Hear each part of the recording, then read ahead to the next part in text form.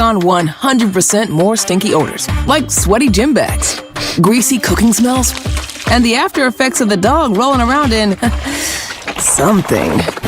Just spray, and new Febreze Air instantly restores just clean freshness. Smell you later, odor. Breathe happy Febreze, la la la la la. This is the story of the one. As the purchasing manager at a manufacturing plant, she knows the only thing more important than having the right safety gear is having it there when you need it. That's why she partners with Grainger for auto reordering, so her team members can count on her to have cut-resistant gloves on hand, and each shift can run safely and efficiently. Call 1-800-GRAINGER, click Grainger.com, or just stop by. Grainger, for the ones who get it done. Hey guys, it's Grant and Danny. Your heat seems to be running a lot more than it should. Why? You might be surprised to learn it's because the insulation in your windows has failed. When that happens, your heat leaks out and the cold gets in. Talk to the pros at Window Nation and get new windows with big savings during Window Nation's Buy 4 windows, get 4 free sale. Plus, you can get them with 0 down, 0 monthly payments, and 0 interest for 2 years. Act now and you'll get an extra 10% off. Don't wait to put an end to your window problem. Schedule a quote now at windownation.com. Ready to crush it in real estate? Join the Fine Living Group with my friend John Leahy and get the leads, training, and proven system to scale fast. Dominate your market, guarantee your income, and take charge of your career now. Visit joinfineliving.com today. If you or anyone you care about is facing a family legal matter, call Cordell & Cordell today at 1-855-GET-LEGAL or visit CordellCordell.com to schedule your consultation. There's a lot on the line in divorce. This is Joe Cordell of Cordell & Cordell, the largest family law firm in the country, with over 35 years of helping clients navigate divorce. But being big doesn't mean less personal or less local. Our attorneys live and work in your community, and as neighbors, they understand the challenges your families face. Divorce touches all areas of your life: your home, savings, retirement, and of course, kids. So when you find yourself facing divorce, you need a partner you can count on. Visit CordellCordell.com to schedule your consultation. If you or anyone you care about is facing divorce, contact Cordell & Cordell today. With over 100,000 clients served, we understand the challenges you're facing on a personal level. Call Cordell & Cordell today at 1-855-GET-LEGAL. That's 1-855-GET-LEGAL. CordellCordell.com. Beckett's amazing. He's a miracle child. In the mornings, he'll wake up and he'll roll the shades up and, Dada, it's time to get up. It's a bright, beautiful day. He started getting dizzy.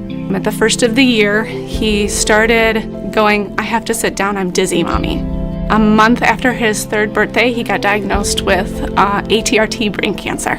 All you can think of is, the kid's not gonna live. The fact that St. Jude doesn't bill is a godsend. And the fact that we don't have to ask for help here makes things a lot easier to go through what we have to go through with Beckett.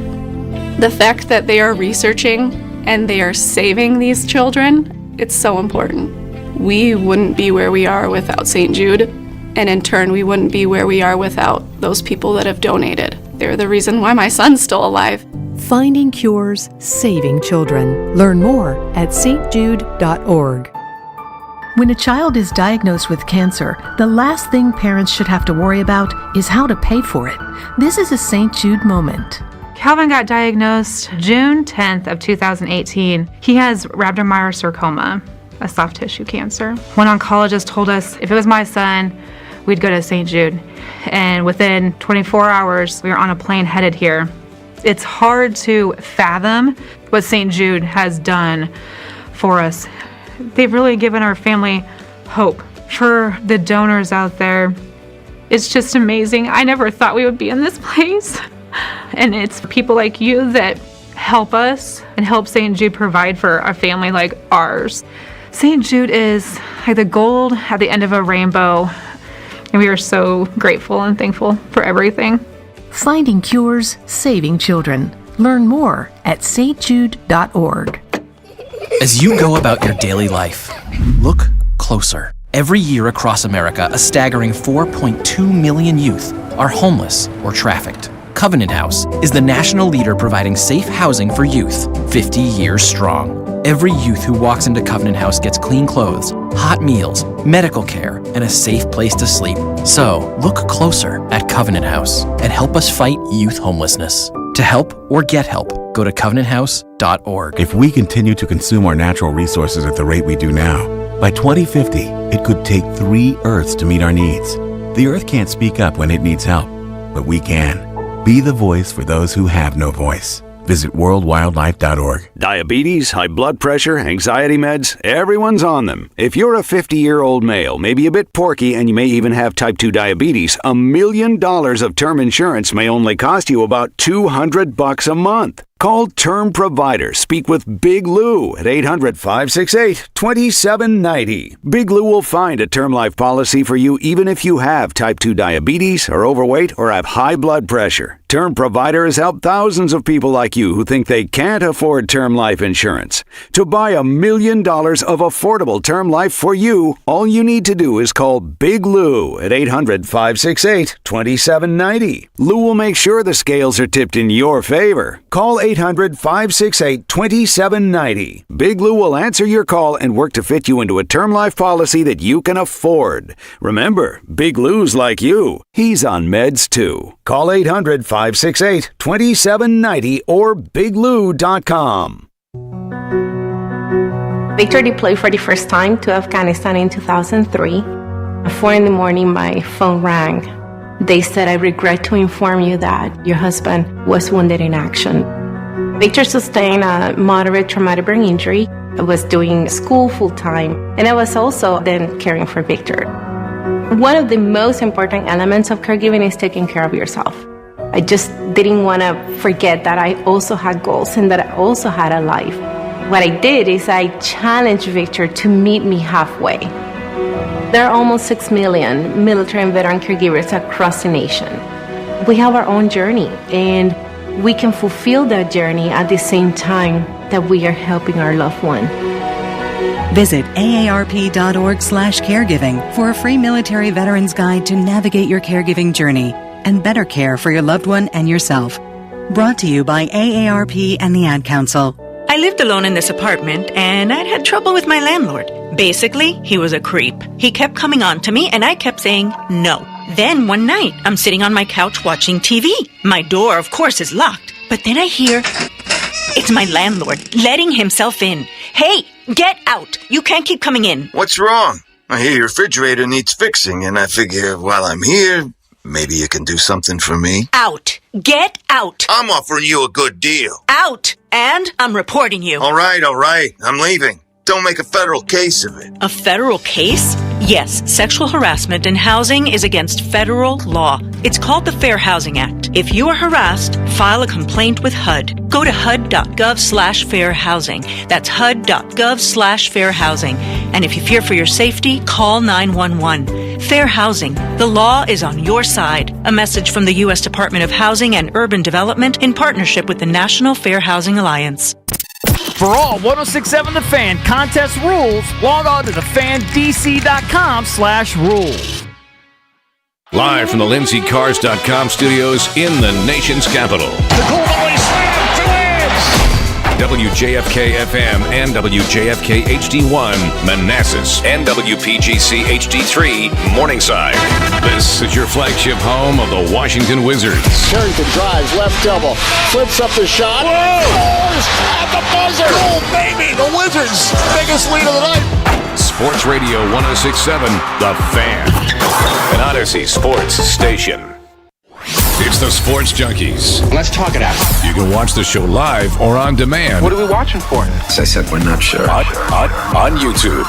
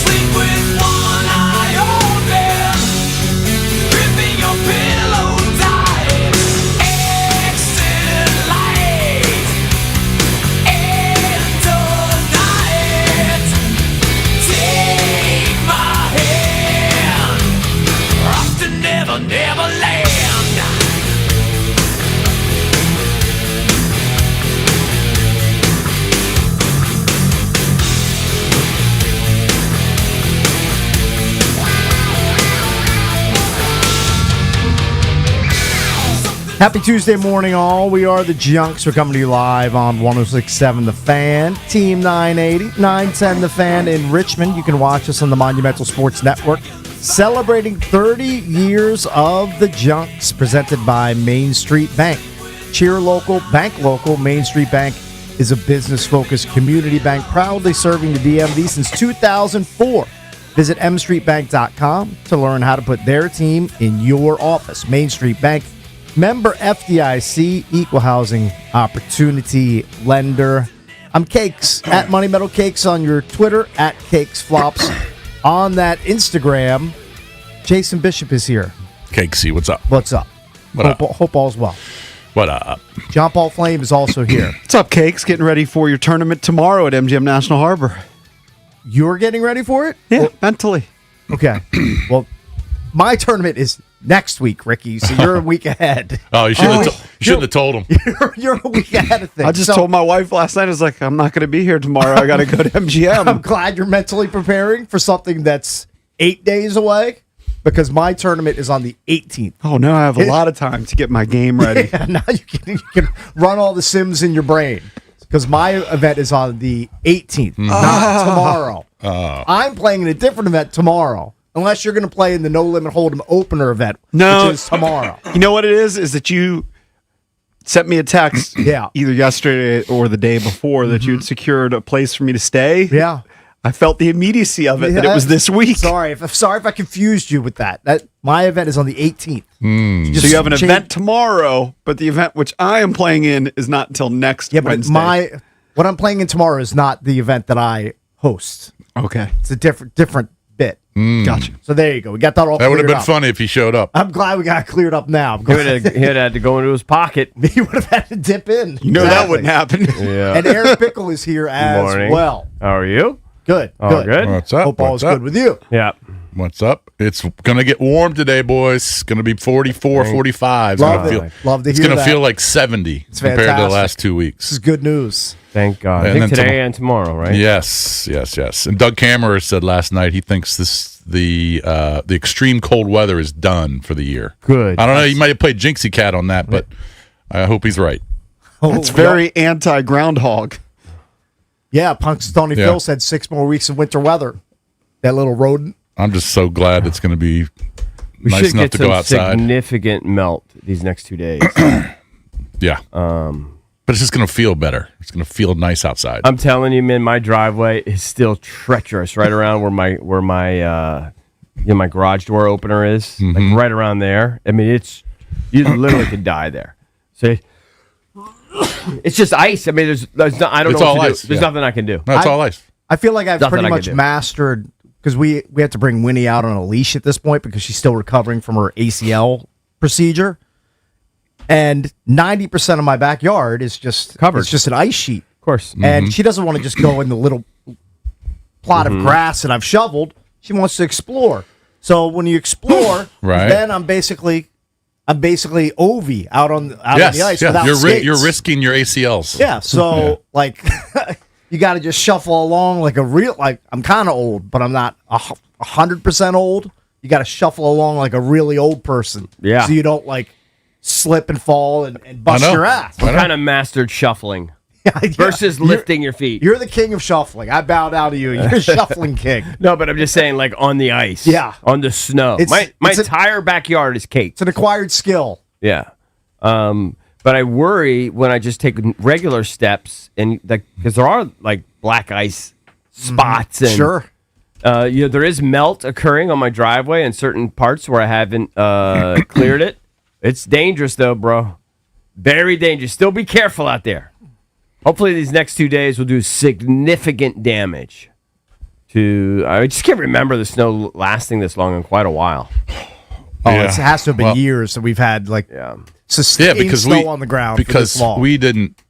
I can't remember the last time we had snow and then ice on top of it. Right. And that's what made it worse. I felt so bad for my dog yesterday because she doesn't, she's got to do her business, but she doesn't like doing it on cement. Mhm. So she likes to go on the snow. She goes on the ice and she's slipping, and she's got bad knees and bad hips anyway because she's getting older. But what can I do? That's where she wants to go. Right. And she's risking it. Sure. It's dicey. And she's slipping all over the place, but man, we got through it. But it's going to feel good today. Very good. 45, going to feel like 50. Because the sun will be out. Yeah, that's going to be amazing. We're going to get significant. I need to be out on the driveway today as it's melting. Yeah. I need to be out. Shooting jumpers on the driveway? No, I need to be breaking the ice near the door. Got it. Because I've got the middle of the driveway and one side done, but another side I kind of neglected. And that's where the garage door opener is. And you could literally die there. Mm-hmm. It's dangerous, bro. This Nancy Guthrie case is so weird. This is how crazy it is. There are, on YouTube yesterday, there are YouTubers that are just out at her house, and there's tons of news trucks and police cars, and there's just tons of people out there out in front of her house. But there are YouTubers out there just talking to their followers about the case. Right. And they're just giving updates, and they're talking about who's there, what news stations are there, Dateline's there, and all the national news services. And they're just talking to their followers about the case. Just talk. And then people are chiming in on YouTube, on the chat. And they're just talking to their followers on the chat. And that's all they're doing. A million bad conspiracy theories just floating around in the chat. I mean, that's how big this is. And there's multiple YouTubers out there, not just one. I saw that the police were at the house of the sister and brother-in-law for a couple hours for the second time. Yeah, they've been there a couple times, yes. I guess they confiscated his truck, maybe? They're just looking for all pieces of evidence? Usually it is somebody close, but maybe this goes completely unsolved. I don't think so. I think they're going to solve it. They never solved John Benet Ramsey. Well, yesterday was, of course, it can happen, but yesterday was the deadline on the deposit of the money. The 5 o'clock Arizona time. I saw a guy who's like a negotiator. I'm sure you've seen him being interviewed, and he's like, it's just not a kidnapping.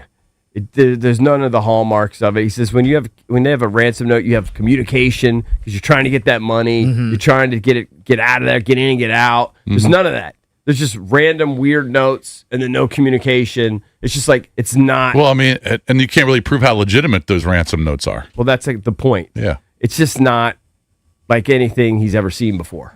Yeah, which makes you think something shady's going on. And I have no idea. I mean, there's just no way she's alive. It seems hard to imagine. She's been imagine. gone for, what, 9 days? Seems hard to imagine. He also said that if you're a good kidnapper and you're really into ransom and stuff, you make a point of taking the medicine. Which I don't know. I mean, I'm not into... Well, that's doing a lot of, I guess you have to do a lot of recon to know that you're the person you're about to kidnap. I was going to say, you have to know her. Take medicine. You got to know her pretty well. Right. I mean, if it's just a random thing, you're not going to know what medication this person needs. It's probably not random if you know that the family has money. Right. You know what I mean? So they probably was, if it was actually a real kidnapping, they probably did do a little research. But that video that Savannah released yesterday it was just different than the first couple. It was just her, right? It's just her, and she just more emotional. She wasn't that emotional, actually. Maybe she's just she's. Some people were been crying criticizing for a her week. for putting some makeup on. I don't criticize her for that. I mean, she knows the whole world's going to see the video. Yeah, I don't blame her for not wanting to look like. I mean, she basically was just pleading to the public to help her. Yeah, called it a desperation moment. Yeah, because they were like within hours of the second deadline passing. Correct. When she left that. Yeah, I mean, we just keep waiting to hear. I mean, every day I just keep waiting to hear. Yeah, they found her, or they found a body, or they've got a suspect. But another day goes by, nothing. Did I see? We talked a little bit about this, but that Cardi B and Stephon Diggs broke up mid Super Bowl. That's what it sounds like. After they spent like $1.5 million on a Super Bowl after party that neither one of them attended. Neither one attended, and that part of it might have stemmed from the fact that one of his other baby mamas got better seats than her. That's what it sounded like. Or maybe she tailed Mike Mars, Stephon Diggs over yardage bet. And she was just pissed. Just frustrated. Just couldn't handle it. Lost some cash on it. Said it's over. Yeah. This is it. Yeah. Can't stand anymore. Unbelievable. And then I saw Diggs like being interviewed post game. He didn't, I mean, obviously I saw him walk off the field. He was frustrated. But he didn't, it didn't look like he was too upset about the relationship. Right. I mean, would you be that upset if you have already impregnated three or four different women in the same calendar year, and Cardi B is just one of them? Right. Like, I guess you're not that phased by it. I mean, this will probably sound terrible, but she's got to be high maintenance chick, right, Cardi B? Oh, the highest, I would think. It's not exactly low maintenance. Yeah, I mean, now I'm guessing he's pretty high maintenance too. Oh, I'm sure he's they're a pain. probably a match made in heaven. Yeah. But yeah, I would have to guess. Cardi B, high maintenance. Yeah. A lot of work you're putting in there. There's video of his ex-girlfriend who was sitting in the front row telling Stephon Diggs she loves him before kickoff. She was seated next to the mom. The mom also was there taking pictures with Cardi B. And then at some point, something happened mid-game. Mid-game? How is Diggs talking to her mid-game? I don't know. I think it sounds like Cardi B just got pissed. Cardi B just must have sent something on social or sent a Something text. happened, and then I think they unfollowed each other on social. Yes, exactly. Yeah, and that means when you do that, that means it's cooked. Yeah, it's over. He's a mess. Apparently, he faces a new defamation lawsuit, which was filed just days before the Super Bowl. According to the reports, the legal action stems from a 2024 incident involving a stolen Ferrari and physical altercations involving his inner circle. Who knows? A former employee alleges that Diggs falsely accused him of stealing the Ferrari despite police clearing him of any guilt. I love me some Stephon Diggs. He a Terp, but he's got a lot of chaos in his circling. I didn't like him doing the He was just Santana Buffalo boss. for 1 year, right? He didn't sign. He was just what? Not Buffalo. I don't know. New England. I'm not sure.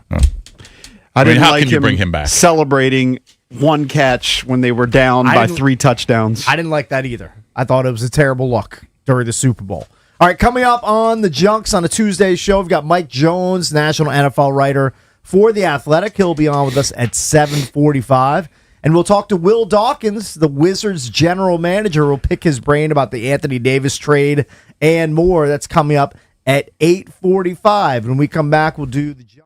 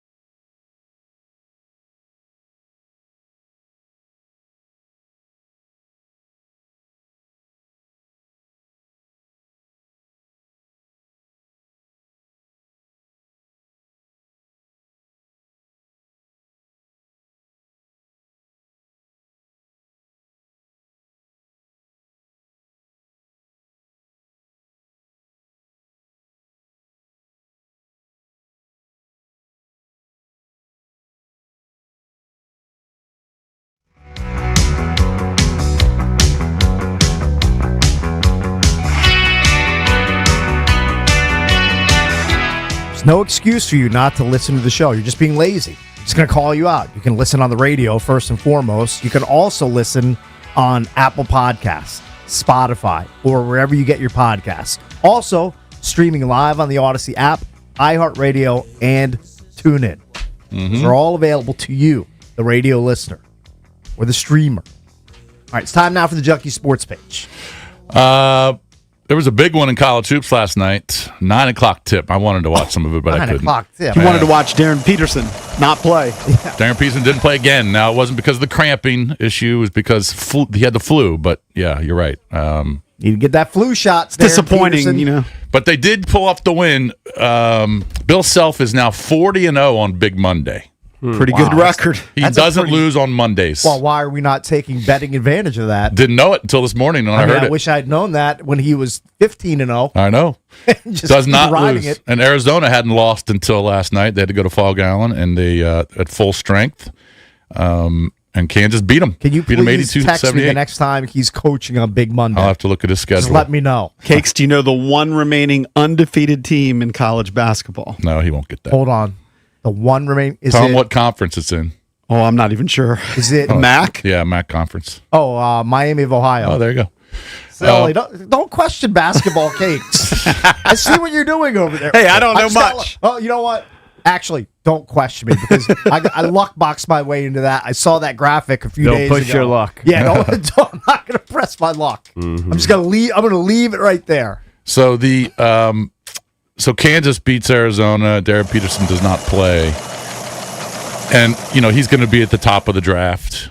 You got the big four basically in the draft with Peterson, with Boozer, DeBonsa, and with Caleb Wilson from North Carolina. But there are some stud freshmen on other teams. There's going to be some really good players drafted 5 through 10. I know we talk about the Wizards. You got to get a top 3 pick, and those players are really good. But this kid, Mikel Brown for Louisville, is unbelievable. Freshman point guard, and he's not small. He's 6'5". Last night they played NC State. I was watching some of this game. You're scouting him? Well, I mean, it was 7 o'clock tip. Figured I'd watch a little bit of it. Was watching Howard Yale as well on my computer. Man, you're really going down the college. Howard took the L. Yeah, tough loss. Yale's good. I mean, Yale's really good. They're solid. So, but Louisville beats NC State 118-77. Mikel Brown, and some of these freshmen have been scoring 40 points in a game. Kind of unprecedented. Mikel Brown had 46. Oh. He hit 10 threes last night. Got the green light. 10. That's a lot. He didn't hit his first 3 until there were, I think, 12 minutes left in the first quarter, or first half. Finishes with 46. There's going to be some really good freshmen drafted outside the top 4, and Mikel Brown will be one. He'll be a lottery pick. I'm on tankathon.com right now. Sacramento's just pulling away right now. They've lost 13 straight. Yeah. They've really got the tanking down. Yes. They've got the blueprint. Don't sleep on Utah tanking. The coach admitted it yesterday. I think he was asked about, did you think about playing Lauri Markkanen in the fourth? And Right. he goes, nope. didn't even consider it. No, not going to do that. So he's really good, and the kid Acuff from Arkansas, he'll be a lottery pick, point guard, freshman. Kingston Fleming's the point guard from Houston, freshman. He'll be a lottery pick. I mean, your top. I think all your lottery picks will probably be all freshmen. There's a lot of point guards. Basically, Yeah, if you're a sophomore or older in college, you're just a loser when it comes to the NBA. Your pro potential is a little limited. The pro teams look at you like, why are you still wasting your time in college? Why haven't you declared for the draft? Yep. Hopefully that changes a little bit with NIL, but I don't know. I don't know if it is. I think at the very top of the draft it won't. But So Rick Pitino got win number 904 last night, beat his son. Rick Pitino Jr. is the coach at Xavier. Beat him 87-82. So he is now third all-time in wins. He passed Roy Williams You think last he feels bad at all about beating his son in a college hoops game? no, Not I think at he all. likes to beat him. I think he likes to beat him. Just such Yep. a killer. He doesn't care. Yeah, he 'Cause wants I'd his feel son. bad. I'd feel bad. There'd be a little bit of. I'd feel a tinge of a little bit of sadness Well, if I beat my son in a high stakes college hoops game. They're super competitive. Yeah, but what if you play your son in one-on-one basketball? I know that those days have passed Yeah, you. they're pretty much But done. if you play him in one-on-one basketball in your backyard, you still want to beat him, Oh, yeah, I right? want to win. Don't you want Right. to beat him in like Yeah, Scrabble? but it's different. I think it's different when you're coaching Professionally? against them. Yeah. Well, he didn't want to lose to him. I think Yeah. he wants him to win all the other games, Right. but he wants to win Okay. that one. That's all. Yeah. So he gets 904, and he's got a bunch of wins to go before he passes Coach K and Boeheim. I think they're both in the 1100 range, so got a ways to go. Anyway, all right, so you're talking about the NIL and the transfer portal and college eligibility. This Charles Bediako story from Alabama is just why college sports is just so stupid. This is the guy who was in the G League. Yeah, he played at Alabama a few years ago, decided to go pro. He signed a two-way contract so he could play G League and in the NBA. Tide. Anyway, decided to go back to Alabama. A judge said, okay, you can go, a temporary injunction or whatever they call it. So he played for 5 games for Alabama after going pro for 3 years. Played 3 seasons with the G League. Well, that means he's nubs. He can't make it to the NBA. All right, for but the most part. it was a temporary injunction by the other judge. But he still had to go see another judge this past week, and that judge says, Charles, I'm sorry, you're done. You played. I agree with that judge. You played 3 years in the G League. You're not eligible. You play for college. 3 years of professional basketball, Yes. albeit it's not in the NBA. It's lower tier.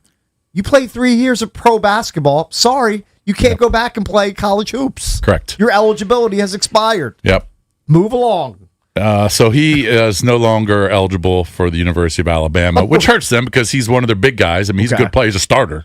Or He's was a- averaging 10 and almost 5. Yeah, he was a starter for them for 5 games, but he's done. And then there's the kid who, I believe, what's the kid's name?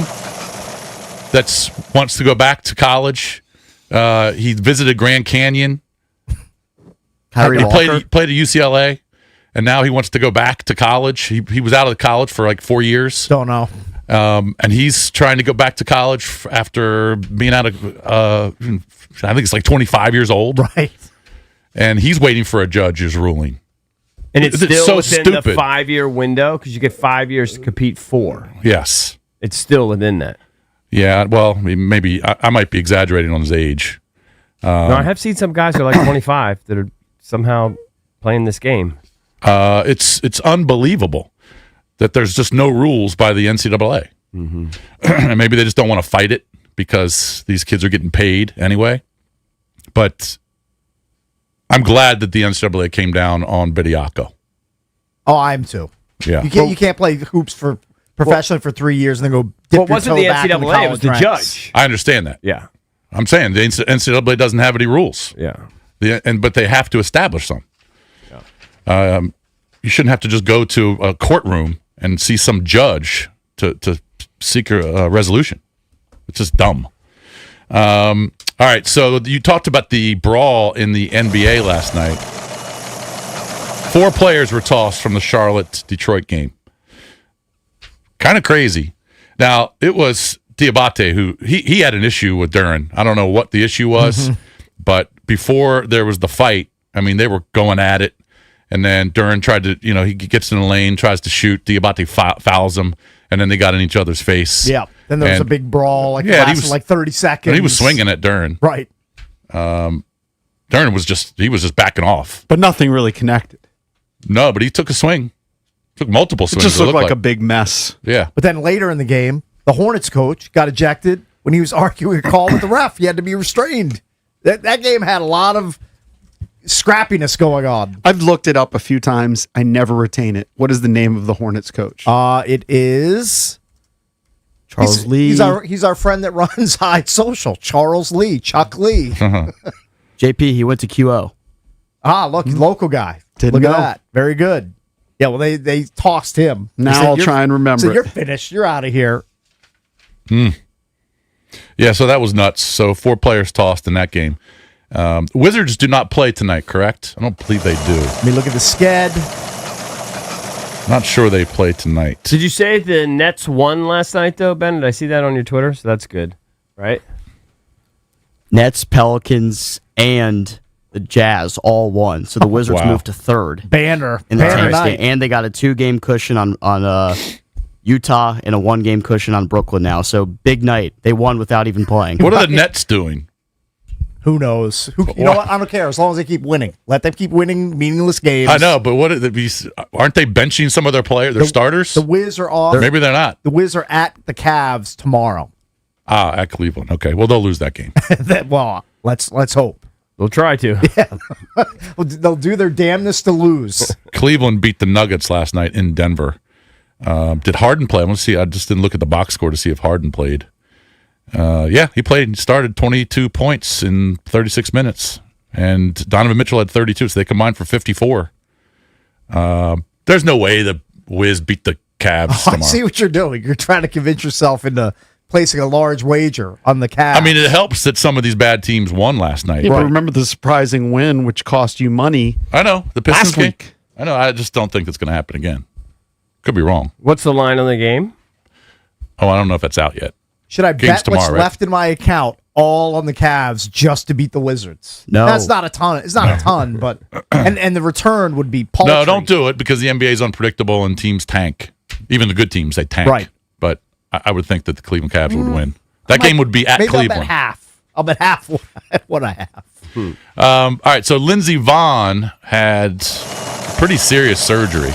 You know, I had a question. She posted on Instagram she suffered a complex tibia fracture that will require multiple surgeries to fix the leg properly. I'm when not a she crashed. skier, okay? And I would never do what she's doing. What she's doing, I think, is one of the No, top 5 it's most insane. dangerous things in sports, Yep, right? yep, Insanity. yep. All those people, props to them. When I would go skiing, the few times I did, like in college or whatever, go on some ski trip. Yep. You know, the average person, don't you get skis so that when you fall, they break off? Yes. Do the world-class skiers not have those? Not sure. Because those stay totally affixed. I'm sure that's what doomed her, right? As she lands and is twisting. I mean, I bet you that leg is mangled from the ski and the twisting and the skis not breaking off. Yeah, I think the higher level you are, your They don't- skis will stay on longer. Yeah. So that Like if you're a that ranked dooms amateur you. like us, you They want those the skis off. popping off. Because otherwise you break your leg. Right. You get it twisted, your tibia twisted in a horrific way. Yeah. Yeah. I would think that especially in that event, when you're going so fast, you're going 80 miles an hour, you don't want the skis to come off as easy. I guess. You know but what I mean? What the downside of that is you destroy your If you tibia. crash, yes. Yeah. Yeah. Yeah. But it seems like crashing's inevitable. Hope she's got a low copay on her insurance. All right, so here's the story I was talking By about. the way, her dad also said that. Her dad said career over. He said, if I have anything to do with it, she's not getting up on there and racing again. Hey, Eric was begging me for Lindsey Vonn nudes yesterday. No, I wasn't a friend.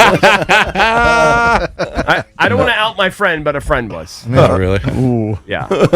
What's your friend's initials? I don't want I'll tell you. To be honest with you, it wasn't even really my friend. It was my friend's friend. Oh, really? Yeah. Want some news? It was the talk of the town, and they've heard Valdez talk before about how he has the Tiger picks and Lindsey got Vonn it. picks. Now I understand. And I said, all right, I'll text him. I'll see if I can get him. Yeah. And then at first he didn't respond. And then I said, hey, dude, you have him? And then He did a follow up. I missed your text, and then I saw the follow up, and and then you said, I don't think I can find him. And then you did. I didn't have him. I didn't have him saved. Oh, you had to go into the dark web or something? Yeah. Well, you came up big, though. Should have those like on a hard crypto wallet. Be Make sure honest they with you. don't disappear. I have those on my text exchange between you and I, but there's no chance I'm saving that to my phone. I mean, there's just no chance. So many viruses. I'm just I not know. saving those. My Twitter will get hacked like It's GP's. yeah, it's like JP's out sending out his vote for me for being an ambassador in my community. I didn't vote for you. How am I doing in the vote? Well, I didn't Yeah, I'm trust sure me. gonna click that link. I didn't And what am I touch going to that be an link. ambassador of? Is it Yeah. a country or Oh, is I it a don't know, just brand? some Are you sort of- basically just giving up on that account? Like you, No, I did a follow up yesterday. Hold on, you think let me it's see. looking good? I'm not in a rush. I just would like it to be resolved. Yeah. I think it will. I did defend you, Eric, because I told my buddy that you were asking for the pictures, and he was laughing, and he goes, yeah, I wonder what he's doing. And I said, there's no way Eric is a psychopath and using still images. Like that's still images is for the degenerates of the world. I'll read you the exact. Let me see. So I saw this person in person, And then I said, I'll text Valdez, right? Mm-hmm. And then about an hour later, he said, Valdez.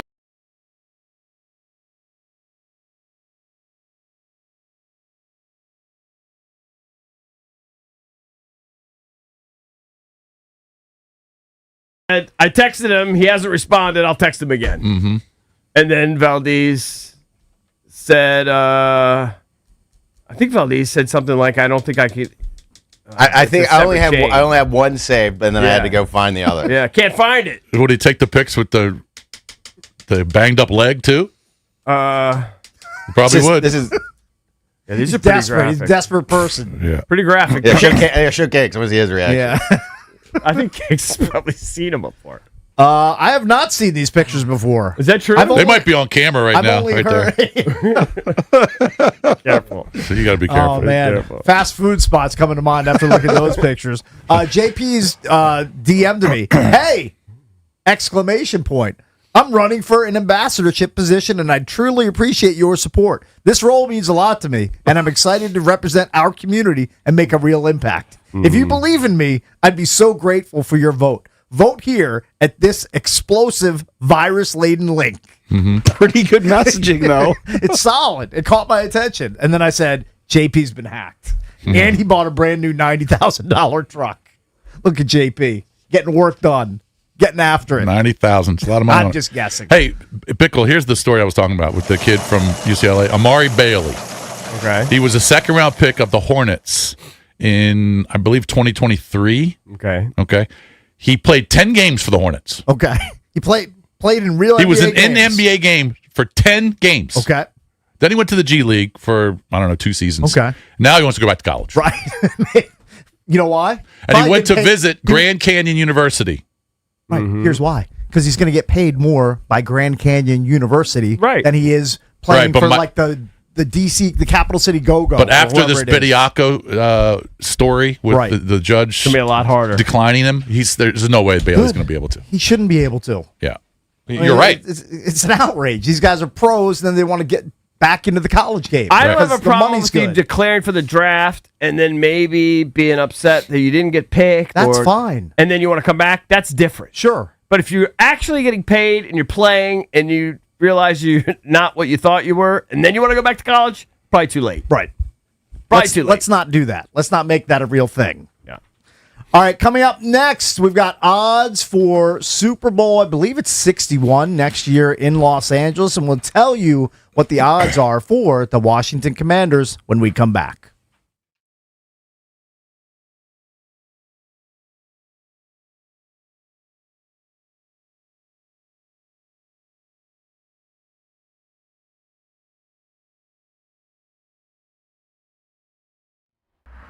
Hey man, that was our exit. We're gonna miss kickoff. Don't worry, just gotta stop by Giant to get some chips and dip real quick. Nice. You got the Upside app too, right? Upside? What's Upside? Time out. You don't know this? Check this out. Upside is a free app that gets you cash back when you buy groceries. And it just added all Giant stores in DC, Maryland, Virginia, and Delaware. You're saying I can get money back just for buying groceries? That's a pretty big deal. Yep, and with Upside, you can get up to $15 every time you shop at Giant. Now pull over and get the Upside app. Let's get some cash back on that queso. Download the Upside app and use promo code DC1 to get a $10 bonus on your first grocery purchase at Giant. That's promo code DC1 to get a $10 bonus. Use promo code DC1. Giant is now on Upside. It's a pretty big deal. Offers vary by user and location at participating merchants. Go to upside.com for terms and conditions. Hey, it's B-Mitch here. Don't get caught in the cold with an outdated furnace or heat pump. Rude Pro Partners have access to 60 months of same-as-cash promotions on qualified equipment from February 1st to April 30th. Rude also offers other aggressive financing options. As temperatures continue to stay cold across the DMV, make sure you're saving money with the most efficient HVAC equipment. Rude makes it easy to upgrade your home's comfort without breaking the bank. Find a Rude Pro Partner near you at rude.com. And remember, if it ain't rude, it ain't right. Coach Wooten's Basketball Camp, the world's #1 teaching basketball camp since 1961. Your child will learn the game, play the game, have fun, and get an experience of a lifetime at Coach Wooten's Camp. Let your kid be a kid. Down the screen and go do what we do. Let's go shoot some hoops. Early registration discounts available. CoachWooten.com. Are you ambitious, results driven? At the Fine Living Group with my guy, John Leahy, you get leads, expert training, and a guaranteed income to help you scale fast. Ready to lead the market and take charge of your career? Visit joinfineliving.com today. That's joinfineliving.com.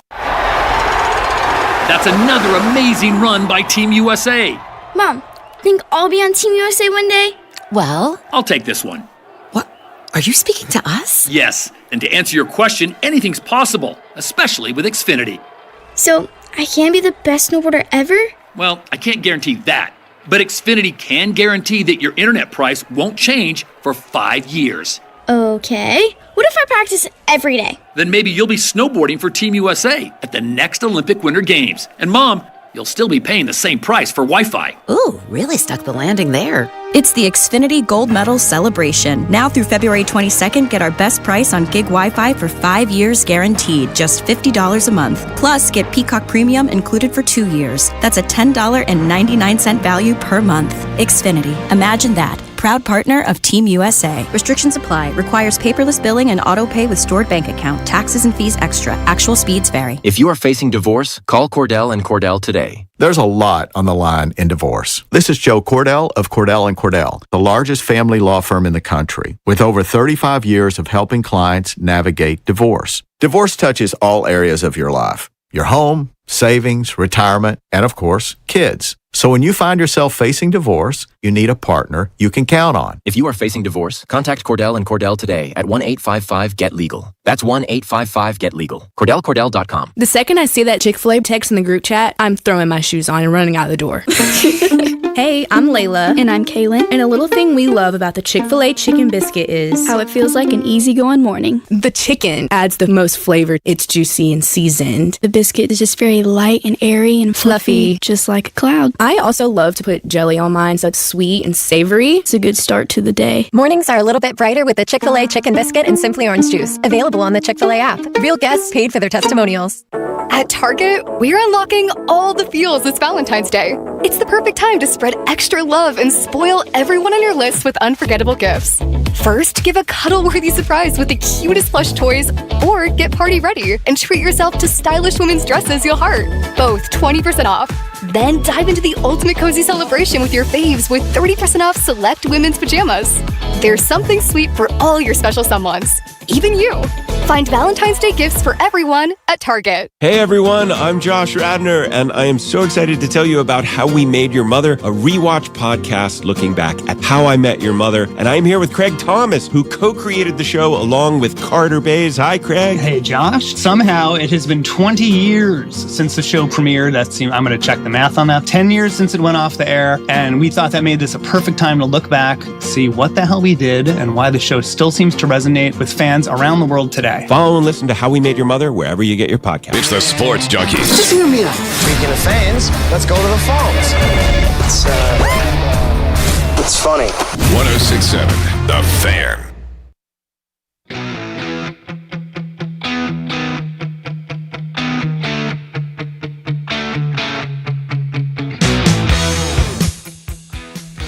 Coming up later in the show, here's your guest roster. Mike Jones, national NFL writer for The Athletic. He'll join us at 7:25, and we'll talk Wizards with Will Dawkins, their general manager. He will join the show coming up at 8:45. Guest roster, I like that. You like that? Yeah. All right, so there it is. That's what's happening. All right, so we wanted to get into the CBSSports.com article about the Super Bowl 61 odds that are out and where the Commanders came in. Anybody care to guess at the Commanders' odds for next season? No Probably way for down the Commanders. Way down the list. 500 to 1. I mean, they are. No, dude. The favorite's like 750 to 1. They are listed at plus 6,000. Okay. Here's the write-up on the Commanders from CBSSports.com. I have to have the Commanders in my top 10 at these odds, considering how well they performed in Jaden Daniels' rookie season. There's a lot of work to do on the rest of the roster, and if they take positive steps during the offseason, buzz is going to build, and these odds could drop quickly. Let's see what shape the defense is in by the time we get to August, but I feel like the Commanders to make the playoffs is going to be a nice value play. Dude, this actually looks encouraging. They have them in the top 10. Yeah. They're the 10th most, likely, I guess, to win a Super Bowl. I feel like last year they started as 7th when we had these discussions. You mean after they went 13 and whatever, or 12 and 5 or whatever they did? I don't remember. I remember That them makes being sense. 6th or 7th. But them to be 10th, though, after the season we just had, and after you feel like Surprising. we have nothing, you know what? This is bogus propaganda. Yeah, this propping is a up little, the Commanders. This is a little optimistic. Yeah. This I is mean, a it little depends on the on where you're optimistic looking because I see them 19th here. Yeah, but this is On CBS this- Sports. Well, this is also like assuming that the defense gets markedly better under Durante Jones in his first year as Well, it has defensive coordinator. to. Yeah. I mean, so they have CBS Sports has the Rams as the favorite, the Chiefs plus 1,500, which is pretty interesting considering Mahomes is going to miss, I think, a chunk of the season. Yeah. I don't know. I questioned this list already. The Seahawks third. All right, that makes sense. They should be in the top 3. Everybody loves Denver. I guess I gotta just accept that Denver's good. I mean, they were in the AFC Championship game. They were, and I was wrong about them all year. I guess I just have to accept that I'm just wrong. Jacksonville. Kind of have to accept that they're good too. I don't. You don't? You pushing back against that? Jacksonville will be my Denver team of 2026. Yeah, I'll So you think they're going to disrespect slide them. back? Yeah. Okay. I don't think they're that good. Commanders play the Jags, I believe, in 2026. I'll pick us. I'm sure you will. The Falcons, that's hard to imagine. I don't get that. Well, they have longer odds than the Commanders listed here. They're at plus 8,000. Yeah. I don't know why they're listed 7th, but their odds are Wait, definitely what are they doing? shorter. This is a bizarro list. Okay. No, they're listing their the top 10 favorite bets. The bets. Okay. That's not top 10 Right. as in. I got you. All right, Yeah, so I didn't 'cause- look at it that way. I Right. understand. Yeah, so I think they're terrible- about 19th in terms of the odds. Terrible. numbers. Yeah, that makes more sense. Makes more sense. So So they it's, think it's their 10th best betting odds. Betting odds. Okay. So they think that the Rams is the best bet at plus 950, and they think the Chiefs at plus 1,500 is the second best without their quarterback. Right. We'll see. For Okay, we'll see for how long. I guess that makes more sense, but it's just you have to look at it totally differently. Yeah. Yeah, I'd put Washington at about 19th, way more than I would 10th. 10th seemed outrageous to me. Oh yeah, I would agree. The power rankings came out on. I think this was on ESPN. Now let me see who actually put out the rankings. Maybe it was just like a bunch of their writers.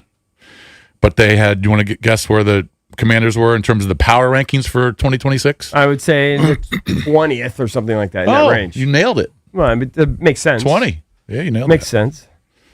I don't think we're quite as bad as we were Says last off year. season in 3 words: rebuild the operation. Yeah. It's amazing how the expectations are different. I literally thought we were legitimate Super Bowl contenders this time a year ago. And now I just think we're a joke.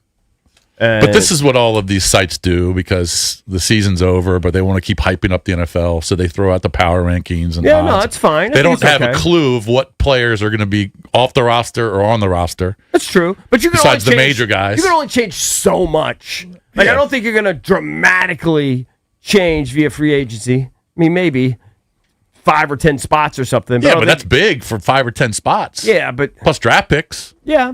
And your quarterback Could be playing is the big impactful. thing. Yeah. Yeah. Usually rookies don't come in and just light it on fire. But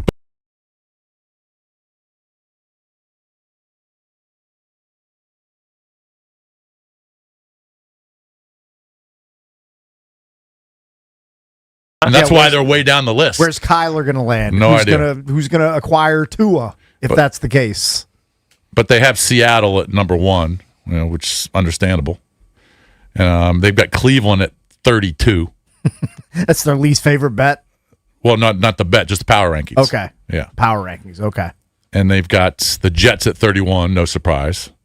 And then they've got the Raiders, Dolphins, and Cardinals just ahead of them. So there's some bad teams. Did I? Now, who knows about the Yeah. Raiders? I mean, if Mendoza plays great and not like a rookie, well, they'll obviously be a lot better. I don't think he's a miracle worker. I don't think so either. It's going to take some time. I mean, new coaching staff, new quarterback. But yeah, so they got Washington at 20. Did I see that they have to make a decision on Debo, like a roster bonus on like February 12th? I think I saw something like that I think I on saw that. Twitter, and JP Finley was asking the person who tweeted it like where they got the information from. Yeah. That's ringing a bell. Yeah. I didn't see JP Finley reacting to it, but I did see somebody say, and I'm Googling it, I'm having a hard time finding it. But if that's correct, then I have to make a decision on Debo in 2 days. Well, I think the decision's been made without it actually being out there. I don't think Debo is going to be retained. Well, I would still see. So you're just out on Debo. I would want Debo at the right price.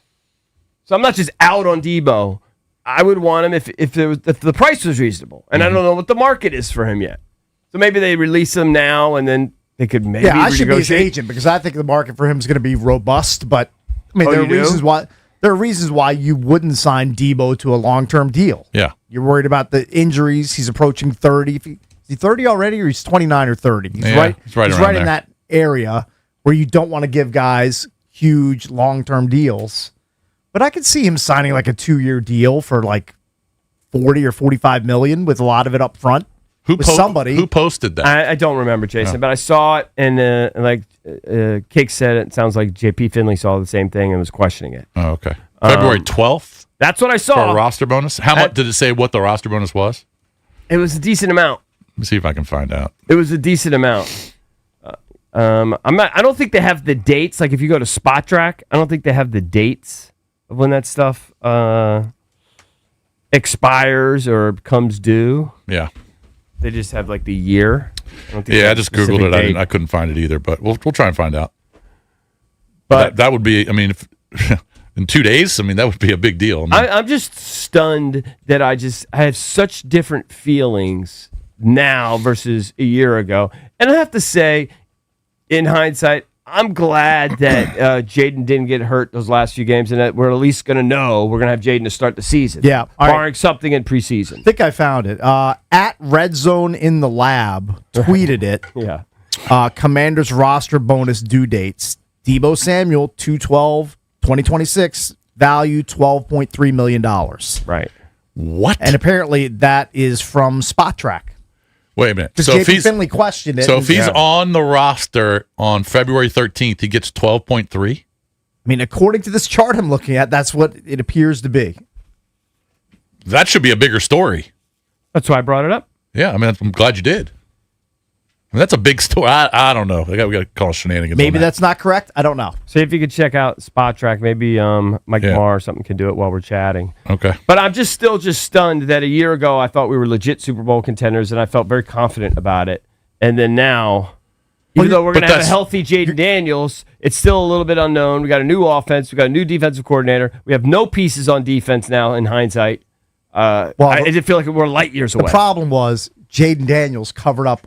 He was the ultimate deodorant for a bad defense. I understand how we got here. It's just shocking that a year ago I thought we were Super Bowl contenders. I think most people around the league thought it. Yeah, they were top 7, I think. Yeah, in most people's eyes, they were legitimate Super Bowl contenders. And now I feel like we're light years away, and my expectations are extremely muted. After last year, I thought it was impossible for them to get back into picking in the top 10 in the draft with Jaden Daniels under center. Yeah. I thought it was a physical impossibility. Right.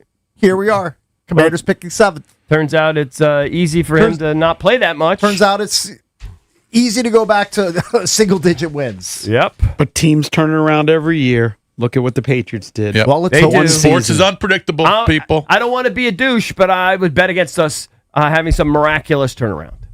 You know, might win eight or 9 games, maybe. But Jacksonville did it too. Hey, we're only about 3 months away from the schedule release and picking games for 2026. Oh, I can already pick picking them. records. I can already pick them. I know the opponents. I don't care when they play. Yeah, but you need to know when. Yeah, but you got to know who's on the Prime-time team. games. Yeah, I don't care about that. Okay. You're trying to pick them right now. I'll pick them. Yeah, I already did. I actually think the schedule's not that tough, but that doesn't mean that we'll win the game. I think it is tough. There's some tough I think it's spots easier. on it. No, there are, but I think it's easier than last year's. Right. For sure. All right, when we come back, we will hit the skins. Does anybody out there have coaching FOMO? No Mike Vrabel interview. Mike McDonald goes to the Seahawks, wins the Super Bowl in year 2. We'll get into that when we hit the skins next.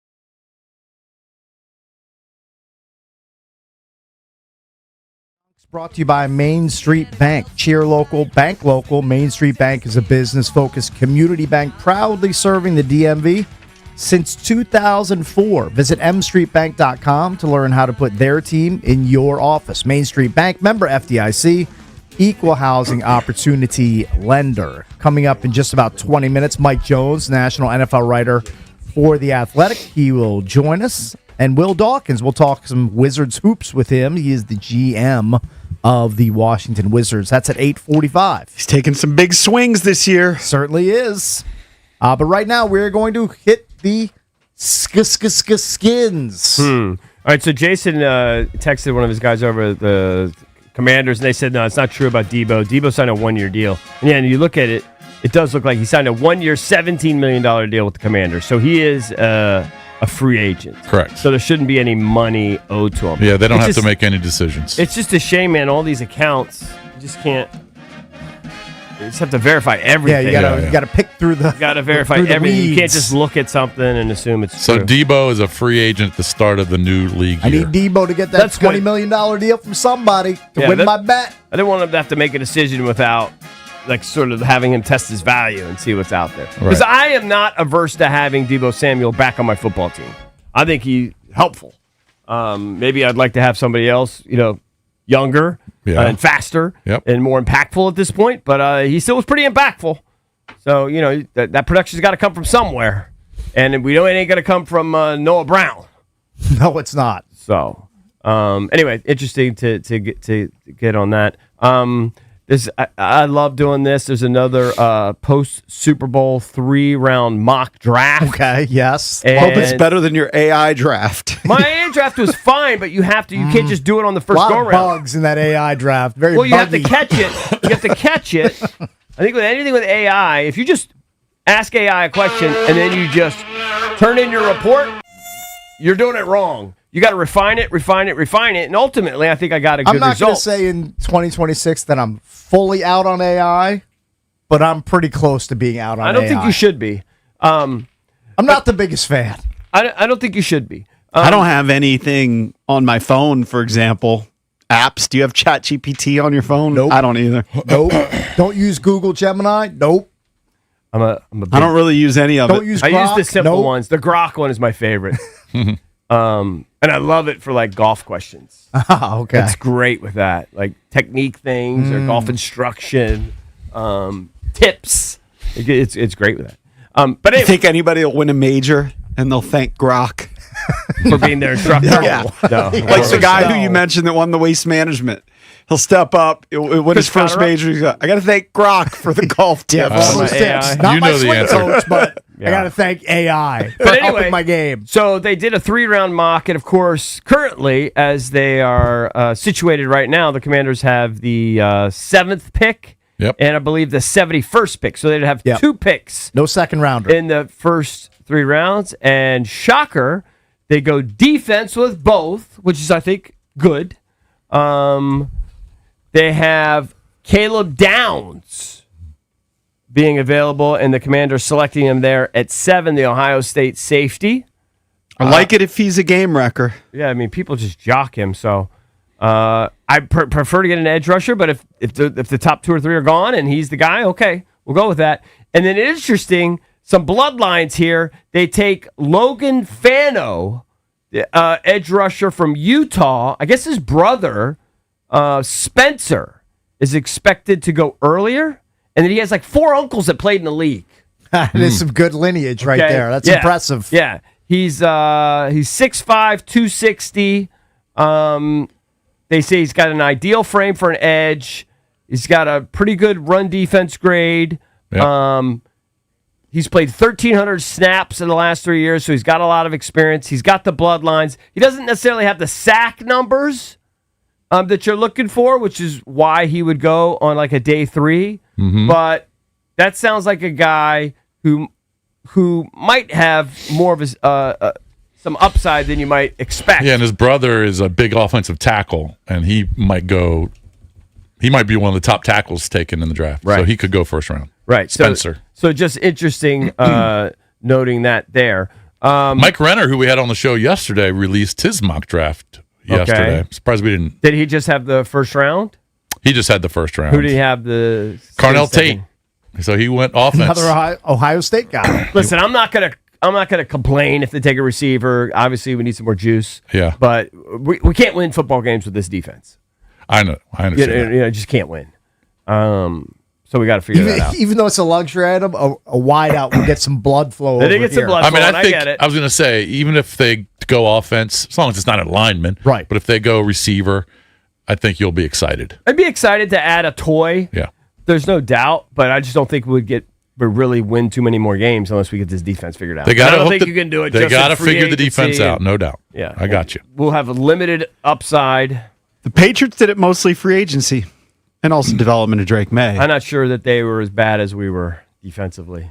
We're like the worst. But they were a 4-win team the year before. Yeah, but was their defense the worst in the universe? They weren't as bad as Washington. In the professional universe, there isn't one worse than True. ours. Rigo's Rag has come up with 7 Commander free agents. Let's give you just blink, okay, Cakes? All right. What you would do, they say, brutal decisions for Adam Peters. So these are current Commanders, Yes. not free agents. Their they're own looking guys. at. You're going to have to resign some of your own guys. This is going to be so easy. Okay? Yeah. Drake Jackson is the first one they have listed. Pass. I think I'm okay with that. Marcus Mariota. Pass. Fine with them looking for Fine with another that, too. guy. I liked Mariota when he stepped in, but I think there's going to be more interest outside of Washington for him.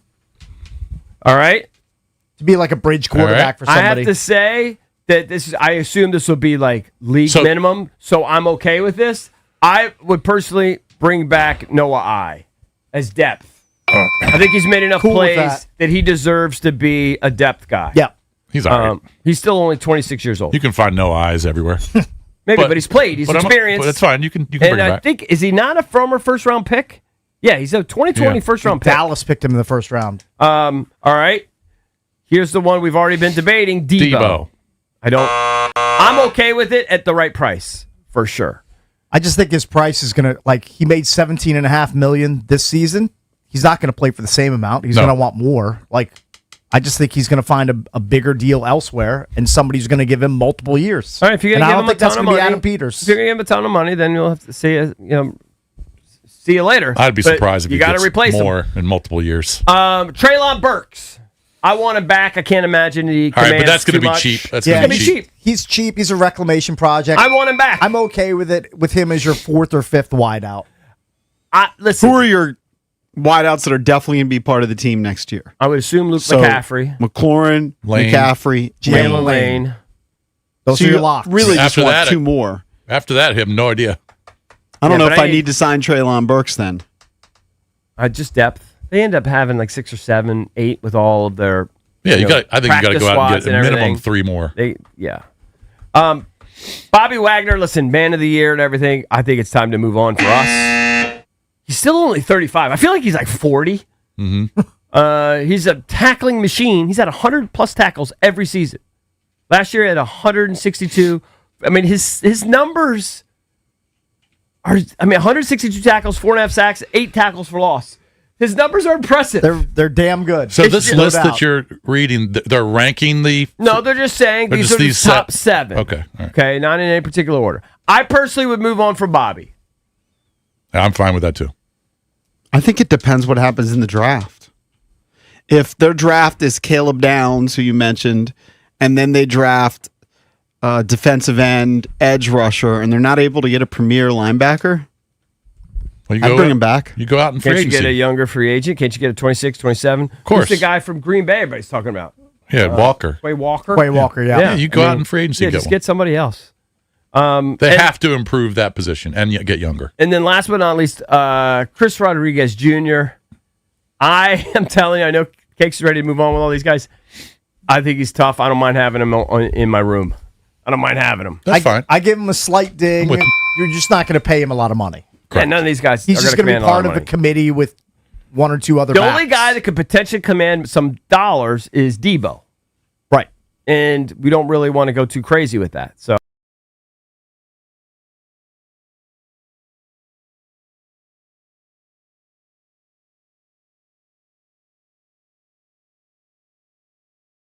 play and they're not factors. But I mean, how many of the 29 are going to be re-signed? Small percentage of their own guys. I don't know. You might be surprised. 10? I don't know. Yeah, I mean, maybe not half. I don't think half, but maybe 10. I mean, you got to fill out a roster. 8 to 10. You got to fill out a roster somehow. Jay Gruden was on with Grant and Danny. I always By love the way, you Jay. should have brought Tress Way's name up. Well, I think they're going to bring it. Lemma, that's why. I think you just bring him back. Got to bring him back. Jay Gruden was on with Grant and Danny. Of course, we always love Jay. I think he's hilarious. I also think he's a smart offensive mind. That's proven. And they ask him now, here we are 2 years into it, after Bo Nix's season, after what Drake May did, what Caleb did, Jaden's disappointing year. Would you just go ahead, though, and rank that class again? Yeah, I'm still on Jaden 1, Caleb 2, May 3, and Nix 4. That's how I would rank them still. I hate to. I'm not just saying that because I'm on a radio station with you guys, but I just love Jaden's talent, his ability to throw the ball, his accuracy, his poise, his ability to run. Obviously, we got to fix the injury thing, which hopefully is fixable. That doesn't happen anymore. But from a talent standpoint, if I'm starting my team tomorrow and I have a chance to get either one of those 4 guys, I'm going Jaden 1, Caleb 2, Drake 3, and then Bo 4. Wow, that's a good endorsement. I'll take it. Sure. I'll take it. He's in the Jaden I think a lot of people will have beef with Bo 4. But people are they're changing the narrative on Bo. Mm-hmm. A lot of people think that's too low or I too high. I think most people would have Bo 4. Of those 4? Yeah, especially after Caleb. I tend to had agree. a season this year. Caleb ascending. Man, I was just listening to somebody who was just jocking Bo. A lot of the Bo Nix metrics are not great. Like the advanced metrics on him. You saw they're not several good. people have said though that if Bo was available, that they'd have been in the Super Bowl, and Yeah. Bo, not to say likely would have won, but could have been your Super Bowl champs. I would agree with that. Yeah. I don't know if they would have beat Seattle, but I think they would have been in the Super Bowl. They would have beaten New England. I mean, New England put up 10 points. Yeah. Yeah. I mean, it was a blizzard in the second half, so it kind of depends on how he.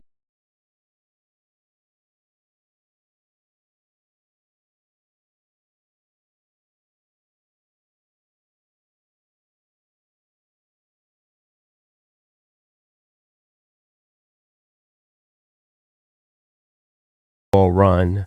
They didn't interview Vrabel, and then they definitely were interested in McDonald.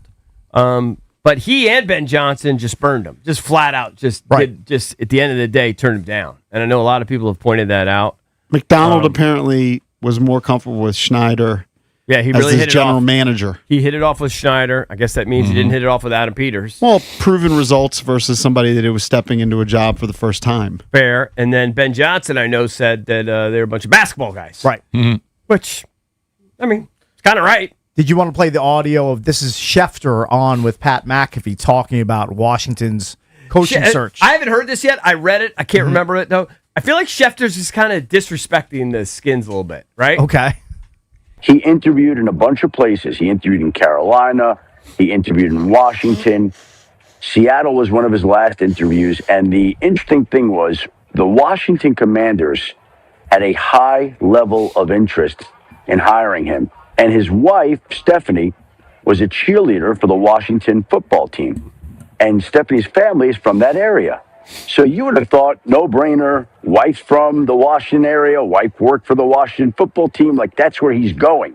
And even when he was out in Seattle visiting, the Commanders got him on the phone and made one last-ditch effort to try to get him to come back to Washington from Seattle, Washington, where he was visiting. But in the end, the amazing part about it was, to me, he chose to take his wife and move across the country. And Seattle was my very first job out of college. Like, it's a great city. It's a beautiful city. It is a far away city. Like, you can get to Europe quicker than you can get to Seattle. And Mike went there because the main reason was he believed in the general manager, John Schneider. I mean, it's hard to argue that. I mean, John Schneider's guys are built great. He's built 2 completely separate rosters that have won Super Bowls. Yeah. Like, it's not a bad guy to hitch your wagon to. Do I have FOMO that we don't have McDaniel, that we have Dan Quinn instead? Yeah, maybe. Maybe you ask me right now, who would I rather have? I'd rather have McDonald, whatever his name is. It's hard not Well, to it's say hard that to guy say. won a Super Bowl. Yeah. I mean, but who had a problem with Dan Quinn after last year? Nobody. Right. I thought he was cheesy. I always said cheesy. It's all but yeah, rec- he had it's all- success. Okay, but that's different. He had That's his success. personality. He had success. But he was. It's recency. He gets effect. to the NFC champion. It's recency. Yeah, I mean, Yeah. McDonald just won the Super Bowl. Right. So of course everyone's going to say McDonald. Right. After last year, everyone was fine with it. They thought DQ was a genius. Anna Peters a genius. Well, I think if Seattle repeats about a year from now, I'm going to come on as a definite case of FOMO. Okay. Well, yeah. Say if DQ has a bad year and gets fired, Right, and then well, McDonald goes to the then Super Bowl it's again, easy. of course.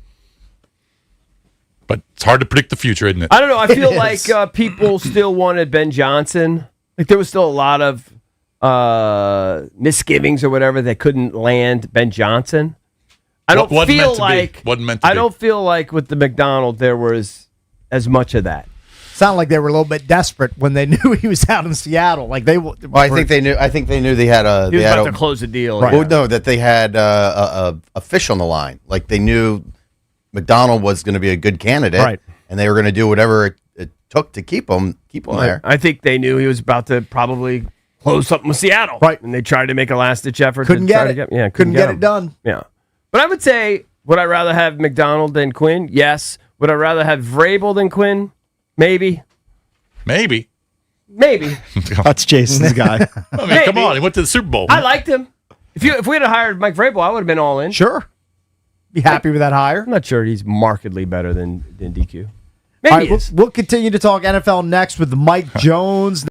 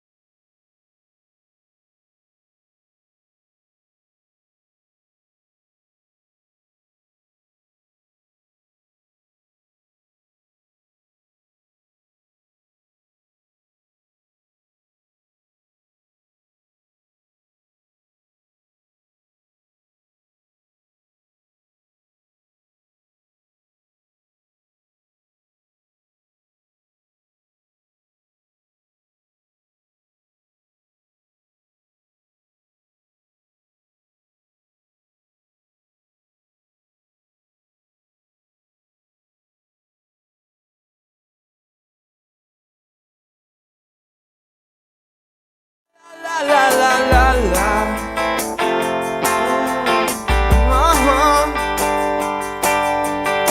It's down at the New Amsterdam. It's down at the Welcome back to the show. Junks on 106.7 The Fan, Team 980. Will Dawkins from the Wizards scheduled to join us later in the show at 8:45. Hopefully Mike Jones will be with us. I believe he is with us right now on the Rude Guest Hotline. It's Mike Jones, national NFL writer for The Athletic. What's up, Mike? Good morning. Good morning. How you guys doing? We assume you were at the Super Bowl. Yes. How was the weather? How was the atmosphere? The weather was Sunday was actually the warmest day of the week. I think it was about like 70-ish. So the whole jealous. week was like 60s, like low 60s, and the evening is about 50s. So I felt like a heat wave compared to what I left and then what I came back to last night around here. Yeah, Did you make the rounds on Radio Row? Did you stop in with all the bottom feeders and media like the Junks? There was it was a lot. It was I didn't think it was quite as big a Radio Row as in previous years. It's Podcast Row now, right? Isn't that really what it is? Podcast Row. Yeah. A lot of there was a decent sized section of college radio or podcasts, which was interesting. I guess their journalism departments. But then you still had all the big ones like Jim Rome and the McAfee Show and Westwood One and everything. So it was kind of a mix of big and little. So it was interesting. And yeah, it was a good week. I didn't think that the city really turned out like they didn't. Still a lot of rundown areas of San Francisco all around that area. It wasn't as festive as some cities. Like even the airport when you arrive, normally they have it all decked out and welcome to the Super Bowl. It was not. You wouldn't have known the Super Bowl was going on. So I think that, and some of the people who were from there said that because part of it was in San Francisco, part of it was in San Jose, part of it was in Santa Clara, it was just too stretched out. It was not the greatest setup, for a Super Bowl. The game itself, San Francisco 49ers, Levi's Stadium was fine. It was good. Yeah. Festive atmosphere, but just not at like New Orleans or the Vegas Super Bowl as far as like electric atmosphere all week long. How far is downtown San Francisco from, like, how far of a car ride is downtown San Francisco to Santa Clara, where the stadium is? The bus ride was like an hour and 15 minutes. Wow. So. Yeah, that's out there. So, hey, Mike, and the practice in San Jose. Right. And the game was kind of a dud. I mean, we're kind of split in this room on whether the game was interesting or if it was a dud. But 15 punts, it was 9-0 at half. Obviously New England was horrible offensively, and it was just a dominant performance from Seattle. Yeah, I mean, it was definitely a defensive struggle, and it seemed kind of like, a fight where you one boxer who's mainly in charge, but he's just trying to set up the other guy, waiting for one big mistake so he can throw the hook, and that's what they basically did. They kept on, playing the field position, and finally got that one turnover in Patriots territory and scored off of that. And they kind of loosened up a little bit, and that's how the Patriots scored. But yeah, it was definitely a one-sided, affair. Not like the offense of the Seahawks was, really prolific, but defensively, they really just had New England's number. Mike, are you hearing complaints from NFL players in the wake of the fact that Sam Darnold owes $71,000 in taxes on his bonus for playing the game in California? Wow. Next year's Super Bowl also in California, in LA. It's just going to be the same thing next year too. Yeah, that is something I haven't talked to anybody about that, since the Super Bowl, but I know it's something that, players don't like, but it's just kind of the way that they have it set up. It's unfortunate. I know everybody is, I think next year, the year after that is Atlanta, so it's just kind of the way that it works. And even when they play these international games, they have taxes that are, that come out from those localities. It's odd to me that, you were playing in that state, but that's not where you actually work. But it's one of those weird things with the tax laws. How much did he earn for the bonus? I think he had like a $4 million incentive bonus. Oh, he's got to pay 75, something around there. Yeah. Wow. Yeah, taxes will pummel you. Yeah. Hey, I know you were talking. You wrote. I don't know when you wrote the article, but the NFL has obviously expanded to 17 regular season games, and I'm guessing that the goal is the 18 games regular season. Right. I'm not sure when that would be, and maybe after the current negotiation or the current deal is up for the NFLPA. But how do players feel about going to an 18 regular season, 18 game regular season? Yeah, they really are not on board with that. I mean, it was a couple weeks ago, Robert Kraft was pretty bullish, saying, we're gonna, fight like the Dickens to make this happen.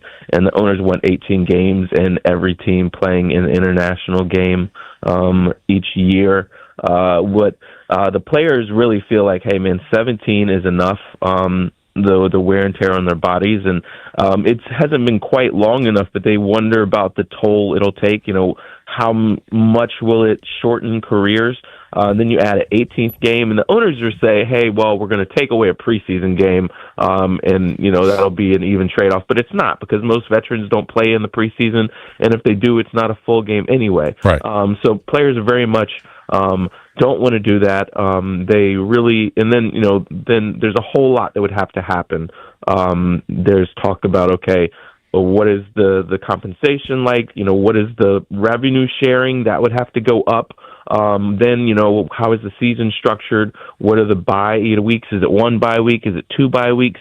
If you're demanding international travel, it's very kind of depends on the team, whether you have a bye right after you travel, when you travel into, a foreign city, what the rest and recovery times is. And so players, even if they were to agree, right now the CBA goes to, you can add 10 games.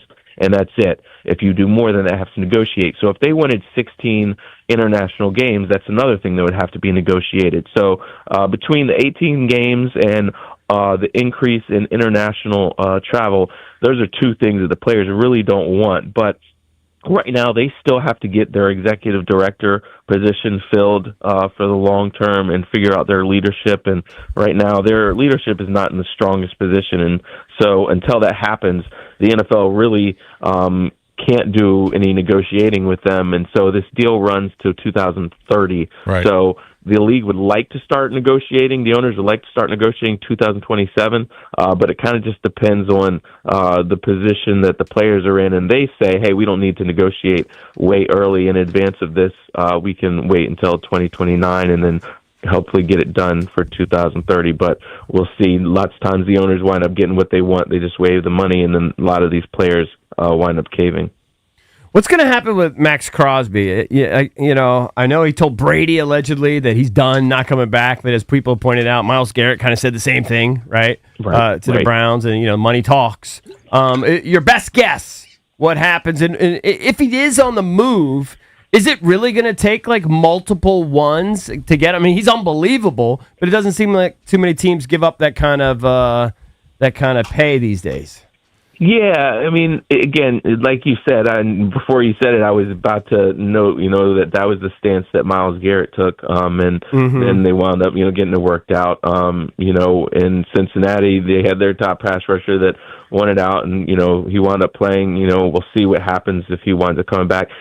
I think that that they're going to try to hold a firm stance here, the Raiders, and I don't think that they're going to be inclined. Now, I mean, they might call around and see, but I don't know that anybody's going to wind up wanting to give up that much, because how old is Crosby now? 28, I think. He's 28, so he's not, on the bad he's side not of that 30 old yet. Yeah. Right. But at the same time, that's a lot to give up, and, it just kind of depends on the position of the team, and if they feel like, hey, we are in good situation, we can afford to give up these picks there. I think the Raiders would like to keep him there, and he's saying this now, but once you get a new head coach, new coaching staff in there as well, and they have a chance to talk to him and he has a chance to see their vision and how he'd be used, that could also, in addition to, a bump in a deal, could wind up smoothing things out. Hey, Mike, anytime I can attack Dan Snyder, I will. Leave it to him to chase away, to get back to Seattle, a legendary personnel guy in John Schneider, who's now built not one but two Super Bowl winning rosters with no, with no Venn diagram of players connecting them. What an amazing job he's done out in Seattle. And of course, Dan Snyder's a buffoon and didn't think he was good enough to work for the then Redskins organization. Yeah, I mean, and the thing about it is both of those Super Bowl, and he could have won 2 Super Bowls the first time around if, Pete Carroll had handed the ball off to Marshawn Lynch instead of throwing the pass.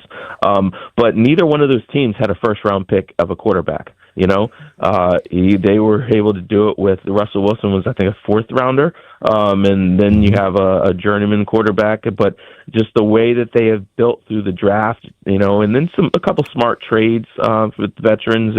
But yeah, John Schneider is just so good at what he does. We talk about Howie Roseman, and the way he, has built those Eagles teams. But Schneider has known, okay, hey, it's time to pull the plug on the Russell Wilson thing. Let's roll with Geno Smith. It's time to pull the plug on Pete Carroll. Let's, get some new life in here. And whenever he pulls the trigger on these moves, he seems to do it just before the bottom drops out. And look, here he is now. They are in a really good position because they got a lot of young guys. They got cap space. They're going to have to reward some of those players with their contracts coming up. But they still have the resources to continue to build this thing and improve it. And so when you look at the rest of the NFC right now, definitely in their division, the window is starting to close for the Rams. The 49ers are always banged up and need to continue to, kind of fix their roster. The Eagles seem like they're going to start. I mean, they got a coaching exodus of assistants. This could be setting up for the Seahawks to really be the top team in the NFC for a number of years now. Just a fantastic job by Schneider.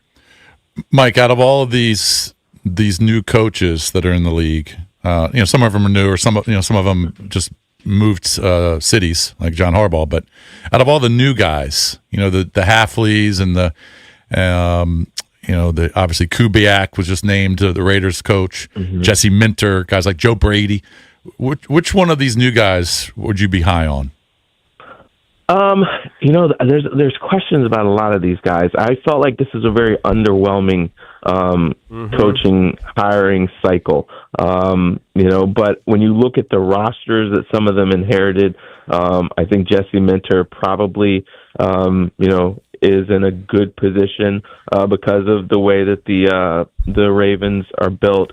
They've got their quarterback figured out. They've got some pieces on defense. They need some more, and they could use a couple more reliable offensive playmakers. But he's in a good position. Joe Brady, he's got Josh Allen, but I wasn't impressed with his work as an offensive coordinator with Josh Allen. I didn't think that he was able to really do a lot. If Josh Allen wasn't wearing a Superman cape on a given day, then their offense really kind of, struggled. So I'm not sold on Joe Brady. Halfley, I don't know. We'll see. Who the quarterback's going to be, right? Yeah. He was decent as a defensive guy, but that's a big question mark there with Tua. And, we'll see just the stability of that franchise. I don't know. But we do know that their general manager came from the Packers, so you would think that he's learned the way to build through the draft. But, we'll see. And then the one that I really am not expecting a whole lot from is Mike LaFleur. He's got his brother's last name, yes, but there's a drop-off there. He struggled as the OC with the Jets. Everyone's trashing this dude. I think it's like back-to-back days we've had people just attacking LaFleur.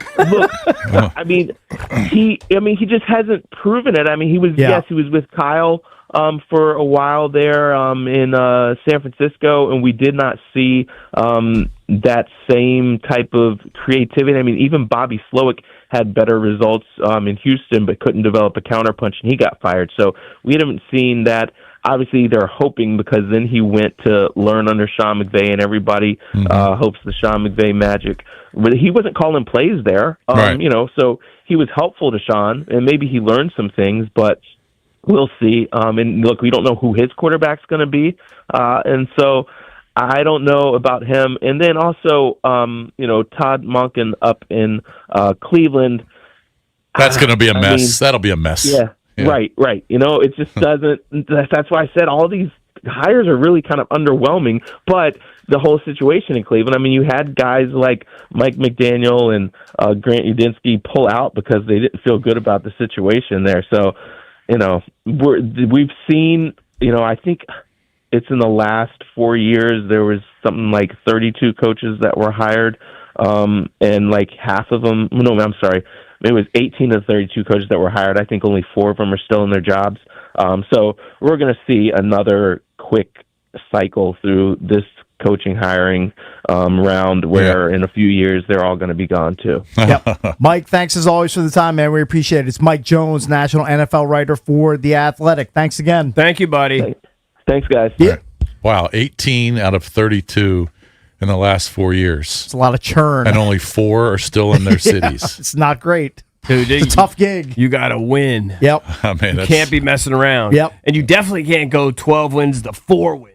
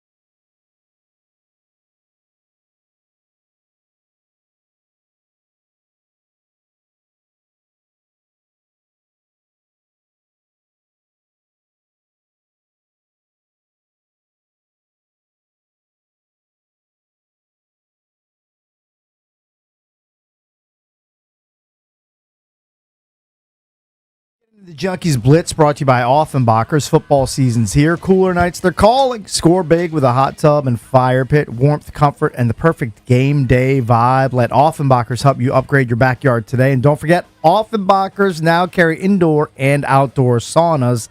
EB is actually in love with his. Yep. He's got a loving relationship with his sauna. Last night, it's so great, too, because I could just set it with my phone. I can just sit up there on the couch and go, okay. I think I want to go in about 30 minutes. Just turn it on. Boom. Nice. It takes a little while to heat up. Yeah. But you gotta, it's a whole deal.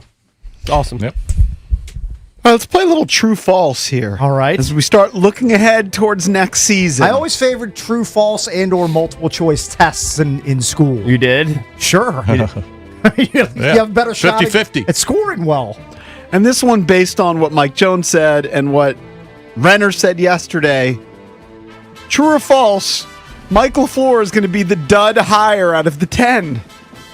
I mean, he was brought up 2 days in a row. I mean, 10 coaching vacancies, 10 coaches in new spots. Both of them honed in on Arizona's new guy. I mean, the reason LaFleur. Well, you have to figure out what you're going to do at quarterback. Right. That's a huge, the biggest question I mean, for them. if Kyler's gone, and even if Kyler was there, I mean, it's not going to go anywhere with Kyler. So you have to go out and get a quarterback. Well, could you go with Brissett for a year? You can, but Maybe you're not he's going to make the bridge guy. playoffs, right? You're not going to make the playoffs with a. He wasn't terrible. Yeah, but is Brissett going to lead you to the playoffs? In that division, I find it hard to believe. Be tough. But he did lead. He did learn under Shanahan and McVay. I know he's got great credentials. He's got credentials. Now, he never called the share. plays in those cities. I'm just going to go dud because of uncertainty at quarterback, and it's Arizona. So They're you would say historically a doormat. We're not doing studs or duds. True. This is true or false. True. We could do studs or duds tomorrow. It's an uphill climb. All right, and then building off of that conversation, will Kubiak be the best hire? Takes over the Raiders. I'm going to say false. I can lead off. I'm a Harbaugh mark. Yeah. I think Harbaugh is going to do a good job in I'm New just York. going to play the odds that he's not going to be the best out of were there 10 hires? Yes. Yeah. Yeah, I'm going to say he's not going to be the best because I just don't know if Mendoza is a franchise-altering type of quarterback. I mean, there's so much pressure on Mendoza. I think he's really good, really solid, but I think he needs help around him. Yep. For Oh, sure. certainly. You know? I mean, he's got Brack Bowers. I'm sure his name's Brock Right. Bowers and Right. Ashton Genty. Right. Those are some nice pieces on offense, but their offensive line was an absolute show. How Like, they have to involved- rebuild that How first and involved foremost. do you think Tom Brady's going to be in his development? Like, he could be an unbelievable asset for him. I think he'll be a mentor, but not hands-on. Right, but just the thing is, I think Mendoza's pretty locked in. And so maybe some of the intangibles that Brady has to offer, he may already have. I think that he'll probably be somebody that he can lean on, call up, but he's not going to be a day-to-day coaching guy. I don't think he's going to be breaking down film with them every day. Isn't Mendoza isn't he out on chicks? Like I saw some he's report that he was he's talking to all somebody. business. It's not that he's out on chicks, but that I he think they're a asked lower some priority for I him. saw he asked. he'd be awkward with chicks. He asked Sure somebody he is. for advice on how you handle it. How you handle chicks? Yeah, and that they're fame constantly going to and- be approaching him and fawning over him, and, I don't mean he's out on them like he's not into them, but Yeah. I think he's way more into football than Right. he's into, Yes. than he's into the He ladies. seems like that type Yes. of kid. Yeah. Yeah. All right. If you're a fan of that team, you like that. I guess you're I a fan like of that. I feel sorry for him, though. Well, I mean, he's laser focused on his craft. Yeah. What percentage of these new hires do you think will we deem successful? At 30. 20%, I was going to say maybe 30, maybe 3 out of the 10. 20%. It's just so hard. Really? 20? I think it might be a little higher than that. I think. don't you I think two or three will be really good. Yeah. 2 or 3 will be mid, and then there'll be just some 4 will just be a disaster. disasters. Exactly. I mean, Speaking of coaches, I gotta think the Joe Brady's and the Jesse Minters of the world, because of their quarterback situations, at least stable, they would be higher up on the list. you would think. Speaking of coaches, I don't think we talked about Cliff Kingsbury. He Going is to going to LA? be joining the Rams staff. Right.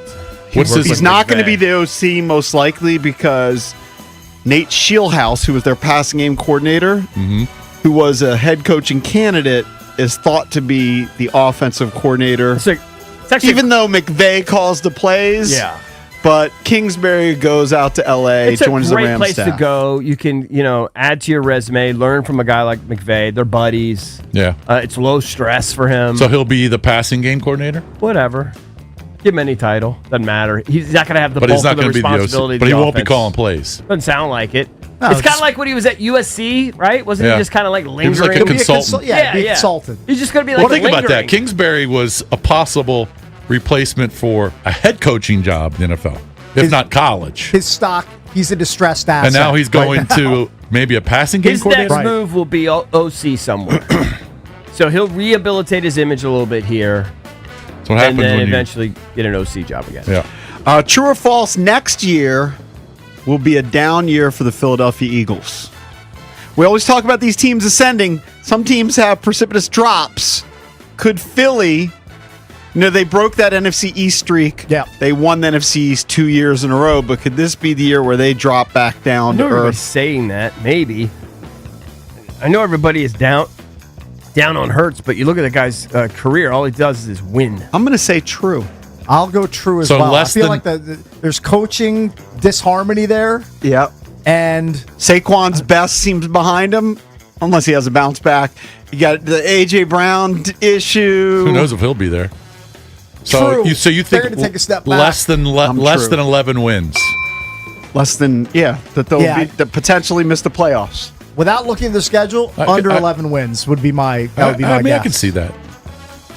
All right, last one. True or false, J.J. McCarthy will not be the starter in week 1 for the Vikings. Oh, it's hard for me to be objective here. You Who know, I'm would a it big be? JJM guy. I love me some 9. There's That's some my guy. rumors that Kirk Cousins could return to Oh, Minnesota. My He gosh. won't. So the question is, he will not be the week 1 starter. Correct. I'm going to say false.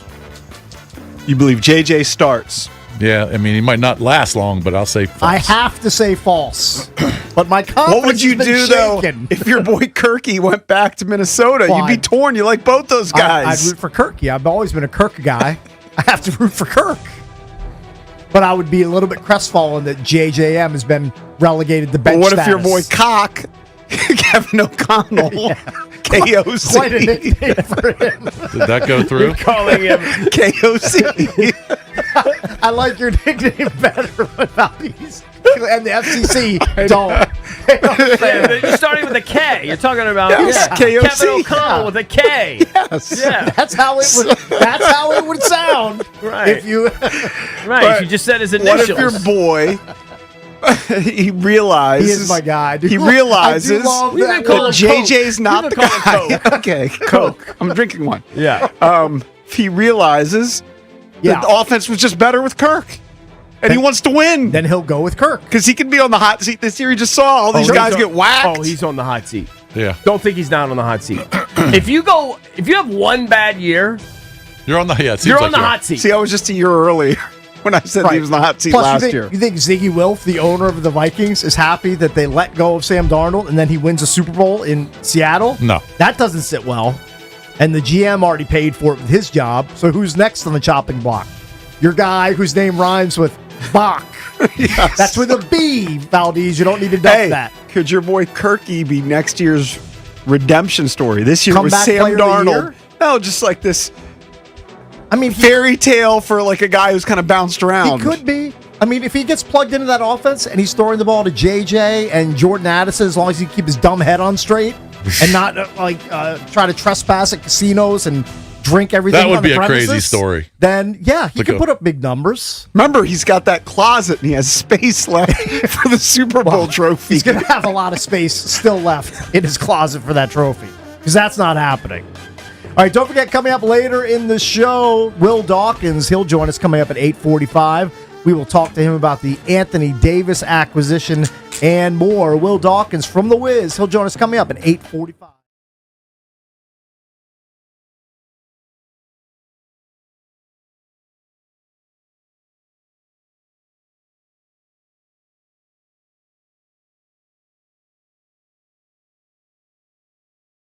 Super Bowl done, now comes their chance to actually take some of that spotlight with their All-Star Weekend coming up. The issue, though, is it's lost a lot of its luster over the years. It starts on Friday, and it's going to take some seriously competitive events to really show people that it can still be the big deal that it used to be. I'm Nick Ashe.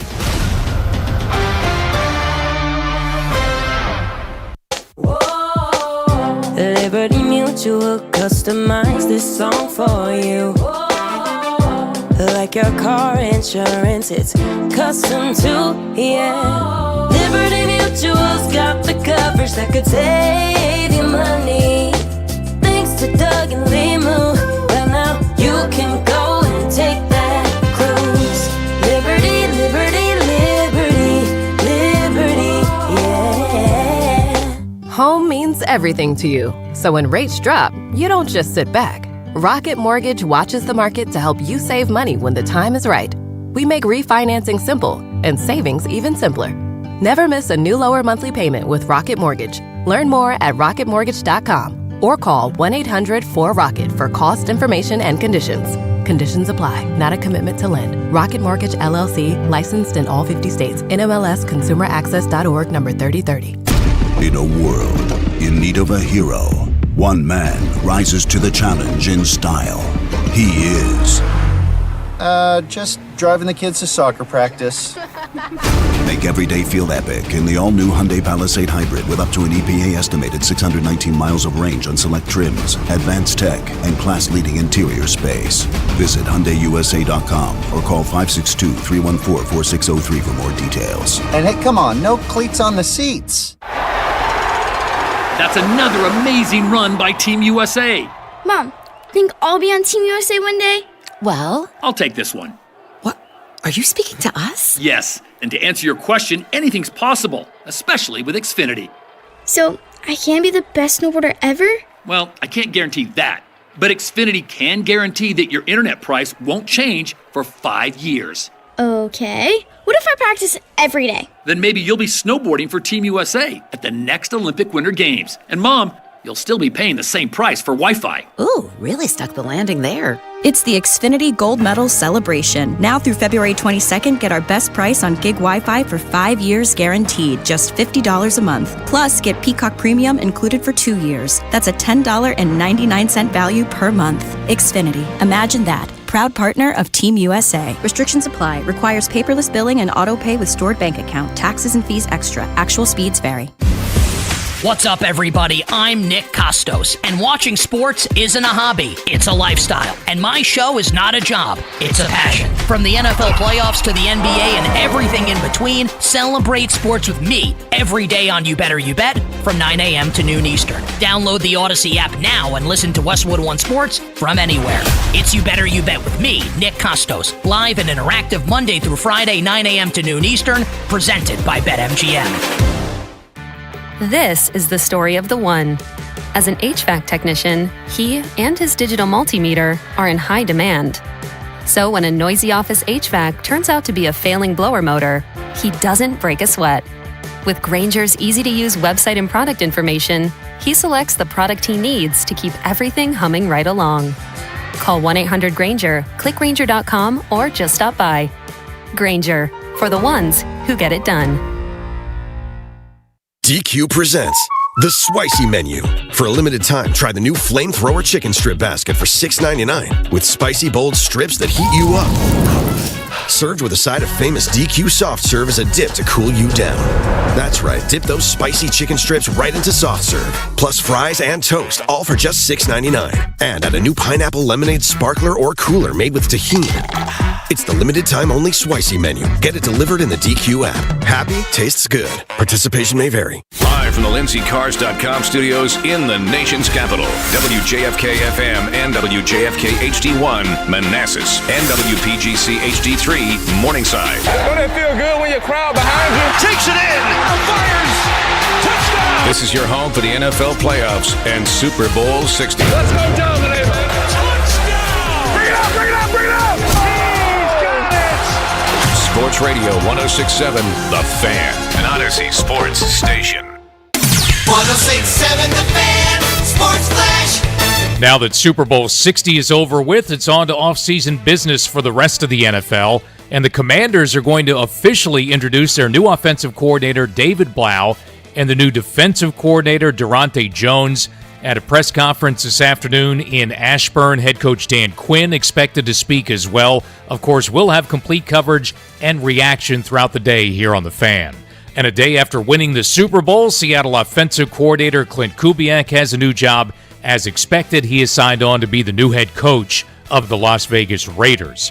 NBA, the Wizards have another day off before playing again tomorrow night at Cleveland, 7 p.m. for the Wiz tomorrow night here on The Fan. And with football done now, the baseball season's about to begin. Nats pitchers and catchers report for spring training tomorrow, with the first full team workouts next Monday in West Palm Beach, Florida. From the Crop Metcalf 5-Star Sports Desk, I'm Earl Forsey on The Fan. It's the Sports Junkies. Let's talk it out. You can watch the show live or on demand. What are we watching for? As I said, we're not sure. On YouTube.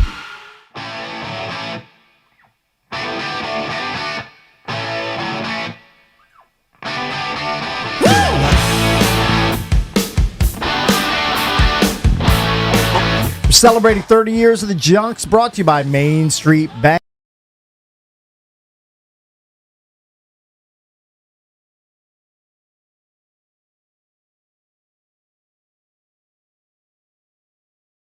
MStreetBank.com to learn how to put their team in your office.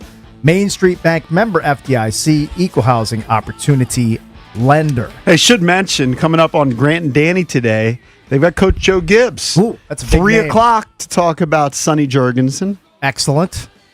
Very good. So 3 p.m., Joe Gibbs on 106.7 The Fan with Still Grant and makes me Danny. laugh that you and Jason went out to the return of Joe Gibbs. I'll never forget it. In the cold. It was butt cold like this. It was like February, Yeah. if my memory serves correct. I can't remember the exact date. Maybe January, yeah. But Jason and I, 20 degrees. we were dispatched out to Ashburn. I think Hold we up were for a in the second. studio in Channel 9. Yeah, that's the funny part is Yeah, the dichotomy. 4 junkies. They Yeah. were like, we'd like 2 of you in studio Right. and Right. 2 of you on site. Right. Because when the limo pulls up, we're going to go to you guys for just a quick little interview of Coach Joe Yeah, Gibbs. I'm sure we interviewed Joe. We didn't interview him. I know. And that was the plan. That's what makes me the plan laugh. was to scream. That's a why they question sent at us him. out there. EB Yeah. and I were warm, Yeah. and we're just, I mean- we're basically just filling, completely comfortable, and you guys are shivering. doing this. I mean, Joe Gibbs's limo was probably, I don't know, Jason, 300 feet away from us at its closest. You couldn't have been further away. We couldn't have been further away. We were further away than the people in the nosebleeds at the Super Bowl this I past can't weekend. remember where they put us. We were just outside, like in the parking I lot. know, but I can't remember how far away his limo. Yeah, I'm going to say it was pretty far It away. was so far. Like we had no shot. Are you blaming me? Did I volunteer? I'm not blaming you. No, I'm but just- did I volunteer Well, you probably volunteered because it's close to your house. to do the outside bit at Redskins That Park? might have been. Yeah, you know what? 20 years And you later, got suckered into I it. should blame you. Yeah, Kids through the short straw for the rest of us. Because I drove 10 minutes home. You drove Right. an hour and 10 Right. minutes I mean, home. it's just the way it works sometimes. And then you got nothing. We got nothing. And actually, I think even before that, because he was late, they told us, hey, we're not even going to go to those guys because we've run out of time. We got clipped. 2004 or 2003? I think it's 2004, but I could be off by a year. Yeah. Yeah. How old is Joe Gibbs now? He's got to be like mid-80s. 85, yeah. He's 85? Mm-hmm. Good for him. Still grinding. Still grinding the NASCAR But yeah, circuit. that was funny. So how long were we out there? 45 minutes? We stood out there for a while. It felt like an eternity. It felt like we were out We there for stood 6 out there hours. for a while. It was cold. I'm sure I didn't have gloves. I'm sure I was ill prepared for the yeah. weather. Good memory. Good core memory to bring up. Pretty funny. Well, Joe Gibbs going to join the boys Yes. at 3 o'clock. Definitely don't want to miss that on Grant and Danny. Yes, that's correct. All right, so we want to get into this story that Valdez put on the outline. 1 in 3 college students admit to having done this shocking act during sex. I saw this story last night. And this is from a pretty big survey of Couldn't believe it. It's from 100,000 U.S. students aged 18 and over, conducted through 2 social media apps. I've heard of one. I haven't heard of the other. Do you guys have any file on Yik Yak No. or Side Chat? Isn't Yik Yak in the Corner Club with Jason? No, that was the Yak. The Yakster. Could be, yeah. Yeah. Different guy. The Yakster's Yeah. down at Sawgrass right I now. couldn't tell you anything. Unfunny Ben, can you fill us in on Yik Yak and or Side Chat? I don't know anything about Side Chat. Yik Yak is essentially just like an anonymous like S posting thing where you kind of can just say whatever you want, and it like goes to people within like a 2-mile radius of you. So it's massive on college campuses. Like, imagine Reddit but localized to a very specific area.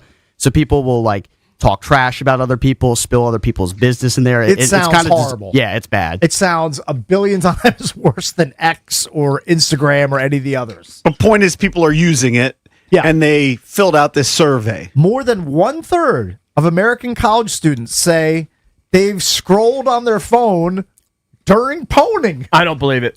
During sex. What's the breakdown of guys male, female? to girls? Oh, Are girls doing any of the scrolling? I'm guessing they're the ones who if are. it's a guy, listen, I could see in certain positions you I can could watch see- TV. I can see a girl doing it because the guy's so boring and terrible, and then she's not into it. She's throwing him a bone. I can't see a guy doing it because I can't see a girl allowing it. No, I could see a guy doing it in certain acts. What do you mean? Like certain positions is what you're thinking. Both positions and acts. Like sometimes like one you might like one act that. I know what you're saying. I know what you're saying. I mean, you definitely could just be like sitting there. I know what you're saying. You know what I mean? Like that happens while guys drive. I understand. And you're watching a game, and you can still watch the game. I'm not saying it's common, but it happens. I mean, your younger years. Yeah. Now, 30 years ago. This number I definitely know. This number I think is low. A whopping 23% of respondents confessed to having had sex with their partner while their roommate was in the room. That's kind of now. Now I was usually the guy that wasn't with a partner, right? But my roommate was definitely smashing in the room that we shared, and our beds are, I don't know, 15 feet apart. So how many times did that happen, you think? How many times did it happen? 100? Really? So many While times. you were in the room? Yes. Because they pretend he's sleeping or... Nobody cares. All bets are off. Yeah. We're like 18 and 19 years old. Happens. That was his name, Chuck? No, he was my suite mate. Oh, okay. Now, I'm sure that was happening across the suite, that too. age, you're so happy to have sex, you don't care it's in front of somebody. Yeah. Yeah, it didn't matter. It happened so many times. So that number, I think, is actually probably low. Did Eric pretend that you were sleeping, or I don't think You're saying Eric. I know who you're talking It's about. not you. Yeah, it wasn't Eric Bickle. not you. It was a You didn't different go to Eric. Towson. Different Eric. Another DeMatt, the boy. I was fine with it. I didn't care. You probably I were a was little titillated. More power to you, sir. And I was just like sawing wood 15 feet away, sleeping underneath my Rat and Motley Crue posters. Why was he so silly and you couldn't pull anything? He just had more. He had more game than I did. Obviously. But getting back to 20 or 30% admit to doom scrolling on their phones. As much as 35%. But is the question once or is it on the regular? I don't have all these. He's asking me all these questions that I don't have. My guess is it happened before. I don't know if you read the article. I mean, I've Tom glanced at the article. I've glanced. Sorry for over asking it. a question. I haven't read it like I read Pet Sematary. You guys have been 15 years old. You guys have been going hard at each other this week. And last week too. Really? Yeah, last week There's too. tension brewing here. Don't know why. It seems normal to me. Yeah, it's just normal. Again, I could see. They just annoy each other.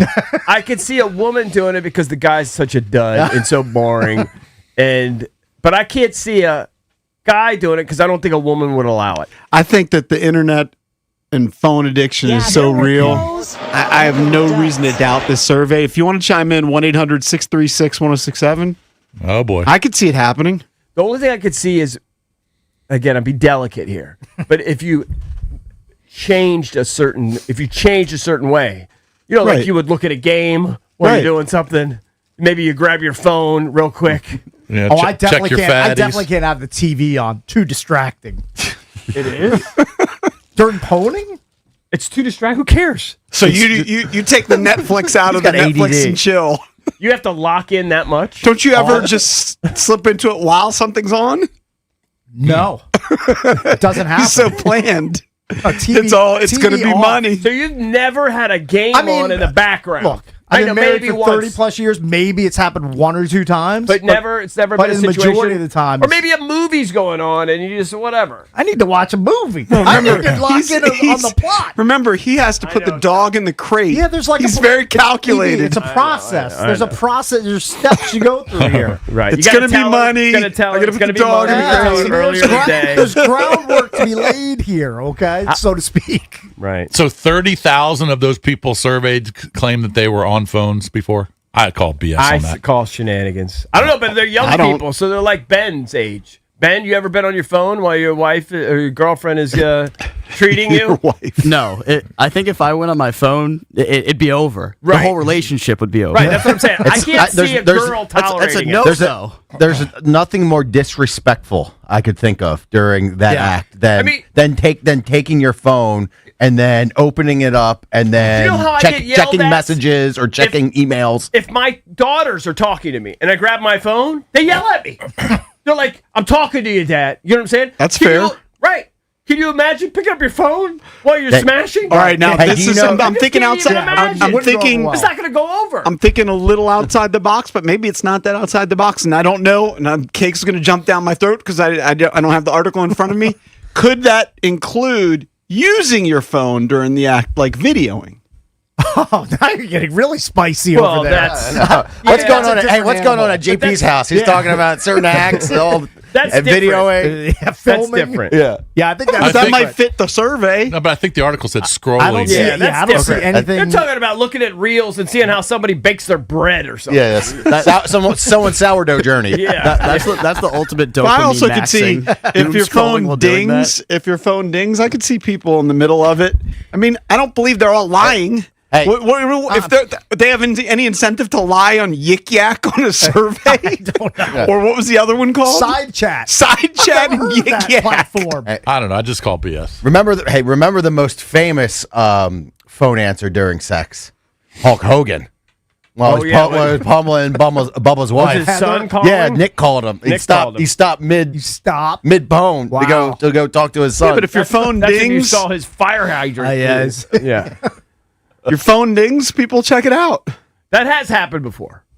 Because, like, like, I don't know, your mom's calling or something. You know, Right. you can make sure it's not an emergency. Yeah.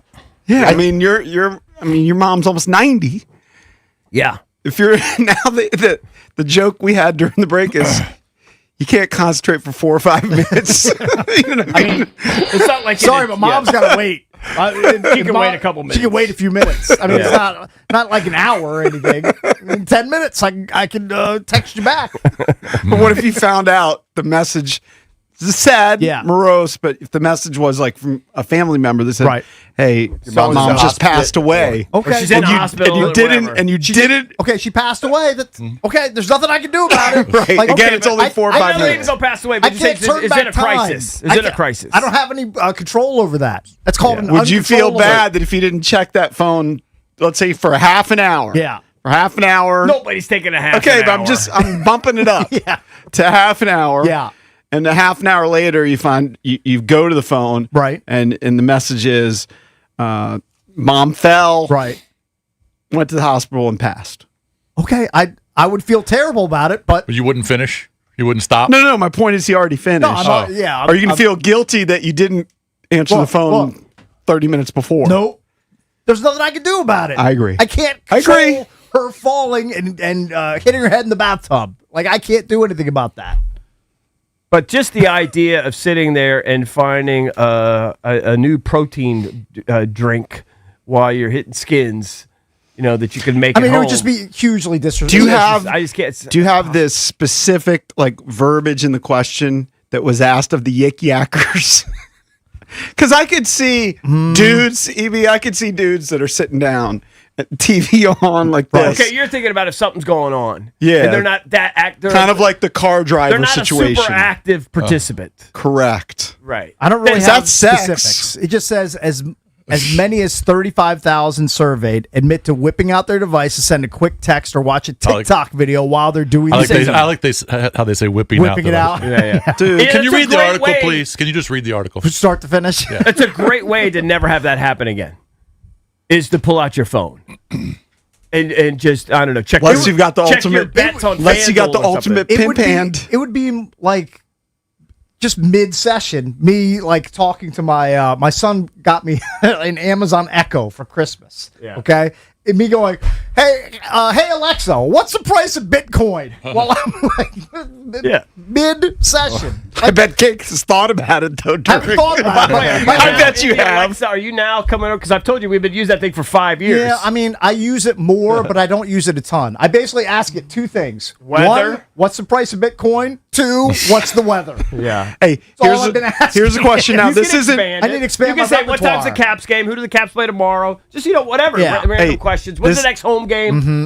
When's Bilal Koulibaly going to have his next triple-double Well, or doesn't first know- triple-double? doesn't know that. This is not sex. Yes. And definitely probably more commonplace. And I'm just curious. Mm-hmm. I've never been this guy, but I have done it maybe a handful of times. Will you talk on the phone mid-deuce? Yes. Well, I feel it's gross. It is gross, but they don't need to know. I understand. I've done it before, I just but don't- I don't feel great about it. I've done it a million times. I haven't done it a million times. Now, I'm not like Chepe where I do it in a public bathroom on the phone. That's wild to me, the guys who do that. He has a poop party. I mean, yeah, Like in Chepe the goes bathroom. poop and he just starts calling friends. Yeah.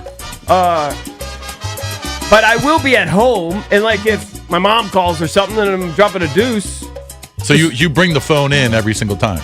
I go to the bathroom. Yeah. I couldn't fathom going without. So you always I have the bring it phone. in 98% of the I time. couldn't fathom Yeah. not bringing my phone. Really? to Yeah. the phone. It's a handful What do you of do? times. You just but- sit there and stare out the window or No, something? but I'm a quick guy. I'm quick. So I'm I, usually- there's, I mean, there- I there's like not to even be any. quick. There's no reason to bring the phone in. You're always. I'd be on it for 10 seconds. You never a little stuck in the mud. Like, you know what I mean? Like, it's I just, mean, I'm sure it's happened, but for the most part, I know just yesterday I was in there way longer than I wanted to do, but it was nothing I could do. no. I was stuck. You know what's kind of gross? Cakes has talked about his Towson apartment before. Yeah. That you had the stack magazines right next No, to the crapper. That was in our off-campus apartment. Hey, okay, fine, Yeah. whatever. Dorm apartment, whatever. So you're doing something vile. Yes. And then you pick up a penthouse. Yeah, I mean, that was our college lifestyle. I'm sure people. Yeah, sure people were going in there for not the. That's true. was a Yeah, I mean, they're going there for that. It was a bunch of animals living together. It was fine. That is gross though. Sharing the mag, right? Sharing the mag, and Yeah. also that Deuce It's kinda Staley's gross. Yeah, I mean, Deuce Staley's hanging out from No, the no, no, Eagles. they're not doing that. And then they're reading it. sure there's reading going on. I They're think- reading. I guarantee High Cakes- society. Did that ever happen? 100% it happened. Read the mag. Well, he was looking. You were I'm just looking at using it. the term reading. but not using While the you're magazine. hanging Just out with Deuce looking at it. Staley, Yeah. you definitely looked at Penthouse and whatever else you had back then. Just to kill time. Maybe, but that presents You a were- weird You're opening up a situation. Pandora's You know what I'm box. saying? You know what I'm saying? Yeah, I'm You not don't saying really he's. wanna I'm do not. that. I'm not saying he's going to get into that other act. I know, but potentially you're opening that door. Why Yeah. would you want to do that? Why would you want to? You know what I'm saying? Because you're making a poop. You don't want to be thinking about But it. why's the stack right there? It's not for pooping. Yeah, it's for other activities in the bathroom. People are going in there for different reasons. Yeah, Yeah, what do they you got think? private bedrooms, or maybe not. No, I did have my own bedroom. No, but the idea was it was a shared Yeah, it's a entertainment. communal space. It is was what a it shared is. entertainment. That was the idea, right? Yeah, pretty much. All right, coming up at 8:45, Will Dawkins, Wizards general manager. He will join us. We'll talk about the Anthony Davis trade with him coming up at 8:45.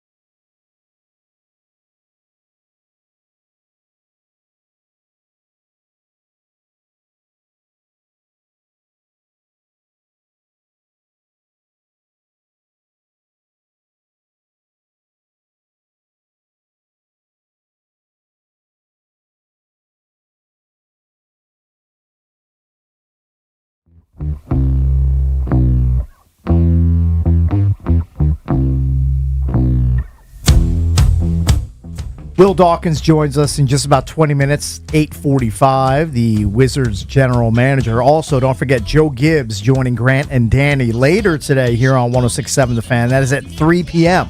So you don't want to miss that. Put a reminder on your phone. Do whatever you have to do. Check in with Joe Gibbs on with Grant and Danny later here on The Fan.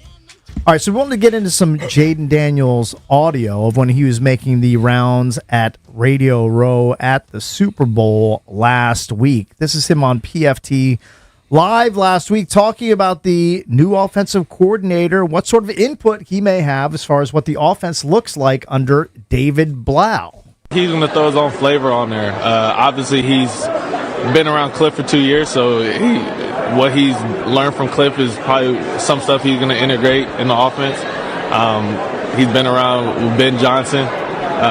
He's been around a lot of guys. So we talked about it. I've been very vocal, like stuff I want to do. He's been open. Like he tells me all the time, like, you know, we want to build this offense for you. So that's kind of what a quarterback wants to hear. And, you know, I'm super excited for him to get his opportunity. I know what he can do. I know the work that he puts in because me and him sat up there and constantly had conversations, and we talk all the time. So I'm just super excited to get back out there, you know, when we got OTAs, we got mandatory minicamp to really see, you know, what he's cooking up. Man, that's the longest he's talked in probably 2 years. It's a good, expansive answer. It sounds like they have a good working relationship. Yeah, but he didn't give you any specifics. He just said there's things I like to do. He wants to be open and cater the offense to me. I mean, all these things make sense. Yeah. Yeah, and I like that approach instead of, you know, a guy just having a rigid system and I don't think that would work. You better work with my system, or you better get up to speed at what I like to do instead of leaning into whatever your strengths and weaknesses what might be. I want to know, what is he talking about? Is he saying, I want to stay in the shotgun because I like that? Is he saying, I want to have the ability to take off and run anytime I want? Does he want to be under center more? Yeah, do I want designed runs? Yep. Like, that's what I want to know. Unknown. All the things he said are things that you would say. Yeah, we're gonna work together, and he has some of his own things, and I have things, and he wants to cater it to me because it's built around me. Okay, well, I think every offense should be kind of built around their quarterback. I don't know. I didn't get that much from that. I'm getting bitter now. And why are you upset? I don't know. What are you upset about? There's nothing to be He just upset wants about. things to change. That's what you want. I don't know. We just need to be better. Like I said it earlier in the show, and it's just I'm just down because a year ago I thought we were budding Super Bowl contenders. You know, after the playoff exit and the run, and then this year was such a disaster, and now I have like no confidence. I have confidence in Jaden, but I don't have really any confidence in anything else. I do have confidence in Jaden. You don't have confidence in Blau? I have confidence in Blau. I don't have confidence in that we can stop anybody.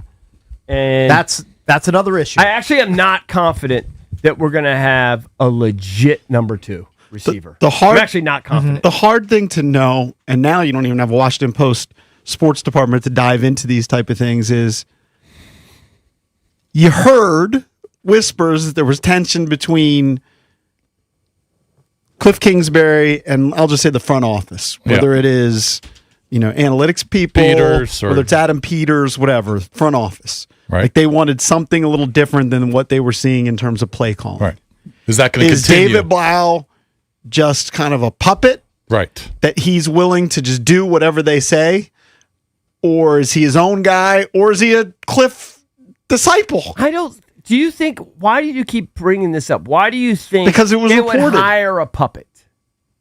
Well, puppet is a strong word, and it's kind of derogatory, but let's just say somebody that's more willing to work with the general manager. Because allegedly, the general manager and Cliff Kingsbury, there was some sort of tension, like that they were, there was oversight, and he was kind of having to report to him. I guess, Peters was and so asking maybe for weekly meetings. This is a guy who's more on board with that. And Kingsbury may not budge on his game planning if Peters comes to him as opposed to Blau. Right. And Blau might. So when you call him a puppet, you know, that's strong, like you said. But he might be easy. I find it hard to Blau believe. might be easier to work with from Peter's standpoint. I find it hard to believe that even a young assistant coach is going to allow a GM to basically bully his way into like play design and play calls. Well, I'm not saying bully. I'm sure they're going to have meetings. And I don't think Peters is going to design the playbook. I'm just saying that he might be easier might to have to sit to down sway. there and listen to him rant. Yes. But then I would assume that any self-respecting coach, even a young one, is going to go back and do what he has to do.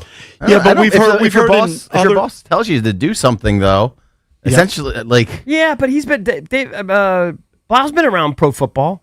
But he's never been a coordinator, so But he knows how the game works. I know, but the game has changed a lot in that a lot of the decisions are driven by analytics now. But and there's some that are less willing to embrace the analytics, and some that are more willing to embrace the analytics. I just refuse That's why, to- like now, everybody goes for it on fourth down, right? It's become pretty mainstream. But when this started happening, people were like, "This is crazy," and then people were presented the numbers, and over time, more and more people were on board with, "Hey, we're going to start going for it on fourth down." I need Blau to be aggressive. I need him to be part of that vanguard. I like taking some field goals. Just won a Super Bowl with a bunch of field goals. Right. I mean, if you need, you got to take some it's field situation goals. by situation. But I want him. Yeah, if ask he's- Sean Payton if he should have taken a field goal. He should have. But if I'm on the plus side of the 50 and it's 4th and 3 or 4th and 4, and I've got Jaden Daniels who's Depends pretty how good at converting that, Maybe I it want depends how them the to go game's for going. it. Depends how the defense is you're facing. Sure, Facing all Seattle, maybe you don't. could be, but I want my guy to be more erring towards aggressive than I'm going to punt here. I think it at just the 50. depends. But look, if it's a low-scoring game, you're going to take the field goals. Back to your point, listening to Jaden there, you can't take away that much because we just don't know. I'm speculating on the puppet thing just based on the scant reporting about think supposed tension. but It's not like Cliff Kingsbury had a press conference and said, "Okay, this is why I'm out of Washington and I'm taking a new gig in LA because they wouldn't let me call the plays that I wanted to call." He hadn't said that, and it's not like Adam Peters has said hardly anything. I don't think So there's it's- any indication that Cliff changed the play call because of Adam Peters having to sit down and have meetings. No, I don't think he did. Exactly. I think that's why the relationship was very tense. I think he just didn't like the oversight. That's what I understand. Correct. Right? I think that too. Okay, but that doesn't mean that Blau is going to be, for lack of a better word, a puppet.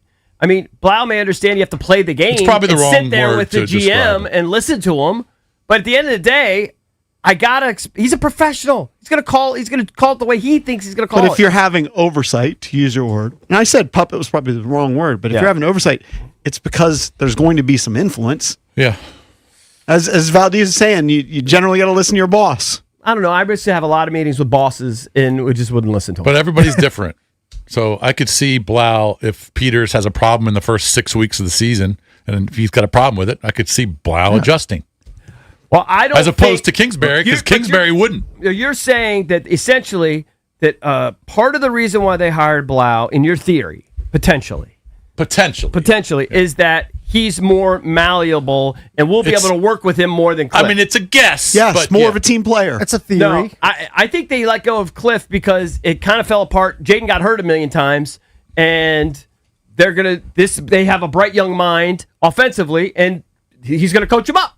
It's not because he thinks that they can manipulate him more than Cliff. I just reject it. That might be part of it, though. If it is, it's a small part of it. I would reject think. it. Because it could be a small part. They gotta win. They gotta win. Here's what I do know. If Jaden Daniels only finishes 3 or 4 games like he did this year, Yeah, everyone's I don't getting care fired. how much of a genius David Blau is. Yeah. Season ain't that's going part anywhere. Of that conversation. That was more part of it than are you going to take direction from AP and me when season's floundering? Well, look, no. The question is, what are you going to do with Jaden? How are you going to keep him upright for 17 games? Yeah. And how are we going to get back to scoring 30 But I a do game? think there has That been was a the conversation. I do think there has been a trend, and it's been proven to be more successful, at least for the year, of quarterbacks not being in shotgun as much. And I think that might be Washington's part of quarterback it. was in shotgun, I believe, more than any other team except one. Yeah. We had Scott Turner. We on. might see that. I think you were maybe away. I didn't hear the Scott Turner. out. Scott You were Turner, out for the and he week. talked about the pros and cons of both, and that there are definitely pros to being under center, but there are also pros to being in shotgun. Was it and a it's not fun? as clear cut as you might think. I didn't hear the interview. Was it a fun, good interview? Was Oh, it good? Yeah, it was He's great. I He's saw great. he had a back and forth with D Woods about rap. I have no idea. On Twitter. He seems to have picked up his social media presence over the last few weeks and doing a lot of interviews and stuff. I think we kind of started it. We just grabbed him. I think he's promoting his dad's podcast. Yeah, that's right? why I got him on. That's why we talked about Yeah, I it. saw the dad's podcast. You should definitely follow. And he still listen. hasn't been hired anywhere? As far as I know. I think he's still.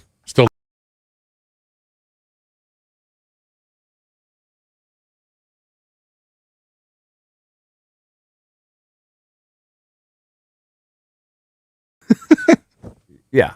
Yeah, I mean, he's a child of that generation. Yeah. I wouldn't know which side to argue. I wouldn't have any real file. But I just don't think that they hired Blau because they'll be able to shape him more. No, I think they hired Blau because they think he's a bright young mind. Correct, and he's going to work well with Jaden. And the first thing I just think that a younger, more inexperienced offensive coordinator would be easier to manipulate from a head coaching standpoint and from a GM standpoint. Maybe, yeah, because you don't have that 20-year track record. Kingsbury's been a head coach in multiple spots, right, including the NFL. He's going to be tougher to navigate. Yeah, if AP tells Kingsbury, hey, I want you to go under center more, I think this would be helpful for the offense, even with or without Jaden. And Kingsbury can say, no. I mean, I'm going to do it my way. Yeah. I've been doing it my way the whole time. That's why you brought me in here. He has more of a ability to do that than Blau. Because he's a younger guy. I hear that. First of all, I'm not convinced that AP would ask something like that. Why did they get rid of Cliff? Yeah, we don't. Because they were unproductive. They won 4 games, and Jaden got hurt every week. And they're blaming him. So they're blaming Cliff for Jaden being hurt. Yes. Because his offense. His offense had good ratings in the first year, bad ratings in the second year, but everybody would have bad ratings if you had backup quarterbacks No. for the majority of your games. They're blaming him because of exposing Jaden. In my opinion, yes, they are. The number one reason why they got rid of Cliff is because they blame Cliff for exposing Jaden to so many injuries. They basically fired Cliff Kingsbury for being Cliff Kingsbury. For running his system. Yeah. Correct. That's exactly why. Right. But it worked. And if he would have adjusted his system during the season and maybe there were less injuries, maybe he'd still have his job. Possibly. Yeah. So that's why I think Blau will be easier to work with because he's not going to say, this is my system. I ain't changing it. No, I think Blau's not going to do that. I think it's simply, how are you going to keep Jaden upright for 17 games? And this is my plan. This is what I'm going to do. That's a tough question. I still feel bad for Anthony Lynn and Brian Johnson. One's an assistant head coach, been an offensive coordinator, been a head coach. Another one has been an offensive coordinator, play caller, and the assistant quarterbacks coach leapfrogged you. Maybe Jaden said, I want Blau. That happens in radio a lot, too. You have radio lifers, and then you have young up-and-comers that pass them by. It happens. Yeah. It happens. All right, coming up next, we will pivot and talk Washington Wizards. Will Dawkins, the Wizards GM, he's going to join us next.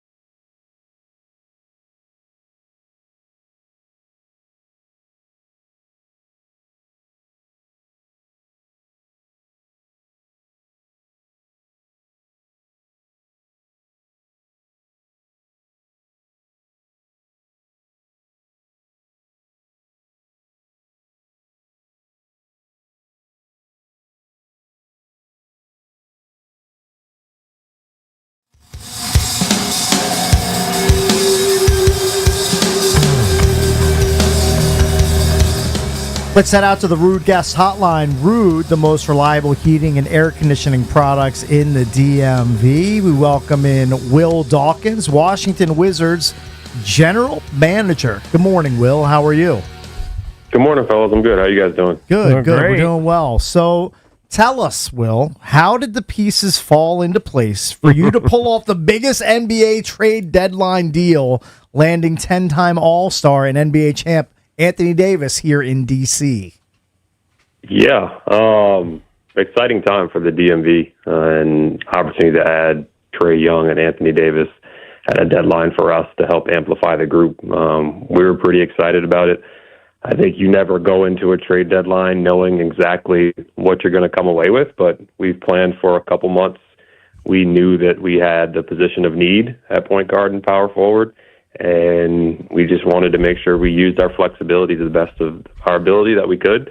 We looked at what we could do this summer, and we looked at what we could do at this deadline with a lot of the cap flexibility, and those two guys made the most sense. We wouldn't push behind a certain amount of draft capital. We stayed within it, and I think we definitely kept our young guys in the nucleus in both those deals and felt pretty good about it. Yeah, I mean, I loved it from afar. I loved what you did. I felt like, all right, this signals they're ready to go. Did the young guys come together maybe even a little quicker than you guys had originally anticipated? That was sort of my theory, that you guys are watching this and you're like, you know what? We might be ready to actually make a little run here. Go for it a little bit. Step it up. Yeah. I don't know if we're pushing go, but we're definitely signaling that we're done deconstructing. When Michael and I first got here, we decided to go on that difficult journey of the rebuild and draft a lot of young players and try to collect as many future assets as possible. And over the course of the time, we said that our players that we've drafted will let us know when we're ready to take that next step. And we've been extremely impressed with the young guys and their mentality and their willingness to get better. And we know they're going to continue to get better. But when did that hit you, Will? Like, did it hit us? Yeah, like, are you like early this season? You're like, you know what? I think we got something here. We can actually maybe start to add some stuff here. Yeah, it's weird because you'll go back and look at your notes and you have scouting meetings in June when you add a player, then you have scouting meetings again in September, and we have these outlying questions on our players. And every 10 games we evaluate and get together as a group, and these guys started really making strides. So I think Alex and Keyshawn, Bub Bilal, even Trae Johnson, like they started to answer more questions. We got to be in more competitive games, and we were like, how do we amplify this a little bit more so that their growth is expedited? And adding these two guys, I think, hits the mark on that.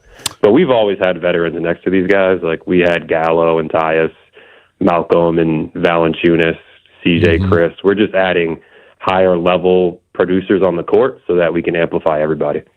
Talking to Will Dawkins, the Wizards GM, of course, this year they've added Trae Young and Anthony Davis. Neither have stepped onto the floor for the Washington Wizards. What's the likelihood that we'll see both of those guys in action during this season?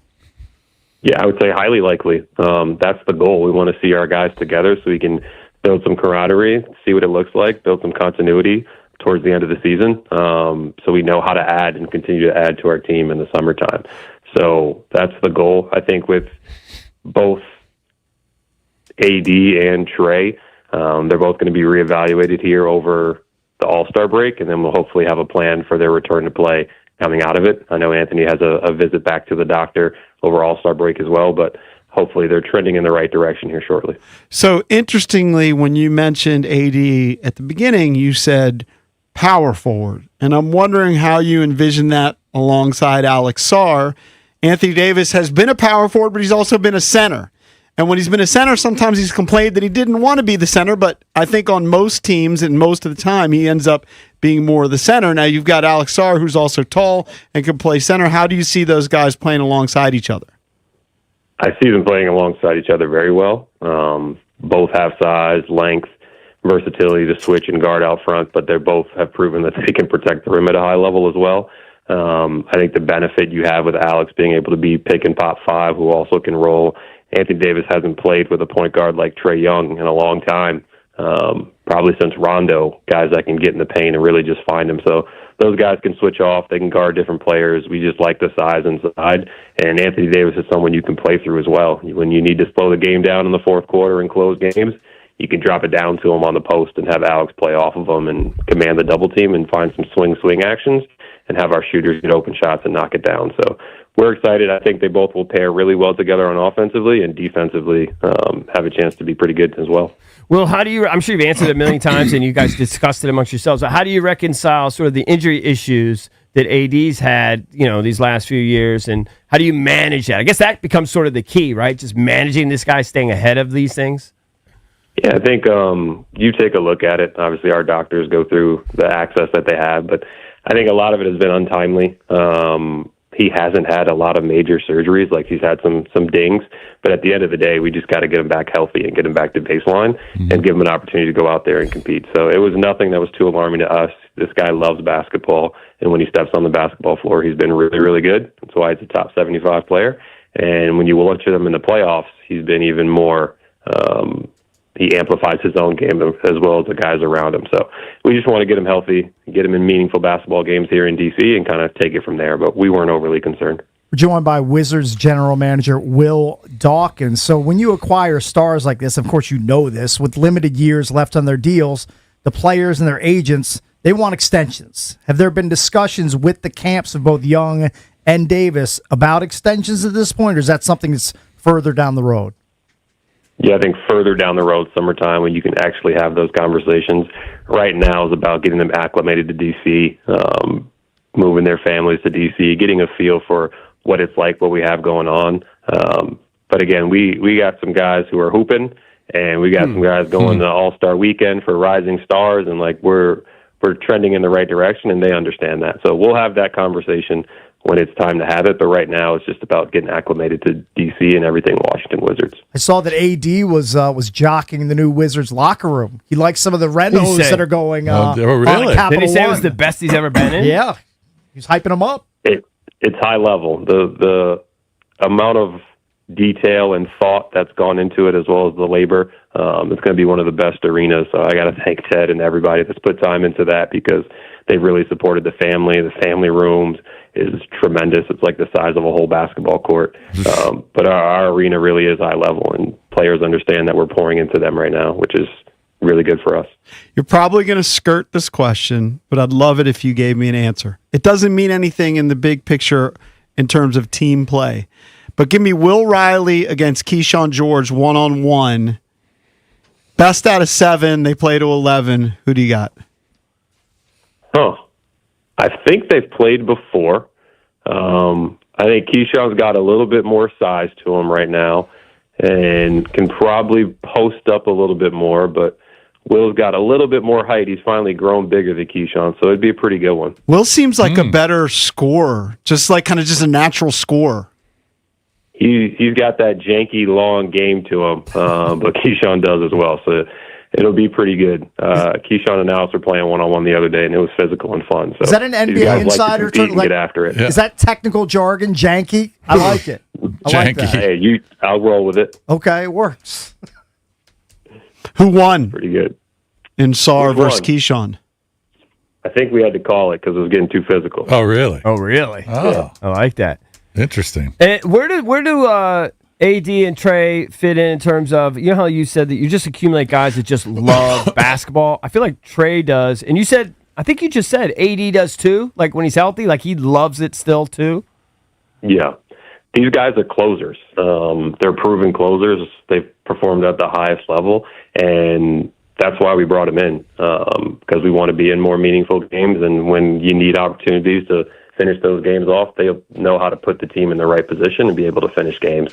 But again, the rest of the season is the full roster development we're looking at, and making sure Keyshawn and Alex and Bob and Bilal will be in those games to finish those games, as well as seeing what Will can do, what Jameer can do. I think Sharif's been playing well lately, so we want to have as many answers as possible going into the off season. But I think the last 8 games were about 500 and been playing well, so we want our guys to continue getting those opportunities to learn and grow, and then hopefully add Trey and Anthony later in the year.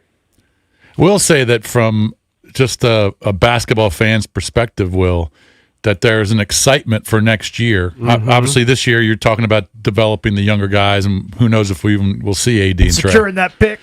and you're going to secure the pick, right? I'll let Cake say that. And then who knows who you're going to draft. But there's an excitement for next year, assuming Trey and AD are healthy, in combination with all of these young guys that we haven't seen in a lot of years, which is pretty cool. Yeah, I think there's a good time for Wizards fans to get behind Wizards basketball and everything that we have going on.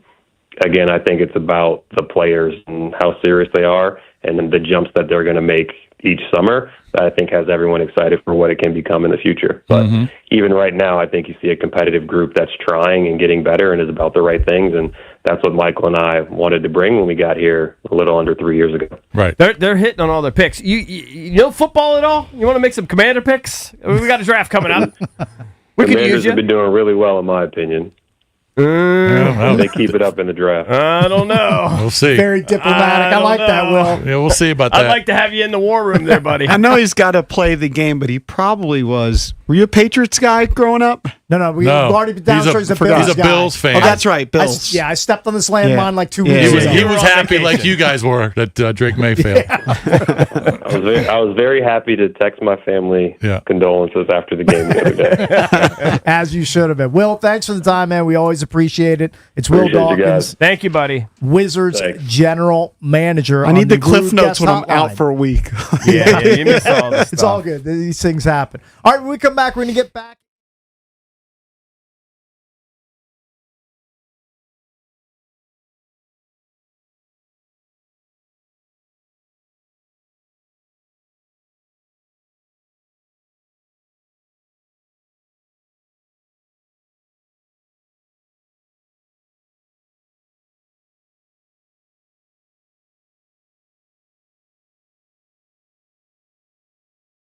This is an Odyssey Sports Minute. With the Super Bowl wrapped, the NFL offseason's here, and it starts in free agency, which officially opens on March 11th. But let's be honest, teams have been prepping for this for a while. Now, teams do have until March 3rd at 4 p.m. Eastern to designate a franchise tag or transition tag on players, which actually really matters because then the calendar gives us a little bit more in terms of which impact players are actually going to be open on the market. I'm Nick Ashew. What's up, everybody? It's Brian Mitchell here. Don't let February's cold blitz your home. Paul Henry's Window Installation is ready to run the perfect play. This month only, get $100 off each window with a 5-window minimum and $500 off each door. Trust me, this deal is a game changer. Don't fumble with old windows letting the heat escape. New energy-efficient windows keep the warmth in and your energy bills low. Moving the chains all winter long. Don't sit on the bench. Call Paul Henry's Window Installation today and tell them BMIT sent you. PaulHenry'sWindows.com, your clear home improvement choice. With the new IHOP value menu, $6 is all it takes to go to your happy plates, where stacks of pancakes with bacon and eggs are just $6 every day. French toast, sausage, and eggs are, you guessed it, $6. And fluffy omelets come with a side of pancakes and only cost $6. Go to your happy plates every day at IHOP.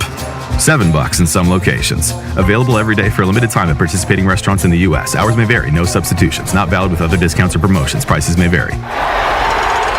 That's another amazing run by Team USA. Mom, think I'll be on Team USA one day? Well, I'll take this one.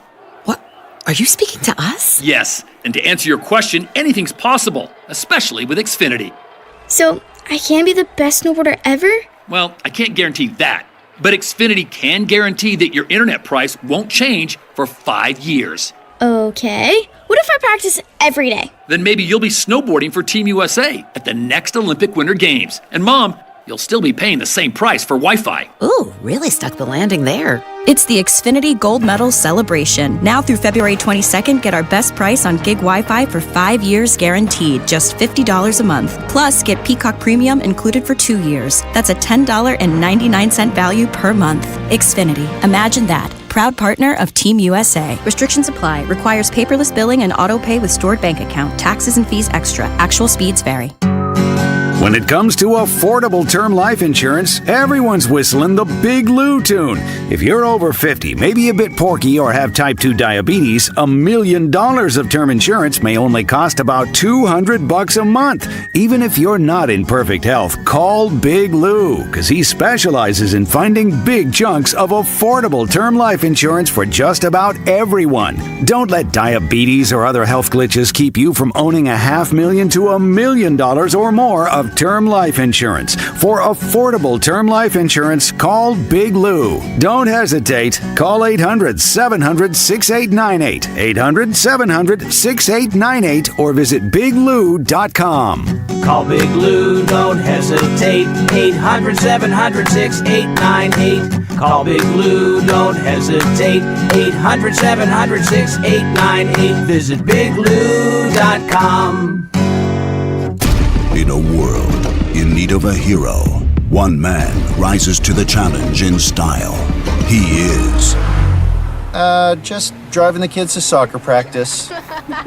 Make every day feel epic in the all-new Hyundai Palisade Hybrid with up to an EPA-estimated 619 miles of range on select trims, advanced tech, and class-leading interior space. Visit HyundaiUSA.com or call 562-314-4603 for more details. And hey, come on, no cleats on the seats. When it's time to replace your appliances, Lowe's has you covered. Get up to 40% off select major appliances. And members get more like free delivery, haul away, basic installation and parts, and a 2-year Lowe's protection plan when you spend $2,500 or more on select major appliances. Our best lineup is here at Lowe's. Valid through 2/25 while supplies last. Selection varies by location. Excludes Massachusetts, Maryland, Wisconsin, New Jersey, Florida. Loyalty program subject to terms and conditions. Visit Lowe's.com/terms for details. Subject to change. Live from the LindseyCars.com studios in the nation's capital, WJFK FM and WJFK HD1, Manassas, and WPGC HD3, Morningside. Tip, they score! This is your flagship home of the Washington Capitals. Dylan Strome tips and Alex Ovechkin shot. You get a goal. You get a goal. Carlson, a shot, he scores. Sports Radio 106.7, The Fan, an Odyssey sports station. 106.7 The Fan, Sports Flash. We're brought to you by Reynolds and Power Home Team Keller Williams Realty. Winter Olympics in Milan women's ice hockey Team USA now 3-0 after a 5-zip shutout win Monday over Switzerland. And now the big showdown today against defending Olympic champion Canada. Face-off for that one is just after 2 p.m. U.S. will also play Sweden today for a gold medal in mixed doubles curling. Men's hockey gets underway this week. First game for the U.S. Thursday against Latvia. And Jake Paul's fiancée, Dutch speed skater Jutta Leerdam, set an Olympic record to win gold Monday in the women's 1,000-meter. NBA, the Wizards have another day off, back in action tomorrow night at Cleveland. That's at 7 p.m. here on The Fan. And the Commanders will officially introduce their new OC, David Blau, and new defensive coordinator, Durante Jones, at a press conference today in Ashburn. From the Crop Metcalf 5-Star Sports Desk, I'm Earl Forsey on The Fan. It's the Sports Junkies. All right, I'm going to give you real quick. Good reason to listen. On 106.7 The Fan, and always live on the free Odyssey app.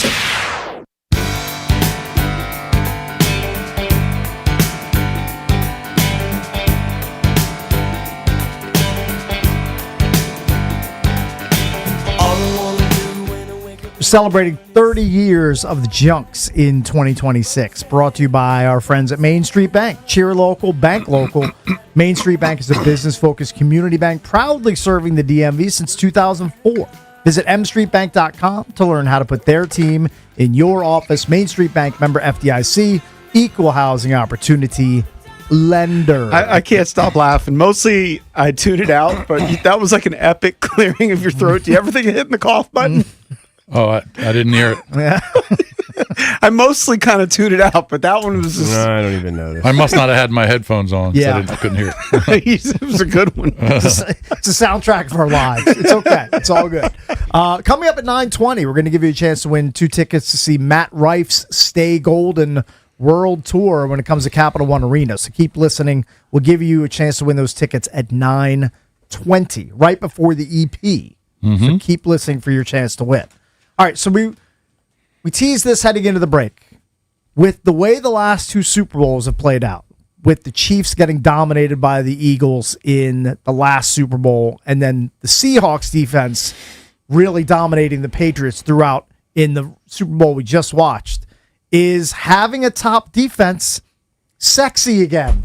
Is it sexy to have a top defense instead of focusing in on having a top 5 or top 7 quarterback in the league? I mean, you want to have a very good quarterback. Oh, I mean, you'd love to have both if you could. And Sam Darnold played at a pretty high level. I mean, maybe not in that game, but throughout the season. Yes. Right? So that's part of the reason why we're there. They're there. I still prioritize the quarterback big time. I think it's a little bit of a false premise to say the defenses are carrying it. Jalen Hurts and the Eagles' offense was really good last year. Saquon Barkley was a monster. Yeah, 2,000 yards. I'm not saying necessarily in the Super Bowl game. Yeah. And Jalen Hurts, oft criticized. I don't know where you would rank him amongst NFC quarterbacks. It's a little complicated because the passing game's not there, but he runs so many. I think it's so heavily skewed, especially because of the tush push. It elevates his touchdown numbers. Yeah. So I think that affects the way people look at him. Right. But it's not like he was a bum. He threw the ball. He threw the ball very well.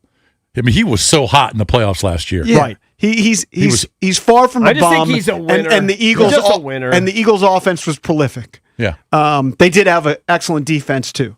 And then this year, it's hard to say it, but Sam Darnold was an elite quarterback this year. Now he had some turnovers. I get that, but overall, the offensive player of the year was JSN. Was his receiver. So this is not an offense that was just completely carried by the defense. Right. I know how the game turned out, and outside of the Rams, I believe they held opponents to 14 points or less. Right, and Darnold elevated his game when he absolutely had to. In that shootout, in that duel with the Rams. Yeah. He went drive for drive with Matt Stafford. So I don't love the premise. If you want to chime in, 1-800-636-1067. Can you just focus on defense and make the quarterback secondary? I don't agree with that. The Cleveland Browns had one of the best defenses in the NFL this year, with the defensive player of the year in Myles Garrett. Right.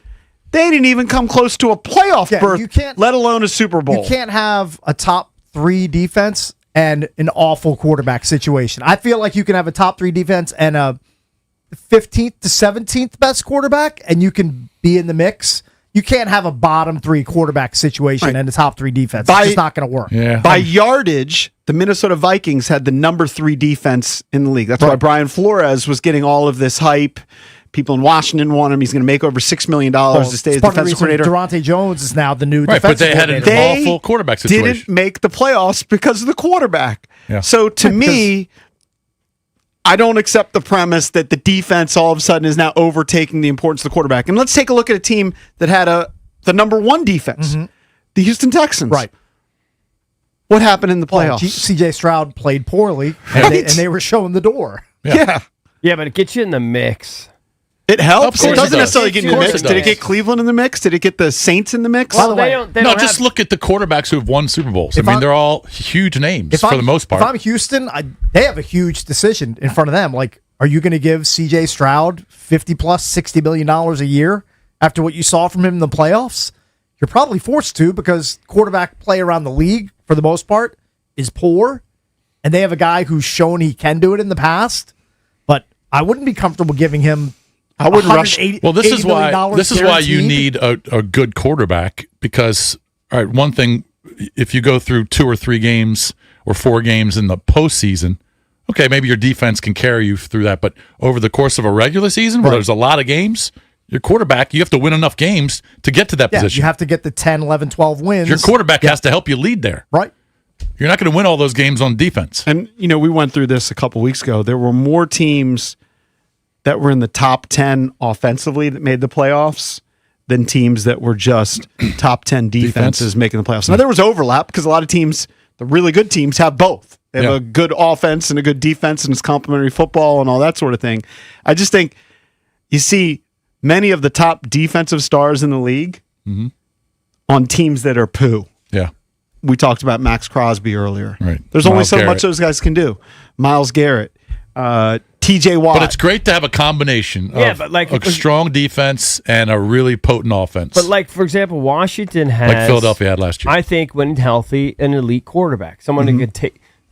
Now you just add a defense in there. You're going to be competitive week in and week out. Of course. And you don't But they necessarily have to have elite receivers, everything else. Like Jaden covers up the problems. We've seen that. I agree. Josh Allen doesn't have but it's elite almost help. impossible to do it when your defense is woeful. Hell, Drake May didn't have much help in terms of receivers. Right. So I agree with that.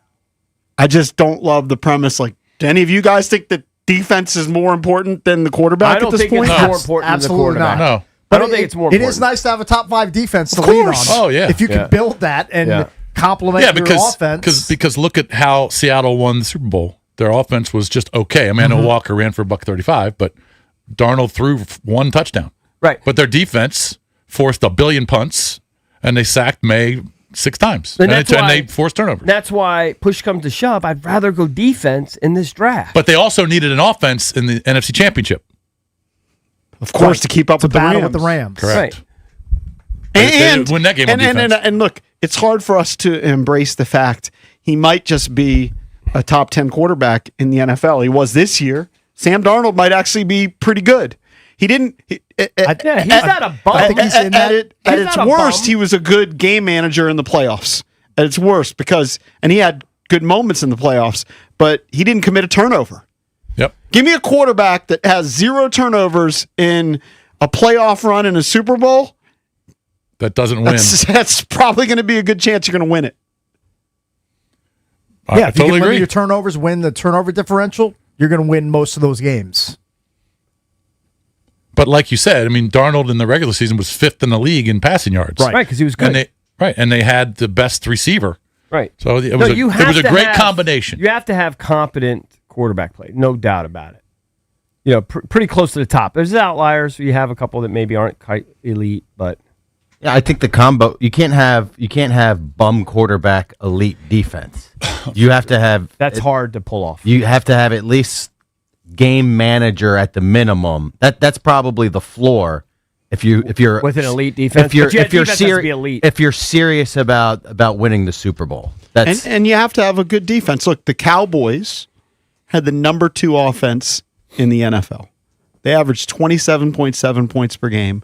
We're putting up almost 400 yards per game. Yeah, and their Dak defense. Prescott, nobody calls him elite, but he's kind of that next tier. He's very good. They had Pickens, they had CeeDee Lamb, but their defense blew. Their defense is trash. Right. They missed the playoffs. Now, if I go through the top 10 offenses in the league, most of them made the playoffs. Right. And you go through the top quarterbacks, or if you just go through the playoff teams, most of them have above average to really good quarterbacks. Yeah. Yeah. I think we have the quarterback position down. We just keep them upright. Now the Bears, different story because their defense was poor, but their offense was so good. And they got a lot of breaks, And the too. weird thing about their defense was it may have given up a lot of yards, but they forced a lot of turnovers. They forced turnovers, yeah. That's I think the thing that's being overlooked in all of this is during your playoff run, you better have an outstanding turnover margin.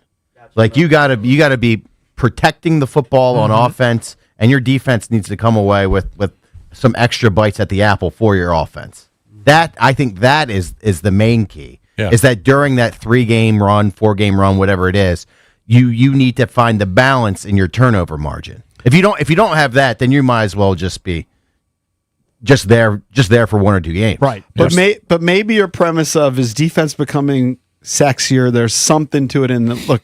The Seahawks held the Niners to 6 points. Mm-hmm. Now the Rams put up 27 against them, but then they hold the Patriots to 13. If you look at what the Patriots did, they first game they held the Chargers to 3, a field goal, and then the Texans just vomited all over themselves with C.J. Stroud, and the championship game was 10-7. I mean, the Seahawks defense basically got dented twice by the league MVP and Matt Stafford. And outside of that, they didn't give up a lot. Right. I heard the stat that they played the Rams 3 times. Right. Rams averaged over 28 points per game against the Seattle Seahawks. So they were putting up points against Seattle. The rest of the league averaged 14. Mm-hmm. I will say the top 5 defenses in terms of points allowed all did make the playoffs. That's a good calling card to have. Seattle, Houston, Denver, Patriots, Eagles, all top 5 in points allowed. So it helps. Wonder how many points the Commanders' defense is going to allow in 2026 per game. I also find it fascinating that Seattle, out of all the teams in the NFL, Seattle spends the most on special teams. So they invest in kicker, kick return, punter. Their punter's ridiculous. Yes. And That's a big deal. That was part of the Rams' downfall. Oh, Their yeah, it was special teams were woeful. Woeful. Yeah. Garbaggio. I mean, Seattle spends on unsexy things. Right. Unsexy might be the new sexy. But you know what else they did? They changed quarterbacks. Right. They said, Geno Smith, you can pack your bags and go to Vegas. We're gonna roll the dice with Sam Darnold. And it worked out. All right, Turned out to be a brilliant move. Let's bang out a few of these calls. Let's go to Hal, calling from Kensington. Hal. From the Inkton. What's up, Hey. buddy? Hey guys, first time, couple of times. What's up? I don't know what that means. Think, First time caller, couple times listener. There you go. Yeah, C.J. Stroud's a good example too, right? Because and I actually think he's a pretty decent quarterback, but he has that ability. But he's shown it at his times. poor performance doomed a great defense. So that's another example. Look, football is a bunch of different teams, special teams, right? You know, the whole thing, offense, defense. If your offense is super weak, no matter how good your defense is combined, you're not going to be that far above average. Historical, I mean, there's all sorts of different examples of that. A great defense like the Bears can overcome a Jim McMahon, but they still had sweetness. And Jim McMahon wasn't bad. He had a decent year. Also, the point about great defenses are on the playoffs. Part of that is if you have a good offense, it makes your defense better, or at least the stats better, so they look better because they're not on the field as much. Yeah. They don't tire Some out of that. the way the Browns do. So there's a lot of different factors. It was a good football season. Looks like sports, though, in general. People aren't watching, right? Nobody's watching the NBA. I can't watch baseball anymore. The Moneyball, as much as I understand it and appreciate the thought behind it, has ruined the game for me. It's kind of sad. I'm not really into sports anymore. Really? That's why he says he only listens twice. A couple times, yeah. What do you listen to, NPR? Yeah, We're not on? What are you interested in? NPR is even more boring, I think. We agree. We agree. Hey, you know what? We'll do a promo. Junkies, less boring than NPR. Yes, That's a good slogan. There you go. You guys suck less. No, it's a good show. I appreciate you guys. Thank you. Well, thank you for listening. Thanks for listening very, very casually. I'm curious. Where do you live in the Inkton? I live in Kensington. I told you. I live in Chevy Chase View, if you know where that is, just out past the Beltway. Sounds off foofy. Connecticut Avenue. Yes, I know exactly where that is. All right. Is that outside the Beltway or inside the Beltway? Just outside. Yeah. It's outside. Yeah. Gotcha. My kids went to BCC, but they're moving us out of that district. So. What street do you live on? What street do you live on? Oh man, why don't I just put like a big bullseye on top of my house? Well, don't give us the address, just the street. I've heard enough from Hal, personally. We just want another street. What street? I live near Cedar and Summit. I live on Franklin Street, if you know where that is. Yeah, of course. All right, I'm Googling it right now. Thank you. Basically, same neighborhood as me. Okay. Basically. Your neighbors. Do you know where Franklin is? Yes, of course. All right, when we come back, we're going to give you that chance to win a pair of tickets to go see Matt Rife, and we'll do EB's entertainment page next when we come back. DC's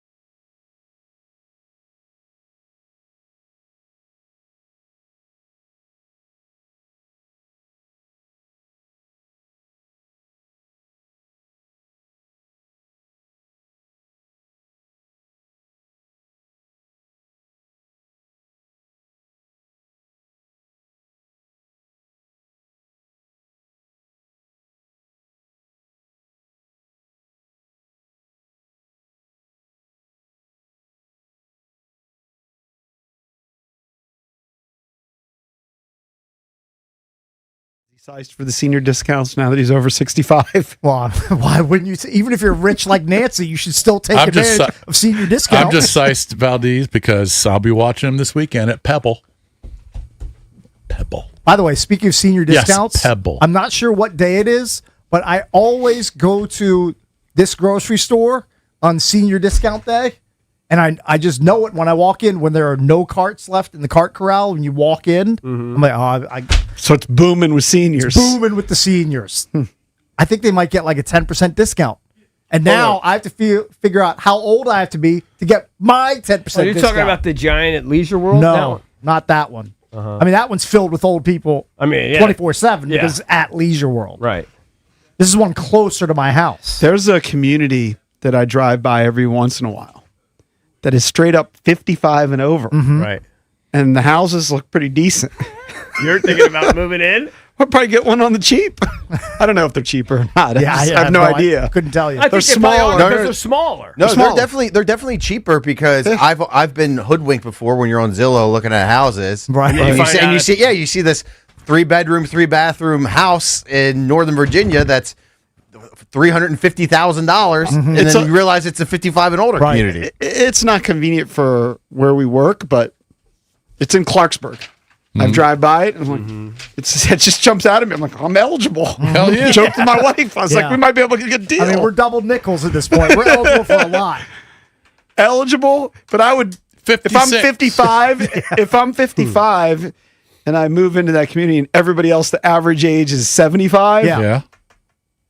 I would feel a little awkward. I might, but I don't talk to my neighbors. You know what, JP? That's why I like playing. I think I've played in one senior poker events because a lot of them are 50 plus. And I feel You've like been I'm doing that lately? I think I've done it once. You feel Why like don't you're I just feel you're taking I'm a young spring chicken. You got an edge on You're them. like Compared to the Tiger 80-year-olds. turning You got an 50. edge on Like them. I should just go in there and just start shooting. Well, fish they in a can't even barrel. see their cards. They don't know what It's they like have. Stuart Sink just turned 50. He's on Stuart his Sink in the champion store. I know. Yes. I should Zach take- Johnson in the You got to champion store. capitalize because next thing you know, you're just going to be one of them. I should be in Are they every one of them. are they holding their cards where you can just Well, you see know what? them? They hold their cards better than Big John. Because when Big John holds his cards, he just puts a face up for everybody at the table to see. Do they have the bicycle cards, big font? I think MGM in this upcoming poker series, they're having a senior event and a super seniors event where you have to be 60 plus Oh, wow. to qualify for the super That's gotta be a senior. pain in the ass to So deal that I with. only have 4.5 years to get into that event. Could they just have an unhealthy event? 100% of the people will be able to do it. Hey, all a the lot of participants events. are on the life bubble. They are on Not the life the money bubble. bubble? They don't want to be the bubble boy either because it stinks being the bubble boy, especially Right. if it's the life bubble. It's not great. Hilarious. At least sometimes you chip in to give the bubble And, boy a few bucks at the end. Last but not least, Shakira Cakes. She was performing over the weekend, not at the Super Bowl. She was performing in El Salvador. And apparently, She stepped down from performing at the Super Bowl. she slipped. Well, you know what? She probably got paid more because I think those Super Bowl artists don't get paid. I saw. They Really? definitely don't get paid. Yeah. I saw Ice Cube doing a bit at the Raising Cane's Super Bowl party. I mean, that has to be a big fat paycheck, right? I would think. Ice Cube being on stage in front of 100 people or 200 Yes. people at the party. Have you guys experienced Raising Cane's yet? I have not. I don't think so. I drove it's by it in good. College I Park. know but haven't I eaten know it. you're a Chick-fil-A guy, and you're like, I love, but you're I like a bunch of different spots. you should try it. And they're- Raising they're- Cane's where they're close. Rapsies used to be. EB. Yeah, pour some out Oh, they for have one Ratsies. now in College College Park. Yeah. Yeah. And your Telling you. 7-Eleven, you were asking, Yeah, that what's became Green Turtle. And then right across. so weird. Oh, no. No, No, wrong. the 7-Eleven became, there's a Smash Burger and a hotel. I mean, There's a huge Condo. apartment and mixed use retail in there. yeah. But the corner of the plaza is Green Turtle. You don't Right. understand. I bought 6,000 salt and vinegar chips there Yeah. every day. Mountain Dew, salt and vinegar chips, USA Today, Washington Post, Washington Times, every day. Every day. And then sometimes Twinkies. Is there a Raising Cane's in my hood? I'm not sure where the closest Yes. one to you is. Yes. And like Sterling, Is there? 100%. That's not far from you, right? No. Like where the TJ Maxx 10 minutes. and the Marshalls 10, is. 12, 14 minutes You know where tops. that is, what I'm talking about? Yep, 100%. Just a little bit before there. There's a Raising Cane's over there. Gotcha. Very good. All right, you entertained us, CB. Of Thank course. you. Thank you for doing that. All right, we're the Junkies. We'll be right back here on The Fan. 106.7 The Fan. Brad Evans here to help you beat the Bulls.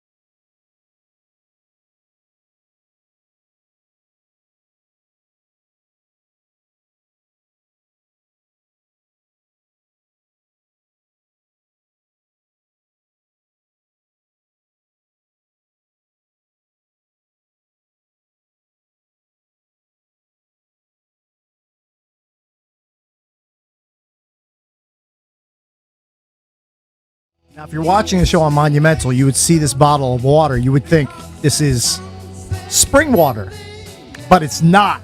This is tap water because the filtered water machine Doesn't work. Both of them don't work. Neither one works. So bitter. So let me do a That's quick nasty quick tap water water. review. This is tap. Hurting tap. Yeah, I hope you don't die. I don't want to drink it. Believe me, it tastes terrible. I don't think I could tell. I think I can tell the difference between the two. Oh, I can tell.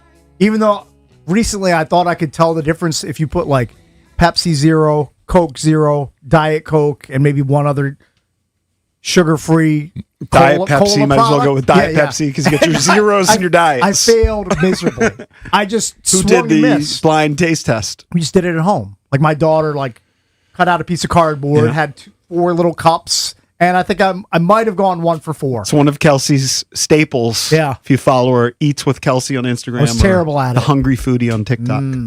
It's one of her bits. She does a lot of good- blind taste it's a tests. solid bit. Pickle, have you been watching the Olympics during the day?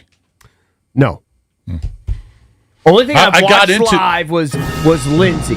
Yeah. I watched that live. I got into, and I didn't think I'd ever say this, I got into the figure skating a couple days ago on the You did? weekend. Who's the top dog? Well, Ilya Malinin, who's the local kid from The guy Vienna, who has yellow laces from Ovi. Who's the That guy. whose parents are Russian. Okay. Who's the quad god? Ilya. Okay. It's him. He's also very pale. Yeah, he's very proud. He said- He looks it's like a great Twilight He said extra. it looks like so remember the Cullen family from Baseball Twilight. cakes. He seems like Trivia a good question. kid, though. He seems like a good Yeah, kid. yeah. He does backflips when he does a backflip. Yeah, it's impressive. It's unbelievable. Yeah. If he's Sick. the quad god, Yeah, and this is a baseball cakes thing. Who was Calfzilla? Oh, I know this. I mean, you're trying to trap baseball cakes, and I'm untrappable. Or I'm setting you up to hit a home run. I mean, I'm gonna knock this one over the wall. This is Mark Pryor, Quadzilla, flame out for the Cubs, Calfzilla. Yeah, But the figure skating I actually got into. It's a little emotional. Emotional. Yeah, because you can see after one of the skaters finish their program, you can see if they didn't skate very well, like Amber Glenn, the American from Texas, the 26-year-old. She didn't skate well, and you could see it on her face. She just wanted to cry right there on the ice. It's too much pressure. It's a lot of feel pressure. I hate these Olympic ice, completely different. where they have no margin for error. None. It's hard to watch. Arnold Schwarzenegger had a really good post that I read, which was about the thin line between which was used to be the wild world of sports agony to defeat, right? And the thrill of victory. And you saw it with Lindsey Vonn. It was a post about Lindsey Vonn supporting her, saying, I support She says I Gulfport. missed He's it by "'Cause 5 inches. Right. I only hit that dumb thing by 5 inches. Mm-hmm. And she's going 80, 90, the 100 flag? miles an hour. Yeah, she said if I don't hit that flag, It was the whole man in the arena thing, which I think Mike Marr referenced. By the way, have we come up with a date yet on Mar? Yeah, we need to figure this He's out. not here today. Yeah, what is he training? We need to do a reconnaissance mission on the trail. Yeah, we we gotta get melt. Yeah, we got You a gotta let little it melt. melt. Oh, Yeah. next It's gotta few be days, March. there's gonna be a lot of melt. Well, let's not let it just slip by Oh, the no, no, wayside. no. Oh, no. Like No. my You think he's gonna let Steve that happen? Irwin bet. Yeah. You can blame us. Well, it was 20 years Okay. after the fact. We didn't keep the bet Yeah, we book didn't have it written in down. 1999. Wasn't it stolen out of Cakes' car? Yes, I think you're right. Somebody broke into my old Money Metal Saturn and stole my work bag. Where? Which had At by your the way, house? that bag had $350 Sony studio headphones, the best headphones I've ever owned while doing radio. Now I just use knockoff numbers that are falling apart. BT Dubs, you guys haven't said anything about my headphones. I've not been wearing the old headphones That's a in good weeks. point. It's a very We don't good pay point. attention. You don't. You know what? You don't see the foam eking out. This is an upgrade. Why did you decide to do it? Because it was just getting on my nerves. 'Cause they're falling the, apart. The foam was just getting on my nerves, falling out. They were an eyesore. The next thing you have to have do is get rid of that laptop. Because I still have them. I mean, they're right that here. laptop is unbelievable. Okay, but He has a sense of pride, Look, though. It's look. kind of like your dad with the clunker. I know. why don't you just throw those away? You're not going to use them ever. Look at that. Look at Hey, They're in let's disrepair. auction them Because off. it's my baby. Let's auction them off. You'd sell them. Yeah, Oh, I know raise you some- like money more than you Why like. don't you- Who's going to buy them? Raise some money for charity. Who's going to buy No, those? not for charity. For yourself. Yeah, I'm charity. Yeah, charity. Charity. Who's going to buy these? I bet you could sell them for I $50. dare you to put those on Facebook I bet you Marketplace. could. No. Didn't somebody buy like your autographed outline one day? I'll put them up right now. Hey, you autograph the headphones. Do it. $100. No, just highest bidder. No, but you autograph them. Okay, I'll autograph Yeah, them. get Highest a bidder. silver Those could be Sharpie in the Marconi Hall of Fame. There you go. There's the Bose headphones from, I don't know, 10 years ago? 1920. No, those are so old. Like 20 years ago. 20 years? All right. Yeah. I'll autograph You'll them. autograph Highest them? bidder. Yeah. All in. And it's going to charity. It's going to a good cause. Yeah, it's going to In air like, quotes. I don't know, the water. It's going to go to dinner. So Jason Take my started wife out. this segment talking about the Olympics. So right now they have cross-country Okay. skiing. This Yeah, is I don't a- get into that. Let me ask you this. No, Are these people that they were on the ski team, Okay. they just weren't that good at downhill or slalom, and I'm they're gonna like, give okay, you- now you guys do No. this. Buddies, I'm going to give everybody. This is a controversial Olympic stake, but I don't Right. care. This is a I'm hot gonna take put it from out there. Cakes. This is my Olympic stake. Aside from hockey in the Winter Olympics and maybe figure skating in the Winter Olympics and basketball and I guess swimming, which I think is lame, but some people are really into swimming is awesome. In the Summer Olympics, Yeah. You don't like track and field? all the Olympics does is cobble together a bunch of unpopular sports that people don't care about for Right. 90% of the time and then try to package them as something cool and fun to watch. That's So? my take on the Olympics. You don't think downhill skiing's fun to watch? Oh, there's It's okay. People going 85 miles per hour It's on fine, skis? I think it's awesome. It's awesome once every 4 years. That's fine. I wouldn't watch it every weekend. I wouldn't even say awesome once every 4 years. It's okay once every 4 years. It's palatable. but it's also the stakes. It's the Olympics. I Are there understand. any I get fans it. watching this? I mean, we're Not on watching- TV, like in the actual event, like on the course, whatever this is. Are there fans? Yeah, they're probably family members cheering them on. I mean, it's a huge course. They're not right there next to Okay. the. I mean, Maybe there's some sort of this grandstand is some at the sort end. of cross-country skiing event that we're watching. Yes. This is how people get to work Yeah, look in at all the Norway. fans. every there you day. go. Yeah. Look at that. Look how many people are out It's there. an Olympic event. It's I don't Olympic. know. See, Cakes. I think Cakes is just a little jaded on it. I understand it's not mainstream, but like your daughter dove competitively for years. Yeah. She could have been on that track. Let's just say if she didn't get injured, and maybe she. You Okay. wouldn't have such a harsh No, no. opinion. But in Cakes, it. I I would get into appreciate it. it and watch it and be into I get it, but- into it because of what it means to them. Right. It's the Olympics. It's I not think just it's more than that. It's the not just nationalism It's of not it. like the You're- World Championships. You're into the human interest Yeah, I love it. stories that Well, come you're out also of it. into your competing for your country. The Yeah. honor of competing It's for great. your country. It's awesome. But most of the events are garbage, in my opinion. He doesn't like That's anything. just the way I look at it. He doesn't like You're anything. not out of the mainstream. All I am is correct. Yeah, He likes you're- poker you're- and fantasy It football. doesn't mean you mainstream. have to like it. No, they're not garbage. They're niche. Yes, Yeah, it's most just- of the sports are not in the mainstream. Yeah. Niche became niche 10 years ago. What are you going to do? You Hey, gotta we should push back remind against people 3 o'clock, listen to Grant and Danny. Yes. The great Joe Gibbs, the legend Joe Gibbs.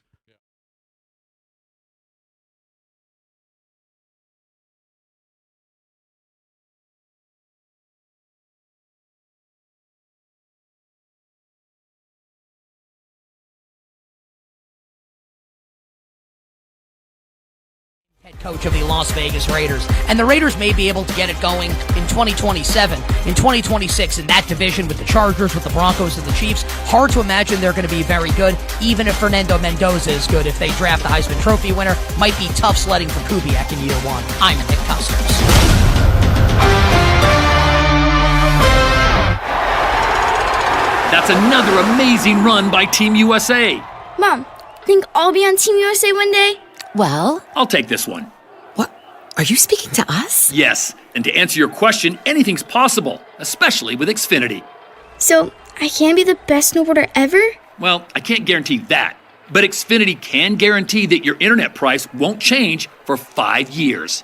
Okay. What if I practice every day? Then maybe you'll be snowboarding for Team USA at the next Olympic Winter Games. And Mom, you'll still be paying the same price for Wi-Fi. Ooh, really stuck the landing there. It's the Xfinity Gold Medal Celebration. Now through February 22nd, get our best price on gig Wi-Fi for 5 years guaranteed, just $50 a month. Plus, get Peacock Premium included for 2 years. That's a $10.99 value per month. Xfinity. Imagine that. Proud partner of Team USA. Restrictions apply. Requires paperless billing and auto pay with stored bank account. Taxes and fees extra. Actual speeds vary.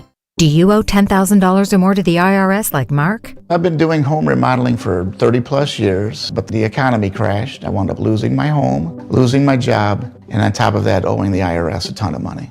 I owed the IRS $114,000. It really, truly was the worst part of my life. Then Mark found tax relief advocates. On news radio, I heard about TRA, and I thought, what's the worst that could happen? So I picked up the phone and I called them. When it was all said and done, TRA settled my $114,000 debt for $100, and I'm telling you, I was ecstatic. Could not believe it. Would recommend TRA to anyone. If you owe 10 or even hundreds of thousands of dollars to the IRS, don't lose hope. Do what Mark did and call TRA for a consultation. But TRA did. They gave me a second chance, and I'm forever grateful. Visit TRA.com or call 800-491-9914. 800-491-9914. That's 800-491-9914. My name is Whitney Allen, and I'm a widow. After my husband died, the last thing I wanted to think about was money. Ethos made it affordable to get life insurance. Signing up was fast and 100% online. I knew that I could pay our mortgage and have food in the fridge. I could focus on my kids. No one ever tells you how much you're going to depend on that policy. I am so grateful we had coverage. Get your free quote at ethos.com/life. That's ethos.com/life. Paid spokesperson. Time spent on application may vary. Online health questions required. Hey guys, it's Grant and Danny for our friends over at Window Nation. We love them. We've been working with them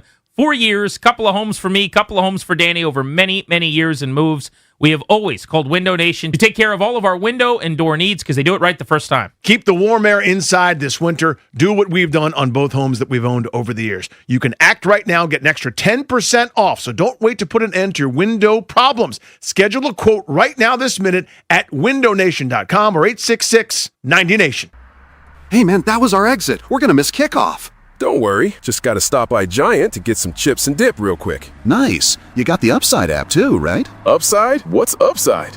Time out. You don't know this? Check this out. Upside is a free app that gets you cash back when you buy groceries. And it just added all Giant stores in DC, Maryland, Virginia, and Delaware.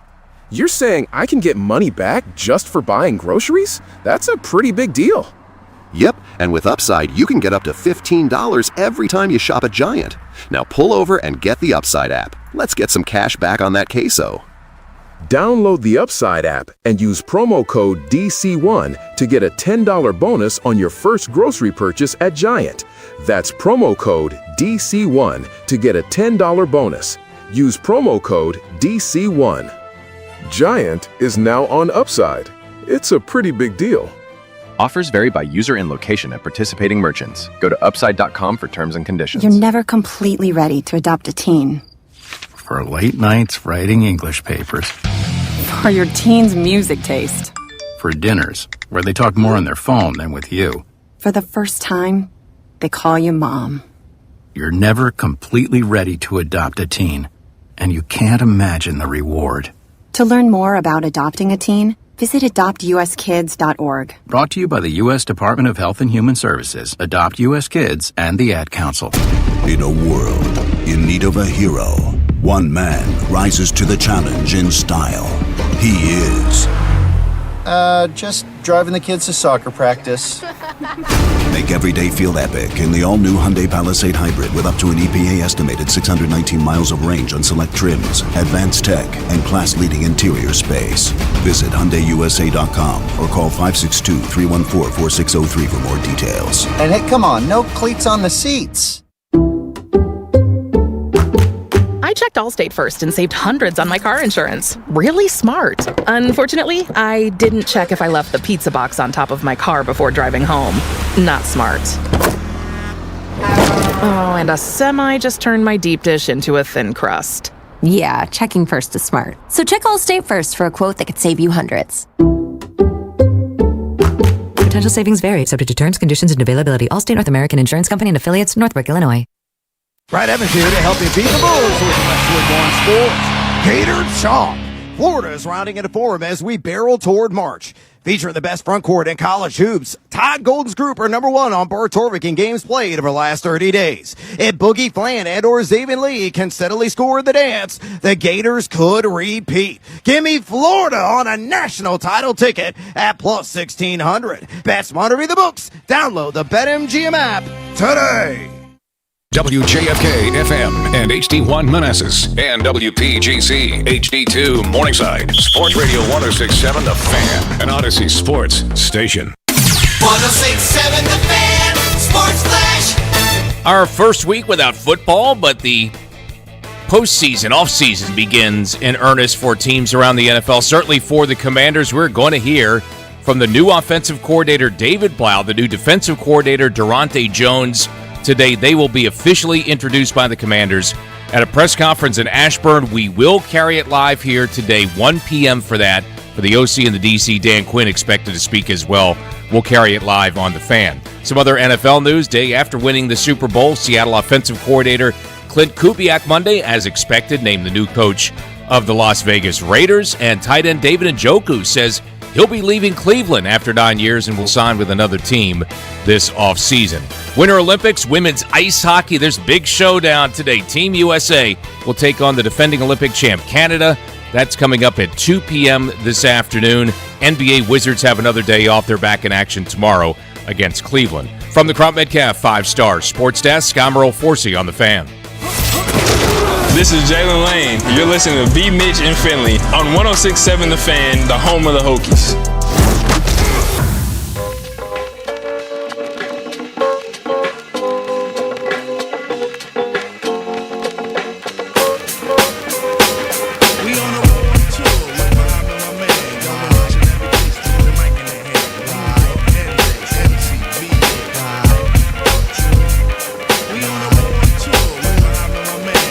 You want to speak softly because there's questions about my microphone level. What up, everybody? You're listening to B. Mitch and Finley. It's 10 a.m. in the District of Columbia, points north, south, east, and west. Good morning, Brian. What up, Jay? What's happening? We are live. BigBear.ai Performance Center, Ashburn, Virginia. It's Coordinator Day. Happy Coordinator Day. Let's get it. I was flummoxed this morning, Brian. Why? So, obviously, we all know DQ. Mm-hmm. Dan Quinn's going to talk today, probably about 1:30. Okay. Right? I know David Blau fairly well. I've known him for a couple of years now. I've interviewed him a handful of times. We've interacted a bunch. So for me, David Blau is going to speak to the media around 1 o'clock. That's Washington's new offensive coordinator, new play caller. Mm-hmm.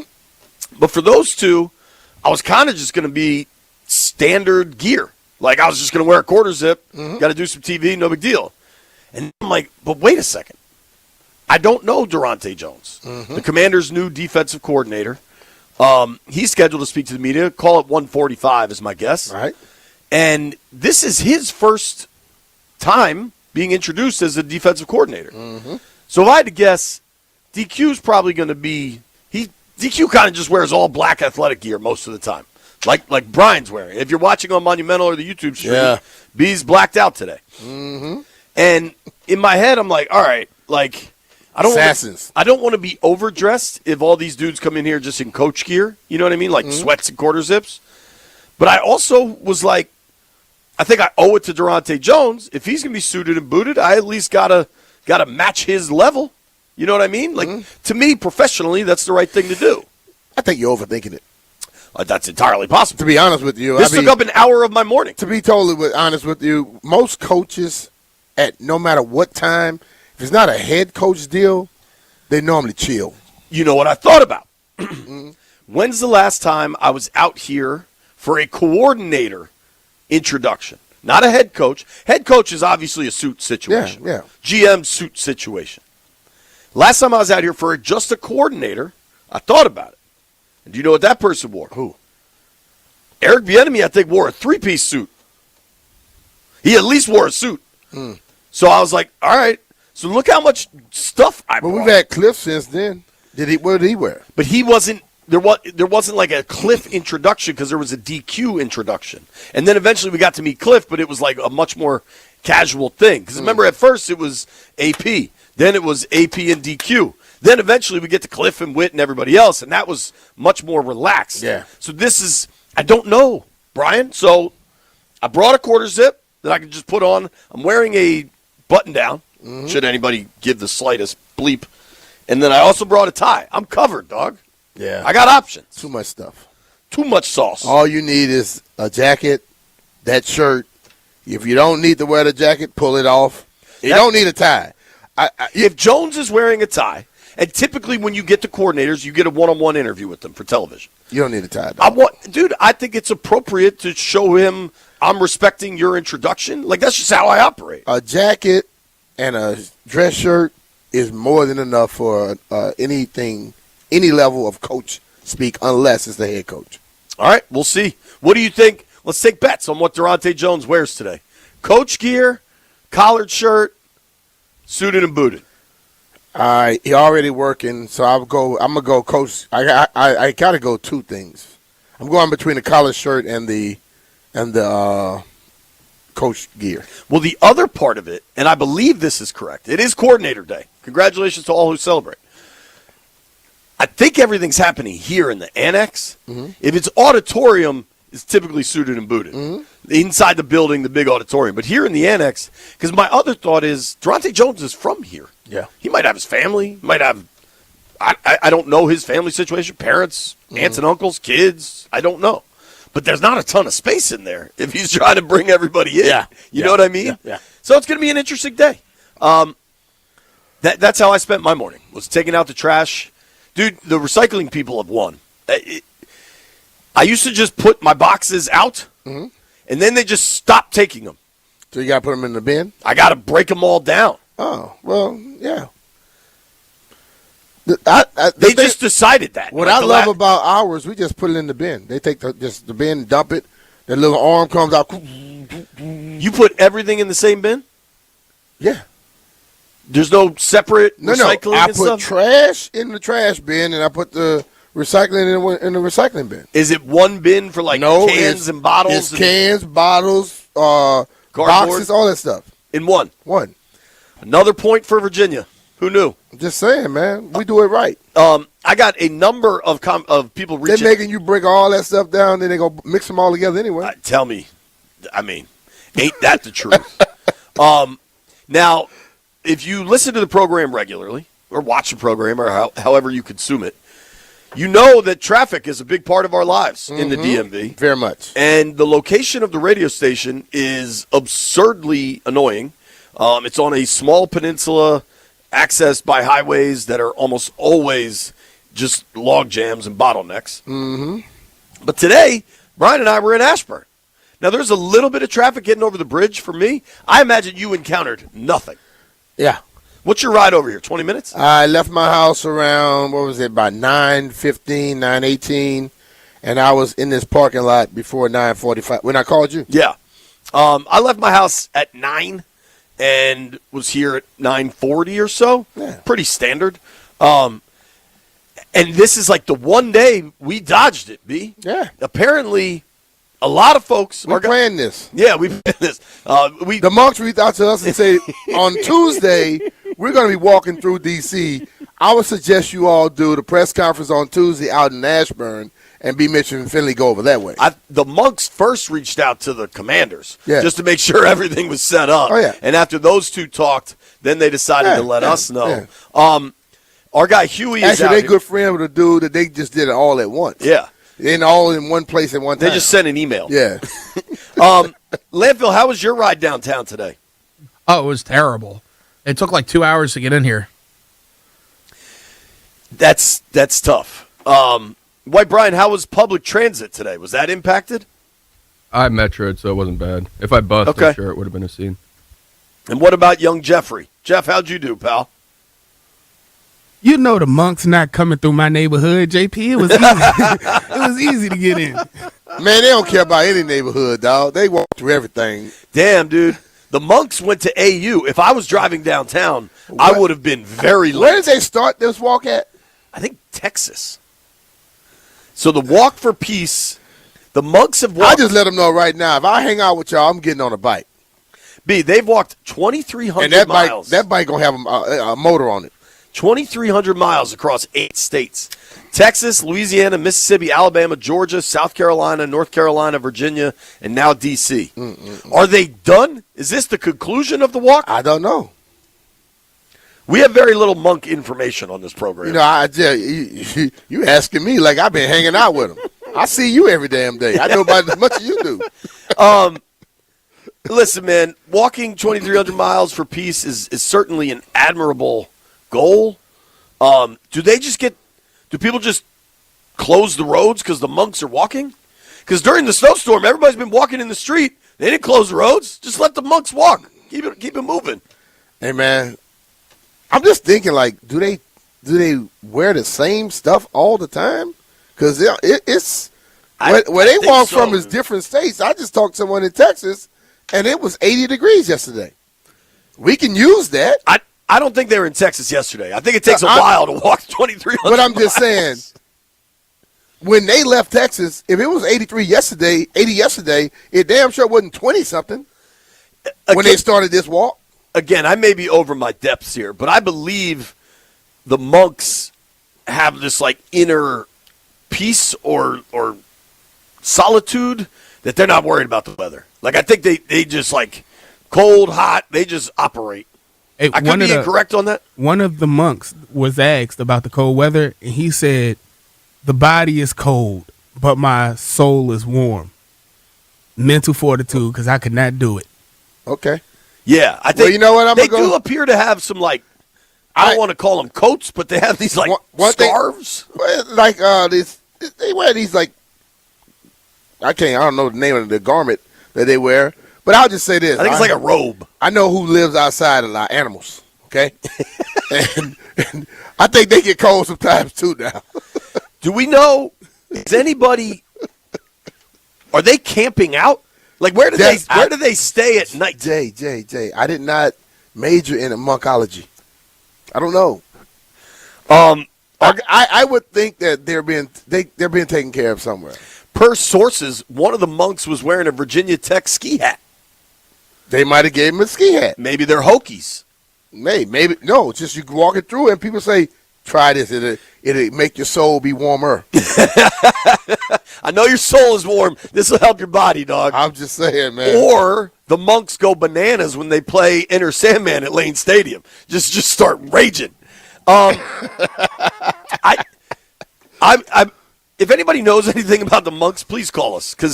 I mean, I would think that when they start this walk, listen, man, I'm sure there are people that are willing to do stuff for them along the way. Put them up, feed them, house them, all kind of stuff.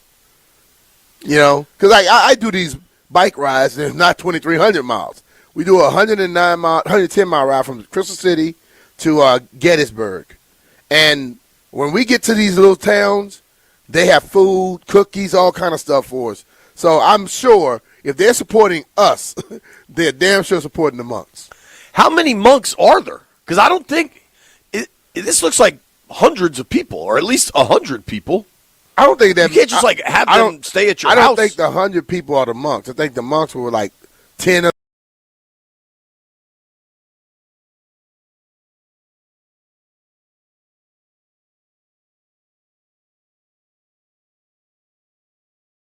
I would go coat and tie though. I think I'm trying to. I think you got to their wear. culture. You got to wear their garb. Just 24 monks are walking. 24 monks. 24 monks and we're closing roads. And I believe it two ain't got just. hurt. It's an entourage. Two got hurt. What happened? One Blisters? got hit by a car. Damn. All right, let's close the roads for the monks. Yeah, I just. You got to be a real jerk to hit a monk with your car. You got 24 people. Boy, that's some bad luck for you right there. You got 24 monks. I guarantee you it's way over 24 people. They got an entourage, dog. Dude, do you know where this is? If I was going downtown today, I would never have made it. It's rolling road closures on Massachusetts Avenue by American University, which is my exact route downtown. It's happening. So you'd have been there by now. And it's I would have told you to leave at 5:30. And it's road closures on Massachusetts Avenue headed out at 2:30, like exactly when we're leaving the radio station. Oh man, I would have bothered me. It would have bothered me significantly. I was going the other way. Shout out to the monks. I think we have something in common, me and the monks. That's right. Yeah. How's your soul feel? Warm? My soul feels real warm inside this building. You know what? Listen, man. I admire their drive and their desire to do things, and they're doing it. They're not doing this necessarily just for them. They're doing it because they feel they should be doing it for other folks. bringing some notoriety and attention to certain things. I like that. For sure. I think I'm impressed by stuff like that. Buddhist monks, I think, are probably the best of us. I think they have the best intentions. You know what I mean? Like they care about other people. Vows of all sorts of things. Yeah. I think I got people texting me now about the traffic. Our boy Sinai told me it took him about an hour to get from my house to Georgetown, which should be about 10 minutes. Yeah, yeah. Gosh, man. Hey, Sinai, don't worry about it, dog. I mean, sometimes you got to just chill. Especially with the monks. I'm going to tell you something I did yesterday. So I was driving in, and I said, I get so sick of just listening to, like, radio sometimes because if you listen to radio, TV, they bring you all the bad that's going on. Yeah. So I just put on one of these meditation classes where it's just giving you this little ding, these sounds. You might be turning into a monk. And I rolled in, and I'm going to be honest with you. I felt, and then I look at my little aura ring and my stress stuff. While I was listening to that, stress was way down. Listen to the radio, went right back up. We might want to try that sometimes, man. Just block out all the damn noise. Well, I mean, speaking of, there was a terrible situation yesterday in Montgomery County where a high school student was shot at Wooten High School. Maybe we need the monks now more than ever. Yeah. As I lose my voice. We need some good in this world, man. Yeah, man. Jeff, I'm going to give you some credit. You were talking about Michael Jackson. What do you say? Heal the world, make this a better place? Bam, that's what we need. I also think the monks probably have – it's kind of funny. So we're sitting in here in the little radio studio at BigBear.ai Performance Center in Ashburn, and I'm looking at the Art Monk bobblehead. Monk. That's a different monk. But we got monks out here, that too. That monk was very quiet, too, just like dude. them. That's a good dude. That's a good dude. Yeah. I think we could use the monks, but, like, I wonder if the monks have, like, their own content team. Like, there's 24 monks that probably have a vow against technology, but, like, there might be 30 dudes walking behind them with little cameras putting Instagram videos together.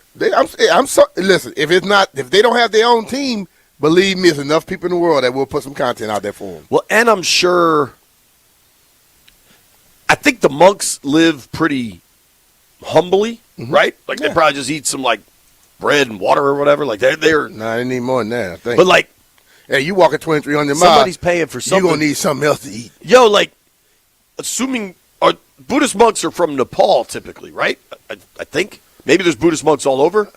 Like, somehow they got to Texas. You could be right, but I heard Eddie Murphy said in one of his comedies, so I don't know if I'm taking 100% what Eddie Murphy said. So if somebody else can say that's factual, we'll take it. Somebody involved is paying something.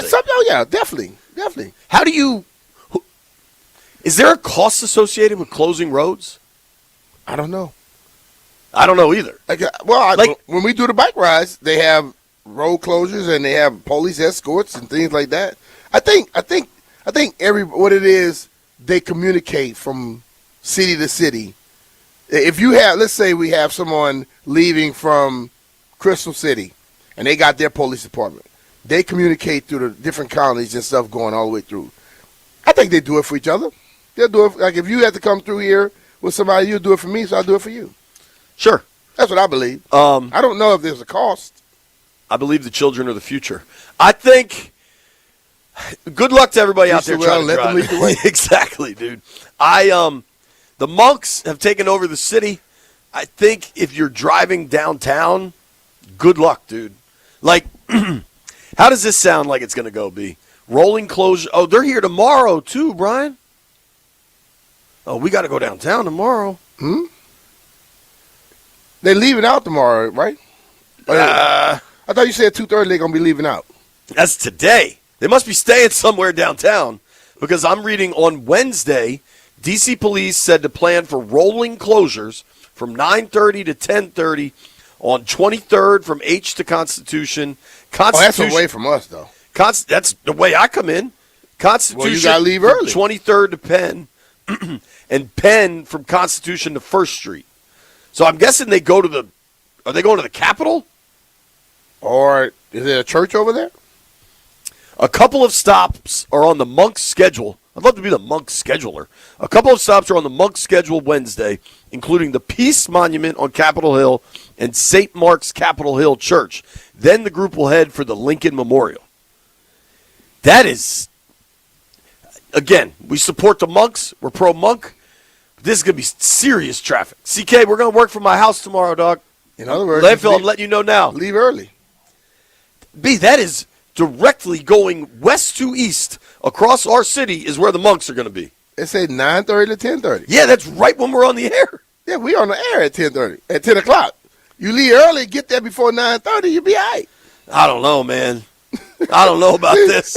It's telling you, like, we normally get there prior. Well, I normally get there prior to 9:30. No, you don't. I do. You get there at like 9:40. No, I get there before 9:30. I normally sit in my car sometimes. Suspect. Bing, doing the meditation. Yeah. B. Mitch got the same haircut as a monk. Doing the meditation, baby. Doing the meditation. It is Monk Walk for Peace Day, but it's also Coordinator Day out here in Ashburn as the Commanders are getting ready to introduce David Blau and Durante Jones. Going to be a very fun, interesting day. Now, we got plenty of football to discuss. We had a big old fight in the NBA last night. Barstool Nate's going to join us. Nikki Javala's going to join us. Just getting warmed up. If you're stuck in traffic, good luck. Thank the Monks. Nobody go anywhere.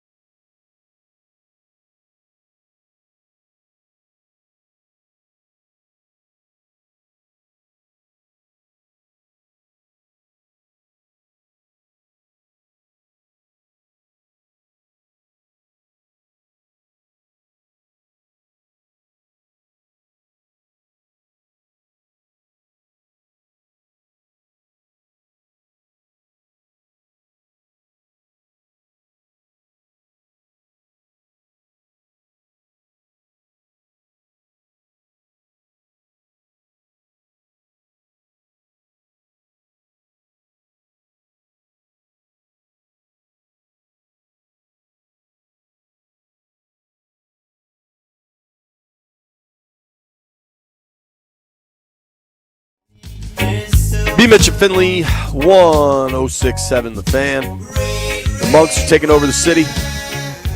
My guy Chris Kerwin texted me, if they can walk 2,000 miles, you can wake up you can leave your house a half hour early. They giving you a warning. They told you when they coming. Got a game plan, baby. All right. Landville has an interesting question here at 10:30. All right. Did the Super Bowl end the Drake May, Jaden Daniels debate? No. For reasonable people. But, not talking about like the shouty shows and but everything whether else. it's shouty shows, reasonable people or not, you're going to have fans of Drake and fans of Jaden going to always have a competition. Like the little text thread we do, the chat. Most of those guys are Commanders fans. But they had stuff going on there, and I'm like, what the hell, you know? Like, Jaden did go to the NFC Championship game in his rookie season. Drake went to the Super Bowl in his second season. I would say overall in the playoffs, Jaden produced much better. Yeah, but his somebody playoff else say, run. well, but he went to the Super Bowl, though. You know, it's going to that's human nature this day and age. People can agree, and they're going to still find a way to argue. Agreed with that. I think it was interesting. So Grant and Danny have Jay Gruden on, I think, every week. And I saw this through the 106.7 The Fan Instagram page yesterday. They had Jay on yesterday and asked him, 2 years in, if there was a redraft, how would you stack them up? Mm-hmm. And Gruden was like, listen, I know he missed a bunch of time this year, but it's still Jaden. He's like, I would take Jaden 1, Caleb 2, Drake 3, Nix 4. And I think a lot of football people feel that way. And I think if you want to say you got long-term injury questions for Jaden because of this year, you could say that. Yeah. The first year he didn't miss time. This year he missed a lot of time. I also think if they weren't terrible this year, they wouldn't have shut him down to end the season. Totally. And I just think, but those type of questions are asked because you expect a certain answer, then you get the different answer, then you try to find ways to justify what you think anyway. So it doesn't make a difference what a person answers or what a person says. It comes down to what the individual thinks inside. And they're going to try to promote that anyway. You and I have heard people discuss those topics, those two guys, throughout this whole time, and for 2 years now. And there are people, they can look at the same information you and I look at, okay? Or the people that look at this stuff on a daily basis. I don't look at those numbers all the time. I'm not trying to study all that crap. I go with my eye test. My eye test tell me what I need to see. But you'll see guys look at the exact stuff and come up with an answer. You go like, how the hell did you get that? You know where it come from? Because that's what they want to believe. Yeah, I mean, some of it is just the need for content, right? Some of it is just a straight-up content gameplay, right? It's just stir the pot, make people pay attention. You know, if you're truthful about a lot of stuff, I promise you that'll bring as much content as anything else. Because most people are just not truthful. Most people lie about everything. Then when you come truthful, you sound different. You know what I'm saying? So the whole thing of it is, I get tired of people that are just saying stuff when I automatically know you're doing it for a particular reason. Well, if it's truly what you believe, I'll follow you to the end of the world. But if you're just doing it just to get a rise, I will turn you off and give you the one-finger salute in the heartbeat. Well, it's also like we are now at a place I think most people can just be reasonable and look at this 2024 quarterback draft class and say, damn, the class is loaded. That's what I'm looking at. To try to draw any conclusions 2 years in, probably pretty silly. They all can be. Because Elway and Marino were in the same class, and Marino was the best for a long time. And then Elway finally breaks through, wins 2 Super Bowls late in his career. How do we stack all that up? I'll tell you this. There's a lot of football left in this conversation. Elway won 2 Super Bowls, but people will tell you that Marino was the best quarterback still as a true passer. Now, Elway was the better athlete, but when you come to true passer, Elway wasn't even in the same – he had a strong arm. He was a pitcher. He was a baseball player. Yeah. But when it comes to passing a football, he's not in the same category as a Marino. But you understand one was greater than one thing and one was greater than another thing. But the Super Bowl winning is not about just the quarterback. It's about the team. I just think to start any sort of declarative structure with how these quarterbacks stack up is silly because they're all in their young 20s and they've played 2 years of football, right? Statistically, if you want straight stats, because we did on All Ears maybe 2 weeks ago, we just lined all 4 of them up and kind of broke the numbers down. Nick's numbers are way better than anybody's because he started both years, has largely been healthy, and was pretty good both seasons. He didn't have the highs any of them have had, but he was pretty good both years. Jaden, I think, has had the highest performance last year. Certainly, Jaden's had the highest playoff performance last year. Drake May's regular season this year was phenomenal. He was one vote short of an MVP award. He was really a fantastic player. Now, they also didn't have to do too much. Like, if you look at the statistics and stuff, like, I don't think he had a 300-yard passing game until, like, week 15 or something. But, like, you look at Caleb Williams, his flashes of brilliance are the highest of any of them. But he has some inconsistency. Absolutely. But that's all I'm saying. Like, there's so much to try to take from it all. The thing that I discuss on a regular basis, and I hope it just eventually gets into most people, a young guy, year 1, year 2, they're not doing everything right. No matter how good they are still learning how to be a professional athlete at this level. And that position, they really have a lot of stuff on their plate. So to even sit up here and try to act like they're a finished product, that's ridiculous. I think, but the ultimate thing is, what's wrong with all of them being good? See, people have to prove what they thought first was right. Right. And I think that's a bunch of BS. The whole thing about it is, you can say, well, I think he's damn good, but that person is good as well. But people don't do that because then it takes away from them being able to have that same conversation all the time. You know, it gets to a point where I think topics have to just stop and move on.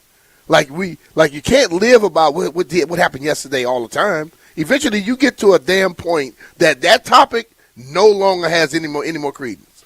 Just move past it. But most people don't have that ability to move on to something else.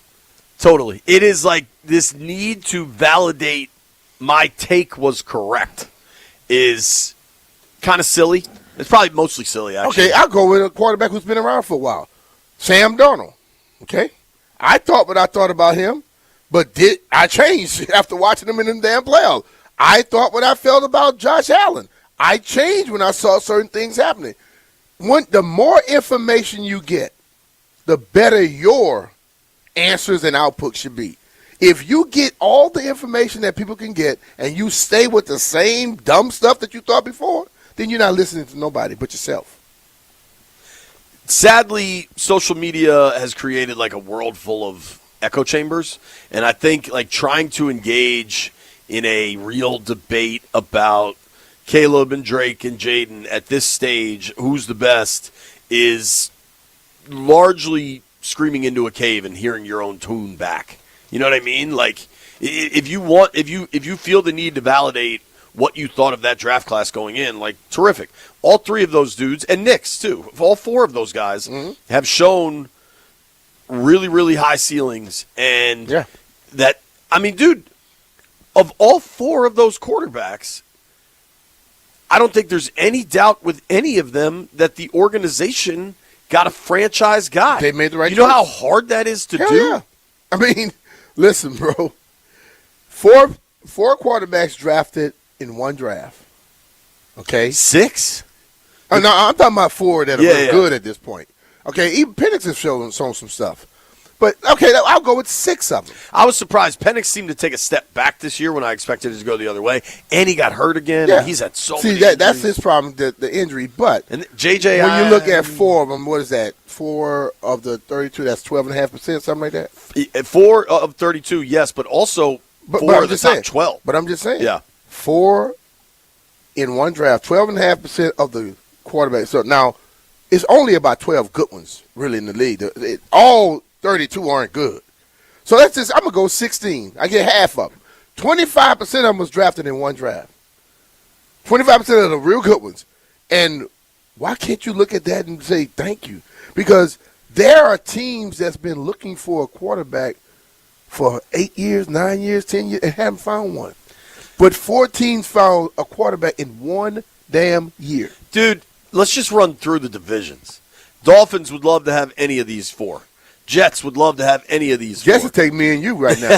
Steelers would love to have any of these four. The Browns would love to have any of these four. The Colts, maybe they think Danny Dimes is their guy. They still would take any of those four over Danny Dimes. Would Houston want one of these four over Stroud? After after this week in the playoffs, 2 weeks in the playoffs, yes, they probably would. I mean, dude, you could keep going. The Raiders would pay American currency for any of these dudes. The Giants maybe think they've got their guy in Dart. But they probably will still take one of those four over him. I bet Minnesota wouldn't mind one of these four instead of JJ. The exercise is just an example. Arizona would love to have one of these four instead of Kyler in that giant contract. Like, I don't think the Super Bowl ends the Drake May, Jaden Daniels debate for those still interested in the Drake May, Jaden Daniels debate. No. I just don't know that there needs to be significant interest in it. Like, May had a phenomenal regular season and a I'm really 100% poor with playoff you. We run. don't need to bring it up ever again. A really poor playoff run. Like, New England won during the regular season a lot of times on the back of Drake May. In the playoffs, their defense carried them. Washington, in their run, Jaden's rookie year, won because of Jaden in the regular season and in the playoffs. So I don't think we need to continue to try to hunt down this comparison. And I think there's a bunch of good quarterbacks from that draft, and we get to keep watching them as their careers continue. There you go. Barstool Nate joins us at 11. B. Mitch and Finley are presented by John Leahy and the Fine Living Group. Find out how much your home is worth in less than 30 seconds.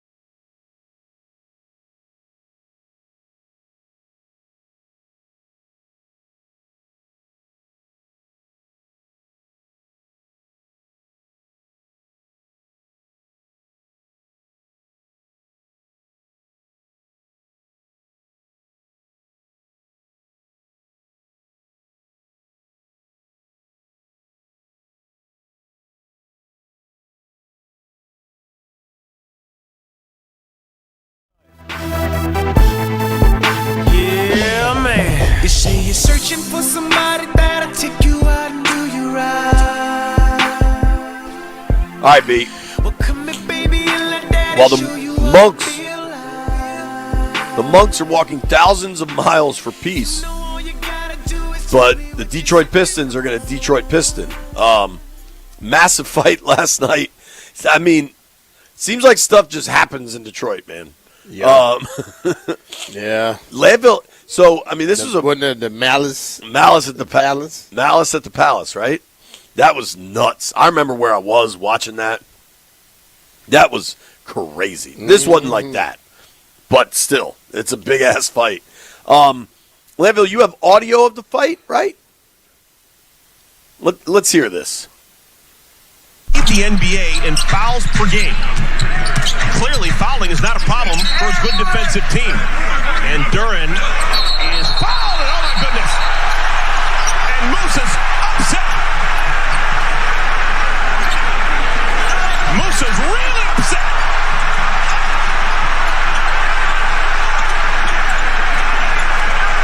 I have never You know those seen security Musa guards like this. quick to not let it get into the crowd.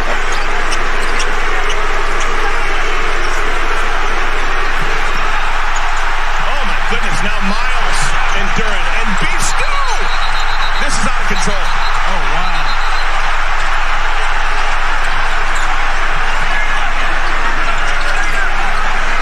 I mean, it just kept going, dude. Beef Stew is on the bench. Now, we should point out, this is in Charlotte, not Detroit. On the bench, and he came out just to draw a fight. You know, they just keep running from, like, corner to corner. Mm-hmm. The video, I don't know, dude. Do you think there's anything to?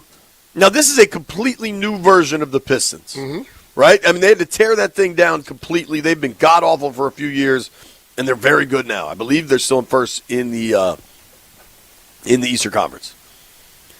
So this is not Bill Laimbeer and Dennis Rodman. This is not Ben Wallace and Ron Artest. But like, do you think there is something culturally for the Detroit Pistons to have this, like, just fighting DNA? It is just bizarre that it's Detroit again. This is that's probably the biggest NBA fight in a number of years. Yeah. But I don't know if it's like this just came just because of that mindset. You know, you look at all sports, people don't care about a hard foul. But they care about hard fouls that are ridiculous. Or if they come at the wrong time. You get what I'm saying? I think he must have said something to him. Because, like one of the commentators said, it looked like he came into the game just to start a fight. So it could be. Like, but when people foul somebody hard and it's like understandable, yes. When you do like a push in the back or some at the most inopportune time, people just don't deal with it very well. It's just bizarre that it's Detroit a number of times, don't you think? I mean, they're different things, though. This is a game. The other one, Artest was just laying on a scorer's table and somebody threw a drink on him. Yeah. You know, that's totally different. I mean, that late 80s version of, like, Bad Boys basketball. Yeah, but that was in their DNA. But late 80s basketball, everybody did that. Right. The New York Knicks did it. Everybody did that. It was just hardcore. Not like the Pistons did. But the Pistons had more guys like that. Right. A lot of people Rick had one Mahorn. or two. Yeah. They had a whole damn team. And Isaiah, a little sneaky ass, was the worst of all of them. It is. I mean, this thing almost spilled into the crowd a couple times. There's a dude courtside wearing like a flannel that had to like duck a punch. That's a big fight. I imagine there's going to be big suspensions. It's NBA All-Star Weekend this weekend, right? But when I'm looking, who fouled who first? Because if you look at the dude coming off the bench from Detroit after the dude that played, it looked like the guy from the Hornets was the hard foul guy. Yeah. So he initiated it. So if somebody initiated a hard foul on Detroit, it's not about Detroit having a tendency to fight. They're defending themselves. The Pistons dude that comes running off the bench, he went in his warm-up. Because that dude did something that, like I'm saying, when you do something that's not under the rules or the laws of sports, somebody gonna come take care of you. He came straight to him. I mean, that how long is that suspension going to be? All right, you leave off the sideline, you get suspended automatically. But for him to come off like that and not give a damn about it, that dude did something that people consider against the rules. That's I don't know. There's going to be some serious suspensions, some fines. That was a big-ass fight, dude. Is it bad that it's kind of fun to watch? No. I mean, bruh. I know they're not supposed to do it, but you go back to you and your boys playing some sports and one of them do the wrong thing, y'all get into it. Then you go have a beer. Right. Chill out. Totally. You know? Yeah. So I had an interview with Tom Wilson last week, and I asked him because he and Brad Marchand have gotten into it plenty over the years. With Tom and Marchand. And I asked him, I was like, yo, you got to share a dressing room with Marchand now on Team Canada. And he kind of laughed. He's like, yeah, we texted about it. That's the great part about hockey is you leave it on the ice and then you can have a beer together. Yeah. And I think hoops isn't that different. But damn. Yeah. That dude, have you seen? He did a beeline straight to him. I don't know who put it in. Probably Jeff. Somebody put in the group text thread. They added Stone Cold Steve Austin's music to the dude running out there. All right, you are listening to B. Mitch and Finley. It is Coordinator Day in Ashburn, Virginia. The Commanders are going to introduce Dante Jones, new defensive coordinator, and David Blau, new offensive coordinator. That's going to happen at 1 o'clock. You can hear all of that live right here on 106.7 The Fan. Coming up next, Barstool Nate joins the program. B. Mitch and Finley are presented by John Leahy and the Fine Living Group. Find out how much your home is worth in less than 30 seconds at JON Sells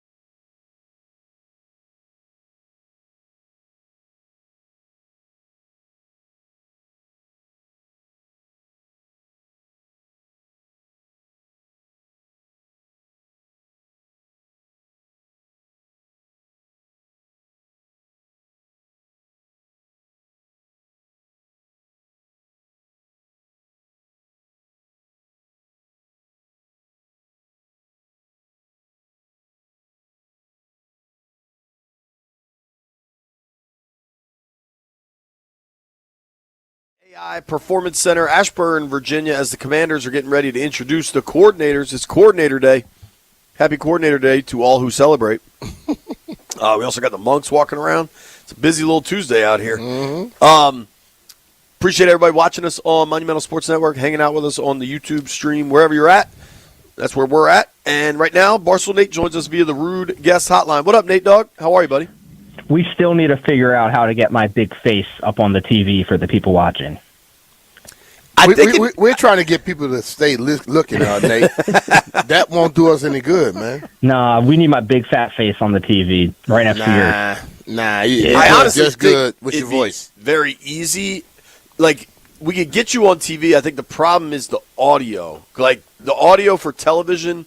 Listen, I clearly don't know the specifics on this, but there are issues with making sure the audio for radio and the audio for TV line up so your lips don't look like you're talking and like your words are coming behind you. Basically. Yeah. Hey, that's what the tech people are for. We're just the high-paid talent, but... Well, I tell you what, Nate, I sent B-Mitch my email last night of some vacation dates I have coming in. You should talk to CK about coming in and co-hosting with B. I'm sure he'd love that. So in person? Yeah. I kill Nate. 340 days a year. Put my name on the show. If I fill in every time you're on vacation, it's basically my show. So I actually want to talk about something you wrote. But first, I want to talk about what a pain in the ass you are. By the way, our monumental producer Joey said no about putting you on TV. Hey. So I texted Nate Saturday at 11:30 a.m. Tremendous blog. He replied, that could be about 40,000 different blogs. Need you to be more specific. Is that the most Nate reply ever? I try to compliment my man. He's so full of crap, man. That said, you wrote a blog over the weekend or maybe Friday afternoon. Sam Monson is a guy I know, okay? And he's been on the show before, and he does a lot of research, and he's not scared to have his own opinions, which I appreciate. He was the one voter in the MVP voting that voted for Justin Herbert instead of Stafford or May.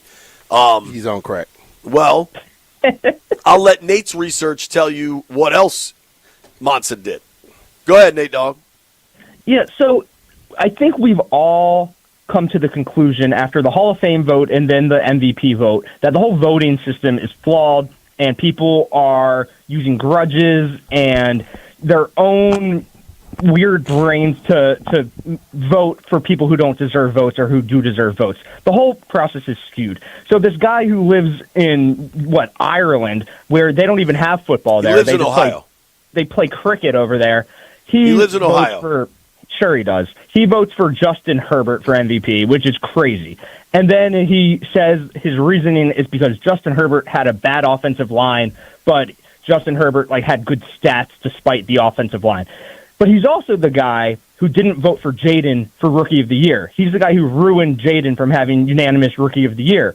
But if he used his same logic for why he voted for Herbert, not only would Jaden have been the unanimous Rookie of the Year, he probably would have voted for him for MVP because using that logic of if you have a bad team around you and you put up good numbers, Jaden had a terrible team around him and led us to the NFC Championship game. So this guy, JP's best friend, I'm sure he goes to Terps games with him. They just, I complimented the blog. You can't make up your criteria along the way and then expect people not to remember that you had different criteria for voting the year before. Sam Monson should, I'm sure he can still come over your house for Thanksgiving, JP. He should not be voting for MVP. Gosh, I tried to compliment your work and set you up to talk about it, and you still just have to be an idiot. I smash it out of the park time after time is what I do. I agree with Nate on this one, though.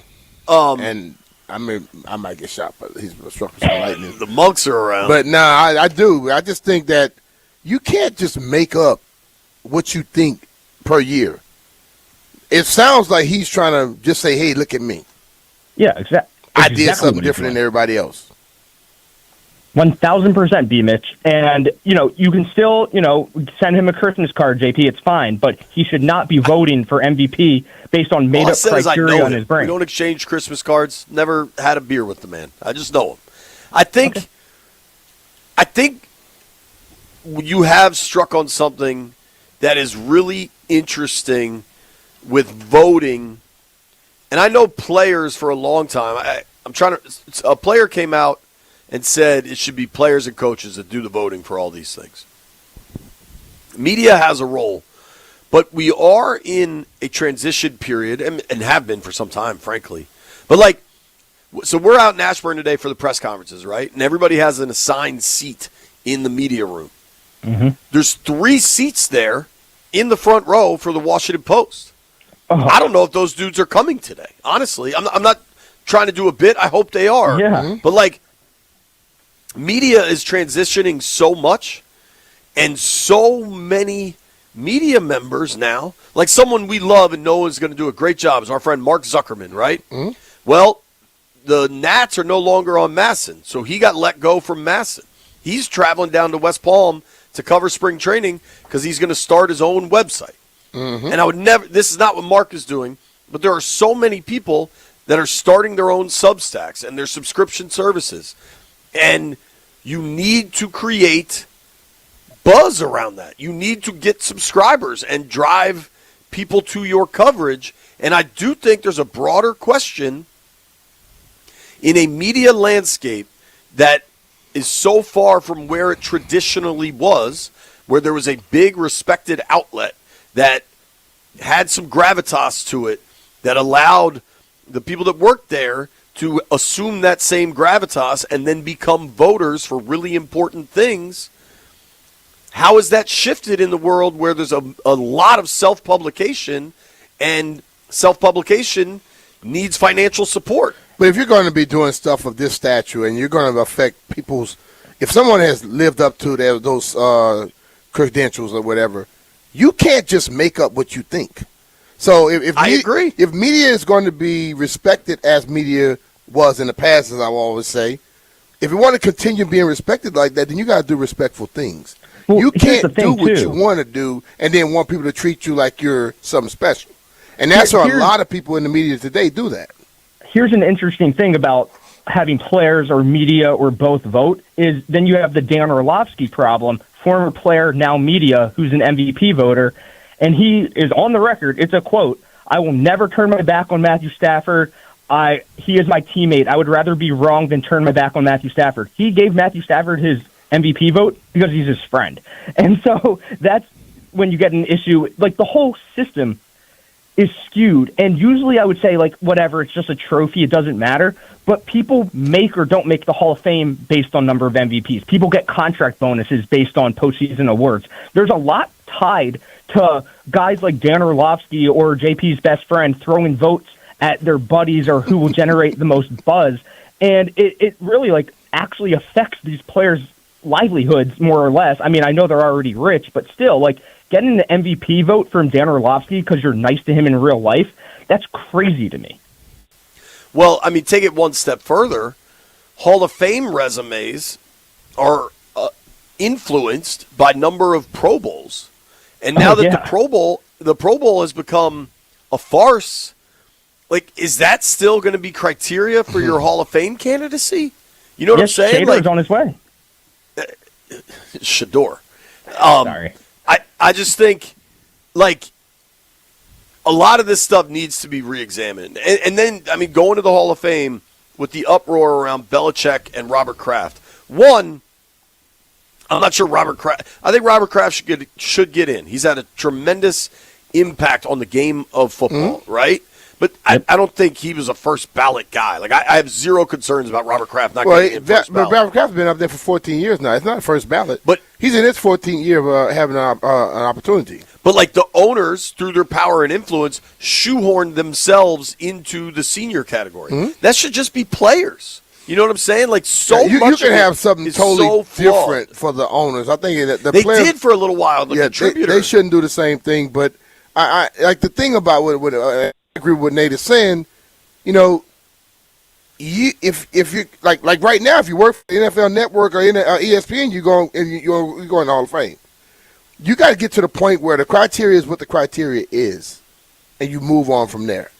You know, you can't have, and then all of a sudden you get the media guy who wants to make sure you know that they have that vote, and then they want you to do certain things. When you don't do it, they ain't voting for you. It's some BS. Yeah, man. It's really problematic, and I think Nate's blog exposed a dude with some real inconsistencies, and I think that probably to Monson's credit, he is out in front of saying who he voted for and why. A lot of these dudes kind of hide behind anonymity, but you wonder, are you out in front of this to get more people watching your podcast? Like you can't help but wonder that. Yeah, and then the Tony Dungy issue, like obviously he has a grudge against Kraft and Belichick, so he didn't vote for them for Hall of Fame.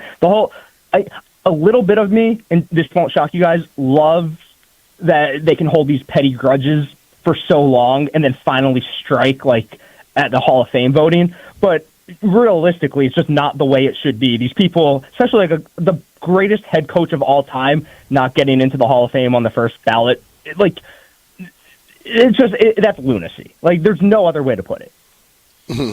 Dude, I think we're all in agreement here, and I think there are real structural flaws, and I mean, we've talked about this being like, if the Washington Post sports page can go down, where does the rest of this go? And then how does the league credential, you know what I mean? Because think about the number of podcasts that exist on YouTube. Yeah. One specific to the Commanders, but just specific to the NFL, to the NBA. I mean, there are probably, and I'm not even exaggerating here, there are probably millions of podcasts on YouTube about sports. Yeah. And I bet all of them would love media access. So how does the league, how do teams know who to say yes to, who to say no to? Because you don't want a blanket policy. You don't want a blanket policy, but I think they have to, if you're going to pay attention to, you can't just say, hey, I have a podcast. Okay? My question would be, what have you done and with who? And I'll have somebody check it out and see how real it is. And I'm going to see if you're promoting you or you're promoting the league. If you ain't promoting the league per se, you're just promoting your little takes, I don't want you around. It's an interesting time for sports media. And even a dude like Jordan Schultz, who clearly gets a lot of information. Like, that is not a traditional reporter situation where he's built these friendships and relationships maybe through access or financial means. Like, there's all sorts of unsubstantiated rumors surrounding it. But at what point does it not matter? Because he's breaking the news. He's getting that news. And so it's like, the American system of journalism has always been very different than kind of the British way, where like pay for play was always kind of tolerated and then just normalized. And you just wonder how much things are shifting here. And I think that MVP conversation, listen, I think Herbert, considering the offensive line problems the Chargers had, Herbert had a heck of a season. But there's got to be space for like understanding. He had a heck of a season. Did he have a MVP season? No. I put Christian McCaffrey. And that's all that matters.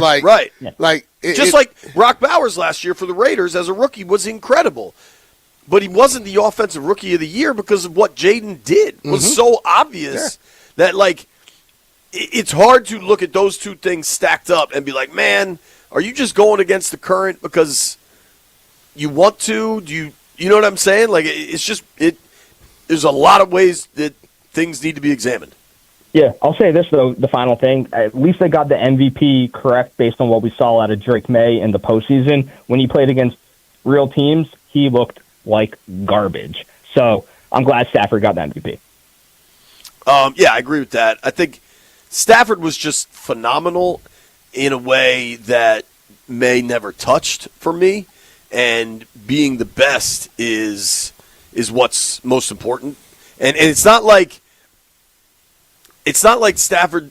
I mean, go back to some of those Detroit seasons where he was really, really good, but the team stunk. Like, he was really, really good, and the team was really good. And if you want to if you want to say like he had a lot more help than May did, because you've got Adams and Nakua and a good run game and Sean McVay calling plays, like you can make that argument. Like I can understand the argument between Stafford and May. Well, see, the thing, I just don't think Herbert's insertion when is people necessary. say, well, Stafford didn't decide who he was going to play against, well, May didn't decide who he was going to play against.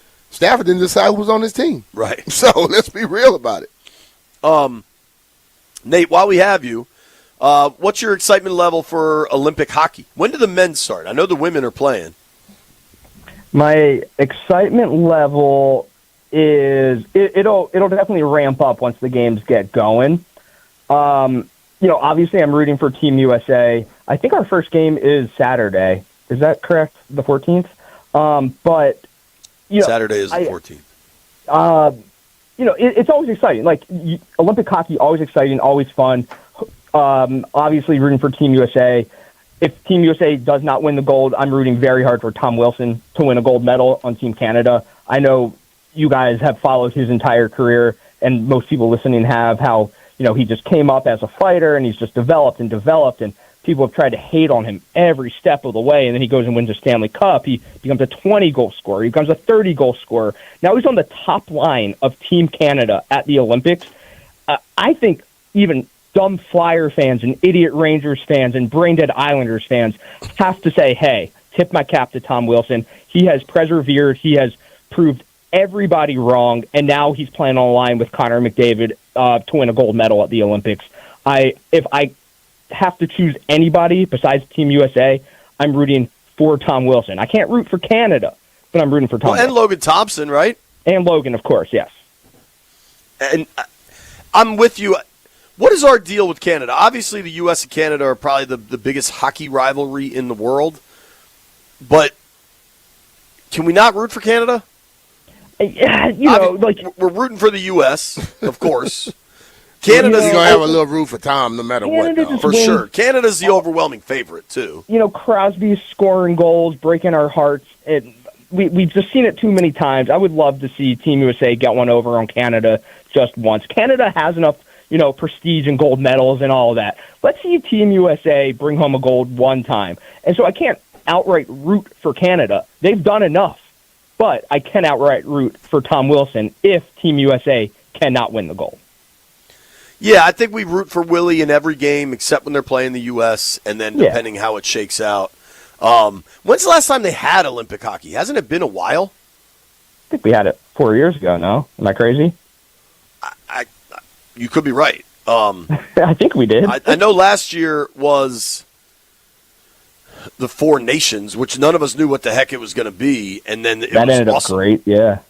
But they also allowed fighting in that. Remember that first game where it was just like 3 fights at opening puck drop? Yeah.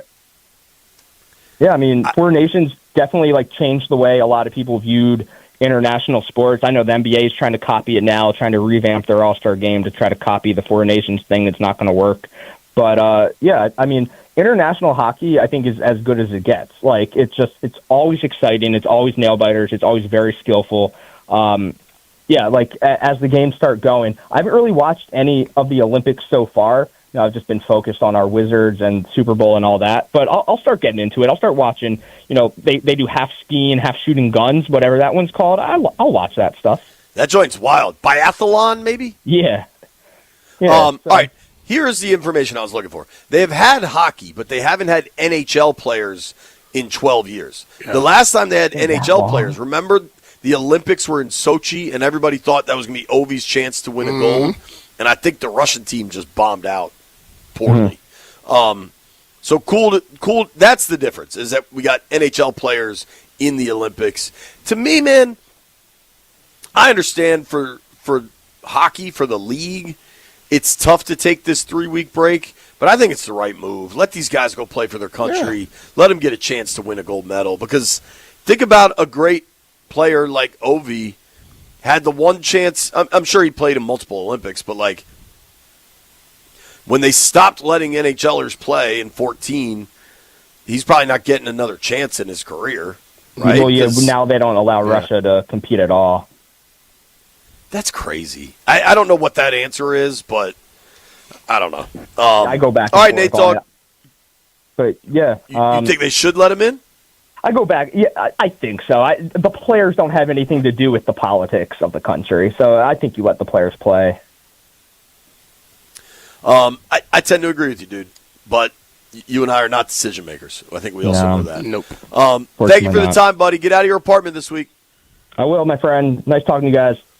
All right, bro. Later, man. That's our guy, Barstool Nate. Give him a follow at Barstool Nate. Kind enough to join us via the Rude Guest Hotline. Rude makes the most reliable heating and air conditioning products in the DMV.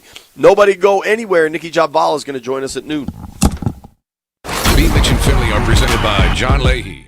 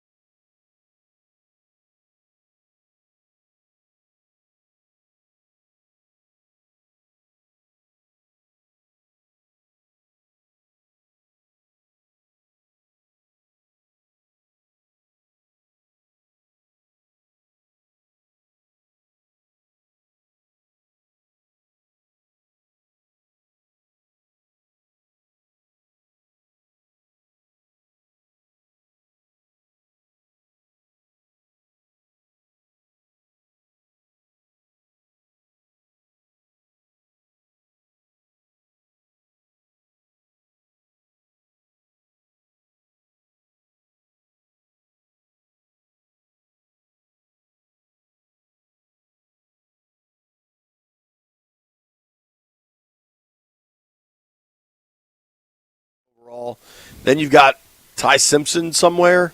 I mean, seriously, for this quarterback class, who's even the number 3? The dude from LSU that struggled? Nussbaum, whatever his name is? What was his name? Nussmeier, I think. Meyer, one of them, something. So Ty Simpson, too. I mean, look, I'm looking at, I don't know if this is Jordan Reed, who's our guy from ESPN.com draft evaluator. He has Trinidad Chambliss as his number 3 overall quarterback prospect. And then Nussmeier at 4. The question to me would be this. If he's ranked that good, why doesn't he want to leave? That's what I don't get either. Is it something about him? Because if you don't want to leave college to go try and play in the pros, I'm starting to be concerned a little bit. Apparently, he's got $10 million on the table from Oxford, from Ole Miss, to stay as quarterback for the Rebels, which is a hell of a number. Well, they just told you can't go play there. So what's next? So Ole Miss has filed a reconsideration to the NCAA over the denial of Trinidad Chambliss's eligibility waiver and appeal, per Yahoo Sports. You ready for this? Mm-hmm. Ole Miss's reconsideration is expected to focus on evidence over Chambliss's 2022 season at Ferris State, where he believes he was entitled to a medical red shirt related to a severe case of tonsillitis. Did he play? I have no idea.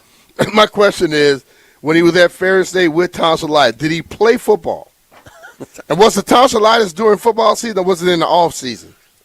You know, it's like, this is the thing about sports. People like to talk stuff about the kids.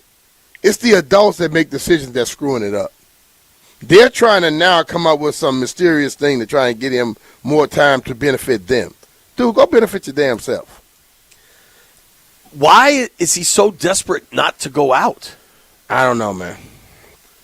This quarterback class. So Mendoza 1, obviously. Ty Simpson 2, Bama. And I don't know if you liked Simpson or not, but I thought the dude played, man. Then they go Chambliss 3. Well, I'm talking about Chambliss. I didn't think. Simpson, I don't know. Nussmeier 4. Carson Beck 5. Okay. I'm good on that. Drew Aller 6. Aller's one of these dudes that had all this hype at Penn State. No thanks. I mean, you get down. Remember Cade Klubnik was supposed to be this superstar? Mm-hmm. He's now the 8th prospect. They're saying he's a mid-5th round pick or something. I don't know. If I'm Chambliss, just go pro. I'm going pro. Go pro. Some people, though, man, they scared of that jump, dog. Yeah. I'm glad we had that conversation about the voting stuff. I don't know that they will. I always say it's a self-preservation league, right? Well, it's also a self-preservation world where you're a voter. Whether you're a voter for MVP, Hall of Fame, like the people that have that right, that ability, that notoriety of being a Hall of Fame or MVP voter, they don't want to give it up. And the people in charge of it are probably doing some significant level of gatekeeping to make sure that that doesn't change hands. Mm-hmm. There's great value in that. Yeah. And so I don't know that this stuff will change. I think the Hall of Fame stuff, I think excluding Bill Belichick is so egregious that I think some stuff that's what makes some stuff change. Right. Like that is so over the top that they might have to change some stuff with that. You know what I mean? I agree with that totally. We'll see what happens. I did want to make sure. So here's the plan. Nikki's going to join us at noon. Then we're going to open up the phones until the press conferences start and just ask the folks, what do you want to hear from David Blau and Durante Jones today? So I want to make sure we talk about this because you and I were just talking about it in the break. The state of California is full of crap. I mean, they are going after these players for the Super Bowl tax bill. No, it's a tax bill on your whole salary. They're saying Sam Darnold, because the Super Bowl was played in Santa Clara, owns $178,000 to the state of California. Yeah, but that's because of what he has a 3-year, $105 million contract. this is what California does for everybody out there who want to think about it. California basically comes in and tell you that your salary, so let's say your salary, like Sam Darnold's case, $30-something million. We are going to divide that by 17 or whatever amount of games you're going to play in a year. Forgive me. They're saying he owes $250,000. Yeah, 240-something, whatever it is. $249,000. So they divide your salary by 17 per se, 20, whatever your salary is for the year. Since he played in the Super Bowl too, you see what I'm saying? And the Super Bowl shouldn't even count until next year. See what I'm saying? Yeah, that's true. Because it's not this year. Right. But what they're looking at is what he made last year, 2025. Divided by 17. That's what they try to do. They call it a jock tax. A jock tax. Which forces pro athletes who don't live in the state to fork over percentages. I say it's illegal as hell. Because let's be real. You're going to charge people that come to your state a jock tax. While they're in your state, what are they doing? Generating income, right? For your state as well. People come to see them play. They stay in hotels. They go and they get all kind of they buy food. They pay taxes on all this stuff. They rent cars. But they're saying you work 17 days because you get 17 game checks. No. I'm at work on Monday, Wednesday, Thursday, Friday. So what I did when I was playing, my CPA divided the amount of days I was required to be at the facility. Divide that by my salary, and you get the tax off of that. They didn't fight it. Why? Because what they're doing is just highway robbery any damn way. I mean, they are straight up. They're gouging people. Yes. Because let's be real. You're charging just the athletes for playing a game in your thing. How about the coaches? How about the other people that work for the team that's working that day? Why isn't anybody else required to do it? That is straight BS, dog. Dude. And then when you used to be able to do like the what's called the you used to be able to apply for what's the I can't think of the name of it. Like workman's comp in California since they were doing this. Right. Now they screw you on that too. So think about Steph Curry is the highest paid player in the NBA. Mm-hmm. Steph plays in California, probably lives in California, so he's his tax bill is taxes. different, right? Yeah, which I'm sure is still astronomical. Yeah, I think there's articles about like the amount of millionaires and certainly billionaires leaving California because of their tax structure. Mm-hmm. But Jokic, Denver Nuggets, is the second highest paid player in the NBA. Mm-hmm. He makes $55 million a year. How many times do the Nuggets go play the Lakers, the Clippers, and the Warriors? Yeah. I mean, I imagine that is 6-10 games a year. But why is that okay? Think about what they're probably getting off of Jokic. Yeah. Why is that okay, though, for California to do it when you shouldn't be held to that? Listen, I come to your city. I help make you money. I come to your state. I help you make money. I leave. I don't benefit off of nothing else. That you're charging me for a tax and nothing I benefit off of. You know, only time I roll into California for the most part is to generate income in your damn state, and then I leave. And you say, "Oh, you made." Well, you don't get to dictate how many days I'm required to be at work. So for basketball, I'm sure it's multiple days because they play so many games. In football, guys don't just show up and play on Sunday. They're practice Monday. You see them over here every damn day, damn near. Right. So I just think that is something right there that people got to fight. Every athlete in the world get together and fight that one. That's just, or do it like I would. I didn't even think about Jokic. We forgot the Kings. There's 4 California teams. Yeah. I mean, damn. It doesn't seem fair to me. It's not. Because if you're going to charge the athlete, how about everybody else that come to your state to work? But you charge the athlete because it's easy to know that they're there. Right. How about the Everybody athlete? notices. How about the athlete that gets hurt that week? How about the lawyer that flies into town for a 3-week for a case? But how about the athlete that gets hurt and doesn't travel that week? Do you just say, oh, he didn't come this week and don't charge him, or do you still try to send him a bill? You're listening to B. Mitch and Finley. When we come back, we got some great news about a D.C. sports institution. Nobody go anywhere.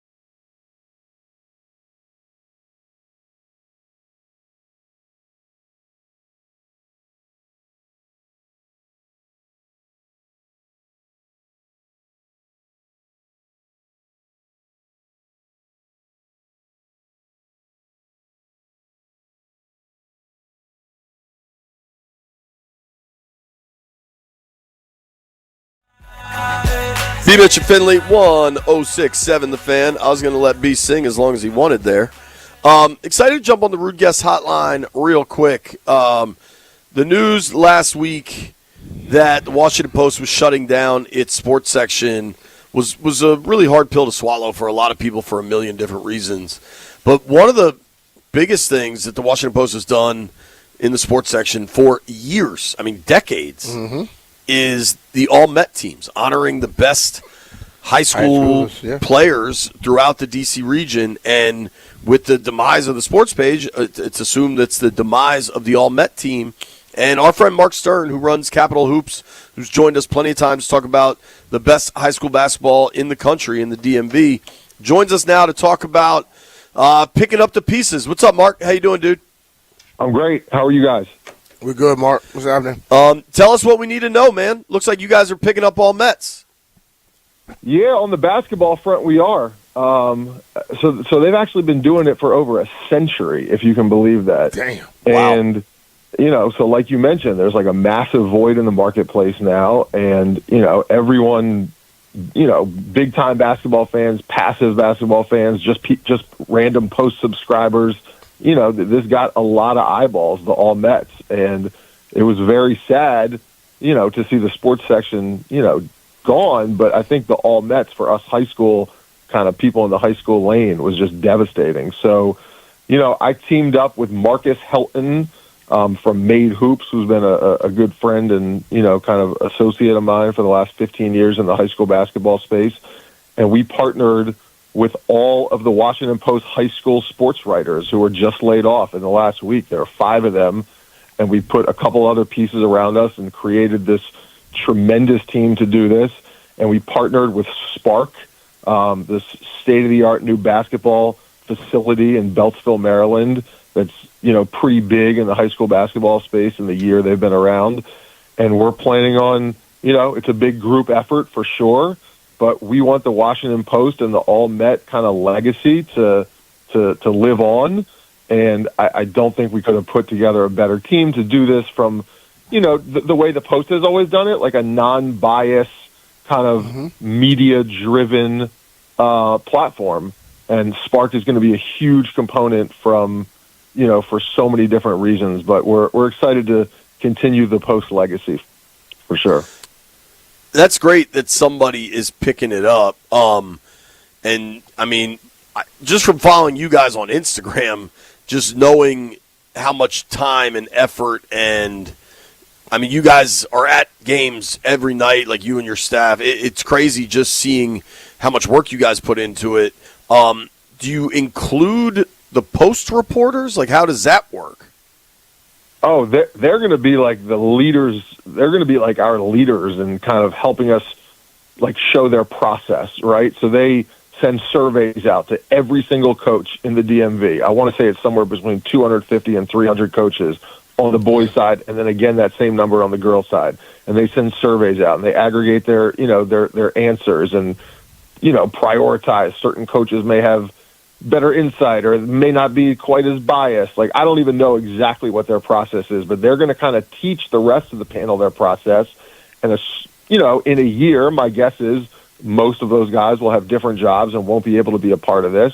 And they will have kind of passed the torch to us, and we'll see, what's entailed to continue that. But, yeah, I mean, the Post people they're going to be casting their votes and doing, the same work that they've done forever that they had been planning on doing for this year up until a week ago. I mean, this has been like a huge thing on their radar for the past 3 months is doing these all-Met teams, and it abruptly came to an end. So they're like right there in the thick of it, like ready to take over on a different platform or do whatever they can to, continue the body of work they've started. How have you heard from like some of the kids or even parents of the kids to the excitement they have to see you all carrying this on? Yes, absolutely. I think, it's kind of fresh. We just came out with this PR release like 2 hours ago, but we did write another kind of PR release like last Thursday or Friday that just said like a plan is being formulated, like stay tuned, like we got something in the works. And when we wrote that one, there was incredible feedback from former All-Met players, college coaches, high school coaches, parents. I mean, I haven't even had a chance to go through every single DM we've gotten yet, but the outpouring of support has been tremendous. And honestly, that's one of the things that drove me to do this. Like right when they said the post is defunct, the number of people that called me, texted me, DM'd me saying, you need to step in. You can't let this go, and you're kind of the right guy for this. I was like, I was humbled by that. And there's other people who are super qualified also. So putting together a big team that encompassed all the different areas and different viewpoints was it was really important. And I can't undermine Spark. They have been so incredibly helpful from they're going to host like a celebration type thing in person. And we're going to try to get former All-Met players out to this thing, sort of like the Heisman situation. And we have big plans in place on the basketball front for this, for sure. So there's still opportunity for somebody on the football front, right? Well, and all the other sports, all too. those sports as well. Baseball and lacrosse. I'm just swimming. I'm throwing it out there to make somebody listening and go jump on that. That's smart. Yeah, I can't speak for anyone else on the other sports. I mean, I want to say there was probably close to 20 sports that they did all Mets for, but basketball is kind of my singular lane. So I'm not exactly sure how things are gonna unfold otherwise. Yeah, man. I'm really glad you guys are doing this. It looks like you guys already have a website up and running. Is it allmetropolitan.com? Yep, that's correct. So, I mean, this needed to happen. I think the football and the basketball all-Met teams are legendary. Hopefully somebody can do all of it, right? Like the swimmers and the hockey players and everything else, because this is, if you grow up here, you live here for a significant period of time, you understand how big of a deal all-Met is to the area. But I'm really glad you guys are at least going to do it for basketball and in such a short period of time, right? Like it's mid-February. Yeah. When does the all-Met list come out? Like probably April? March. I mean, it's a very short turnaround time. I mean, state championships, like the last high school basketball games of the season, are like that same weekend as Selection Sunday. So I want to say it's Saturday, March 14th is like that's probably the Maryland Public School State Championship, like the last game of the year, and then I mean, we'll have done like probably the majority of the work prior to that. And then we'll wait and see what happens in the championships, if anything needs to get reshuffled. I mean, at least that's my guess. Again, we're using the post format, and they're kind of in charge of that to a T, and we just kind of learn and absorb from them. But that's kind of my guess on the timeline. There you have it. Well, congrats, man, and I'm glad somebody's picking it up. It's important for the region, important for these high school kids. I will nominate my friend Chris Wright to help you. He's a former All-Met. Maybe he can come out there. Absolutely. Great guy. Well, look, I really appreciate you guys giving me a platform to kind of talk about this. And it's important for us from like a distribution standpoint to get the word out to as many people as possible. And you guys have such a big platform. And now the football season's over, you get to have people like me on for the next couple of months. So,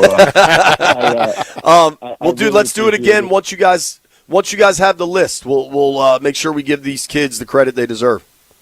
Absolutely. All right, Mark. Appreciate you, brother. All right, everybody, check out Capital Hoops. It's one of my favorite Instagrams to follow. The skill of these high school basketball players is just unbelievable. CapitalHoops.com, Capital Hoops on IG, and they're picking up all Mets. All Mets, at least for basketball, won't go away. Nikki Jobvala joins the program next.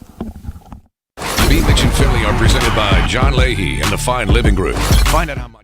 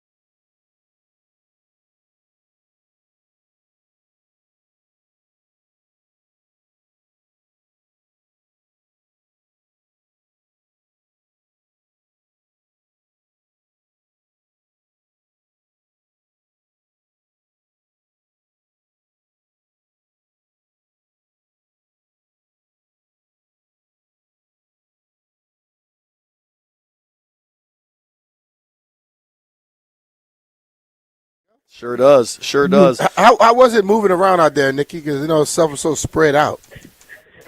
It wasn't my favorite, and because of how everything was laid out. I mean, some stuff was in San Jose, some stuff was in Santa Clara. The team availabilities were all out there, and then the rest of the stuff was in San Francisco. So it was difficult if you wanted to cover it all because it's like an hour away.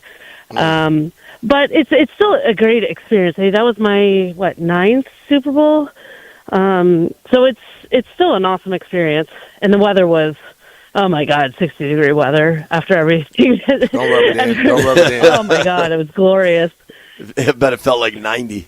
All right, great, our friend yeah. Nikki Jhabvala on the line with us via the Rude Guest Hotline. You give Nikki at NICKIJHABVALA. Read all of her work in The Athletic.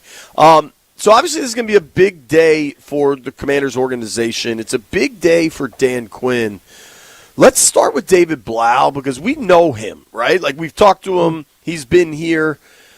For David Blau today, how much does he attempt to, or does he even care to try to establish, like, this is going to be my offense, it's not going to look the same? Like, what are we expecting from Blau?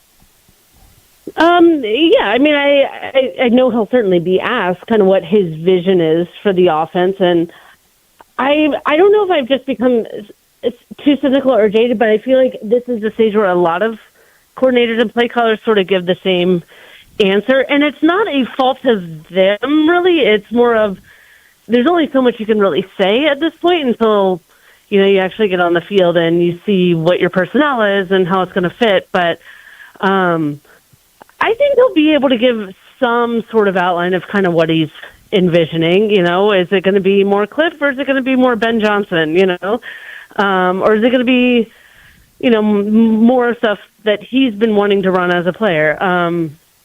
But I think it'll be interesting. He's a smart guy, obviously. The team obviously thinks really highly of him to move him into this role. And I think the fact that there was competition for him, the Lions wanted him, I think that speaks even more to what his potential is and why they decided to give him this role. Well, looking at Durante Jones, he has influence over Vance Joseph. He has Zimmer. He also has Flores. Would the same question kind of pop up for him? What style, or are you going to lean towards one or the other?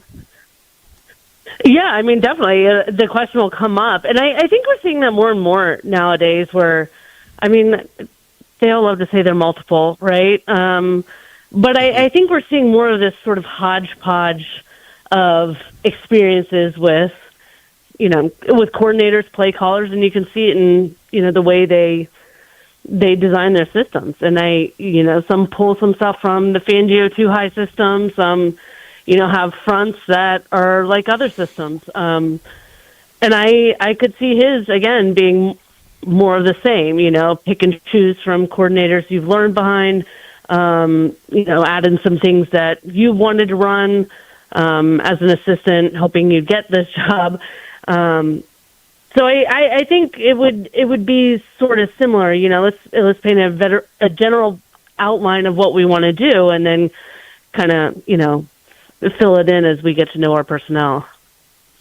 It's going to be very interesting how it all kind of shakes out. Talking with our friend Nikki Jhabvala here. Read all of her work in The Athletic. For Blau, he knows the lay of the land. We have seen some fairly significant changes already to the coaching staff on the defensive side of the ball. What else do you think defensively, if you're Durante Jones, and obviously you want this job, right? Your first chance to call your own shots. But what else do you think he's like, we got to do this and we got to do this immediately? Well, you think about the things that he's been really good at in past stops, and, they were reasons they wanted to hire him, is the secondary and producing ball and getting takeaways. I mean, that's been a weak link for Washington for quite some time now. But they obviously want to improve the front. They haven't been able to generate pressure consistently for years, really. And that's with, 4 first-round picks. That's with no first-round picks. That's with, guys overperforming or guys, exceeding expectations and guys that, are playing mainly because of injuries. They've had a full range of, iterations of their line, and it just hasn't been able to work. But they got to get in some elite talent.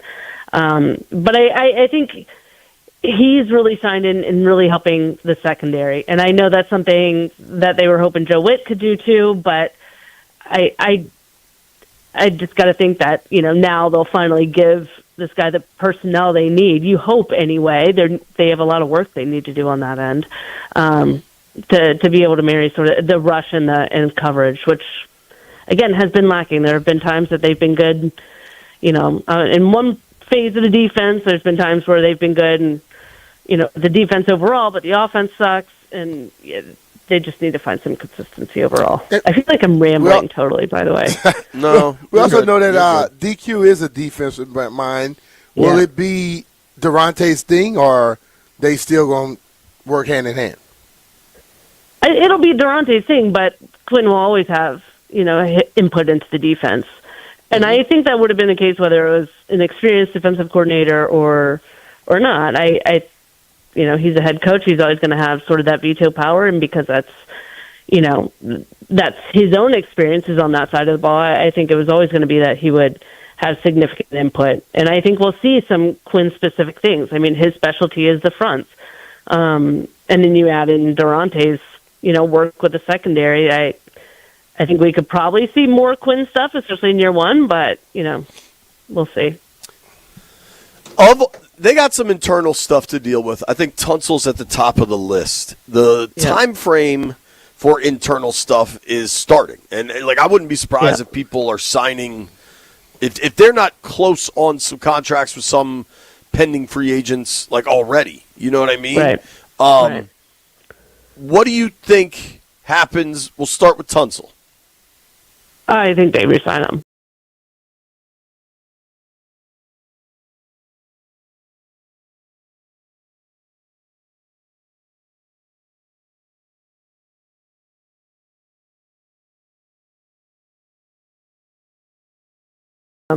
He's going to be an expensive one, but I think for a player like him at a position that he plays, that's what the market is, and it's worth it. I thought he was, for all the talk we make of, the 3 trades they made for veteran players and the moves they made over the last 2 years, he's one where I genuinely feel like it was worth every penny. It worked. Yep.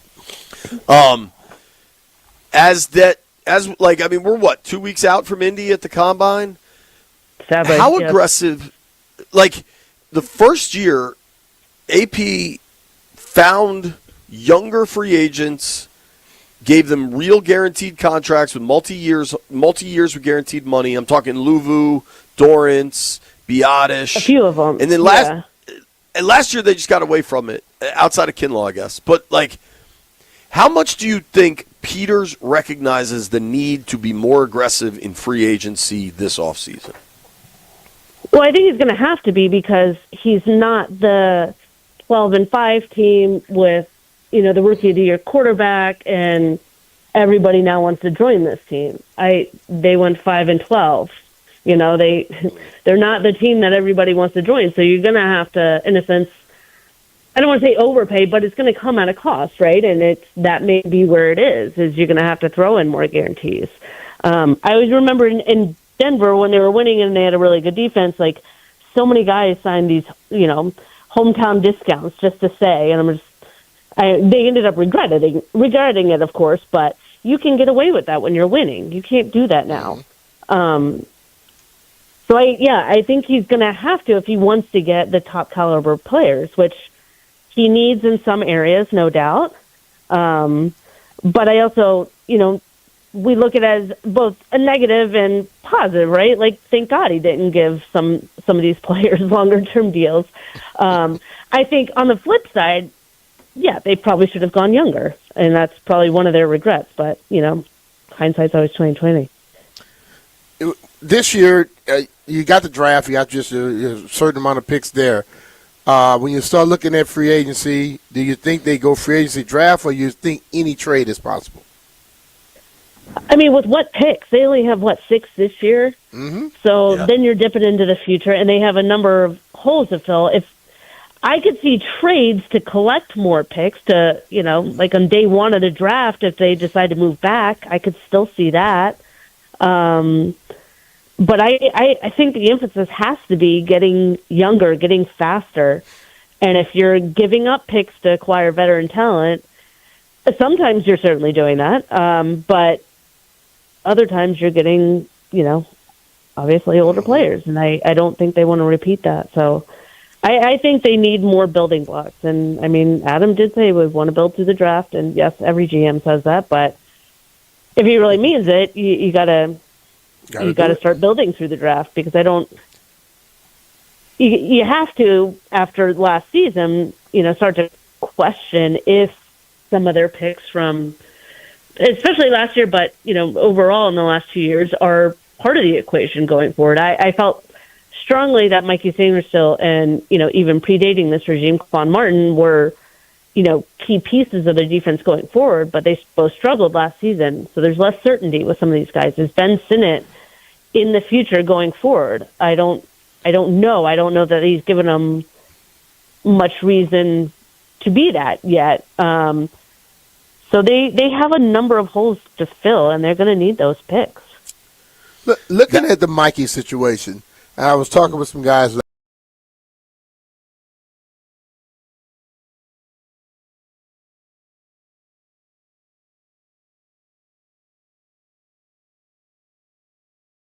make him play that nickel position? Possibly. Is he? Then there will always be the question: is he big enough to play outside? And I think he's shown he's more than capable of playing outside, no matter his size, because he doesn't hit like a smaller player. But yeah, possibly. And how do they adapt if he is truly that outside guy?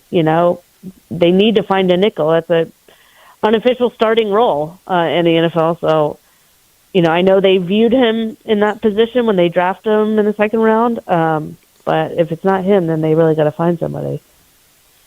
Talking with our friend Nikki Jobvala here on the Rude Guest Hotline. Rude makes the most reliable HVAC products in the DMV. Give Nikki a follow at Nikki Jobvala. Read her work in The Athletic.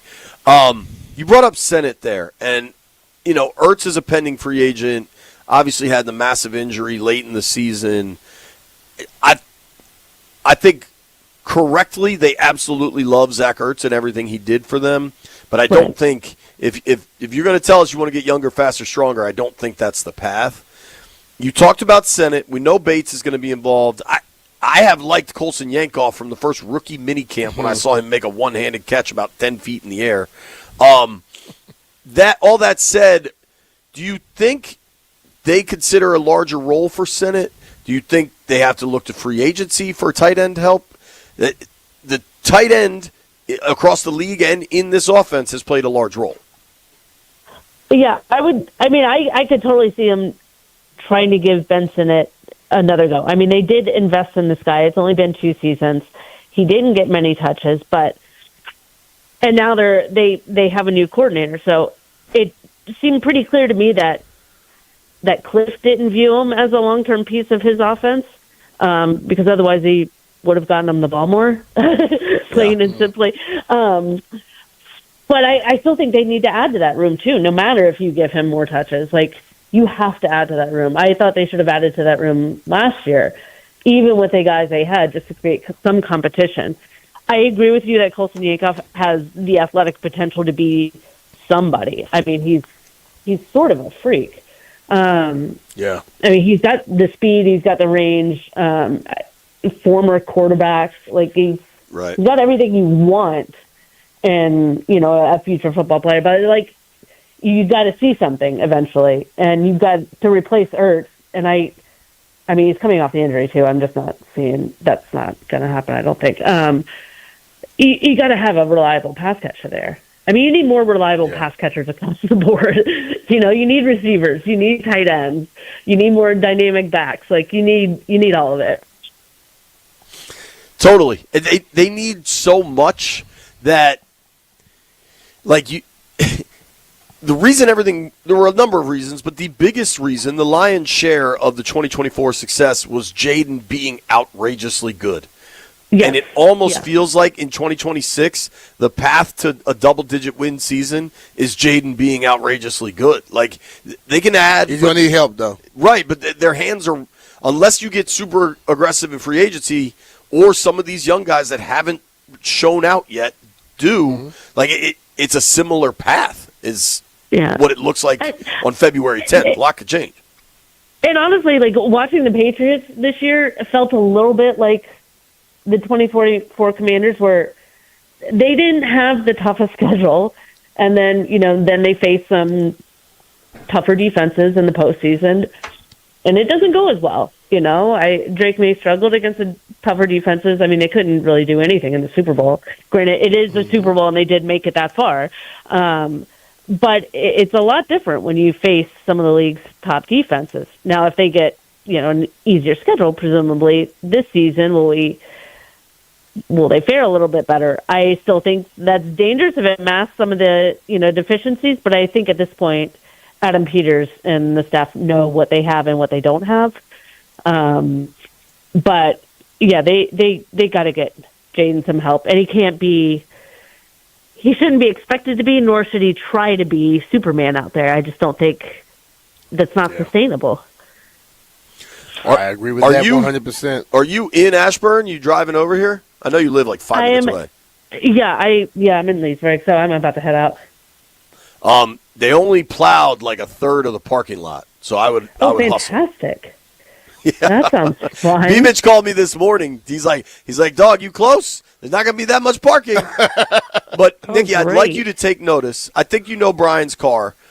Check out the incredible level of VIP parking B-Mitch got today. I got here early. That's a money spot. Amazing. No, we're all outside the gate, but you will notice. Okay. I'm going to take a picture. This would be great. Yes. Thank you for the time. We appreciate you. All right, Nikki. Take care. All right. Thanks, guys. All right. That's our friend Nikki Jhabvala from The Athletic. You can give her a follow at Nikki Jhabvala. Make sure you read all her work in The Athletic. We're going to open these phone lines up. 800-636-1067. The coordinators speak today. What do you want to hear from David Blau? What do you want to hear from Durante Jones? Let us know next. Coordinators live on The Fan at 1 o'clock.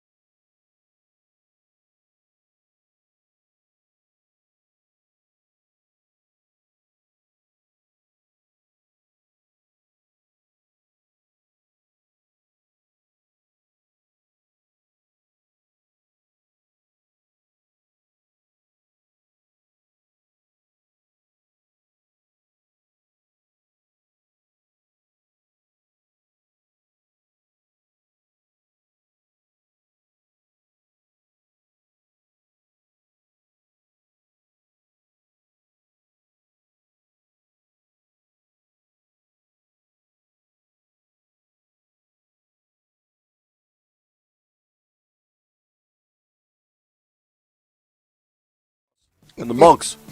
Somebody get the Monks some chicken nuggets. Change their whole perspective. The Monks probably get whatever they want, Jay. They don't want. That's the trick. If you don't want, you got everything you need. Well, but your body will tell you need something. That's true. So you need to want it. Here's what we want. To talk to you, it's Coordinator Day in Commanderland. We're out at BigBear.ai Performance Center for the introduction of the two new coordinators for the Washington Commanders, David Blau on the offensive side, Durante Jones on the defensive side. Brian, did you notice Dan Quinn only hired coordinators where the first initial of their first name starts with D? You got triple D, 3D. Okay. Dan, David, and Durante. You got one more, though. Who? Special teams coordinator. Larry. 3 D's and an L. DDD-L. Jeff, LDDD. Jeff loves triple D's. Now, I do want to open the phone lines up. The MGM National. What's up, Jeff? Said I can't argue that.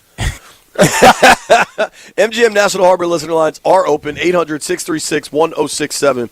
Blau and Jones talk today. This is the first time we're talking to them in this capacity. I've never spoken to Durante Jones in my life. I know David Blau. That makes two of us.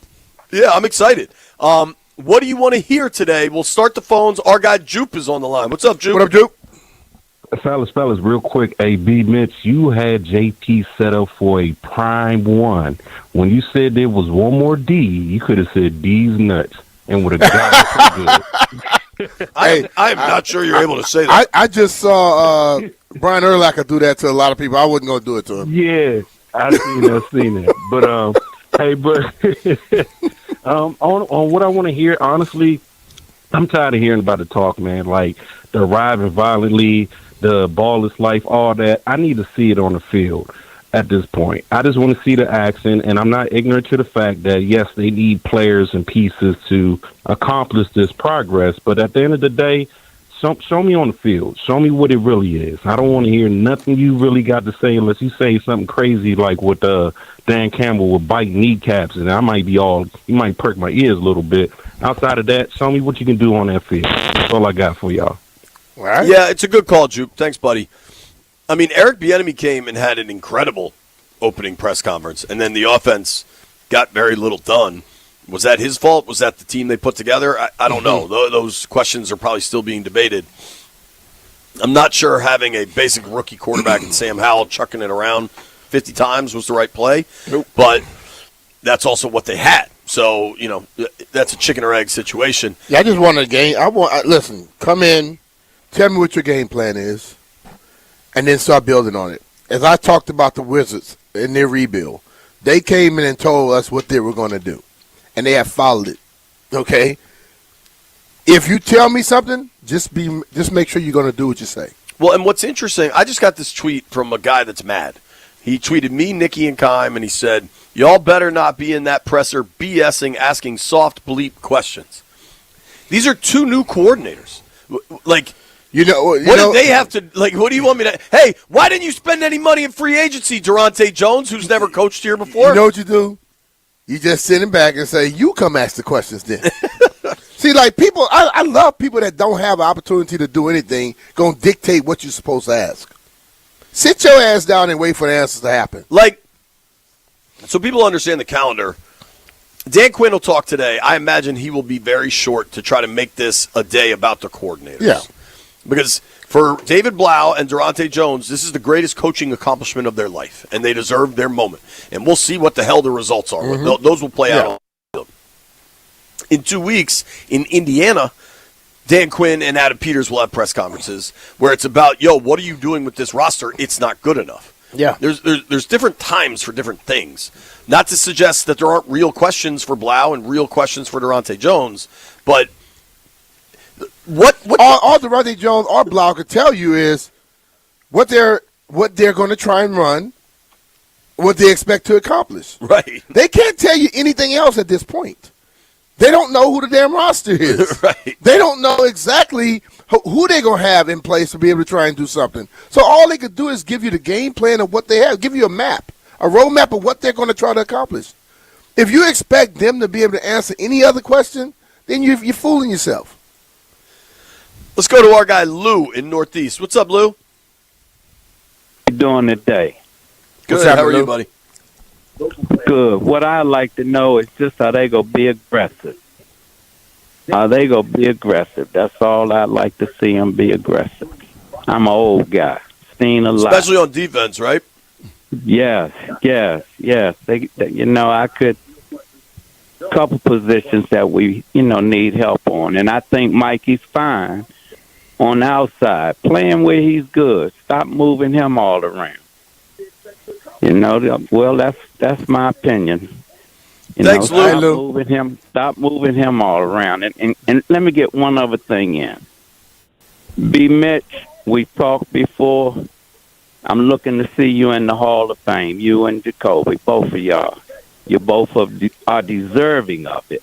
Your stats say, I believe, if it's still true, that you are what? Number 2 in the NFL in total yardage, and you not in? Mm-hmm. Y'all take care and have a blessed day. Appreciate you. Thanks, Lou. Lou got that smooth. Yeah. Lou smooth, boy. Let's go to our guy Drew Cohen's on line, too. Drew, what do you want to hear today, bud? Hey, guys, I'm not sure I'm going to hear what I want to hear today. What I'd really like to know is, and this is maybe more Adam Peters' question, is what do they think they can do in free agency to supplement the draft? But I guess if I was asking those guys, the coordinators, a softball question, it would be, what's the main, what would be a big difference from what we saw before that they're going to bring to the table? I think they should be able to answer that. I'm not sure it's going to be a useful, that's kind of a layup question. But I'm really interested in the roster first, and I guess we don't hear that. I'd like to get a sense of when you guys think the timeline for roster stuff is going to be, more substantive than it is now. I think there will be internal free agency stuff getting handled as soon as today. I very much think. I think you will hear of some of these pending free agents signing this week. Cool. And then, but as far as like the overall roster construction, we're not going to know for over a month. I mean, that first week of free agency, I think, is the 15th of March. Yeah. And the tampering period opens before that, but I don't know those questions. I think they can't answer those questions anyway. Those two guys today won't be able to answer those questions. Right. Like, my biggest questions for Blau, how different will the offense look? Yeah. You've been here for 2 years. You know what it was. What do you want your version of this offense to look like? Mm-hmm. How similar or different are they? And I think specifically because he was with Ben Johnson previously, Ben Johnson, because Ben Johnson seems to be a confident young man, he made it clear that he didn't care that Caleb Williams didn't like going under center, that he had to. Mm-hmm. And they worked through it in camp and off-season programming and whatever else. And I think it helped Caleb, right? Like, do you plan on getting Jaden under center more? Is play action more a part of your offense than we've seen? Yeah. How does the run game marry with the pass game? Like, those things I find interesting. With Jones, it's like a blank slate because it's easy to point to his most recent stint with Brian Flores. But he has two other. He's coached all over. He had Zimmer. He Mark had Williams. Joseph. Yeah. Went to college Marvin and Lewis, saw some rather. things or whatever, So I believe and I don't know exactly how, if he studied everything he did last year. Some guys come in and study what you did last year. Some guys come in and say, no, this is what we're going to do. They don't care about what happened last year. They're going to just start moving from the first day they get here, they'll start trying to implement what they know, what they want. Jeffrey, what do you want to hear today? I know you're excited for this. What is it you're hoping these guys will tell you? Oh, I'm with Juke. I got to see it. I just want to hear they happy to be here. I want to hear some enthusiasm in their voice because that's all pretty much you can get today. But I want to see it. If our defense, I don't care who we have, if we fly into the ball next year, that's showing it. If we creating turnovers and doing everything we need to do, that's showing it. I'm kind of with you. Yeah, it's I don't know. I've covered so many press conferences over the years that they are important, and you get some introduction into what the coaches are thinking. But we're not going to learn a whole heck of a lot today. You know what I mean? I think with Blau, he's a pretty reserved guy. Like, I wouldn't expect a whole lot of – like a Cliff press conference, you kind of got a couple laughs. He would probably say something that you weren't expecting, to answer something very honestly and bluntly. You won't get no trade secrets today. I don't know that Blau's going to give us a whole heck of a lot. Yeah. He can be insightful, but, like, he's a much quieter dude. You know what I would want to hear today? An uneventful press conference. Because I don't want no one to come give me – the season is not going to happen until, 7-8 months from now. When that starts, I want to see it on the field. I don't want to sit up here now and, you heard what he said. What he say doesn't mean any damn thing. What's going to happen? Coordinator Day in Ashburn. Coordinator set to speak to the media in about 20 minutes. Nobody go anywhere. B. Mitch and Finley are presented by John Leahy and the Fine Living Group. Find out how much your home is worth in less than 30 seconds at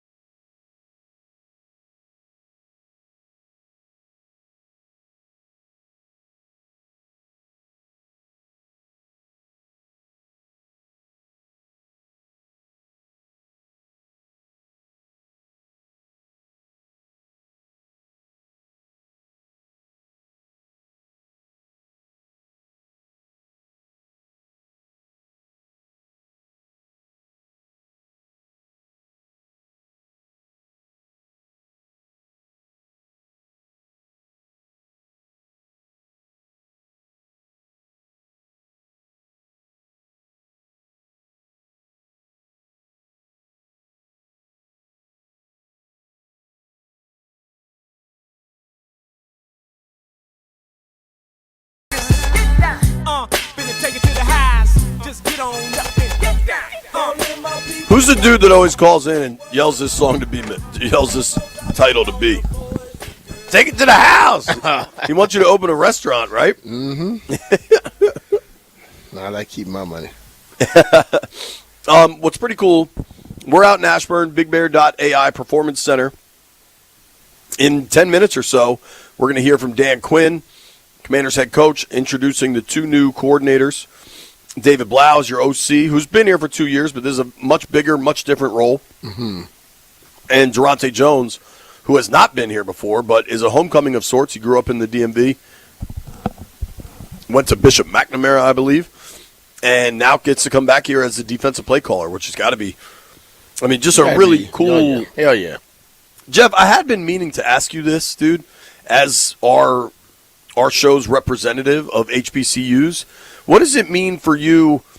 I believe, I haven't confirmed this, but I believe this is now the highest position in the NFL, coaching position in the NFL that an HBCU alum has gotten to. Does that register for you at all?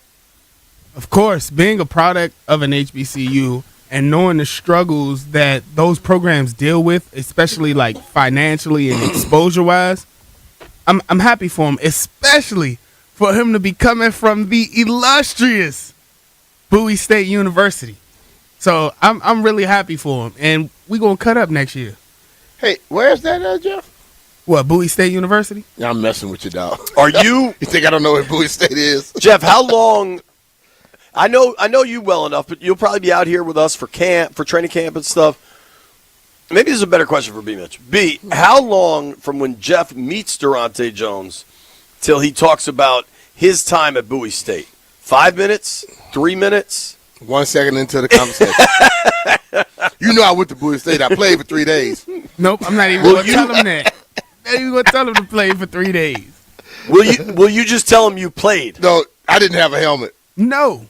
I bet if we're not standing around, Jeff will be like, yeah, man, I played there too. What year? Especially since he coached under the coach that I had played 3 days for. No, I'm not saying that. All right, but you will bring up Bowie State within the first five minutes of meeting him. Of course. JP, see, y'all don't know. Y'all got to come to homecoming with me this year.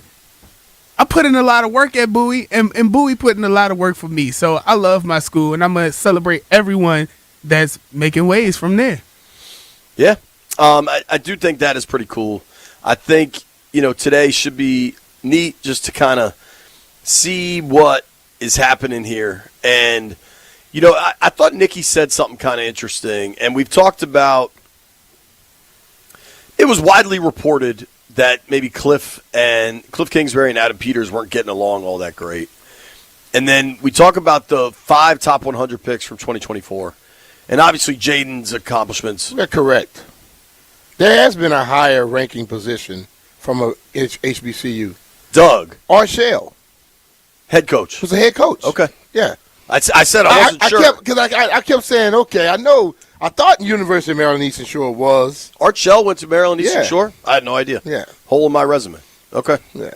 Art Shell, I remember coached the Raiders, right? Mm-hmm. That's crazy. Where's he from? He's from South Carolina. Wow. I've driven by Maryland Eastern Shore a ton. That's my boy Sugar Bear. He was a math professor over there. Oh, really? Yeah. That's cool. Never knew that in college. Didn't exactly give you math professor vibes? Nah. But he was smart, I guess, yeah. How many dudes named Sugar Bear do you think go on to being a math professor? I imagine that's a small He like, Venn bro, diagram. you the only person still call. I said, bro, I call you Sugar Bear. You introduced yourself to me as Sugar Bear in 1986. I'm going to call you Sugar Bear ever since. I'm not going to start calling you Robert Johnson. Straight up. Interesting thing that I was thinking of, though. Ben Sinnott couldn't get on the field for Cliff. He just didn't. Mm-hmm. Brandon Coleman kind of got benched. Got benched for Chris Paul in Bobby Johnson's room. Both those dudes are gone. I wonder if there's some level of refresh for Sinnott and for Coleman. I would hope it is because look, sometimes a change of scenery, change of the person can change you, but ultimately, did Ben play better than the person that was in front of him? No. No. Did Coleman play better than Chris Paul? No. If they want to get on the field, they got to get better. I mean, listen, bro. I know we have gotten to the point where if someone is drafted, they got to be on the field. The way people think in that locker room, if you can play, you play, no matter where you got picked at. I understand the draft pick was made, but if you don't play better than the person that's battling with you, you sit down. You want to play, you got to get better and be more consistent.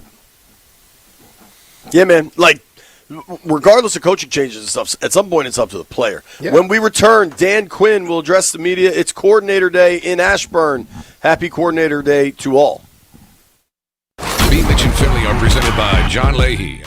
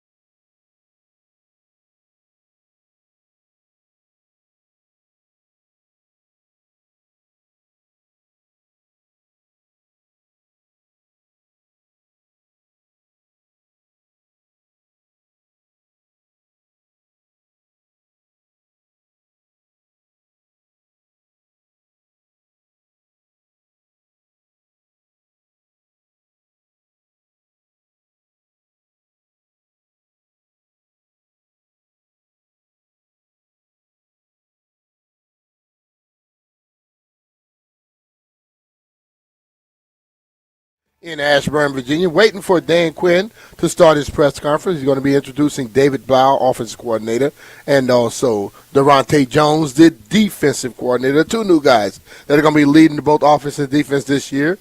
Dan is going to talk. I don't know exactly. I guess he's just going to be introducing the guys, saying what their thought process was, getting those two guys here. We all have heard the stories. Durante Jones has been around for a long time. Played under, coached under three different defense coordinators in Flores, also, Vance Joseph and Zimmer up there with I think it was the new Cincinnati Bengals. And then we had David Blau, who was on this roster, was on his coaching staff. He was a quarterback coach. And then all of a sudden, when Cliff Kingsbury was when they agreed to part ways, they moved him up to the offensive coordinator. I think for me, just like a lot of other people, we're waiting. I want to know what their game plan is. I'm not concerned about the motivational aspect. Hell, we're not playing a game for another 7-8 months. I don't need to be motivated on, February 10th. I need to see that stuff when the football season comes around and people are ready to go play. I want to know from both guys, what is your mindset? What is the roadmap? What's your game plan? How are you going to accomplish those things? Because, to be honest, at this point, Blau knows who his quarterback is. He knows some of his players, but there may be new players on this football team. Durante is going to probably have a slew of new people coming in that he has to try to get ready to go for a season. So, ultimately, for me, I just need to know a roadmap. We go into seasons every year, and I think in this area, I think what I'm going to caution everyone to do is just pump your brakes a little bit. Because every year they come out, they say stuff, the coaches say things, or you get the GM to say things, and we read what we want to read into it, and we come up with this overly exaggerated mindset instead of just listening to what they say and let things transpire. All right, let's go out to the Commanders Park at the Big Bear.ai Performance Center and listen to Dan Quinn. Kind of address a few things. I certainly didn't want to miss it. And so first, a couple of empty seats over to my right, and was absolutely bummed to hear about the Washington Post sports section. So some of the guys, Barry and Tayshawn and Tom, like true pros, and along with everyone else I met there, their presence is missed. So second, I would like to also acknowledge kind of the organization lost a legend in Sonny Jurgensen, and one of the great ambassadors for us to wear the burgundy and gold. And additionally, wanted to send condolences to cornerback Barry Wilburn's family. And we've got great alumni here and a great alumni base, men who have proudly set the standard here. And as a steward for this era of Washington football, man, can I tell you how much I appreciate that and how much goes into setting those kind of standards. And then third, one of the most tremendous people I know you've had a chance to cover is Bobby Wagner. And we're all here, we're incredibly proud of him. The amount of work that he's poured into himself and poured into others, myself being part of that, has been incredible to watch. I was so excited to hear of him being named the Walter Payton Man of the Year, but I was not the least bit surprised by it. And so for any of you that heard his speech and I got you, if I could tell you the amount of times that I've heard I got you and know that he meant it, it meant everything. So I was super proud of him. So now the purpose of meeting today is about new chapters, new opportunities, and also for two terrific coaches that I'm excited for you guys to meet. We talked to a number of impressive candidates in going through this process, both in and out of house, and with David and Durante. I felt their vision right away and the energy they have for it. I know we may talk of two first-time coordinators, but I also recognize that everybody needs their first stop, and I really feel like we're going to set them up to succeed in every way. And I also feel really strongly about the staff that is here to support them in that way and surround them. So give you a couple of those updates. On offense, Darnell Stapleton will coach the offensive line. DJ Williams we hired as quarterback coach. And Wes Welker will also be somebody that'll have a role on offense this year after being on the defensive and special team side in 25. Defensively, we hired Eric Henderson as the defensive line coach. We're reassigning Daryl Tapp to assistant D-line, and we're pumped that he's here. And then we also promoted William Gay to cornerbacks coach. So after the absolute longest open in the last 2 years, I am more than glad to kick it into you guys and let's get down. Again, why did you want to make the change on offense from Cliff? Yeah, changes are hard. You know, as you're going through, you build these relationships that are strong, John, with people and players. And so when there's time for change, those are difficult conversations, discussions. But at the end, you just keep going back. What's the best thing for the team moving forward? What's the best thing for them? And so if I put it into those spaces, what do we need to do moving forward? What things need to change? And how would we go about that? Then you look at it from that lens. And that's certainly what I had to do because it's a difficult part of it. You build bonds with coaches and with players. And so when you move on from them, it's challenging. But that's also, I recognize the seat that I'm in to put us in the very best spot that we can do those. And how much of that was it shaped by, just you want to take the offense in a different direction than maybe what matched up with what Cliff wanted to do? Yeah, and so those are conversations we have all year long about where it goes, and I've got tons of respect for both Cliff and for Joe, what they do, how they go about it. These guys worked incredibly hard, over the 2 years here. So I thought it was time for change, a new vision of how we'd want to go about it, John, and so that's what we did. At what point in the season did you know that maybe we need to try something new going forward? Yeah, this was a difficult one all the way through, season-wise, up, down. It started that way, good game, bad game, good game, bad game, long slide in the middle of it. So when you're assessing everything, you want to look first, all right, what do I need to do differently? How do I go about changing it? And so it's constant assessment to say where we're at, how we do things, but ultimately, when you're in the week-to-week of it, and you guys are here with me every week thinking about the game and how we go about winning it, at the end is when it comes, to light the most. And what gives you the confidence that David Bell is ready for this as a play caller? Yeah. I know he hasn't been coaching a long time, but he has, obviously when you're a backup quarterback at different things, you had different experiences, much like a younger coach coming up. But I can also speak from experience that, when you haven't called plays, you've been waiting for it, you've been doing it, and in the practices, you'll probably find some spaces where do we go to have more call it periods to go, but we'll be really intentional about that. Some of the benefits of me, going through this experience, as a head coach for the second time, I learned some lessons to say, all right, when there's, talented space and you can find that, certainly going through Atlanta and some of the coaches that were part of that staff, have we done things different? You might have. So, I think what you want to find out from yourself is, are you growing? Are you learning? And, this guy's absolutely ready to go attack. And so it was evident to see that. But when you're around somebody a lot, you know that too. And with Durante, everybody's their own man and they're going to bring their own stuff. But what do you anticipate he will bring from the Vikings with regards to scheme 4-3 versus 3-4, blitz zone, blitz man zone combinations? Yeah, I going through the hiring process, had a chance to visit with Brian and also with Durante, and so from a scheme standpoint, you learn a lot in these experiences, DA, because veteran coaches, this system, that system, how to go about it. Much like anything, the first thing I asked him to do when we got here, I want you to look at the players, but without talking to me first. I wanted you to have your own vision so there wasn't a bias. He can do this, he can do that, and let's find what they can do best.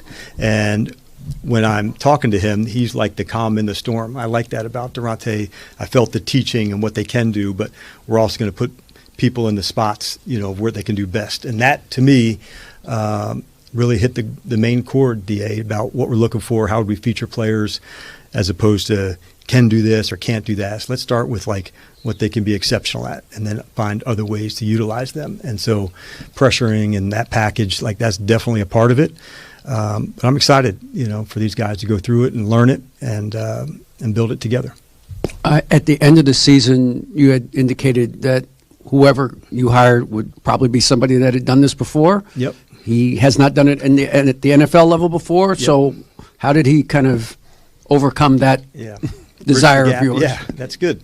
I think when you're going through the whole process, you're looking at those strengths of where it is, where would my time and attention go, knowing, all right, what's going to be different offensively, what would be different defensively. I'm glad it went through a lengthy process, to be honest with you, DA, because it forced me into some spaces to look and what could be different and what could be better. And so Durante was one of those people that you meet, you're like, all right, I get it.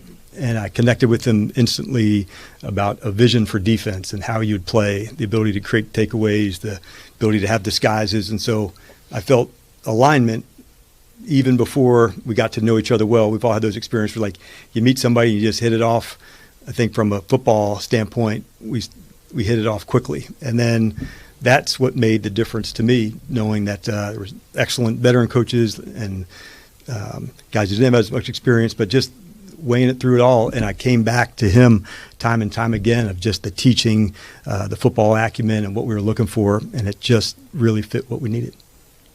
Coach, when looking at hiring David Blau, how important was it for you guys to have a sense of continuity when considering Jaden's development and those other guys on the offense? Yeah, Jaden's a big part of our thinking in all the things that we do. He wasn't a part of the staff selection, but like he drives a lot of the thinking and how we can feature him and where it goes. And so having the ability to connect with him, that's certainly a big deal for us.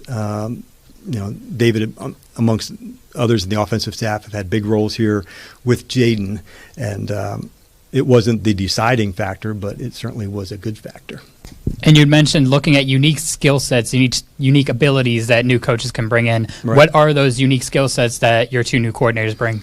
I think fresh eyes is the first thing. There's an element that goes into new scheme, new ideas that, man, it ratchets everything up quickly about how you can go and put a different lens on some things. And there's a lot of excitement that goes with that. And I'm excited for everyone, in the fall when we unveil how we want to play that play style, that it comes across clearly for everyone. But different for Durante being, outside of the organization, I wanted him to have fresh eyes on just about everything that he could. So it wasn't anybody, hey, this guy can do this guy can do that. I can remember going through that experience of going to other organizations and said, just give me a couple days, man. Let me just dig in, see what we have, and then I can best then give you a picture of where we are and what we need, moving forward. And so it's really the first step into an off season, then it gets into free agency, your own team, the others, then into the draft process. So that first step, I feel like now the momentum starts to really take hold. It's a very important process, much like selecting a player. When you're selecting a coach, they have such a big role as play callers with an organization. And I think you can see this year alone just the amount of changes, offense coordinators, defense coordinators, and we're a part of that. But it also goes to show you, that importance and what can be done in those spaces. Dan, with the DJ hire, obviously a cool story right off the bat with father and son here in the building. But what did you like about DJ and what he did in Atlanta? Did Doug have any influence over the? Yeah, I'll tell you some good stories on these. I've known DJ for a while, dating back to times in Atlanta. He was in New Orleans, so I had a chance to initially get to know him then. And he's always been somebody that I've kind of kept my eye on about what he's doing and where he's at. And so had a chance to also visit with Raheem about, where he was and his growth there. And it just came across so strongly, to everybody that I spoke with about him, about what he's doing and where he's headed and the influence that he has. I didn't involve Doug at all. And quite honestly, I was first nervous to even bring it up to say, what if he doesn't get it and how would that go? And I'm so glad I didn't listen to that response, because I remember getting off the Zoom the first time. I said, holy shit, man, he was excellent. And so we interviewed, some more people, and I went down to Doug's office. Hey, man, we hired a quarterback coach, and I think you know him. And so it was a very cool moment about that. But he and I didn't discuss him going. I'm certain he was a good recruiter on the other side of it, but it was a cool thing. But it was almost I wanted the separation, not the connection. I knew that part would take care of itself. Hey, good afternoon, Coach. Good afternoon. Just want to clarify something with your external candidates. Did you solicit or did any of them offer their kind of view on your roster during the interview process? Some did. More solicit. Hey, what do you know? What do you think? Where are you? My experience has been when you're with another club, and even if you're at the end of the year and playing, you know so much about the team you're with, or if you've played against us, you know the other side of the ball. In other words, an offense coordinator may know more about our defense or vice versa. So that part didn't come into like big discussions about it. It was more about how would we feature the players, what are we looking for, knowing that that part can change, as you're going through it. But it wasn't like a driving factor, but oftentimes a person who's a position coach becoming a coordinator or even a head coach for that matter, like for the last however long they were dialed in on their own team. And so you don't spend a lot of time outside, but you may put some tape on as you're going through the process and discuss some players, same thing with their side. And then as you get here, then that changes, from free agency, who's here. But I really like for the player to have, for the new coach to have their own fresh eyes on something. And that way we can have a better discussion without any bias from, he can do this, he can do that. I'd much prefer it to go the other way. Hey, man, tell me your thoughts after watching it, not what you may have remembered of playing against them a previous time. And obviously, all along the way, we're going to judge success or failure of the staff moves that have been made. And sure, hopefully next February, we're having a conversation with you on the success or failure of the staff as well. But for you, where's the 50-meter target for these new coordinators? What's the next benchmark that you're looking for them to hit successfully? Yeah, first thing, their vision, amongst to the staff now that part's here. And so the vision comes from me through the coordinators to the assistant coaches. And how do we make that come to light? The first thing that is up for us is to assist, Adam and his staff from a personnel side of grading our own players, grading the free agents that are there. Then we go through the next step of doing that along with, the draft process. But really it's laying down the foundation right now. The coaches are working hard just on the systems.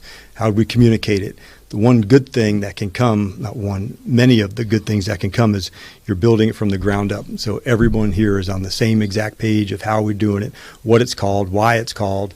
And you make those kind of tweaks now, and everybody, who's in that room knows why we called this, here's the reason why. And so that doesn't happen very often, and we're going to take great advantage of that. Hey, Dan, good to see you. Good to see you. I know you just said Jaden didn't have any impact on the staff changes, but I'm curious if you had any sort of conversation with Jaden about moving on from Cliff and then eventually promoting David, and what that conversation was like and why maybe Jaden feels comfortable that David was promoted. Yeah. When I said he wasn't involved, I should clarify, I also wanted to make sure I was also filling him in so he didn't hear externally, what and why. And we've got a good relationship in that way. So I wanted him to hear from me before he heard from anyone else, what we were doing and why we were doing it. And then the same thing on the hiring process of who and why. And so those are important things that I did want to have those conversations with him. He puts a lot into it, as you guys all know from being around him. And so I love getting his feedback. I love engaging with him. But as far as the vision of it, that had to come from me. All right, that's Dan Quinn talking to the media about the new coordinators. We're going to take a quick break here. When we get back, we're going to go to more press conferences with both of the new coordinators, offense and defense. B. Mitch and Finley are presented by John Lee.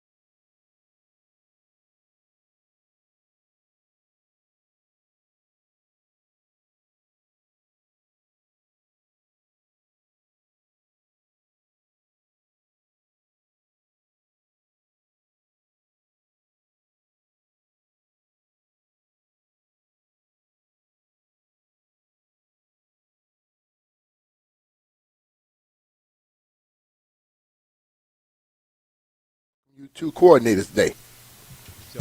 Like in a bias, if you do that too often, so like I go through a rubric of these are the questions, these are where you go and how you can go through it, and then then you can put that together. So it was really impressive, when I got together with him on that. You got time for 3 more? Hey, Coach. So I think at one point in the season, toward the end of the season, you mentioned this being one of the toughest years, or last year being one of the toughest years of your coaching career.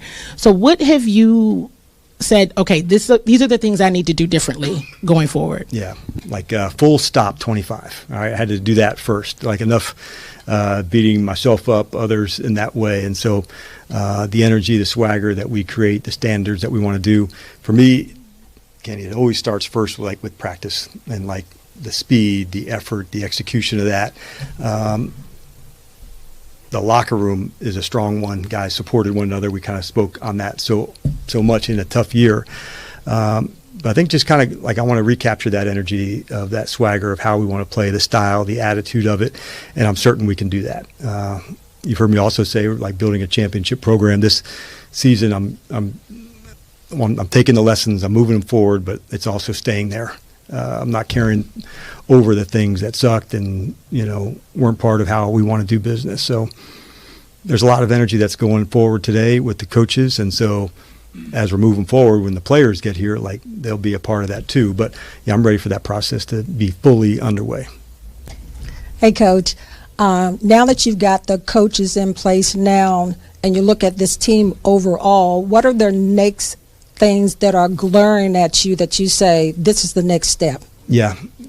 This just kind of completing the first one right now, Donna, of bringing everybody together, their connection of how it's going to go, merging the vision of what we have to what we also want to add to the roster. And so Adam and I have obviously lots of discussions about the team and where we're going, but free agency is the first one. And so we'll have some meetings coming up shortly.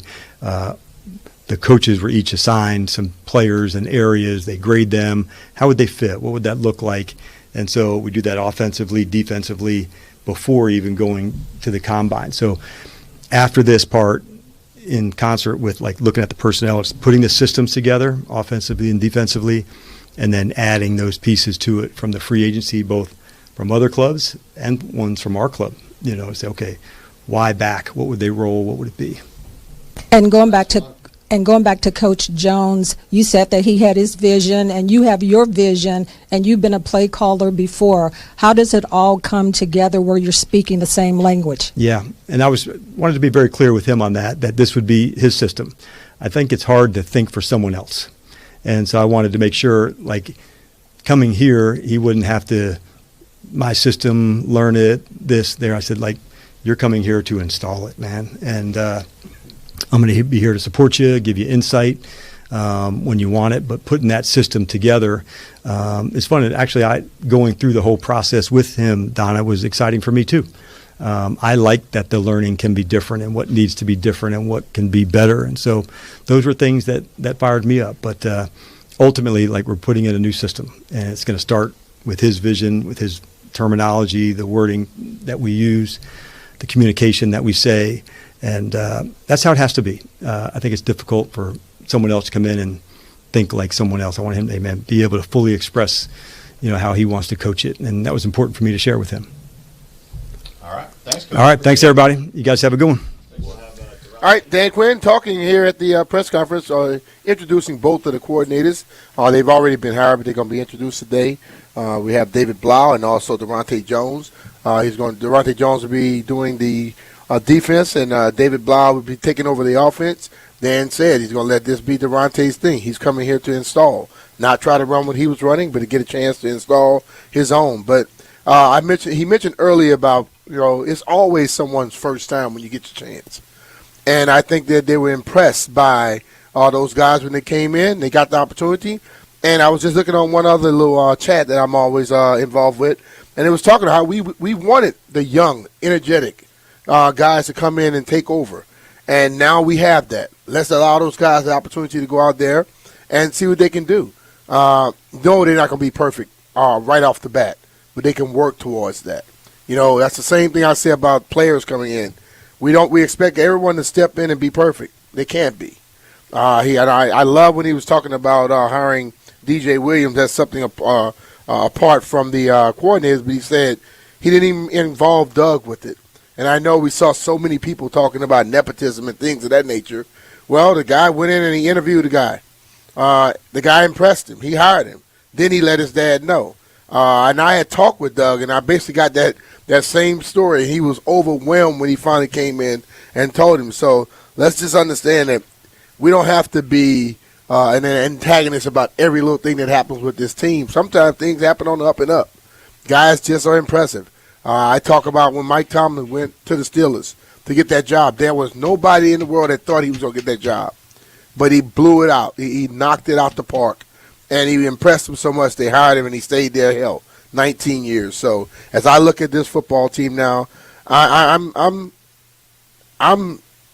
excited about it, but right now I'm excited to throw you to Daronte Jones, the new defensive coordinator of the Washington Commanders. Going along the way as you advance in your career to put yourself in this kind of a spot? Just being around some of the talented coaches, great minds that I've been a part of growing up, from Marvin Lewis to Vance Joseph, Mike Zimmer, Lou Anaromo, and even as recently as Kevin O'Connell and Brian Flores. They've prepared me, and being around them, learned lessons, how to lead, how to structure their side of the ball, how to implement certain learning techniques, and finding out about the culture amongst the guys have helped guide me to where I am today. You mentioned the names that you've coached with. How did they shape your defensive philosophy, and what is it that you want to bring here? Versatility, adaptability, using our players' strengths to the best of their ability, maximizing what they do, being a feature of that, and then minimizing the things that they don't do well. And each coach has provided a certain way of highlighting whoever that athlete may be and whatever that strength may be that allow them to get to their highest level. And so my ability and learning from those guys in terms of how to tap into each individual player, and each individual player is different. But it all starts with the relationships. And the biggest thing that I've gotten is in this profession is how to attack and relate to players and connect with those guys. And that starts with the relationships aspect of it. And what does that mean? That starts with trust. Hi, Nikki Jeffala with The Athletic. As you've worked with different coordinators, different players, are there things you've kind of picked up along the way where you're like, if I ever get my shot at calling a defense, this is what I want to do. I want to do this differently. I want to keep this. Have there been any small things that you're like, if I get my chance, I want to implement this? Sure. You naturally want to be multiple because I've been around so many different schemes. I think that's an advantage of mine. There aren't too many schemes that I have not been a part of. There's, everyone comes from some type of tree. And so because of that, I've been able to answer your question, be able to implement various things from each scheme that I like and I want to pull from. So whether it's the Zimmer scheme, hey, I like this on third down, I like the mug looks there, or if it's Flores and the versatility and how we can use one person in multiple ways based off of their strengths, that's what you want to pull from. And how much did your year at LSU kind of shape you in particular? It was great lessons at LSU. Having the ability to lead a staff. I think the defensive staff at that time was 16 on defense alone. And so that's a large staff that you have to organize and be structured in a way that you're very efficient in how you meet and how you prepare day to day and how you get the players prepared. And so with that, also with 16 different personalities, and you're dealing with grown men, and everyone's different, and everyone has different backgrounds, different experiences that they can bring, you wanted to make it a collaborative effort, right, and include everyone. And you want guys that can contribute, guys that have high character, guys that are also teachers and they can communicate in their own light. And so being at LSU, learning how to deal with different personalities, not only from the player perspective, because that's been, you get used to that at various levels, but in terms of at that level at the SEC and going into SEC competition and what that means was very instrumental for me. Yes. Hey, Coach. David Aldridge with The Athletic. Welcome back. Thank you. Appreciate you. You have all kinds of, you mentioned different experiences. I just wonder if you have a sense of 3-4 or 4-3, just at the jump, just off the outset for this group? Multiple. I think 3-4, 4-3, they're just numbers, still 7-man spacing. So I always say it's not how they line up, it's how they wind up. And so you can create that number system in numerous ways. With regard specifically to Frankie Louvu, they used him in different ways each of the first 2 seasons. I wonder what you think his best utilization of his talent and skill set would be? Love Frankie Louvu, watch him on tape. He's a guy that before I even got here that we would watch and put on the tape in our meeting room. I love his athleticism. He's best going downhill, getting them matched up on running backs. That's always a key. You're going to hear that a lot in terms of matchability and putting guys in advantageous positions. He's best when he can go downhill, use his athleticism to win on edges, use his speed, so time, distance, and space to encounter those matchups. And you want to put him in that situation where he's matched up on a running back. And I think running backs are one of the guys on offense that gets the least amount of reps and protections. Hey, Coach. Liam Griffin with the Washington Times. Coach Quinn had talked about how things change over the last 5 to 10 years. A defense that was effective 10 years ago maybe not be as effective now. What have you seen change in defensive trends across the league since you got to the NFL about 10 years ago? The coverages. It's almost like things come back full circle. So at that time, years ago, people were leaving the spot drop schematics and they were going more match coverages. So match 3 quarters and things of that nature. And now you're starting to see a trend coming back full circle to where schemes are starting to become more vision-based, and especially on early down. So you see that trend starting to happen. You see guys going more shell coverage, where at one point it was really middle field closed, just in terms of structurally. And so there's always things that you can pull from 10 years ago that is still prevalent to today in terms of the physicality and the fundamentals and the techniques. That will never change no matter what year that is. So you want to emphasize that and lean on that.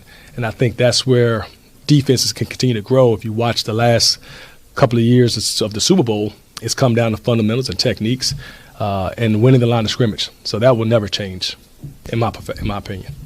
And why was Washington the right fit? What was it about this coaching staff or this building or this locker room, these players, that appealed to you?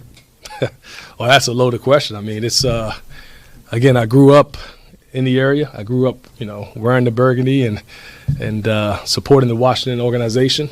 I went to elementary school, middle school, literally right across the street from where the stadium is in Palmer Park, Maryland. I went to Kenmore Middle School and I went to Matthew Henson Elementary. So growing up a diehard fan, the family's backing it. So when the opportunity came, I thought it was a win-win situation. I wanted to put my best foot forward. And then when you talk about the people in the building, such as Dan Quinn, such as Adam Peters, great ownership with Josh Harris and the crew. I want to say thank you for that, by the way. I didn't mean to say it. I want to start off just by thanking the ownership, Josh Harris, thanking Dan Quinn, thanking Adam Peters for the opportunity that they've afforded me. But when you're around certain people and you see the alignment of the organization, ownership, management, head coach, quarterback, it's a win-win for not only the DMV, but a win-win for me as well. Thank you. Coach John Duran with WUSA. You mentioned wanting to maximize all your players and be versatile. You mentioned Frankie Louvu as well. Any other guys that you've watched that you can't wait to get on the field with here? Yeah, I mean, I had a chance to speak with quite a few players already, and they're all excited to get going, just as I am. But I think the team is filled with some versatility players, and I think they can be used in several ways. You look at a Samerstill who was very versatile coming out of college, and the things that he was able to accomplish at the University of Michigan, not only winning the championship, but the way he done it, right, and how he led those guys there. When you talk to the guys from that championship team, everyone points to him as being the leader. You look at Quan Martin, who I know evaluating him coming out, we were like, hey, is he a safety? Is he a nickel? Is he a corner? That's another guy that has versatility, and then I think when you look at Will Harris and how he's able to move in the line of scrimmage, cover tight ends on the deep halves. You look at a Jordan McGee, another guy who's on the ball, off the ball. The list goes on and on. You look at Javon Kinlaw, who can play all different levels up front. And so the talent is there, the skill set is there. It's our job with the staff to maximize those skill talent. And I'm excited to work with the staff that we have. There's going to be a lot of collaborative effort going forward, and the communication, and we get a chance to teach, right? Talk about the foundation from ground up, and trying to connect to these players and find out how they learn. And I think that's the biggest thing going forward. To be able to utilize the versatility, you got to figure out how do they learn.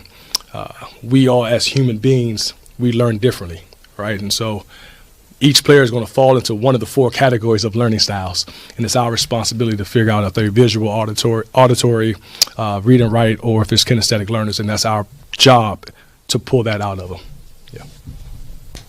Good afternoon, Coach. David Harrison, WSA 9. Welcome home. Thank you. Appreciate you. I got more than a few questions I could ask you. Let's start here. How much? Obviously, you've done a lot of homework and you've talked to some guys like you mentioned. How much do you want to have? How much? I should say this. How much of the plan for each individual guy do you want to have in place before you meet them, and then how much obviously is going to be dictated by getting to know them further? I think it's a balance. So coming in already, I've had a chance to watch the tape on just about everyone here in the building, on the team. I've developed, and here's the teaching background, I've developed an IEP for each player, an individualized education program, but just for football, in a way that these are the things that I see on tape that they do well, things they can improve in. How can we as a staff assist them in that improvement? And then when you meet that player and that player comes here and you start to get to know that guy, you may have to tweak it a little bit in terms of, again, their learning style. All right, is it more of walkthrough? Is it more film-based? Is it more auditory? So then we can tweak it, but at least the overall 30,000-foot view plan of how to improve that individual player has already been assessed.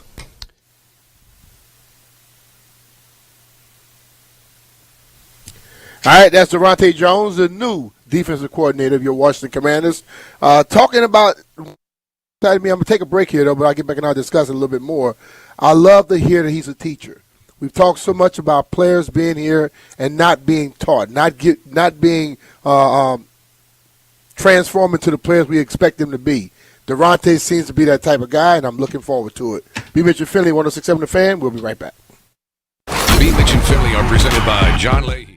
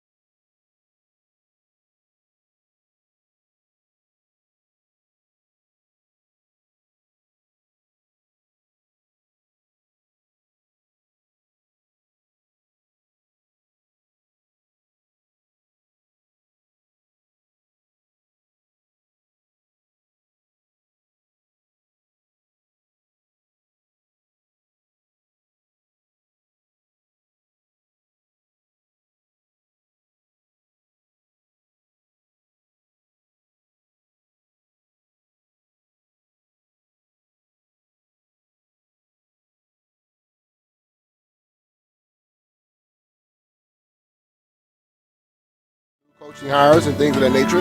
Wes Welker, who was with the defense last year, that always kind of had me scratching my head, is now going to have a role with the offense. We also have William Gay, who was the assistant DB coach. He is now the head defensive back coach. And then we had a chance to listen to Durante Jones. And one thing I've been concerned about for a long time is developing talent. And just listening to Durante tells me he's more of a teacher. And their main goal is to go out there and try to develop talent. And I believe that there are a lot of guys on this team that if they could take one more step forward, we're even closer to where we want to get. I know we all keep saying we need this player, that player, got to overhaul this and that. But there are players on this roster right now that if they just take that one step, maybe two, you have people right in your building already that you can keep moving forward with and don't have to go out there and try to break the bank. I believe that this is going to be something different here. You know, you look at Marvin Lewis, was outstanding when it came to teaching. Mike Zimmer is an unbelievable coach. Vance Joseph and also Flores, and this guy has learned on all of those guys. And I love the fact DQ is sure enough of himself where he say, hey, it's yours, go run with it. That youth and energy that we've been looking for, we finally have right now in a defensive coordinator. We haven't had a chance to hear David Blau talk yet. He's going to be talking later. I'm sure if you follow Grant and Danny, they may be having that on their program. But we know when Dan gets up, he's going to give us a lot of stuff. He talks, he's going to give you, he'll explain everything for you. Durante seems to be a talker and can get it done too. But I'm just looking forward to the development of talent now. You know, I know every year I hear just about everybody that call in, a lot of people in our media, we give up on people immediately.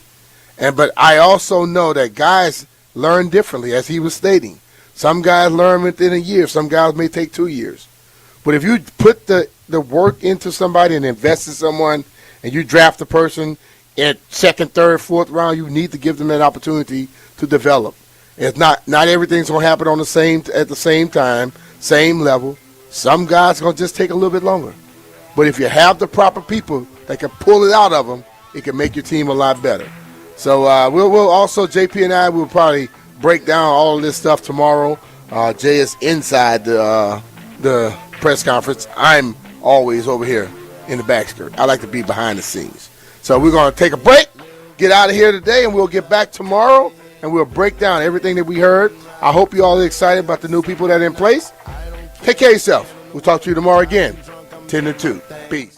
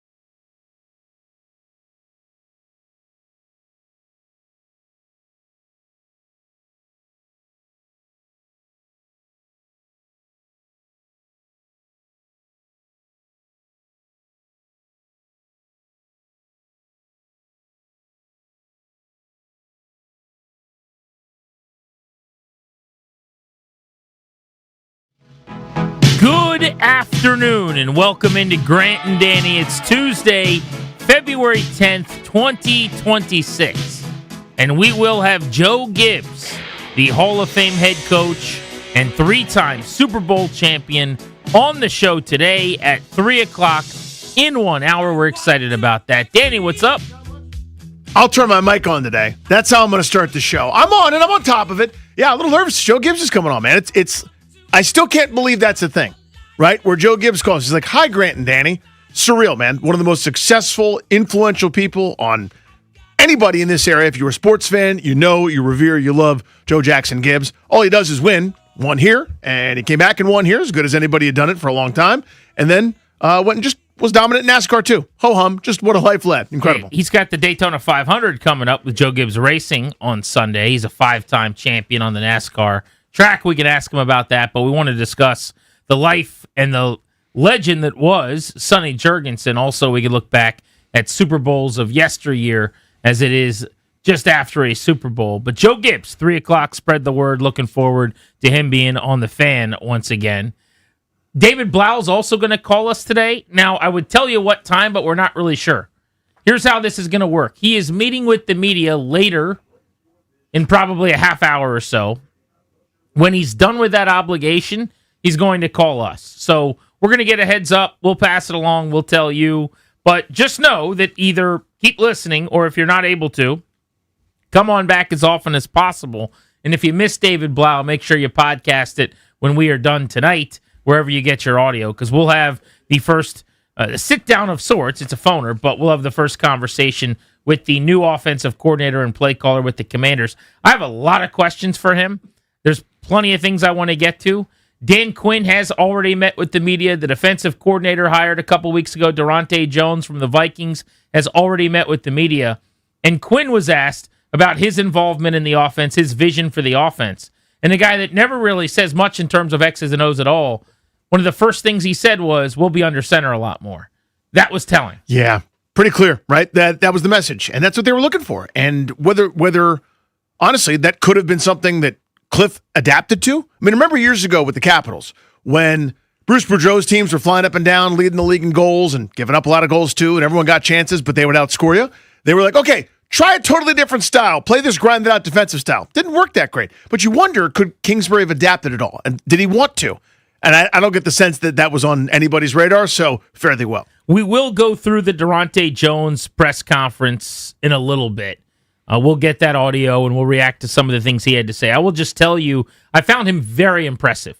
Now, if you go back to day one of Joe Witt Jr., he won the press conference. I loved him, and I thought he was the next great rising star in the NFL, and I couldn't believe he'd never been a coordinator before, and I thought he'd be a head coach in 2 years.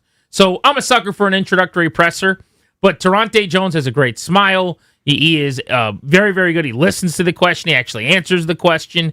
He is an eloquent speaker, and he is sharp. I mean, every single answer, I'm sitting there nodding going, that's a really good answer. Yeah, that was good. That was really thoughtful. like that. So I'm in. I like the hire, and I totally understand why they were smitten with him. He was not a part of the process initially when they were interviewing defensive coordinating candidates. He was kind of a second batch addition. And then it seems like from the reporting that was done a few weeks ago, they really, really liked what they heard. And I totally get it now.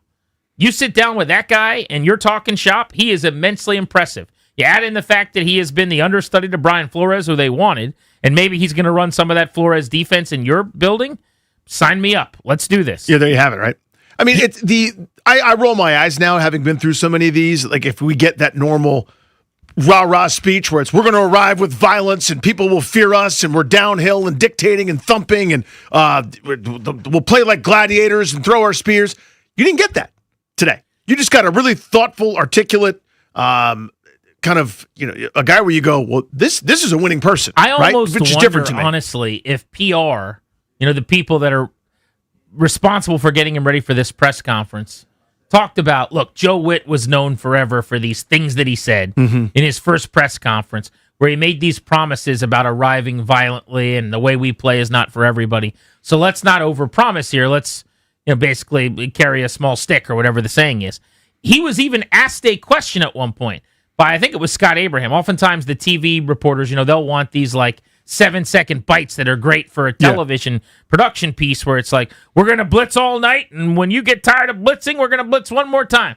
And he's like, well, give us some buzzwords here. Like, how are you going to run your defense? And he's like, look, I don't really want to talk about buzzwords, but here's what I'll tell you. And I'm sitting there pumping my fist. I'm going, yes. He's like, we're going to play with joy. We're going to be happy to be out there. When you watch us on tape, you're going to see guys that want to play together that are having fun. The opposite of, like, arrive violently, the way we play is not for everyone. The ball is life, well, then you're dead after like 6 seconds because you never got a turnover. Ever. All those things, and this is the cynical world we're in. That's obvious. You and I get it. We all kind of get this. But when you don't do what you say you're going to do, people remember, and the sound is forever. The internet's forever. We'll have some memories. Those things will come back to bite you. When you want to tell me how violent it's going to be, and there's no violence because you can't tackle. Don't overpromise and then underdeliver because it looks embarrassing. That's not what he did. Just said, I'm actually steering away from the canned soundbite or cliched hackneyed term that defensive coordinators use at press conferences. All in. Yeah, he didn't go there, and I give him a lot of credit for that. It would have been easy to, and you would have gotten rave reviews. But I was impressed by him. Again, more on him in just a bit. He was the second of the speakers today. There will be 3. The first was actually the head coach, Dan Quinn, and this was kind of your typical Dan Quinn presser in that he starts with very classy remarks. Like, this is legitimately just an excellent human being. I mean, I really believe he's a nice guy. And he shares sympathy for the Washington Post reporters that lost their jobs and talked about, missing them in the media room and their chairs being empty. He went on to acknowledge the death of Sonny Jurgensen and the losses within the organization over the last several weeks and talked about those families. And then he congratulated Bobby Wagner for winning Walter Payton Man of the Year and just did a lot of, like, housekeeping stuff that you'd anticipate Dan Quinn to do. And then he got down to brass tacks and answered some questions. So why don't we start with cut 5 here on the difficulty of the decision he made to blow out 2 guys that he hired just 2 years later. He brought in his longtime assistant and his good buddy, Joe Witt Jr., who he fired, and then he brought in Cliff Kingsbury. They had to lure him away from the Raiders, where he was on the precipice of signing, and after 2 seasons, moved on from a guy who might have been the second most important person in their NFC Championship game run, behind Jaden Daniels a year ago. This is what Quinn had to say about those decisions. Changes are hard, as you're going through. You build these relationships that are strong, John, with people and players. And so when there's time for change, those are difficult conversations, discussions. But at the end, you just keep going back. What's the best thing for the team moving forward? What's the best thing for them? And so if I put it into those spaces, what do we need to do moving forward? What things need to change and how would we go about that? Then you look at it from that lens. And that's certainly what I had to do because it's a difficult part of it. You build bonds with coaches and with players. And so when you move on from them, it's challenging. But that's also, I recognize the seat that I'm in to put us in the very best spot that we can do those. I don't know how much credit you want to give someone for just doing the job, but I do think this is a difficult thing. And I think that a lot of times coaches don't make these kind of sweeping changes this quickly. Now, Joe Witt didn't give you much of a chance. You took his play calling duties away at the midway point of the season because the Wolves were at the doors. And at that point, you've kind of cut his legs out from under him. He's gone. And that's going to be inevitable. But the Kingsbury decision doesn't have to be made.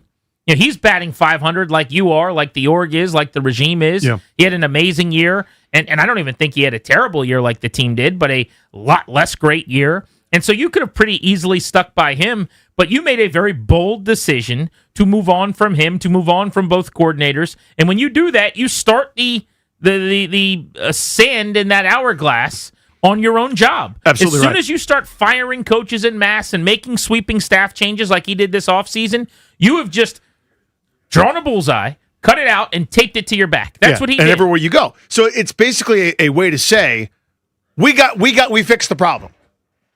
Now we know what's best. Okay. Everybody's sitting there, as you said, with the hourglass turned upside down. Everyone's got their notes, and we're ready to start our stenography class here. I will always wonder how much of this was just his decision that it needed to be done, and how much was told to him that it needed to be done. In other words, does Adam Peters say, I want a different OC because I want to see Jaden Daniels under center? Or has Dan Quinn decided that? I would think it'd be Quinn, who comes from a background where he made the Super Bowl with Kyle Shanahan calling plays, Matt Ryan winning the MVP in a very different-looking offense. But again, you're the one that went out and got Cliff Kingsbury. So if you're telling me you want Italian food, why did you bring in the guy that's going to provide the Chinese food? I don't really know. Also, what was ownership's thought in this? You would think that they wouldn't have been involved, that they're patient because of the NFC Championship game a year ago. But if they say, what are we doing here? You got to make changes.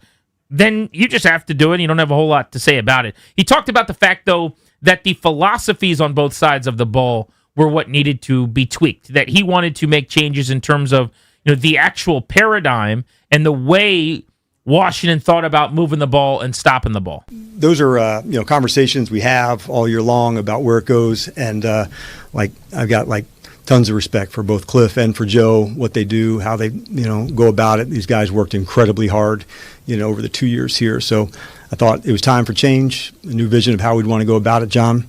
And so that's what we did. So this was interesting to me, Danny. I think it was Nikki Jhabvala of The Athletic asked him, when did you know that you were going to make those changes in the season? And he didn't say specifically. With Joe Witt, I'd imagine it was probably right around the time where you said, I have to call the defensive plays Yeah, now. that's when you know. But he made it pretty clear. This is a evolving thing, that every single week was different, and he was focused on the season. And it wasn't until the very end when it was crystal clear we're going to have two new coordinators. This was a difficult one all the way through, season-wise, up, down. It started that way, good game, bad game, good game, bad game, long slide in the middle of it. So when you're assessing everything, you want to look first, all right, what do I need to do differently? How do I go about changing it? And so it's constant assessment to say where we're at, how we do things. But ultimately, when you're in the week-to-week of it, you guys are here with me every week thinking about the game and how we go about winning it. At the end is when it comes, to light the most. So the way that sounds to me, and I'm trying to get my master's degree in Dan Quinn here. The way it sounds to me is Witt we probably knew earlier, right? Because you took play calling duties away. We figured that one out. For Kingsbury, I think it was more, we got to the end, went back and said, here's what I think we need to do in the future. This, and this. And none of those things are things that Cliff does. And then we decided, this ain't gonna work no more. Right. Because we think as a staff, and again, I think it came from on high. I think this is a Peters why thing. didn't they know that before? What has changed? Precisely. And by the way, you didn't have any issue with how you were doing it when it was working and you were getting in the NFC title When game. everyone was in shotgun last year, two teams that line up in shotgun all the time met in the Super Bowl. You were in the NFC Championship game. So 3 of the final 4 teams were shotgun dominant as relative to the rest of the league. This year, it didn't work to whatever degree you want to call it. That's fine. They were in the mid-20s in points. I could argue it was less a scheme thing and more a personnel thing, but that's my own view. But I think they decided our new paradigm is this. And Cliff goes, I don't do that. And I don't want to do that because then I'm not running my own offense, and I don't think that's good for anybody. So now we part ways. Why did you bring me here is probably what he said. Yeah. If you're going to call me into your office as my program director and say, hey, why are you using these stats and these data points, and why are you ranking things, and here are your top 5 at a position? Why is that one guy doing impressions in the show? What is that guy doing with impressions, and what are we doing here? Like, you called me, man. Yeah. You brought me here. That's right. Now, I actually like where they're going. I would much rather be under center. I like marrying run and pass and play action. It's not Cliff's strength. There are so many things that we talked about ad nauseum on this show for the bulk of 2 years. The second half of last season, you kind of shut it down because everything's working, and you just kind of tip your cap and say, all right, keep on keeping on. But I like the decision here. But it is very courageous. This is gutsy because you are turning over the offense and the Ferrari that is Jaden Daniels. You're providing the keys to David Blau, who has never done this before. And Quinn made no bones about the fact that, especially on defense, he wanted proven commodities. He wanted experienced play callers. He wanted people who have been around the block.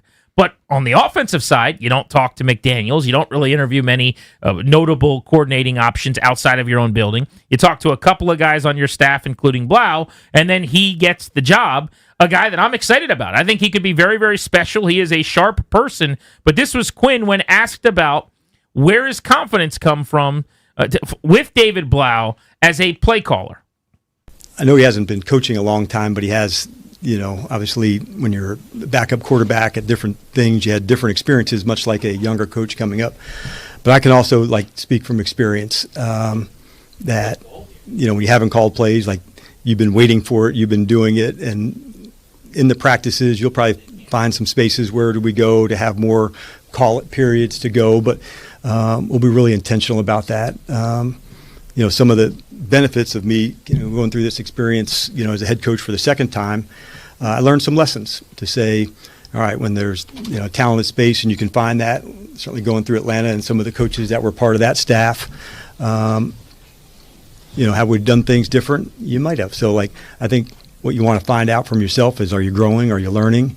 And, this guy's absolutely ready to go attack. And he doubled down there. Did you notice that? Yeah. On the Atlanta thing that has come up over and over and over again. This, he says, I missed it. Like, that's his thing. He said with the the Daniels injury, and so many times over through the years, he's done this I missed it thing where it's like, I wish I would have done that a little bit differently. Well, here he's saying he's scarred by this. Absolutely. To a degree. As much as you get for sports purposes. No, you know what he I mean? totally is. When Kyle Shanahan walked out the door and took a bunch of assistants with him, he didn't put his foot down enough to keep some of those guys in the building or promote any of them. Instead of promoting a LaFleur to OC to call plays or a McDaniel to OC to call plays, and people would have said, it's too early, they're not experienced enough, that's not the right way to do it. You let them go elsewhere and continue ascending into stardom.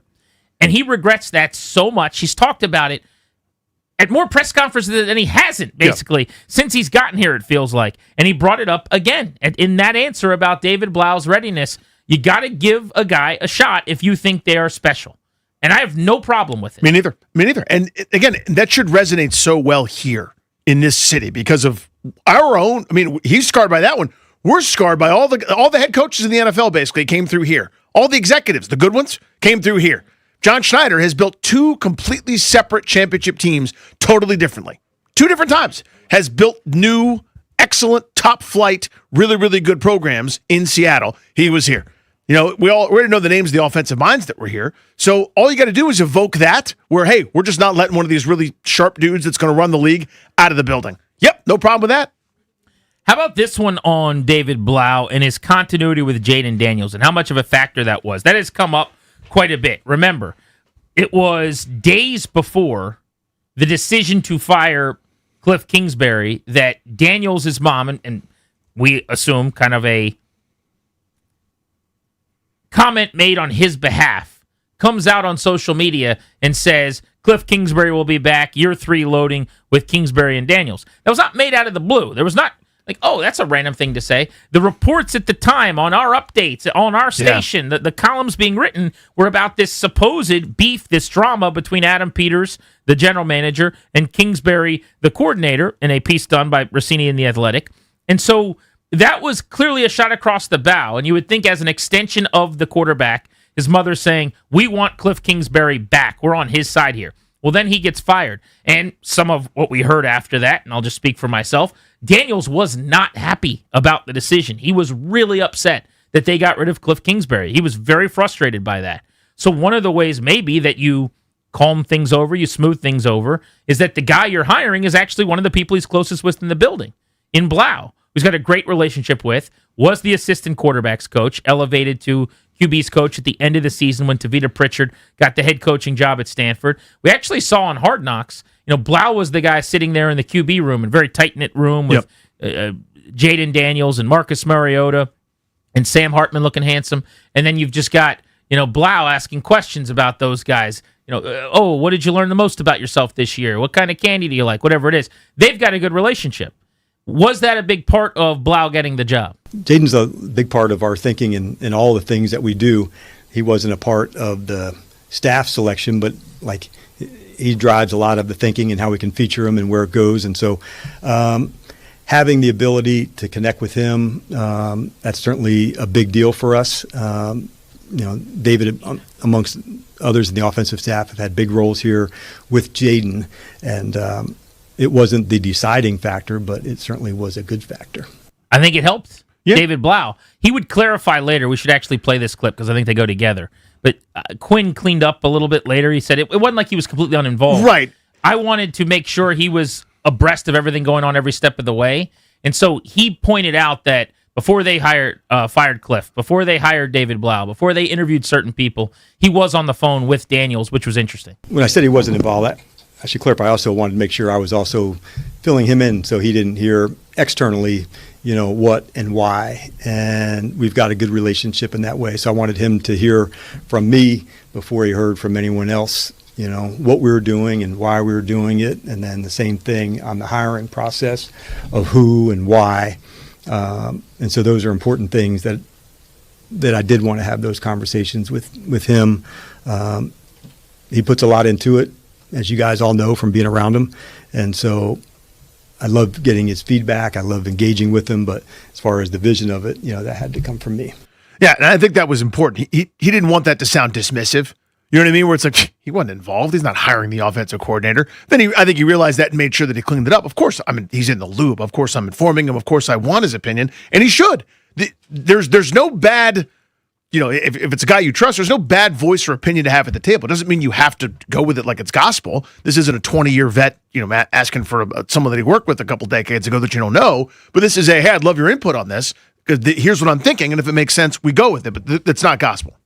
Joe Gibbs is on the show today at 3. You will hear from him live right here on Grant and Danny on The Fan. Also today on G&D, we will be joined by David Blau. He's going to call in from the park coming up in just a little bit when he gets done with some of his obligations out there. What do you want us to ask the new coordinator? You could tweet me at Grant H. Paulson. Send a note to Danny at Funny Danny on social. What do you want us to ask David Blau? We'll try to work in some of your questions. You can also comment on the 106.7 The Fan YouTube stream as well. If you want to leave a question in there, we'll try to grab it. Next, Dan Quinn speaking for the first time since hiring coordinators. He told us he wanted to hire a defensive coordinator who had called plays before, and then he didn't. Why did they go with Durante Jones? You'll hear from the head coach on that on Grant and Danny in moments.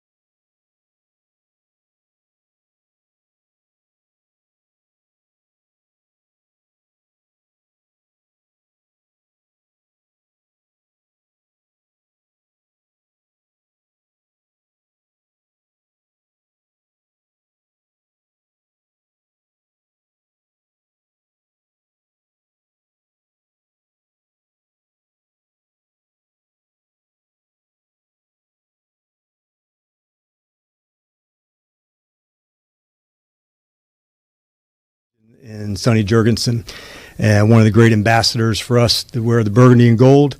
And additionally, wanted to send condolences to cornerback Barry Wilburn's family. And we've got great alumni here and a great alumni base, men who have proudly set the standard here. And as a steward for this era of Washington football, like, man, can I tell you how much I appreciate that and how much goes into setting those kind of standards. That was Dan Quinn today, meeting with the media. Welcome back, Grant and Danny on The Fan. Thanks to Kevin for the update. We're with you for the next 3 hours. Joe Gibbs in a half hour at 3, right here on The Fan. And then David Blau is going to be with us shortly after that. Looks like sometime around 3:20, 3:30 coming up next hour. The new offensive coordinator and play caller here in Washington. I got a million questions I want to ask him. But we're going to try to crowbar in a few of your questions as well. You can hit us up, Twitter, Instagram, at Grant H. Paulson, at Funny Danny, and we'll try to get some listener questions in. You can watch the show, 106.7 The Fan YouTube channel. Danny, we've talked a lot about the Blau hiring. We'll get back to that. Yep. I want to go through what Quinn had to say about the defensive side of the ball and Durante Jones. He was asked what the scheme could look like. This is a big question because when Jones actually spoke, it's a busy day on the show. Durante talked. David Blau just talked. So you're going to hear those interviews and press conferences and audio on our show over the span of the next few hours. We'll be breaking it all down. But when Durante Jones actually spoke, he kept talking about Zimmer's defense every bit as much as Flores' defense. He was even asked at one point, like, hey, how are you going to implement the Brian Flores defense? And he's like, well, look, I really like the Flores defense, but remember, I also really like the Mike Zimmer defense. So I'm not convinced it's just going to be some carbon copy of the 2025 Minnesota Vikings or something. But that's why I found this question interesting to Dan Quinn on what the scheme could look like. Cut 9 here from the presser just a bit ago. Going through the hiring process, had a chance to visit with Brian and also with Durante. And so from a scheme standpoint, you learn a lot in these experiences, DA, because veteran coaches, this system, that system, how to go about it.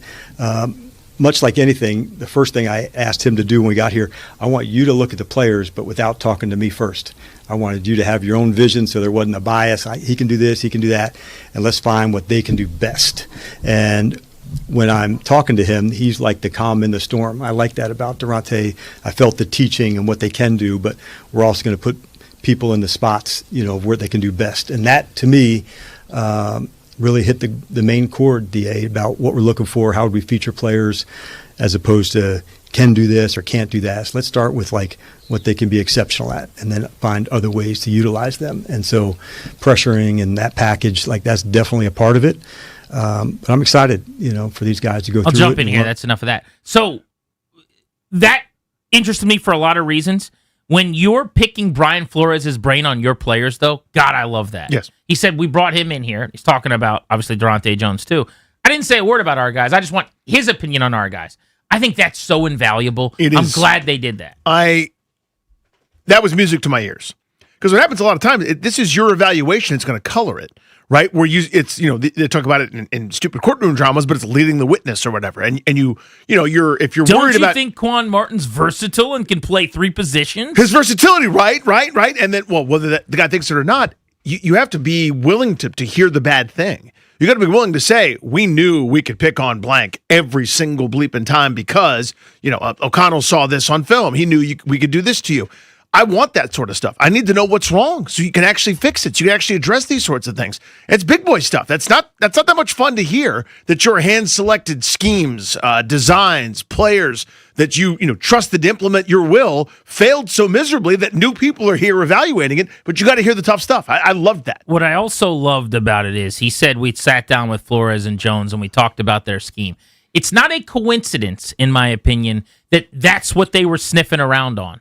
Remember when they got shut out 31-0 by the Vikings? Oh, yeah. Remember when they got completely embarrassed? You and I were there, about 12 rows up. We saw pretty good. Thanks to our friends, the law That's firm right. of Kondori and Murad, with the greatest football seats I've ever had in my life, watching a game as they did not score a single point and got completely shoved on for 3.5 hours.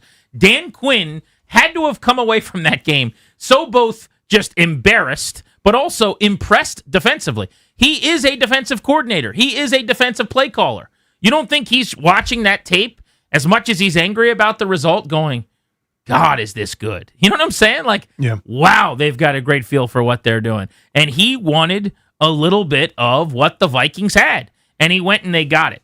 Now, he was also asked a very important question. I'm so glad it came up. He said publicly the last time he spoke, we want a defensive coordinator that has done it before and called plays. And you could see in the reporting from all the guys who talked to the people in that building that they were hunting somebody who could run the building on that side. Your Raheem Morris, your Jeff Ulbrich, who didn't become available, a Jim Schwartz, somebody like that. And instead, they ended up with a guy that has never called defensive plays, but for 1 year as a college coach at LSU in Durante Jones. So how did he overcome that original desire for the experienced play caller? This was Dan Quinn. I think when you're going through the whole process, you're looking at those strengths of where it is, where would my time and attention go, knowing, all right, what's going to be different offensively, what would be different defensively. I'm glad it went through a lengthy process, to be honest with you, DA, because it forced me into some spaces to look and what could be different and what could be better. And so Durante was one of those people that you meet, you're like, all right, I get it.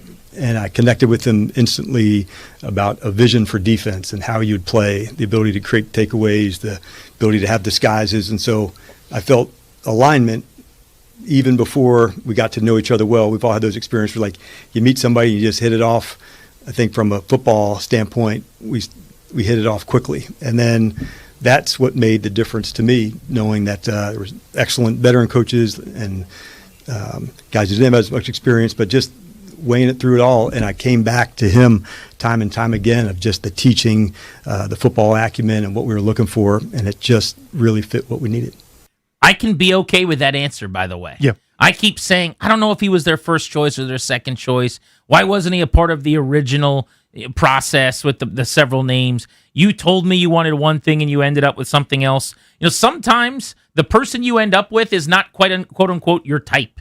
Like maybe your wheelhouse is brown hair and brown eyes, and you end up marrying the blonde with the green eyes. Like every now and then you sit down and you just go, I like this. I didn't know I wanted that, but that's what I need. And the thorough process can allow you to land on that. And I'm with that. And it was in such stark contrast to how they went about the offensive thing. Again, you could land on the right spot. They set the expectation, though. If it had never leaked out that we want an experienced building running, pelts on the wall, longtime defensive coordinator just to run that side because ... of the way the circumstances are, I don't think there'd be any negative connotation or association with it.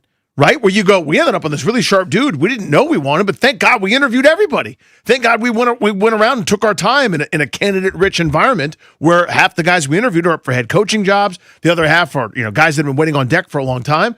We found one. This is a dude right here.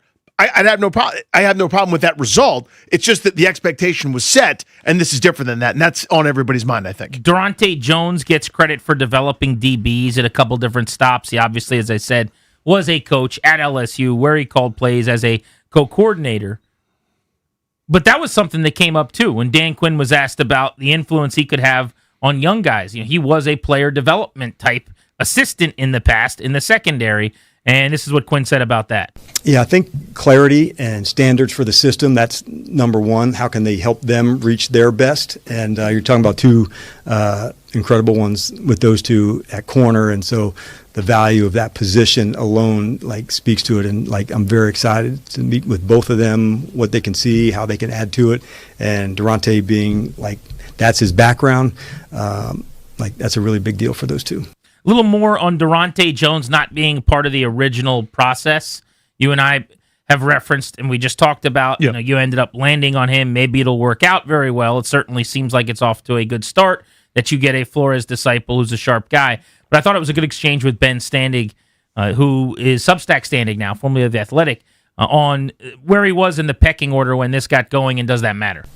And with Durante, possible collectively, we didn't get this in reporting, but he wasn't part of the original names that you guys interviewed. He came in later as part of the interview process? He was later to that, but his name was certainly part of that. Part of a group that we spoke to. I was pretty extensive in the group that I spoke with. was wondering, I guess, why wasn't he up there at the top? And then was it just the one meeting and like that you guys had that led to them? Yeah, two meetings, but yes, he was like certainly part of that. But I was going through a whole process. I hadn't known him before, so I visited with some people. But he was always somebody that was on the list to visit with and where we're at. And so it wasn't like he was down here ranking. I don't try to rank before. I think you can get yourself like in a bias if you do that too often. So like I go through a rubric of these are the questions, these are where you go and how you can go through it. And then then you can put that together. This is not meant as a knock, because I know this is just how quickly things move in this league. But for a guy he did not know at all and had never met, they sat down 2 times. Yep. And effectively, you are putting your career in his hands. Exactly what I was thinking. I both admire that greatly, the chutzpah that it would take to do that. I also admire the fact that this is not just the tried and true Ron Rivera break glass were you in Carolina with me that time. Yeah, the opposite right? is, and Dan Quinn's done a lot of it, but you just end up with a lot of familiar faces. Uh-huh. And we all kind of thought that might happen. I was predicting in the office pool a Mike McDaniel OC, Raheem Morris DC, like guys that he knew, guys that he knows. Didn't work out that way. That is ballsy, though. Never met you. 2 sit-downs of a couple hours apiece, probably. And here we go. If you're not good, I might be cooked. So hopefully this all works Seriously. out. Grant and Danny on the Fan. Who were the players? There are 5 of them that Durante Jones named when asked about guys that he saw when watching the tape that stood out in this scheme for their versatility. It was actually a very random collection of names. It was not like Deron Payne wasn't one of them. You know what I mean? It wasn't just all the stars. And we'll get to that next. Joe Gibbs in about 20 minutes right here on Grant and Danny on the Fan.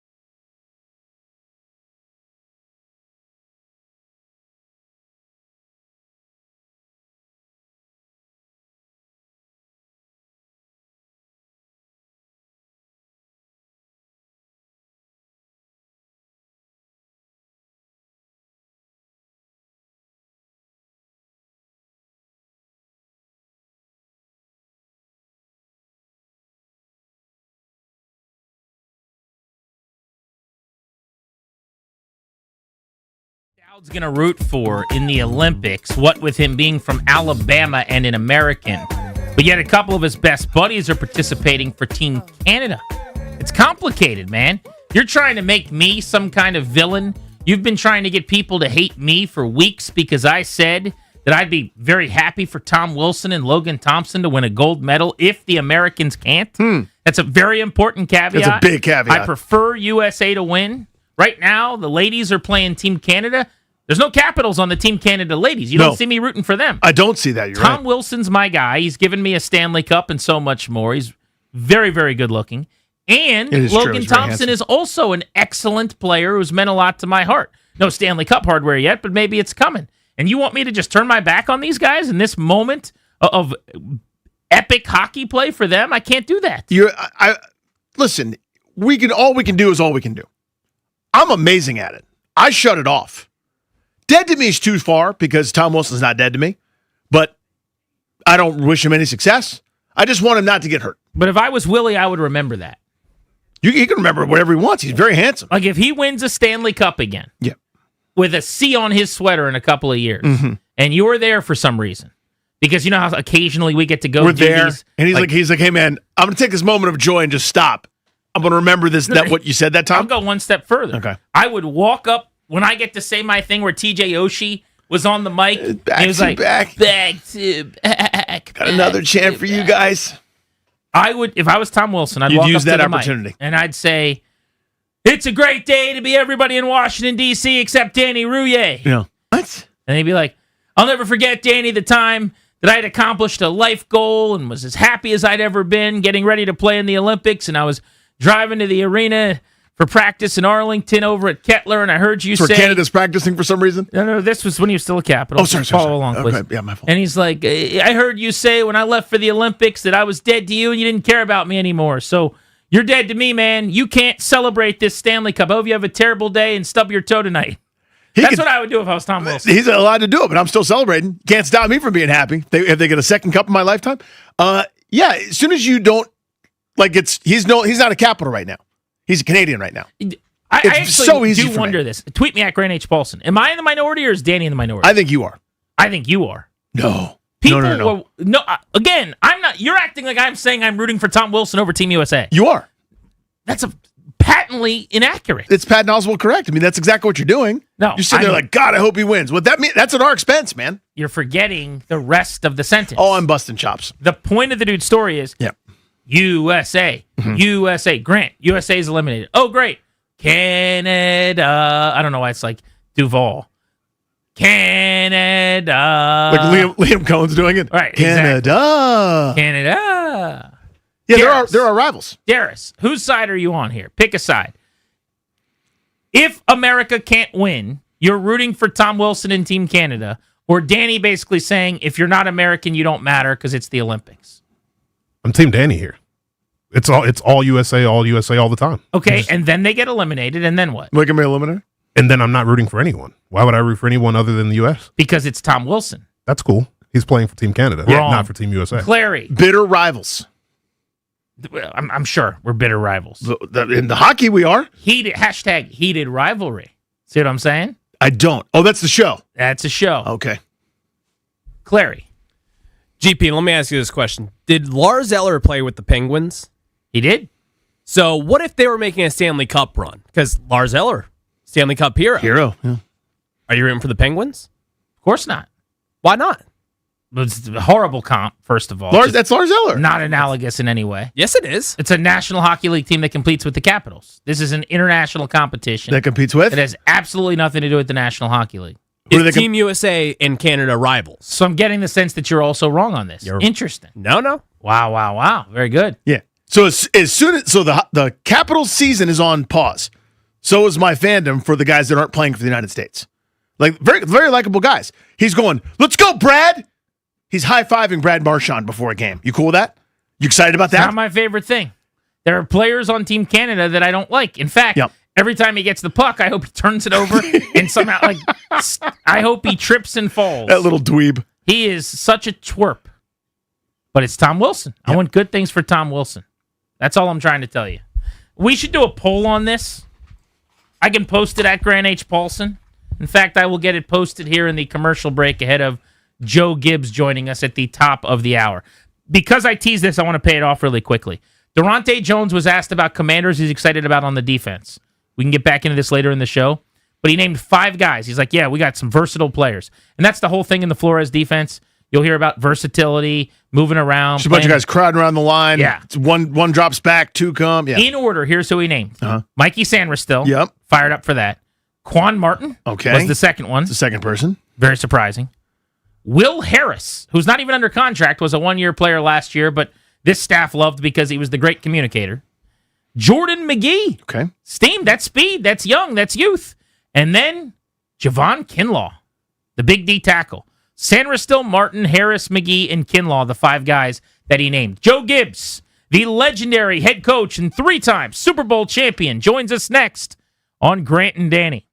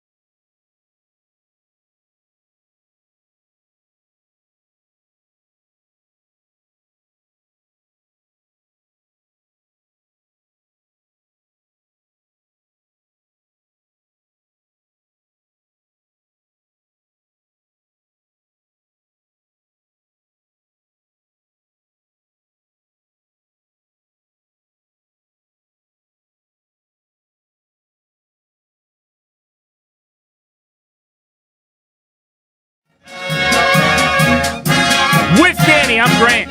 You're locked into the Fan, and we're with you until 6:30. New offensive coordinator and play caller David Blau is on the show this afternoon. Make sure you're listening for that. Joe Gibbs is joining us in minutes. Always very, very exciting. We'll get to him on the Rude guest hotline.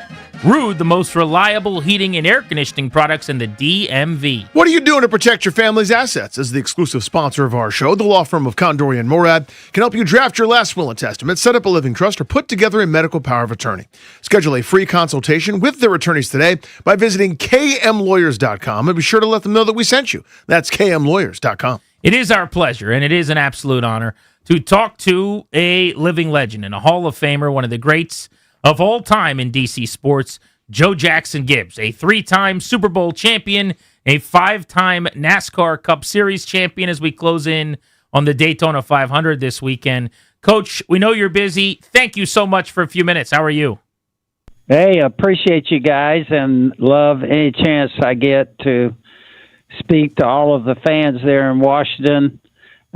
Miss those guys, although I try and run back and forth as best I can. I'm going to be there Friday doing something with the Museum of the Bible. So I'm up in Washington a lot, but just, hey, appreciate you guys having me on. Well, we're thrilled to chat with you anytime we get the chance to.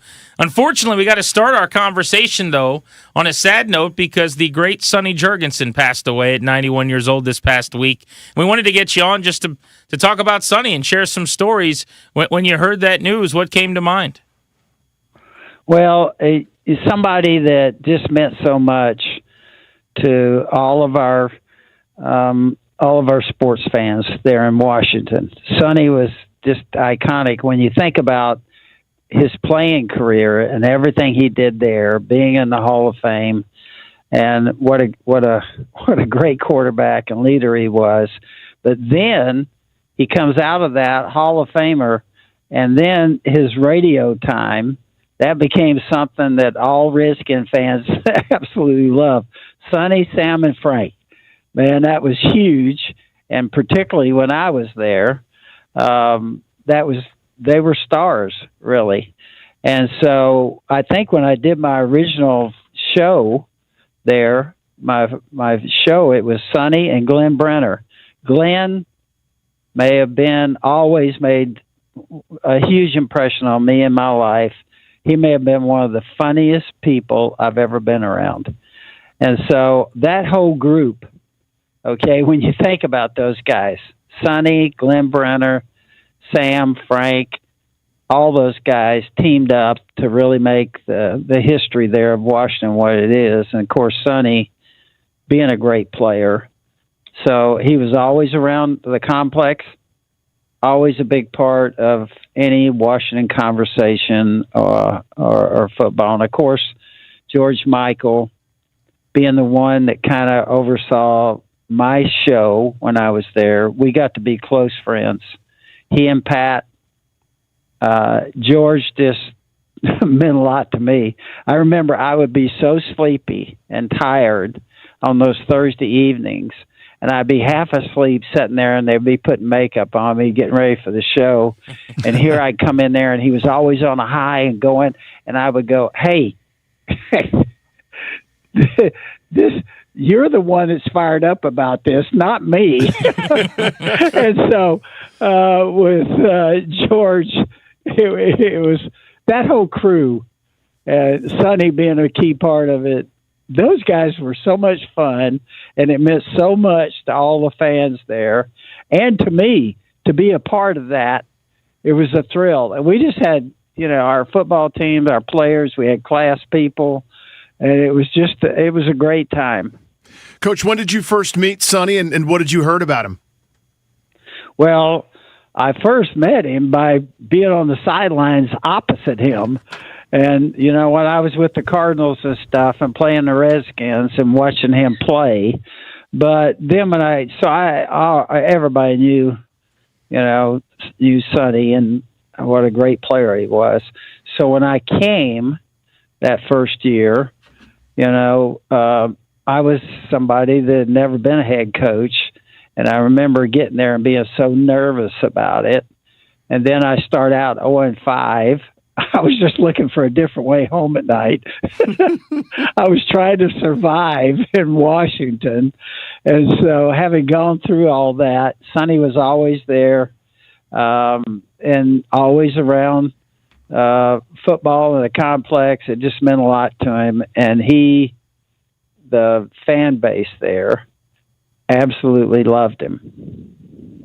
Joe Gibbs, one of the iconic and legendary pillars of Washington football, joining us on Grant and Danny here on The Fan, and we're talking about another of those legends. You mentioned this, Coach, but this was one of the things that always stood out to me, and we got to catch up with Joe Theismann about Sonny last week, and I mentioned him. I said, Sonny was, to me, one of the most beloved figures in team history. I would watch games with my mom, and she would talk about how Sonny would come back, Sonny would win this game. Was it maybe the second career with the radio that added to it? Like, why do you think he was so beloved? Was it just the playing days, or is there more to it than that? Well, I think when you've got something like the Redskins had that meant so much to that city and town, it's the one thing that united, I think, D.C. When you think about it, it's politically divided. All the different, it's hard to get everybody together on anything. But the one thing that got everybody together for 3.5 hours was that football team.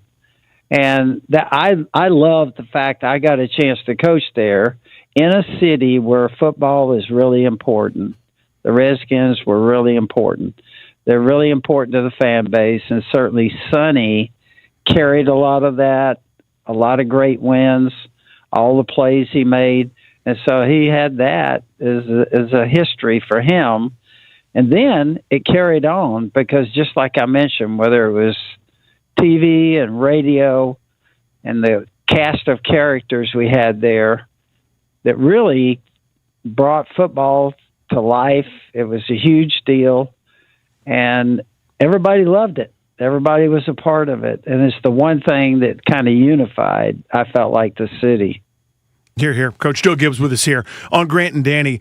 Just remembering Sonny Jurgensen, what's something that people may not have known about him? I got the radio calls and I got the TV show with you and the like, but that's only a small window into the man. What's something that nobody knew that was a quality of his, Coach?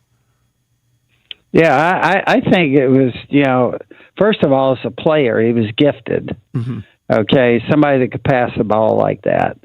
And obviously, the one thing about quarterbacks is, the fact that if they, in leading the football team, that can be one of the keys for a quarterback, how successful he is.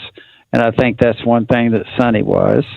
Obviously, with that group, that he was a group of characters he was with when they played. Obviously, I think being the leader of that and getting the wins. And then, of course, I think for the fan base, that meant so much to them. I just think he was gifted as a passer. He obviously played a very important role in the Redskin history. And then it continued after he came out of football, and that people loved him. They wanted to hear what he thought about football. And I think it was really, really important, his role there in radio and TV. And, of course, it carried on. And we all are going to miss him.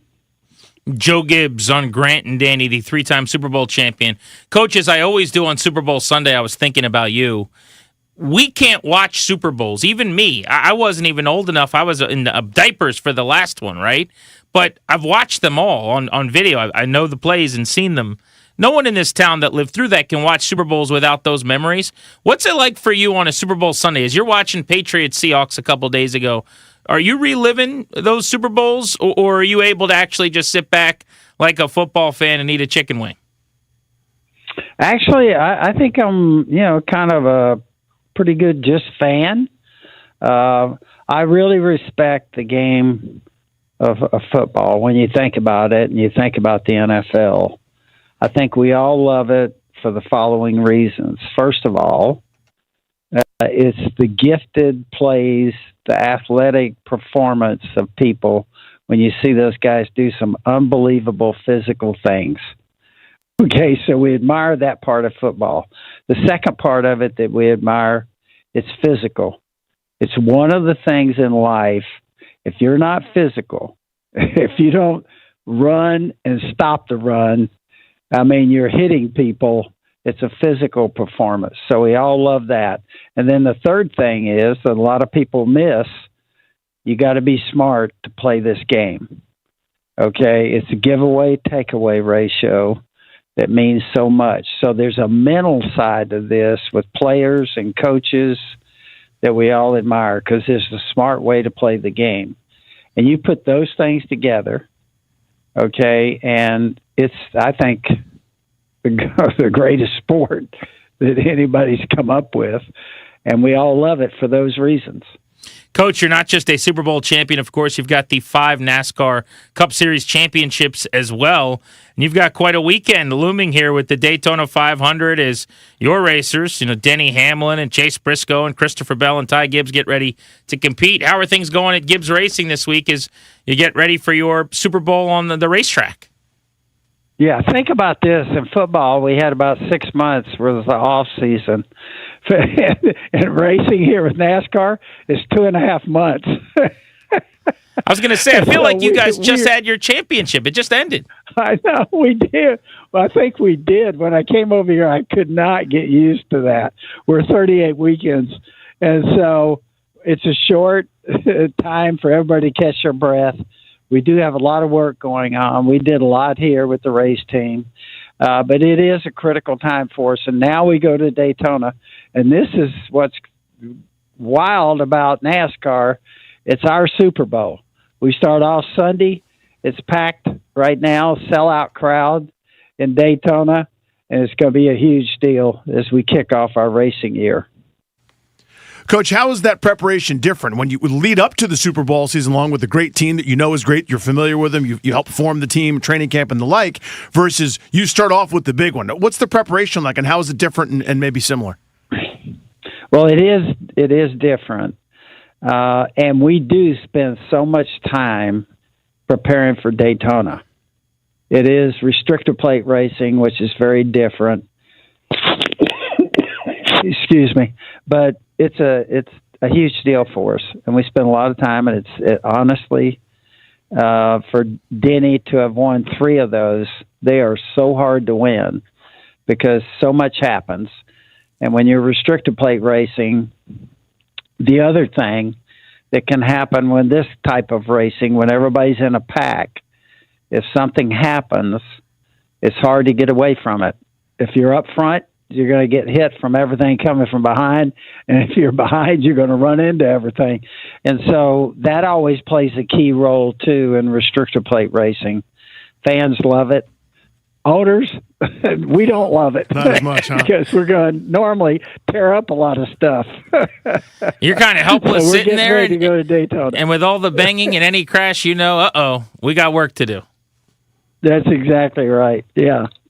Well, Coach, what an honor. Always love chatting with you. And next time we get to talk, we hopefully will keep it all positive. But Sonny lived a great life, and we wanted to reach out to some of the most important people that knew him in this town as far as football went for our listeners, and we really appreciate you making some time for us. Well, thanks, Grant, Danny. Appreciate it. Anytime I get a chance to speak to our fan base there, thank y'all, and I thank the fan base. It was one of the greatest experiences anybody could have. For me, our family, our football team, and everything, our front office, it was a thrill to be a part of it. Love everybody in D.C., and thank you for all that everybody did for me. Thank you. The pleasure's ours, and good luck this weekend, Coach. Go get them. Thank you, man. Thanks, guys. The great Joe Gibbs on Chills. Grant and Danny. And if a conversation like that does not elucidate why he is so revered, I don't know what to tell you. Yeah.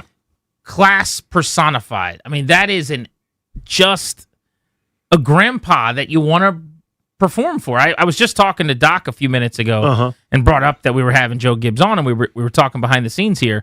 And Doc was referencing the first time he had ever noticed that Joe Gibbs actually slept overnight at the facility when he had come in and was going to be at the facility real late or whatever. And he's like, there's no way this guy is sleeping here. And then, soon enough, you find out he's here 3 nights a week and doesn't go home. And these are the hours he logs. He's got a bed in his office. And Doc's point was, you better believe your feeling is, if this guy's doing this, I can't let him down. And just the way he handles himself and the way he talks, like, I get why everybody loves Joe Do I Gibbs. really want to do that last rep? Well, Joe slept here last night, and he ordered carryout for the 15th time this week. So, yeah, I better do it.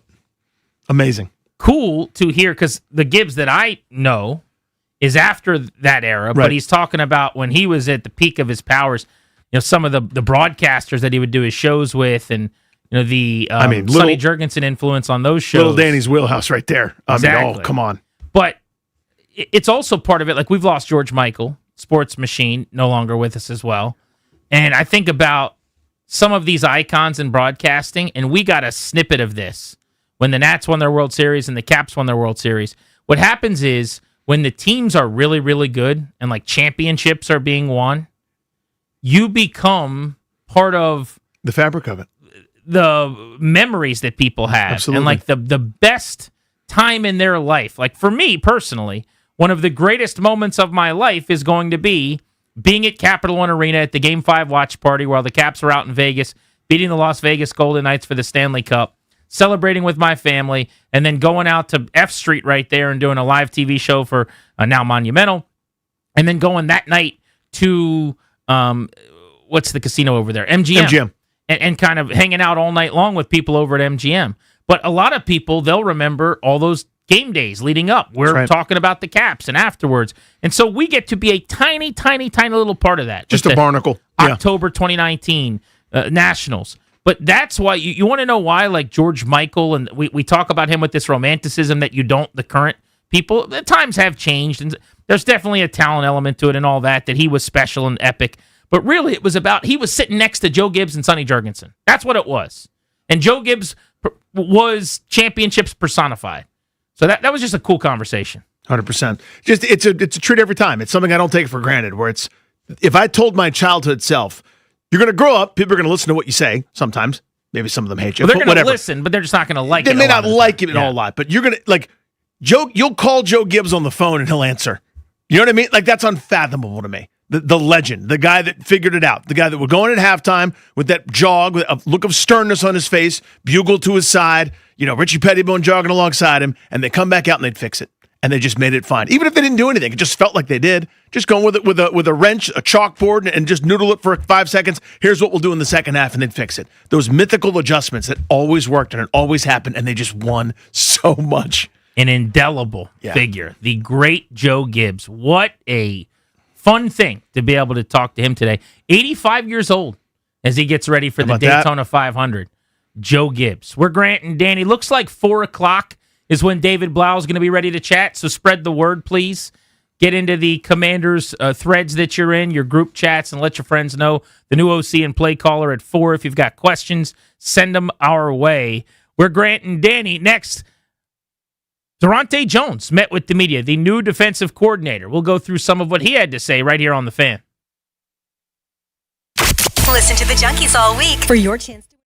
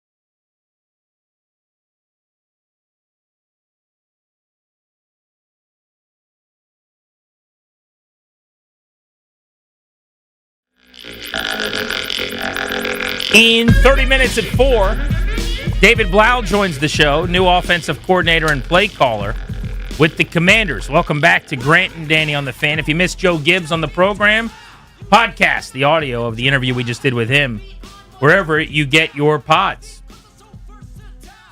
Durante Jones is your new defensive coordinator. If you haven't noticed, busy day out in Ashburn. Dan Quinn spoke for about a half hour. Durante Jones and then David Blau did the same. I want to go through some of the Durante Jones presser. My initial thoughts, though, were super sharp. Completely understand why he would blow a team away in an interview and go from being a guy you're talking to a guy you might give the job to.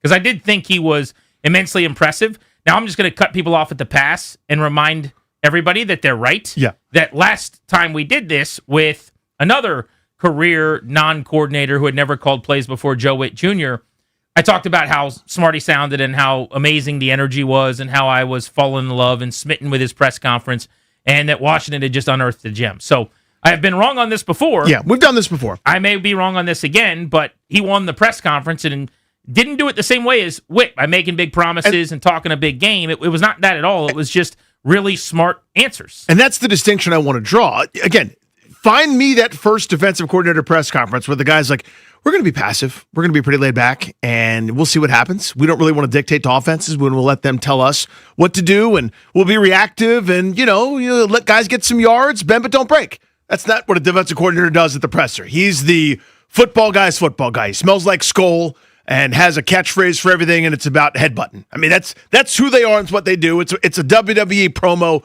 old school style. You could sub him out for the Ultimate Warrior or the Macho Man or Stone Cold or somebody. This, to me, it stood out because it was different than that. He was very aware, talking about Durante Jones, very aware, keenly aware of not providing that kind of fodder of bravado and nonsense. Just self-assured enough to not have to do that kind of thing, to look at how many bench press reps I can do, and I can do knuckle push-ups, and I can clap, and I can do all... None of that kind of stuff. This was basically just I want to avoid some of those pitfalls and let you know, like, I like some of the stuff here. We've got a lot of work to do. I loved it. What I like about Durante Jones's makeup, I don't pretend to know what scheme he's going to run in detail or even a whole lot about him, but there's just so much about his background that I really enjoy. And look, there are no coaches getting jobs in this league that are indolent and aren't, out there grinding and working constantly. These are people that are working their asses off, and everything that they get is earned, okay? That is 1,000% a certainty. Having said that, this is a guy that coached at the Division I level, the Division II level, the Division III level, called plays in college, worked in Canada, worked in spring football, worked in the NFL. You can't have a beefier resume at more levels than he did. He is self-made, and I really, really do like that. He talked about remaining prepared for a chance like this throughout what was a circuitous journey. Just being around some of the talented coaches, great minds that I've been a part of growing up, from Marvin Lewis to Vance Joseph, Mike Zimmer, Lou Anaromo, and even as recently as Kevin O'Connell and Brian Flores. They've prepared me, and being around them, learned lessons, how to lead, how to structure their side of the ball, how to implement certain learning techniques, and finding out about the culture amongst the guys have helped guide me to where I am today. Durante Jones on the influences he hopes to bring to this Washington defense, which is going to need to make major improvements. Versatility, adaptability, using our players' strengths to the best of their ability, maximizing what they do, being a feature of that, and then minimizing the things that they don't do well. And each coach has provided a certain way of highlighting whoever that athlete may be and whatever that strength may be that allow them to get to their highest level. And so my ability and learning from those guys in terms of how to tap into each individual player, and each individual player is different. But it all starts with the relationships. And the biggest thing that I've gotten is in this profession is how to attack and relate to players and connect with those guys. And that starts with the relationships aspect of it. And what does that mean? That starts with trust. I got no questions about that part of it. Right. Relationships, trust, earning the trust of the guys around him. He's been doing that for years at every level. The play calling is the only interesting part. And I would say the same about David Blau. He's been a quarterback. He's been a coach. The only thing he hasn't done is call the plays, and that is not something everybody can do. It is a real skill, and you get better at it with time. So how is that going to do? How is he going to implement some of what he's always wanted to do as a first-time play caller with what he has to do with this particular defense, with this personnel? That came up in this press conference as well. Sure. You naturally want to be multiple because I've been around so many different schemes. I think that's an advantage of mine. There aren't too many schemes that I have not been a part of. There's, everyone comes from some type of tree. And so because of that, I've been able to answer your question, be able to implement various things from each scheme that I like and I want to pull from. So whether it's the Zimmer scheme, hey, I like this on third down, I like the mug looks there, or if it's Flores and the versatility and how we can use one person in multiple ways based off of their strengths, that's what you want to pull from. Love that. I want to go back to the trust part, too, just to add to it. This is one of the things that I was always, in reading about Bill Belichick over the years, that I was always so enamored with. And Greg Williams had some of this, too, where you tell a player, if you do this, you'll be successful and we'll win. You give them a tangible goal. For Greg Williams, it's Warwick Holdman. If you are on the outside shoulder of the guard, we will stop this run play. And you just do that. You do your job. Bill Belichick would stress that. That's what trust is. Because if you tell them, if you do this, we'll get great ratings. And then we don't, you look up at the boss and go, what the hell? I did the thing. And that's how you lose trust. Yeah, there's other ways too. Of course, you lie to someone's face, you betray them, or behind the back stuff. But in terms of sports trust, when the coach knows best and says, guys, I know this looks hard, this looks tough. If you do this, we will win, and it works more often than not, that's the trust. Now you run through a wall for the guy because you know he's got your best interest and the team's at heart. He was asked about the Washington defense and what he saw from them in 2025 toward the very end of the press conference. This was a guy who was in the same stadium as them, right? I mean, you're talking about a 31-0 Vikings beatdown of the Commanders. So he did study that defense. When you interview with them, then you study it in more detail. Dan Quinn said he picked the brains of both Brian Flores and Durante Jones on the players. This is what he had to say about the Washington defense a year ago. Young and athletic. I would say young and athletic. I know there are some older pieces there, but for the most part, especially the guys that we have in our system here, you look at the back end with. We're talking about Samer Steele, Trey Amos, Quan Martin, Will Harris. Those guys are athletic. Then you throw in a Reeves in there as well, who provides some versatility. And Owen's also another guy who's versatile. You look at McGee, you look at Luvu, you look at Madrano. Those guys are athletic, and they're young. And up front, you have some savvy bets up there, and then you have Newton, who's also a young player who has some mobility inside in the interior D-line. And so when you look at that, the first thing that jumps off the tape is these guys can run and hit. And so you definitely want to use that to where guys are going forward versus going backwards. You know what I'm a sucker for? I just realized this.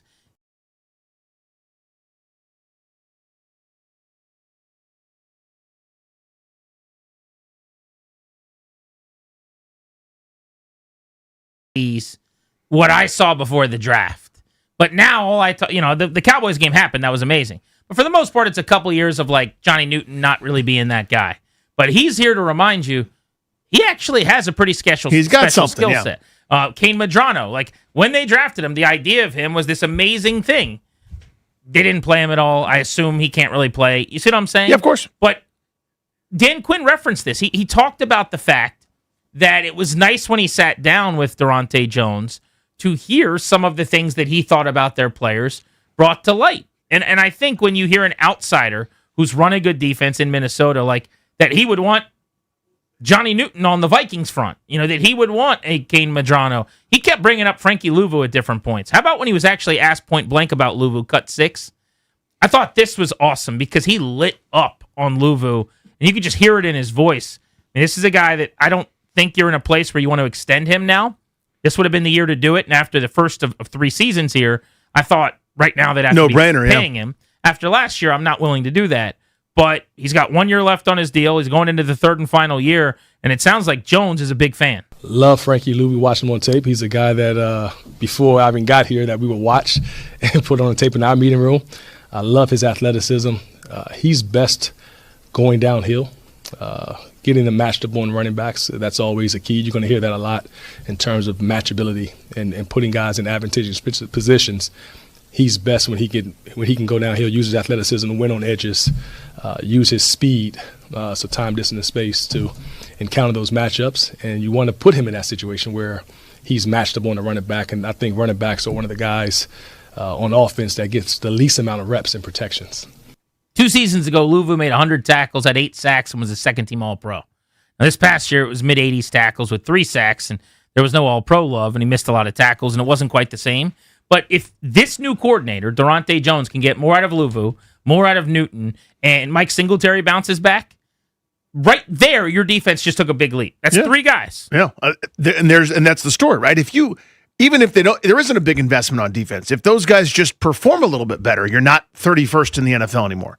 You're 23rd, right? Without any changes, just being okay, right? I mean, that's kind of the story here. How many regressions did we see from Sandra still? And you kind of go down the list where, why isn't this guy playing up to his capabilities? I just saw Frankie Luvu really, really good as a Swiss Army knife doing a little bit of everything. And now he misses tackles, is late on stuff, and has no pass rushing effect. What happened? Did he just forget how to play? Did he get worse? Is he not putting the good spots? Are we compensating for something? I don't know what I don't know, but I just saw it happen. I think I just got Danny Rouillet. Yeah, you said Mike Singletary instead of Mike Singletary. Mike Singletary's a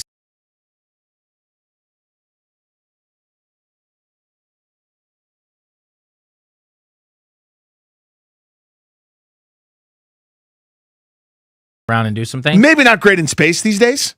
No, but neither is Bobby Wagner. Right. See what I'm saying? Both Hall of Famers. Yes, absolutely. Right? Both sure tacklers. Can't coach with them. Can't do it. Can't win with them. Can't do it. Yes, I meant Mikey Sanders still. You know what we need?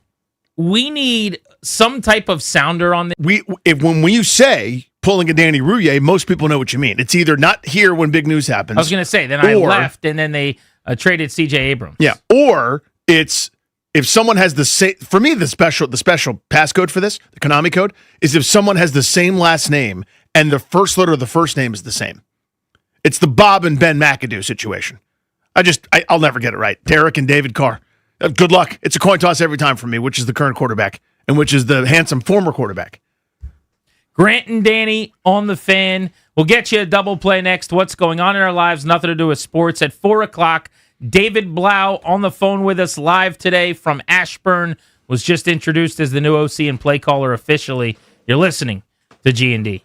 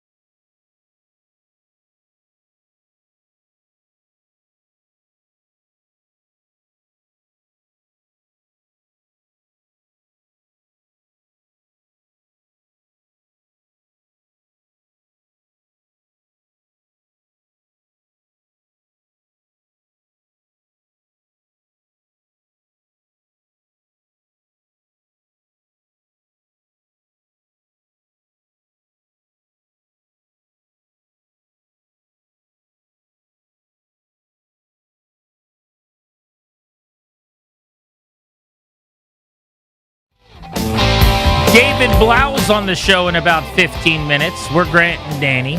This is The Fan. Thank you for making the show part of your day. It is time for our double play, driven by your local Washington area Honda dealers. Now's the time for a great deal on a new Honda. Visit your local Washington area Honda dealer today. It's time for the double play. 8 years ago today, your boy was married.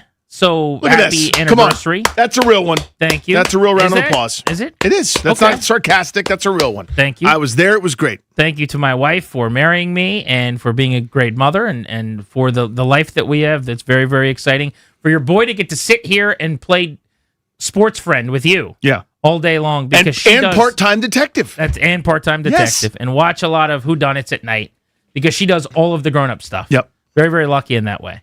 But I bring this up, Danny, not to get a clap from you or anything, which is nice that you did that, but because we're having a nice dinner tonight. Yeah. We're going out to a little place called Carbonara in Arlington, which apparently Clary is an expert on. He's been there many, many times, and he's kind of giving me a little bit of a scouting report. He claims to be, and I'm translating a little bit, an Italian snob when it comes to Italian food. He He's did very say that. discerning. I didn't know that about him, but he did say that he's very picky when it comes to Italian food. You believe we've made a good choice and we are in for a good meal? You're in for a great meal. I love that spot personally, and it's one of my favorites. I mean, it's legit one of my favorites right now. I put it up there. I'm not going to throw any names out there, but it is one of my favorite Italian spots in the DMV. If I were you, get the vodka chicken parm. That is really good. Really, really good. Vodka chicken parm sounds appealing.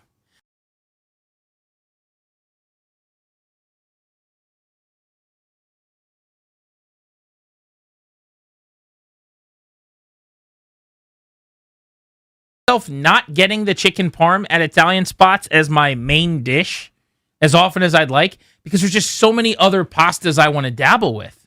There's so many other things. Like, I'll look at that menu, I'll see 17 things. I'll whittle it down to 13. I'll whittle it down to 8. I'll whittle it down to 4. This and is the hard part. eventually, the chicken parm will get slapped to the side. Like, it makes the tournament, but it's an 8 seed.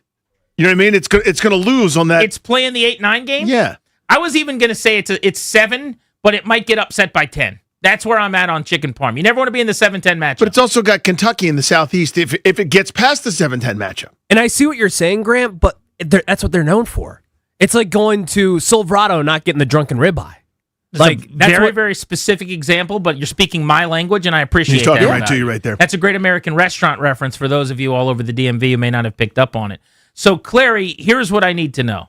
What is so special about the chicken parm at this establishment? So there's like well, number one, it just tastes great. It's a good And start. then also, they come to the table and they actually smother the cheese and the sauce right there on your chicken parm. It is titled Famous Chicken Parmigiana alla Vodka. Yeah. Famous. The first word's famous. Does it say anything about tableside smothering? Vodka sauce, mozzarella, and Parmigiano Reggiano served with spaghetti. Oh, that's going to be a little bit of a problem, though. I get a little rick when my chicken parm is on spaghetti. Oh. I prefer my chicken parm on a more, I don't know, delicious noodle. A hearty pasta. Yeah, something that's a little bit better than spaghetti. See if you can sub that. Could I do like penny pasta, chicken parm, or something? You know, something with a real noodle. Do you think?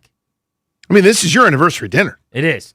You could I know talk how to you the guy. feel. You would never ask No, for a you should substitute. never substitute. You should just eat at home if you want to substitute. Well, I was But- going to start with the antipasta here on the yeah, let's go the through Appies. this. Let's go through this. You know I'm a sucker for an arancini ball. I do. I love an arancini ball. Mm-hmm. Probably going to happen. Nona's classic meatballs. You know what Nona means? Means Paulson. Nona in means Italian. let's eat. Nona means grandmother. That's grandma's classic meatballs. A 40-year-old family recipe of beef, veal, and pork, rich blend of Italian seasonings. Danny, if I don't eat those meatballs tonight, I'll eat your phone. I guarantee you, every ounce of my being, I'm ordering those meatballs tonight. Is this one of those where your wife is going to have influence on what you guys eat? You're like, listen, do your thing. That's adorable. I'm getting my thing too because it's our anniversary. It's not your anniversary. See what I'm saying? We have similar proclivities. One of the reasons this thing has worked pretty well. Mhm. I always said I anticipated dating, marrying someone who doesn't like sports, and then I ended up marrying someone who loves going to games and Right. loves watching sports. Right. And as it turned out, that helps because otherwise she'd probably hate my guts. And Yeah. everything that I do is Nice. about that, and she would resent it. Mm-hmm. In food terms, she enjoys the red meat and the arancini balls and The JP Arancibia I balls, think yeah. what I'll do is I'm going to get like 5 appies, and I'm going to say we'll dabble. 5's probably aggressive. I think. Are these small plates? How These are small appies. These are plates? appies. I know, but you can't. I mean, based on the price point, I'm assuming these are very small, like biteable appies. So it's almost like a tapas situation. I think you do that. So, because we're talking about $12 and $13 appies. They're not giving you a hearty appetizer dish for that. It depends on what you're getting, too. You get something breaded, the JP Arancibia balls are going to be a little bit heavier. Do we think probably. you get 2 arancini balls there, or 3 probably for $12? It's not more than that. 3. Okay. 3. Do we think you Can I get- get you and the missus in some burrata this evening? Can I get you and the missus a little burrata action? Burrata. Little alla caprese. Can I get that for you for the table? Is Frito Misto, is that going to be... I'm going to answer your question, but I have to do this first. Okay. Because there's a reason. Is this calamari? That's going to be calamari. So I want fried calamari. Yeah. So I now have 3 appies. I don't think I can do your burrata thing. Burrata, mozzarella, alla caprese? Yeah. What is any of that? That's that is just the most heavenly, soft cheese. Is that like the tomato and bread? No, the cheese. That's bruschetta. You're talking about the bruschetta. Right, but it comes with like tomato and cheese and bread. Little olive oil, little balsamic. It is heavenly. It is a palate explosion. Can I get you in on some burrata? You know what? Absolutely not. Okay. Now I What would, but I have too many appies. I have 3 appies. Let me put you on to one What's more. mozzarella in Carosa? This is what I was going to put you on. That's going to be your cheesy bread. Now it's fancy pants because it's an Italian joint. It's not like your oh my kitchen God. after school. You see a picture of this? Do you know what this is? Yeah. It's mozzarella cheese, breaded and lightly fried, drizzled with creamy vodka sauce. This is a fried grilled cheese sandwich. There it is. Basically. Can I get you involved in a little mozzarella in grazza? That might have just moved up to number 1 in the power.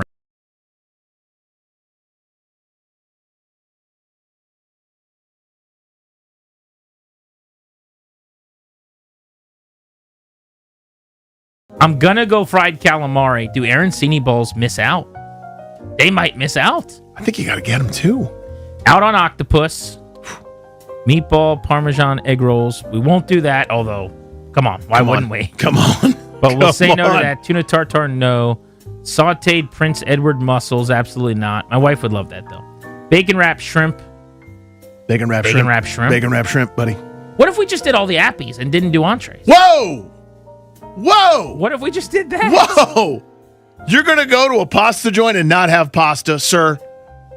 Back off that right now. We can't all be Danny Rouillet and just eat 9,000 calories in a sitting.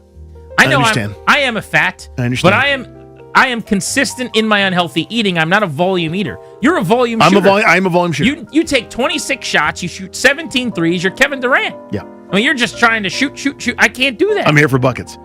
I'm 7 for You got to pick a lane and go. 13 from the floor, you know? So you're not going to go bacon wrapped shrimp oreganata. You're not going to do it. Don't think I will. Because that's your heavy breaded shrimp right there. What if I went back tomorrow and tried the other stuff? Now you're talking. Would that be too fat of a move? It's not a thin move. Yes. Yeah. But now, okay. Just like 3 straight nights, just knock the whole menu I out. haven't had the gnocchi yet. Can you bring it? All right. Just real quick. Are you going to go pasta then main? Pasta then main? Or is it just one big main with some pasta? Main with pasta. Main with pasta. I think the pasta is main. Yeah, but now you're going to miss the chicken parm alla vodka. You're going to miss the chicken parmigiana with the gnocchi. You're going to miss the pollo piccata. I am actually stressed about this. This is hard. I'm not a look at the menu first guy. I did it for the exercise of the segment. You have to. But this is why I don't like it. It's the anxiety now of knowing all the things I'm leaving on the chopping block. Do you think Mike McDonald didn't look at the game film before they played that Super Bowl? I bet you he was nervous too. But you got to come in with a game plan. If you audible, you realize something's not working, check out of it. Come in with a game plan. You know what to do. I believe in you. You've eaten before. You'll eat again. We'll learn from David Blau on how to put together a game plan. That's what I'm talking about. When he joins us next, the new offensive coordinator of the Commanders. You're listening to Grant and Danny. He will be on the phones with us in minutes on The Fan.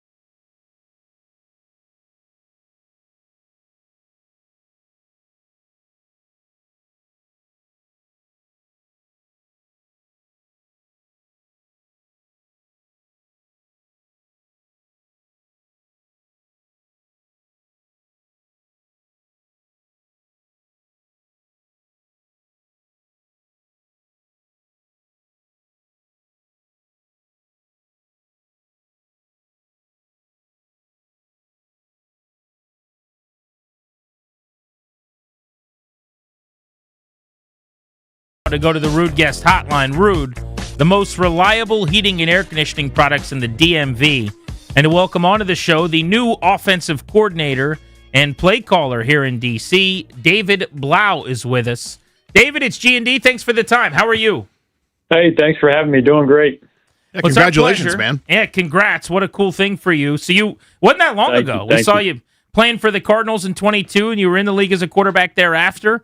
And now you're getting a chance to run your own shop as a coordinator. What's the last few weeks in this whirlwind been like for you? Man, it's been great. I have felt DQ's belief in me every step of the way. I've kind of been filling my buckets, filling the time buckets with evaluations of free agents coming, our own roster, the draft after that, and then also engineering, what we want this offense to look like for 2026. What does it mean to you? You mentioned that belief. It's got to be pretty incredible because, as Grant mentioned, you were in the league playing football just a couple of years ago, and here you are running an offensive side of the building. What does that belief mean to you? Sure. DQ from my first day here, my first interview even for the assistant quarterback coach job, he has had an intentional plan for my development. He's been around a lot of gifted young coaches, and he has, from my first day in the building, had a plan for me to be sitting in the seat that I'm in. So I'm incredibly thankful and grateful to just be able to, give them everything I got, and with regard to that, and put our players in a position to be successful. David Blau's the new play caller and first-time coordinator with the Commanders, joining us on Grant and Danny. You get into coaching just a couple of years ago with Cliff after you finish your career playing with him. Are you surprised that it happened this quickly?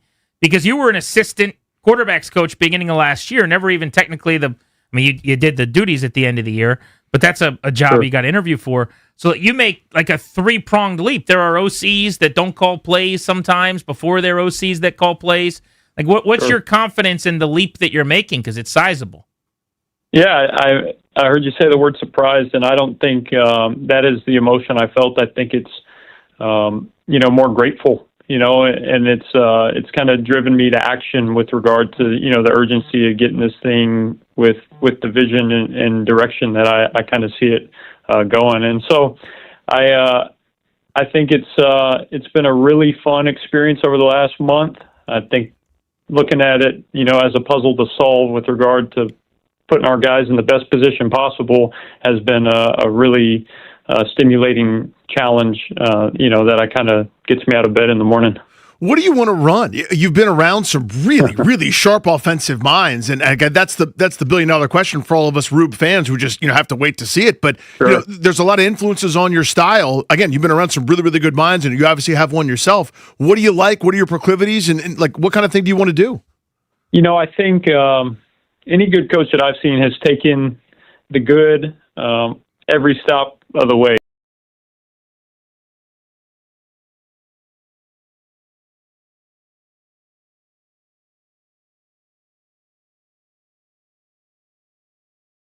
At the end of the day, man, every decision we're making as an offensive staff is with Jayden on the forefront of our mind, putting him in the best position possible to get our offense in an advantageous position and really stress defenses, because that's what it is about at the end of the day, where people have to defend all 53 and a third wide, 100 long, and make sure that our guys, when we got to have it most, are ready to roll.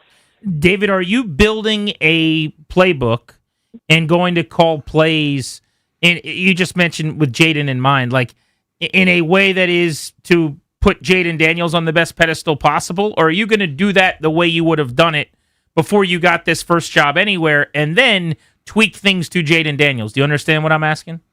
I think I understand what you're asking, and I think I'd be foolish, man, to just say, hey, this is how I do things, and that would be a foolish approach to the whole thing. So really, over the last 2 years, I've been able to see what he does really well. There have been conversations over the last 2 years to say, hey, what do you like? What do you don't like? And as we're in this process of engineering the offense, constructing it, he's got a role in that. And then it's some of the convictions that I have that I know that we can add to his game.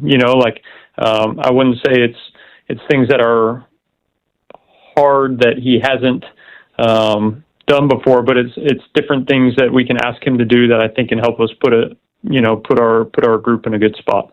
David Blau and Grant and Danny. Yeah, give us an idea of like ways that you think maybe you could tweak things to help him.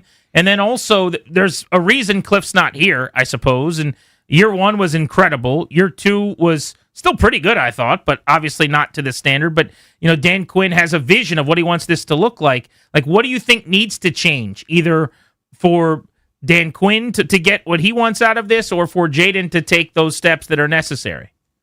Yeah, I think first and foremost, like when you see our unit take the field in 2026, you're going to see like a play style who's off the screen, and that's I want the speed and violence that DQ preaches to our group to come through on the tape. And man, Cliff was incredibly gracious to me. Like he just incredibly patient, incredibly gracious, and let me into his brain. And there's a lot of things that he did really well here that I want to help continue to implement, and then there will be changes with regard. Hey, if we're putting them under center more, if we're running a couple different outside zone schemes or whatever, and we can run the play actions and the keepers and those things off of it. I think that as much as we can, getting our offense into premier plays will be advantageous for our group. David, what was this year like in your previous role as a quarterbacks coach, working with Jaden? It's got to be so frustrating for the young man who've been hurt so much and not be able to help the way that he wanted to. And I know he's so competitive, and all you guys are at the highest levels of the sport. What was it like going through this year after so much success in year 1? I think he had a rough year, and I think getting to go through those challenges with him, be alongside of him, lift him up, encourage him, help add value to him, help him grow is what the fun part of coaching is. And you get to help build the man more than the player per se. I know we're kind of judged by the results on the field, but the impact that's really felt is kind of how we can help the man off. David, what are the first steps, actually? I'm curious, like in building a playbook. I mean, you guys have the Cliff Kingsbury playbook. So do you keep that and now just add your own pages, or like David Blau has not had one, or maybe you did, maybe you built one when you were a backup quarterback. Like, what is the first few days of that looking like in terms of building your offense? Yeah, I think that's how we've spent a lot of our time over the last month is what exactly we want that to look like, and there will be some things that may get scrapped, and there will be some things that you keep as much continuity as possible to help the guys with, not starting from the ground level. You know what I'm saying? So, how we might have called a formation or a personnel last year could look completely different this year, but the route on the play could be the same. So there's not complete new learning. And then at that point, it's on us as coaches to creatively and concisely teach in a way that is just allows them to go play free and fast on the field. In terms of, again, what things are going to look like, I want you to go back to your playing career as you are observing and watching and learning like a sponge. I mean, everybody that we talk to and different stops would just rave about your curiosity, your intellect, your ability to pick things up and know what everybody was supposed to do. Did you always kind of have an eyeball towards whenever you're done playing the game that you love so much that you wanted to teach, that you wanted to be a coach? Yes, and I'll say, it's kind of grown at every level I played at. In high school, I wanted to be a high school coach because I had great influences there, and then the same in college, and then in the NFL, you get to the best chess match in the world, and I've been fortunate to have coaches who have let me into that chess match, whether it's designing plays as a player or, hey, this is why we're doing the things that we're doing, and that kind of sparked the flame that was like, okay. You can impact the men in the locker room and be a good influence and role model for the man, but you can also create something that you can be proud of as a coach and develop what I hope Jaden's running for a long time here. David, influences. You've mentioned, and I know it stands to reason, Kevin O'Connell, Ben Johnson, Cliff Kingsbury, some of those guys, right? But I remember talking to Sean McVay about this when he said Kyle Shanahan had Mike and he had John Gruden, and everyone has someone that they're going to call when they run into something that probably isn't in the league currently. Do you have that mentor? Like, who's that guy for you that when you're running into some things midweek, maybe it is someone in the league, but you might hit up and say, hey, help me out here? That's a great question. I haven't ever, heard it phrased that way, and I'm sure there will be those kind of, roadblocks that I run into. But I've been really fortunate, man. Whether it's coaches who are still currently in the league, I guess to answer your question, I wouldn't say that I have somebody like that, but got a lot of people that I know if I call, they'll pick up the phone. Who's somebody that you guys currently have on the roster that you're just obviously Jayden Daniels super well, but sort of besides that in terms of the talent or somebody that you can unlock, you feel like there's somebody that wait till you see what this guy does in my system or scheme. Is there somebody that you've got in mind? I'll kind of give you the out of left field answer that jumps to my brain, but I think everybody's going to be really excited about Josh Connerly for a long time. Played every offensive snap for us. He just trajectory on a 45-degree angle throughout the course of the 25 season. And I think his skill set will be highlighted and used as a weapon. I know people don't hear that often about the offensive lineman, but, using him creatively and allowing him to, showcase what he does really well. David Blau and Grant and Danny here on The Fan going to be calling plays for the first time with the Commanders, their new offensive coordinator. One thing Dan Quinn said in his press conference, which sounded like the Beatles in their prime to me, was that Jayden Daniels should be expected to be under center more in this offense. And as someone who kind of covered the Shanahans and kind of came up with that style and enjoys watching Ben Johnson's offenses, that's something a lot of us have been clamoring for around here. Is Jayden's preference, has it been to be in the gun? I know that's almost exclusively what he did in college, and then Cliff runs it at a rate that far exceeds anybody else. What are your thoughts on that transition? Caleb Williams, training camp early in the year, kind of rough patches. It's going to take some time, but give us an idea of how much under center we might see. Yeah, I think, you mentioned some of the rates that we were in the gun and pistol this past year. I think if you see a shift, we're going to ask him to do just more under center. And, if you're 50-50 in the gun versus under center in the NFL, you're at the top of the league.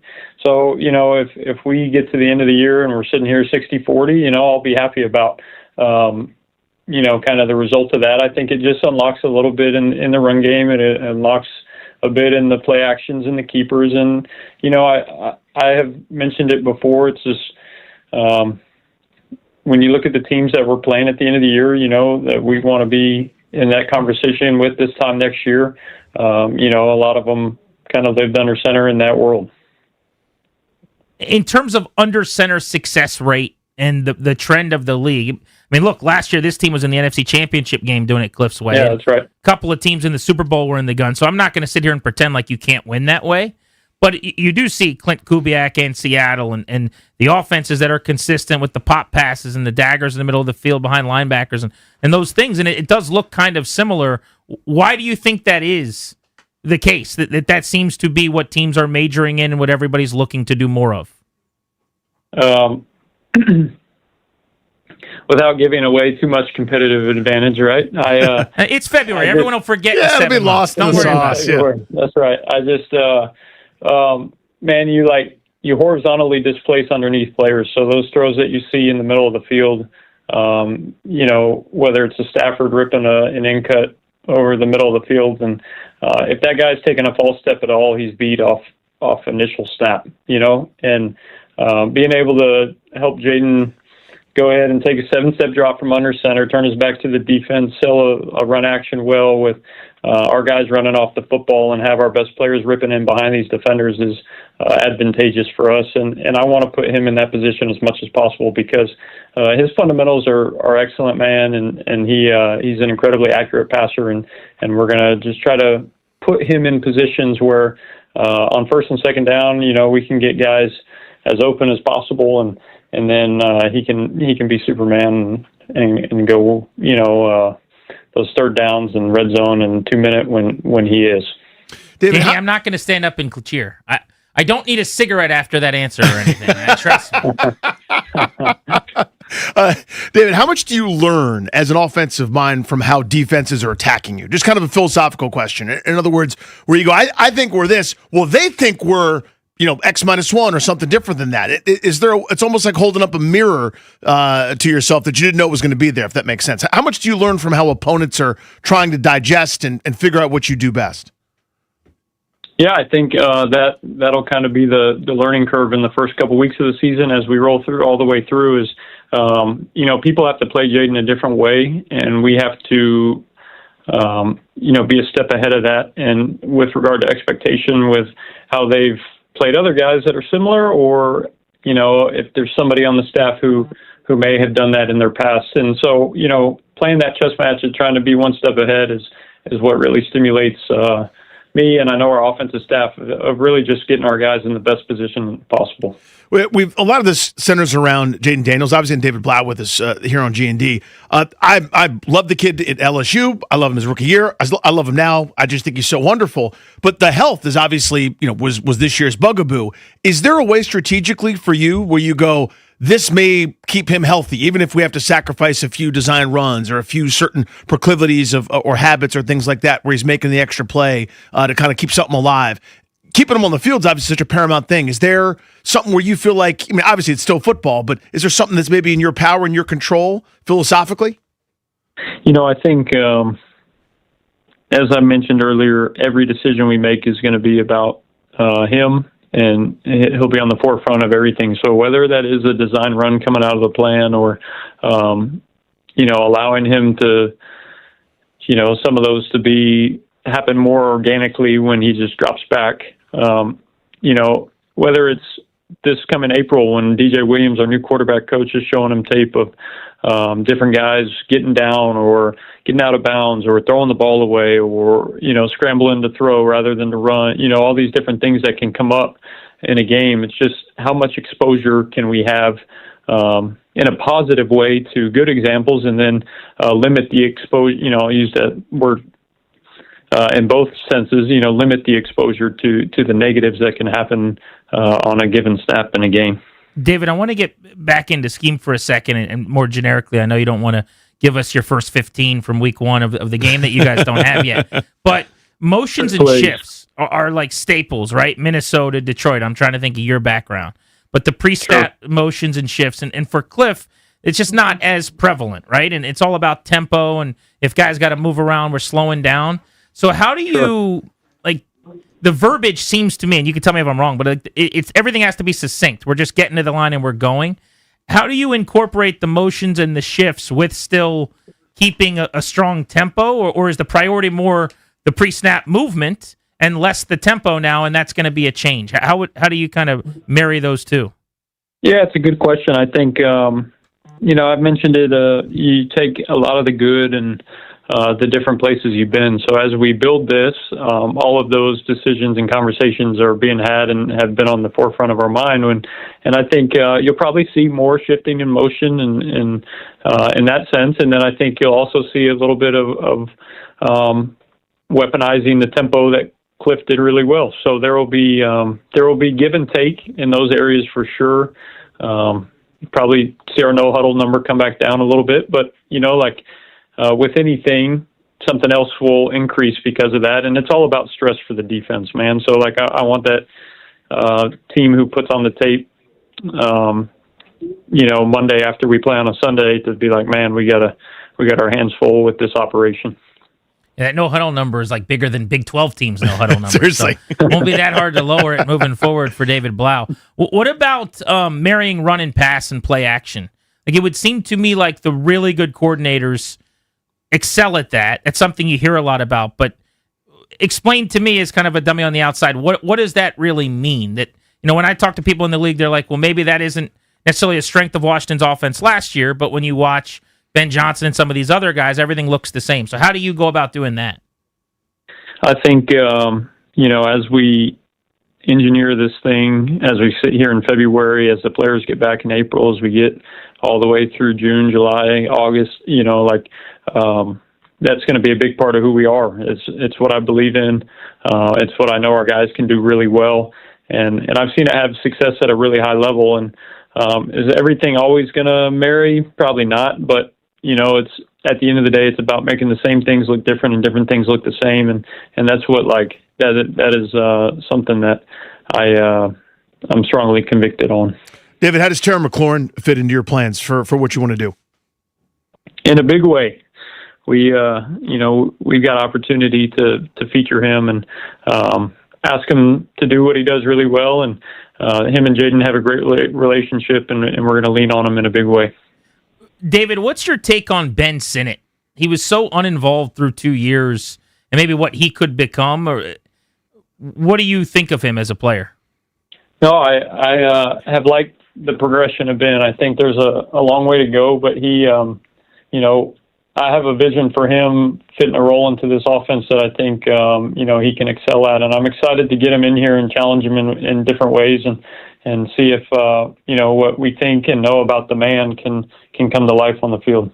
I always, and with him specifically, David, but in general, you heard Coach, I heard Durante at his press conference today talking about, finding out what guys do really, really well. And I just, someone who's that big and that strong and that fast, talking about Sinnott, there's something he does well, right? So how do you unlock that to, or maybe even add to that skill set as he grows in terms of development, but also letting him kind of thrive in the things that he does do well at this point? Yeah, I think, just philosophically, maybe it's asking him to do something different than we've asked him to do in the past, and challenging him in a way that we have this vision for him and the belief of that, like you mentioned, all the traits are there, and just trying to put him in the best possible position for him to be successful. Really good insight from David Blau, very gracious with his time. Just a couple of moments left with us here on Grant and Danny. I guess the last football one I've got for you then is there even a way before game action to work on or sharpen your play calling skills? It only happens in game. So I don't even know how that would work. I mean, can you mock call a game with a clock next to you? How would you even get those reps? I don't know if you guys know this, man, but John Madden's grandson's on our staff, Jesse Madden, so I'll just play a bunch of Madden up until week 1, if that's okay with you guys. Hey, let's go. Whatever preps you. I love that. We got a producer here who's got a Madden league. You could join his Madden league. Now, if you win it, he'll kick you out. He gets a little butt hurt. True. But you only get to stay if he beats you. All right, we're going to let you out on this. We always go rapid fire here to get to know our guests. So if you don't mind, David, we got a few off-the-wall non-football questions for you. You ready? Okay. All right, your eating contest food that you think you could eat the most of in a short time. Pizza. What's your pizza of choice? I thought it was rapid fire. It is. Hawaiian with pineapple, yeah. He's his own man. That is tough. Would you consider yourself a sharp-dressed guy or whatever's comfortable? Whatever's comfortable. Last show you binged or movie you saw in theater? I love watching Survivor, season 50 coming up. Here's your plug for 2 weeks from now. Wow, you're a Survivor, How about Mark. that? I didn't know they still existed. I love that. 50 seasons? I'm telling you guys, if it's a competition, I'm in. Okay. I love that. Night, you're not allowed to do anything football related. Night away, relaxing time. What are you doing? Man, just spending it with my girls, my wife and my daughter, and our second on the way. Congratulations. That's amazing. Thank you. What superpower would you want? Read people's minds. Ooh, that's that would scary. come in handy for the offensive, defensive thing. Very, very good. Yeah. You're going to have dinner with 3 people dead or alive. Who do you pick? Wow. That's a hard one, by the way. I know. That is, put him on the spot. That's tough. This is not Philadelphia Eagles. 2 minutes to go. He didn't Pressure. Get a question that hard from DQ in the interview process. Scotty Scheffler. I'm just trying to think of greats. Scotty Scheffler, LeBron, and Peyton Manning. I guess Michael Jordan wasn't available. And Peyton Manning. I'll pick LeBron. Yeah. There you go. All right, very good. Pick LeBron. I could dig that. And last one for me, just because I've got 2 girls.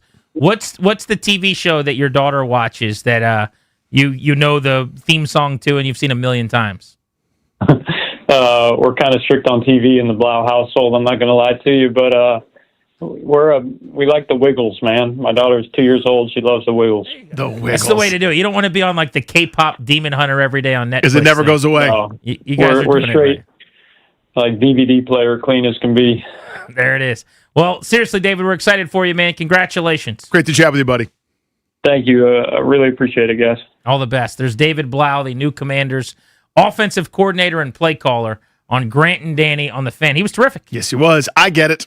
Yeah, good conversation. I'm excited for what he's going to do. He's not going to give away the, his answers on the answer key just yet, but under center offense, Marion run and pass. Let's operate some play action. Let's go. If you guys weren't watching the video, Grant at one point sat back in his chair, let out like a long like not exasperated, but like a long, pleasant sigh of just joy. An angel just got his wings. That's right. A boy's dreams can come true. Grant and Danny on the Fan, you want to hop in and react to David Blau? Let's hear from you next. 800-636-1067 on the Fan. Listen to the Junkies all week for your chance to win a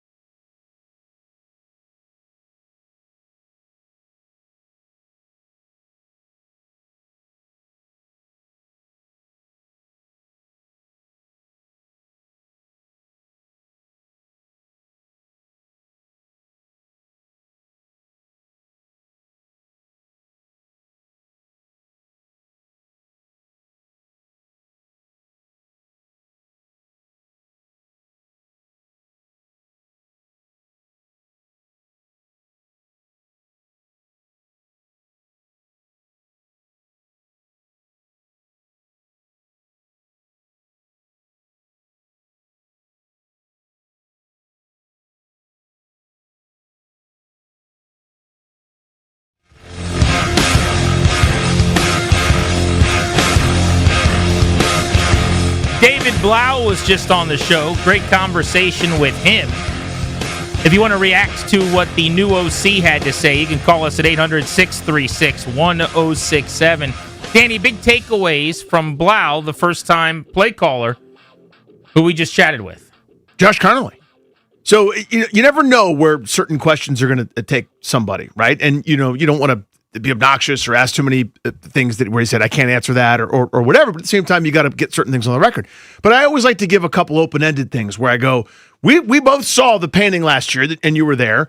What stands out to you? What are you excited to work with? And he couldn't wait to say Josh Conerly, which is fascinating. That's the right tackle they drafted in the first round last year, feeling like, hey, maybe he could be unlocked. Now, what does that mean? It doesn't mean carries or touches or receptions. It means we can do a whole lot more out in space. It means this guy's going to give us the ability to do way more dynamic stuff than just sort of drop back a couple times, be an inline blocker, or get the guy in front of you or whatever. Calling out a right tackle like that, I thought was interesting. The other name he referenced, I know you asked about Sinnott, but using some of those guys that were underutilized to a degree, I think that seems like a theme for their current mix. Yeah, I liked that his home base seemed to be Jaden Daniels. Everything we're going to do for Daniels. The reason I followed up with that question of, are you building an offense because you're a play caller and an OC for the first time, or you're building a Jaden Daniels offense because he's your starter? My concern with him doing the second one, which is what it sounds like he's doing, by the way, he's building a Jaden Daniels certified, Jaden Daniels proof offense, so to speak, to get the most out of him, which is a great idea. But what happens if and when he misses time, if that's the case? And do you need a guy with a similar skill set then?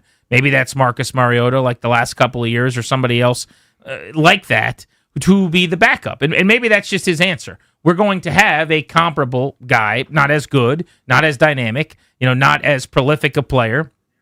Jaden's default settings are a bunch of 60 grades on a 20/80 scouting scale with some 70s sprinkled in. The backup's going to be a bunch of 45s and 50s, but it's going to be the same type of player. Maybe that's the answer. But that was the only thing I was wondering is I do love that he's saying he's going to involve Jaden Daniels. And Daniels said last week on Media Row, if we had more time, it wasn't an unlimited number of questions, but I would have gone a little further down that path. Are you actually drawing counsel from Daniels already? The huge benefit is, unlike bringing someone from outside the building in, he has sat in that quarterback room with Jaden Daniels every single day for 2 years. He knows what he likes. He knows what he doesn't like. He knows the plays that he's comfortable with and that he isn't. He knows the things that Jaden would quietly to the quarterbacks and him when Cliff led the room whisper about the things he didn't want to do. You know what I'm saying? Yeah, exactly. So he knows all the secrets, and I think he will use that to build a Daniels offense. And then there's the added ingredient where, like, think about, again, it's not exactly analogous. You're talking about a player and coach, but with your children, if my son had a blank palate and it's like, what would you like to eat right now? It's give me the donut, give me the cake, give me the ice cream. That's what he likes, but that's not what I need him to have. You got to have your protein first. Where's your veggie, etc. There's that part too, where I know that you need this because I was in the room with you. I know the weaknesses. I know the stuff you're not comfortable with yet because your skill set is so good. I think there's any offense you want, Jaden Daniels could do. Not every quarterback you could say that about. That guy's got the arm talent. He's athletic. He can move around. He can run. He can make plays when the play breaks down. It's the thing that I want. So there's a lot of offenses that would work really, really well. There's going to be some stuff, eat your vegetables, dude, where I know you don't like it yet. See Williams, Caleb. I thought that was awesome that you brought that up with he and Ben Johnson. There need to be growing pains. That's necessary to get great. I think we all want that. Now, are we going to be patient? I hope so as a fan base, but this is a new system, a new thing. You're going to ask him to do some stuff he hasn't done a ton of. And there's going to be moments where we go, are we sure?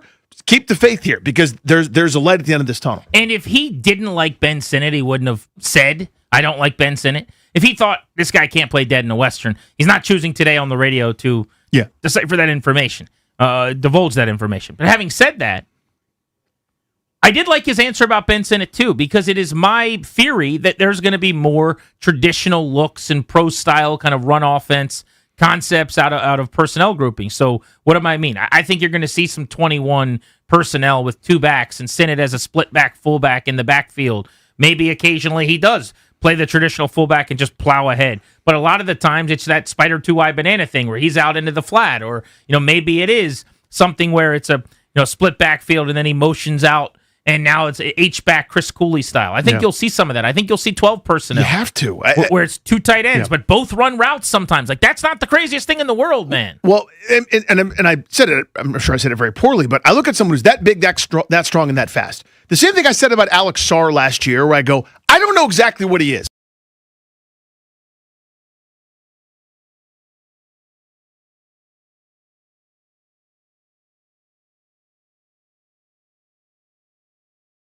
Quickness and the elite route running or whatever. I know he's big, strong, and fast. There's got to be something I can do with him more than just occasionally block when John Bates gets tired, which is what his role has been for a couple of years. There's got to be more to it than that. So I don't know, but you also don't want to sacrifice every tenet of your offense just to make sure that he's satisfied, right? There's a push and pull there, but to me, it's exciting to hear that no, you don't have to start over or anew, because tight end's one of the spots I've got circled this offseason and I'm going to hammer as to what are they and what do they need to go get. Right? You saw David Njoku give a fond farewell to Cleveland. Is that something they should be in the market for? There's a number of guys on the tight end market that won't cost $25-30 million to upgrade, and they could really use one. Or is the answer Ben Sinnott all along? I think that's a huge question. Who could you see thriving in a more Shanahan, Ben Johnson looking offense moving forward? And who do you think going to David Blau could benefit the most in this offense? Let's get into that as we continue. And we can take calls on that as well. Want to hear from you guys on that. 800-636-1067 if you want to join us on Grant and Danny.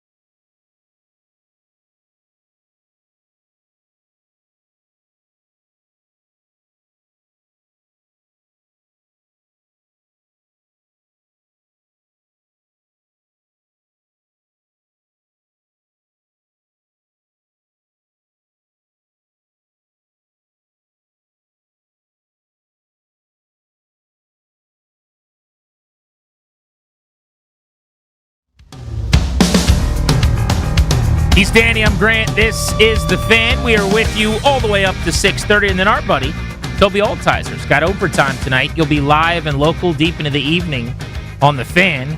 We've had a busy show today. Joe Gibbs was with us at 3. If you missed that, grab it when we are done, wherever you get your audio.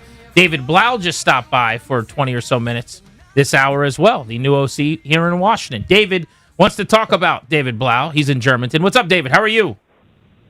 Thanks for taking my call. I enjoy your show. It makes my long commute home that much more enjoyable. Appreciate you, bud. Really enjoyed the interview with David Blau. Didn't really know a whole lot about him. I didn't even know till you guys mentioned it that, he played, was a quarterback. I think, I'm optimistic. I'm looking forward to it. If he can bring in a creative philosophy and improve Jaden Daniels and utilize, his exceptional skill set, keep him out of harm's way. Keep him, I think, under center, and come up with some more creative plays. I think it's going to be a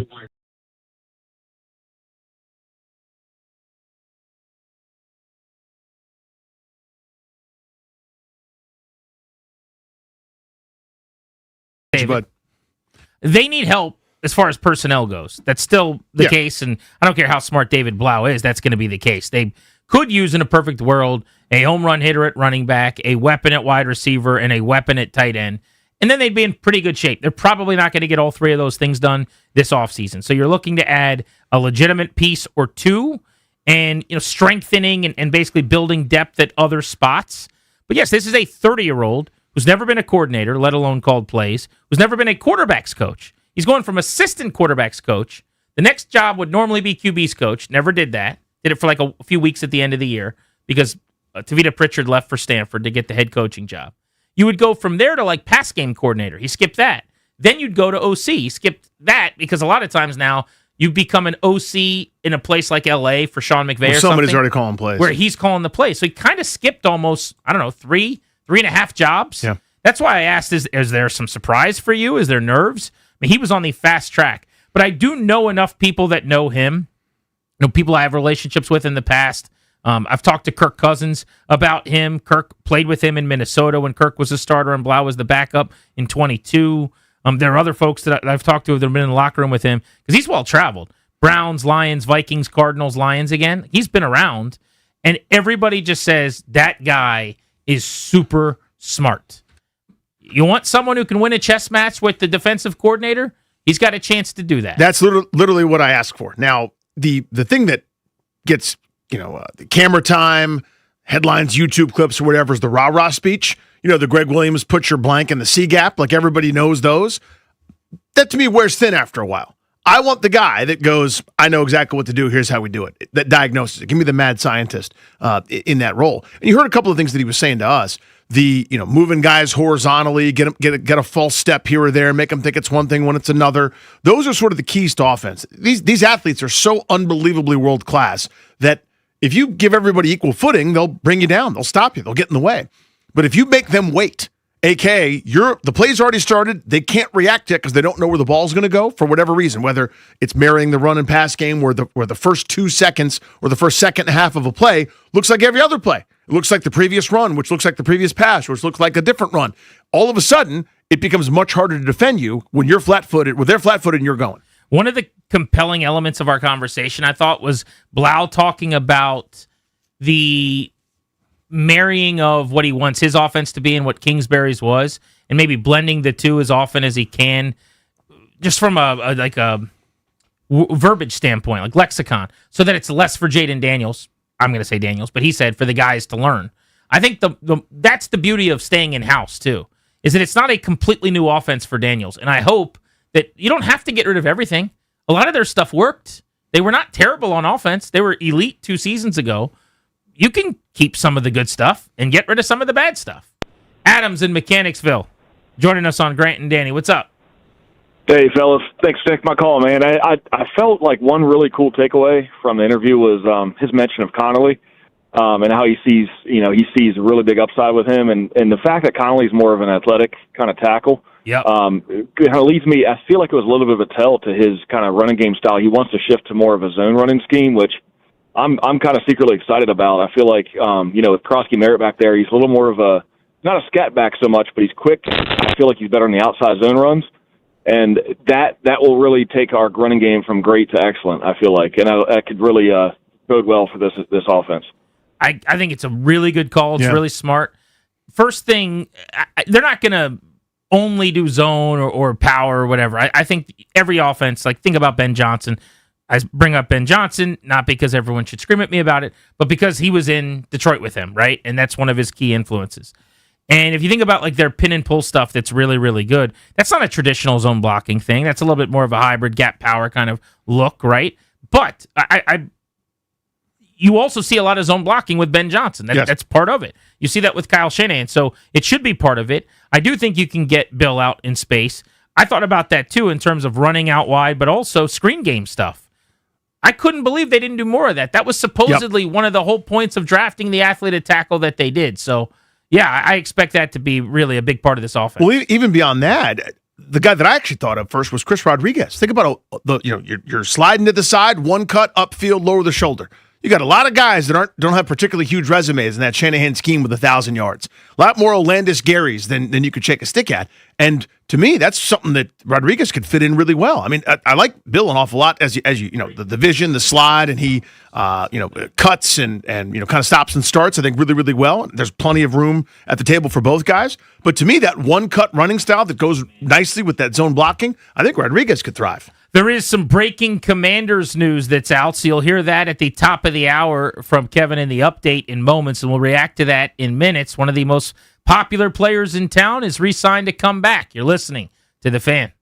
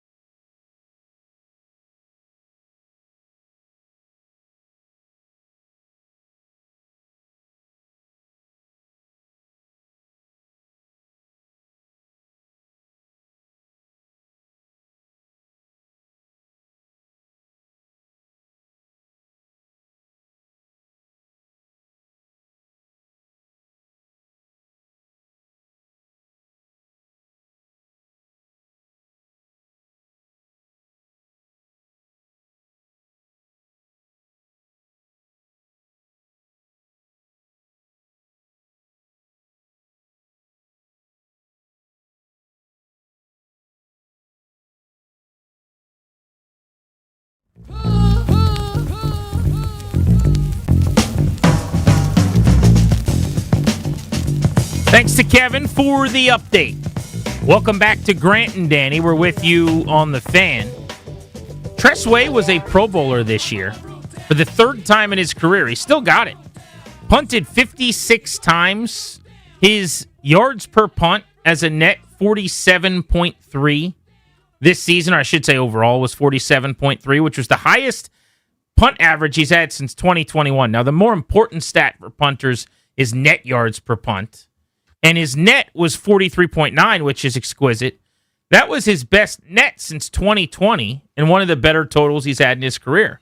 So even though Tress Way's been around now for 12 seasons, all here in Washington, dating back to 2014, and he is 35, about to be 36 years old, he can still do this. Yes, he can. At a really, really high level. And I only bring this up now because I think it's completely irrelevant, and it's been proven to have gone really well afterwards. So I wouldn't have done this and broken his trust otherwise. I remember being at training camp. This was going back before maybe the 2024 season. And I was talking to Tress, and he kind of called me over, and he's like, this could be it. I'm like, really? He's like, yeah, man, like my back's hurting a little bit, and I'm just not sure, and every time I punt, it's sore and whatever. And I remember him telling me like he wasn't hitting it very well and whatever else. This was like over 2 years ago. Wow. Now. And I tell you this, Danny, to say, he had some kind of medical breakthrough, like figured it out. His back started feeling better. And he had a good year and then a better year this year, and he's signing on for another year, like 3 years later, That's out awesome. of his career, well after he was punching through that wall. So what a career this guy has had. An all-time Washington legend. I know he's a punter, but he's the people's punter, man. He's one of the most likable, fun dude in the entire team, in the entire locker room. Tress Way kind of stands alone, the longest tenured player on the team. Only 114 return yards allowed this year. Now, credit to coverage units, obviously, but a lot of that credit goes to Tress Way. That means hang time, direction, placement. You got to kick nukes, but it's not all, just if you blast it 70 yards, they get 20 yards on you. It's not the same. But that's actually crazy. That's a low. remarkably low number. It's the lowest of his career.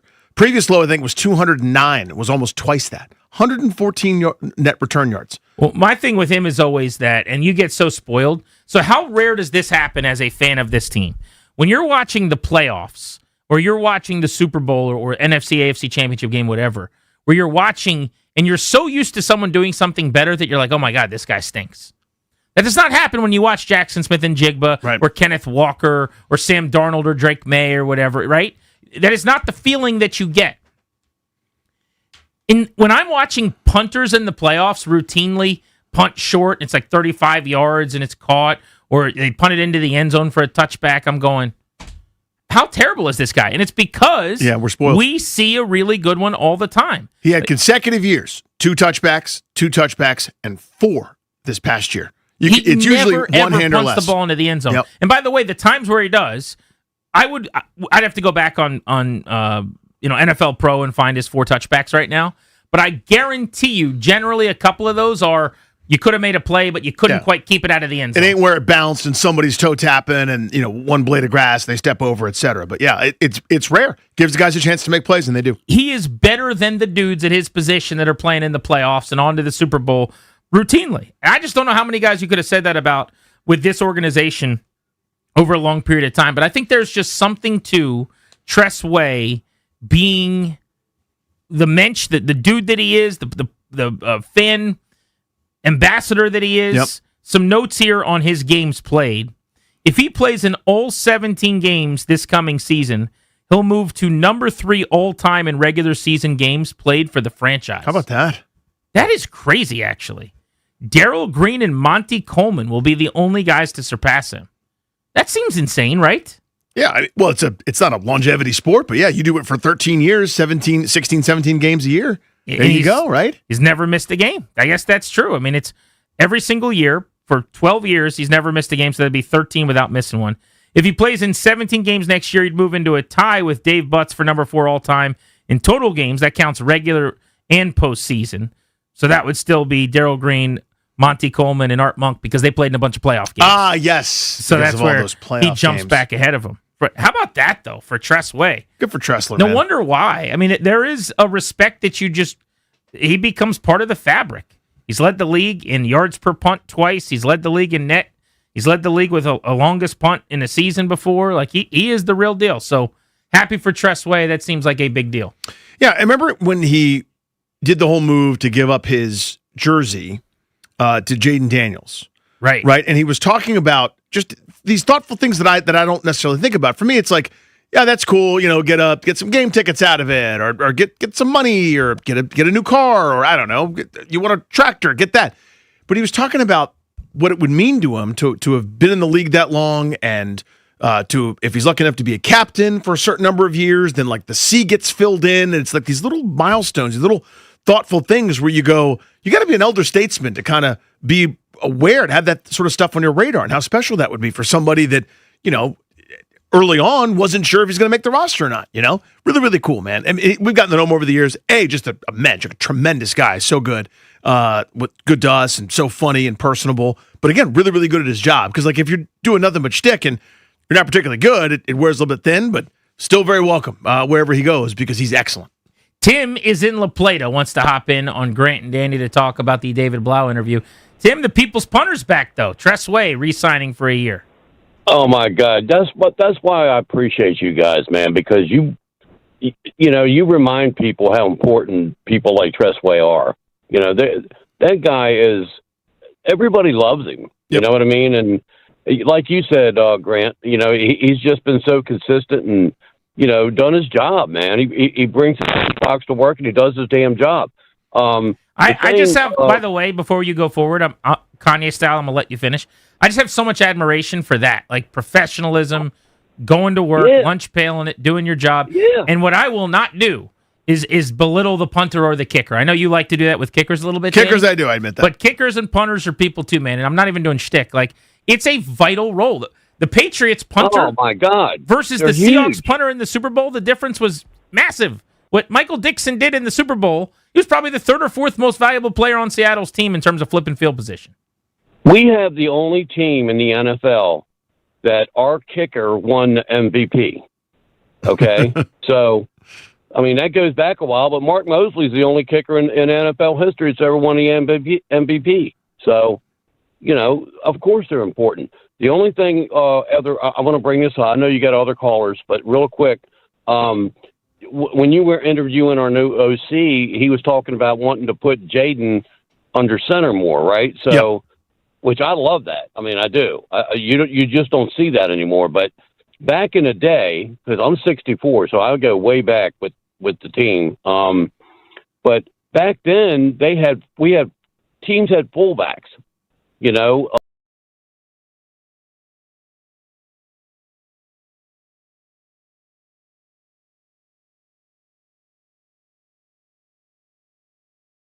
Trying to use fullbacks again. I don't understand why teams got away from using fullbacks.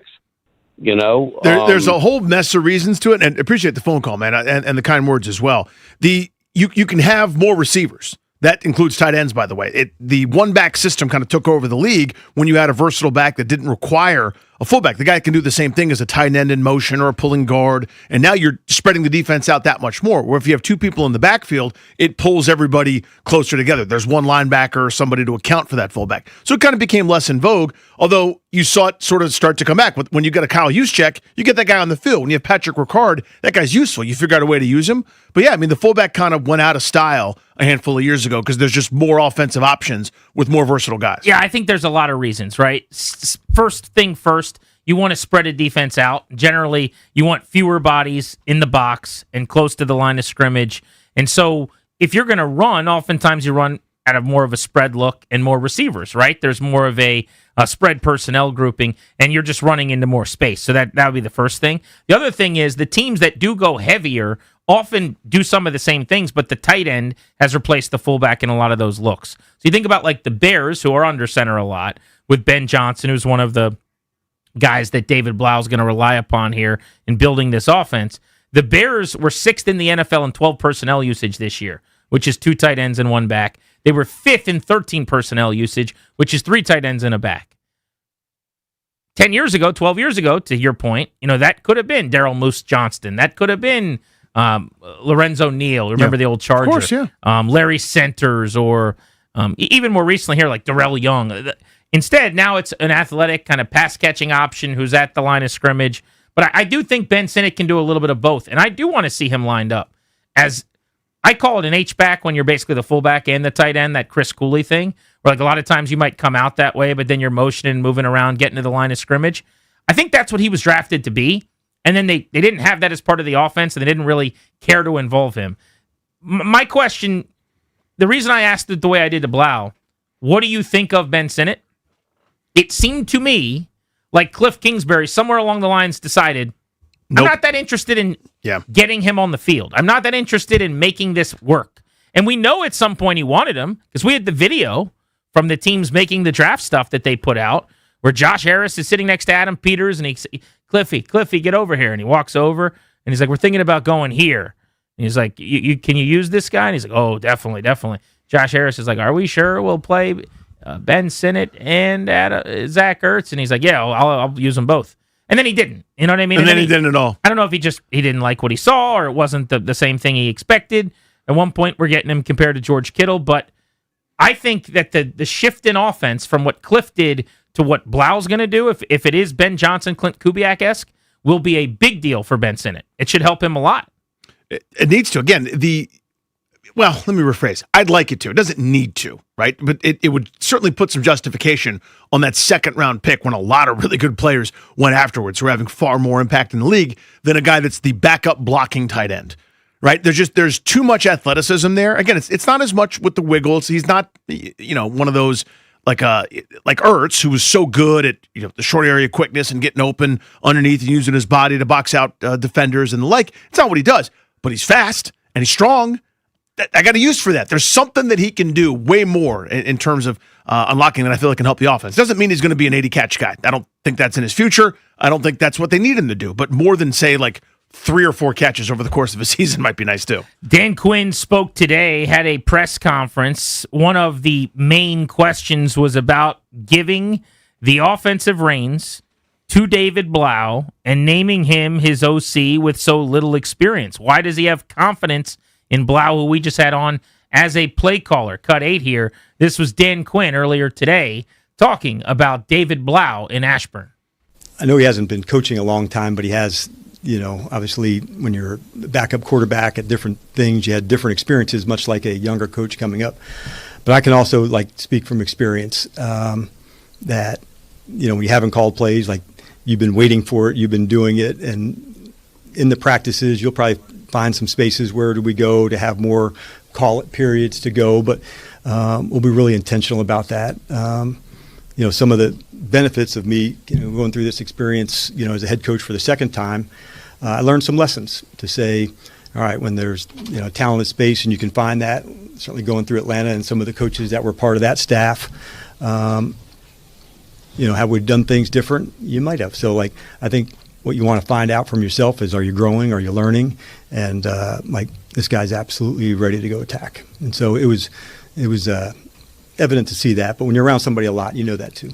Translation: he still kicks himself that he didn't give McDaniel or LaFleur the job when Kyle Shanahan got his head coaching job and left Atlanta. And now he's going to make sure that if he makes a mistake, he's going to go down swinging, but he's doing it a year or two earlier rather than a year or two late and regretting it as David Blau becomes the next great offensive mind. And he obviously thinks the world of him. Blau basically said as much to us. Yeah. It seemed like from day one of him showing up, he felt like Dan Quinn had plans for him. And I don't think he knew, I'm going to fire Cliff in 2 years and promote this guy, but I'm not letting him out of my building. When push comes to shove, when I think it might happen, I'm going to have a tough decision to make. And guess what? He was already getting interviewed by the Lions to be their OC when Washington hired him. Yeah, you identified the talent and go, I could see in a year or 2 years, 3 years, whatever, he'll ascend to the chair. Not necessarily the plan is to the exact timeline, but you identify that talent and you help him grow. Elijah is in the city. Grant and Danny on the Fan. What's up, Elijah? What's going on, fellas? Thanks for taking my call. I love how the things that he's saying early about moving him on the center and some possibilities. One thing I would like for him to do is to be able to release or get Terry going in other areas. How other teams are able to do. They're like Jackson Njigba is going to be in the backfield. He's going to be on the slot. He's going to be hanging from the goalpost. He's going to be on the jumbotron, wherever. I'm being facetious, but it's like move the talent across the board. We can't, structurally, we have to be able to do that. And I think that would be very fresh to see if he's able to utilize the talent that we have in a way that we haven't seen. And it's not always about going from different set. It's like maybe it's a jet sweep to 17, and then it's the same play, but Five keeps the ball, and it's a quick look. Just building out. And I feel like at times they was going to so many sets that you can have a look that you like, and you can build out from there like a block. Things blossom out, and I think he might be a guy who's in a position to do that for us. And bringing him on the center is going to show us a version of Five that we haven't seen yet. And you're going to have to respect downhill. Linebackers have to respect that type of action. That's their job. So when you putting that ball in that running back hands, that is that man's job to make sure that exchange doesn't happen. And that plays in our hands with the quarterback we have. Because if he was on the Seattle's team, or if he was even on the Patriots team, imagine, I think the score would have been crazy. So it'd be better for him, and it'd be better for them. Appreciate probably, you, dude. If that was the case. Appreciate the call. I want to get into needs on offense. He's talking about the receivers. Like, it's layered, right? Running back, you could use a home run hitter. Tight end, they're now desperate. I would say might be their biggest need. Jay Gruden said as much yesterday. Wide receiver, you've got Terry as home base, but ideally you turn Terry into someone who could stretch the field a little bit, and you could get somebody opposite him who could be a co-number one or something this offseason. Would you have to do that early in the draft? Would you do that in free agency? We can get into that next. Also, if you're just hopping in the car, what David Blau told us about wanting to get under center, he actually gave percentages, which I found really interesting, of how often he thinks it'd be good to be under center next year. It was way more telling than I expected him to be on that. We'll get into that next on G&D. Tune in weekdays in the 6 o'clock hour before the puck drops that night for Grant and Danny's Power Play.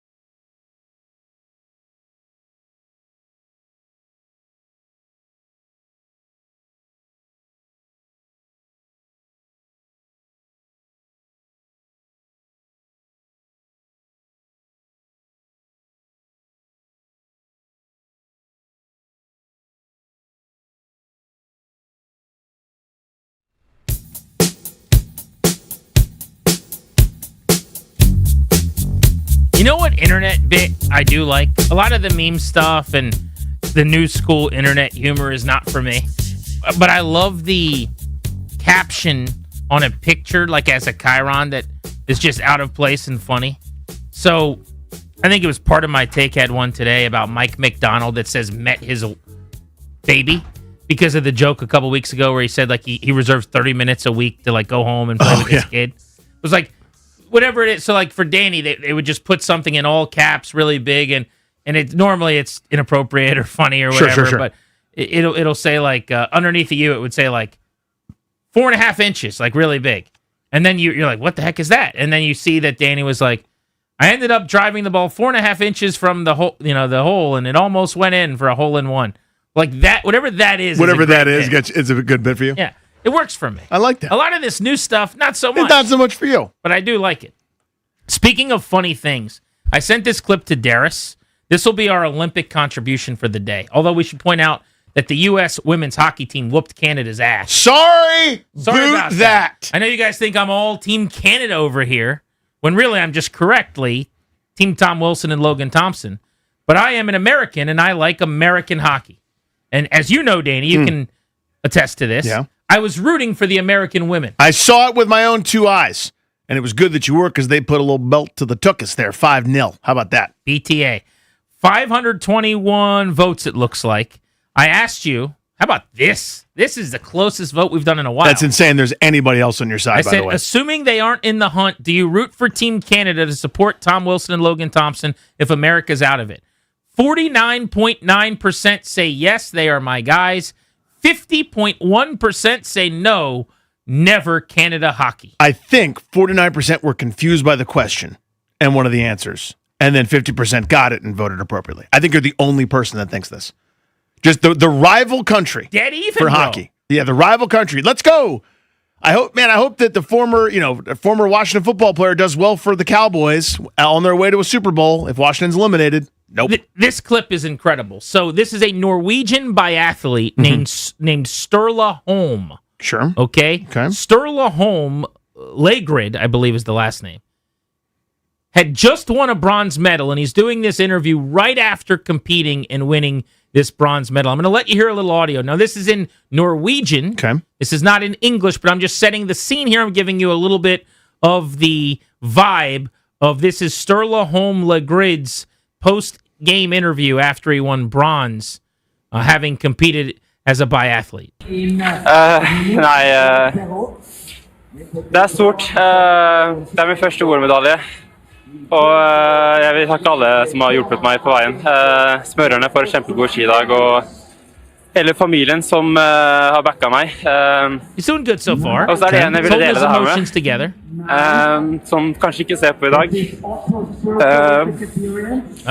For et halvt år siden så møtte jeg mitt livs kjærlighet. This is emotion. Verdens vakreste, fineste person. I don't need to know what language he's speaking to know he's breaking down in tears. Og for 3 måneder siden så gjorde jeg min største tabbe. All right, thank you, Darius.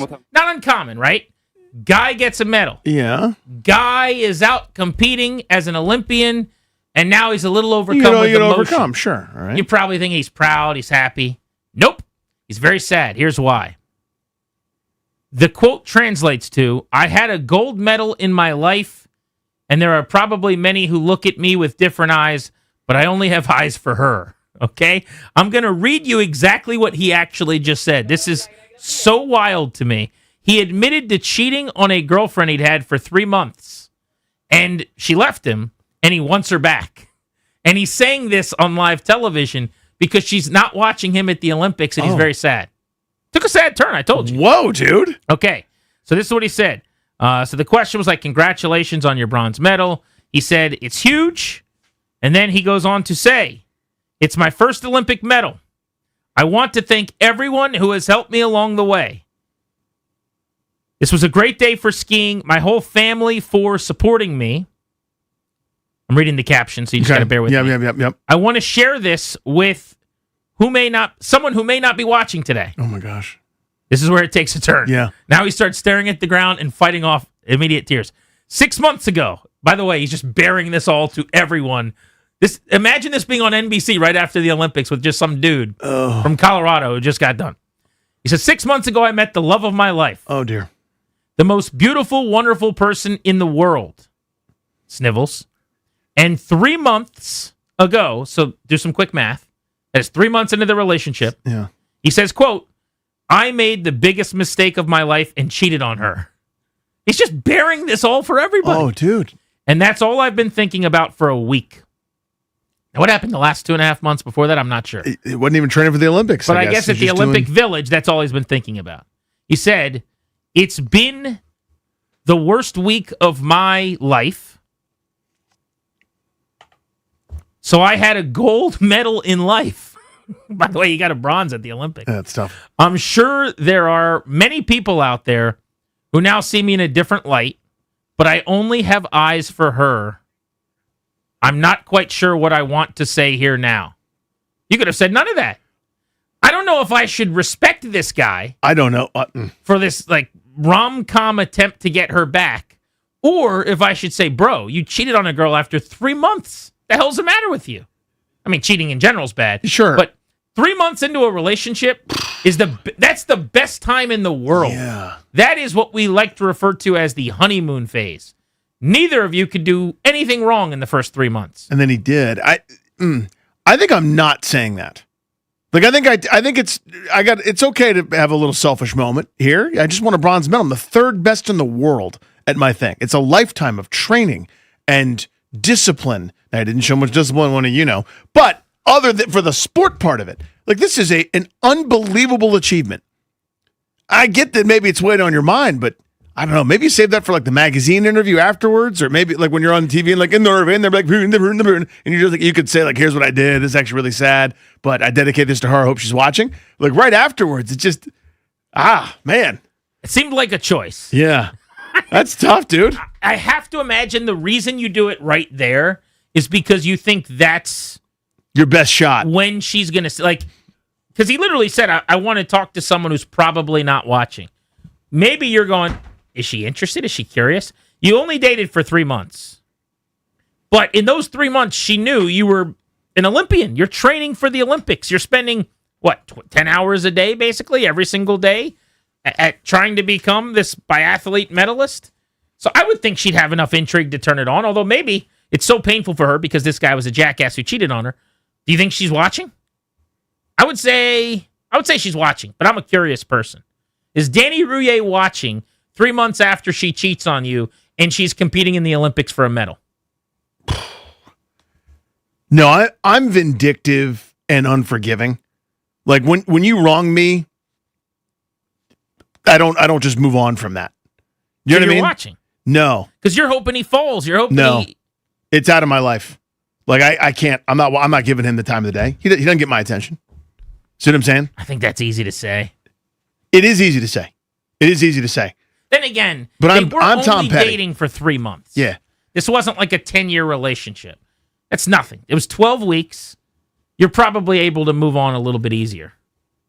But this guy is just bearing it all. Yeah, it's tough. And I got to say, reading the comments, I try not to read comments. I think you always want to read the comments. If you go to the comments, there's a lot of women in the comments that are like, this is sweet. Or like, this guy is like, it is a big grand gesture. They're like, give him credit for his humility. And I'm like, you forgot the point that he cheated on her after 3 months. 3 months. It's such a huge point. He's not like getting down on a knee and proposing to her with flowers. He's not asking her to prom. Boyfriend of the year. He's apologizing about that time he cheated on her. The impropriety there. Well, that's tough. David I don't know. says he is winning on the Olympic field, but he is losing off the Olympic field. If there was a graph.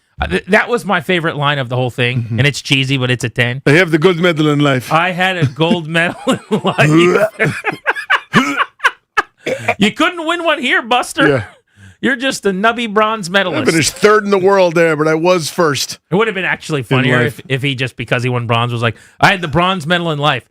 Which if you're her, you're like, I'm not gold? I'm not. I'm only bronze? It's like, no. I just won the bronze medal. I was just saying, it compares to the medal I just won. I'm just saying, I actually had the bronze medal in life already. It's like, no.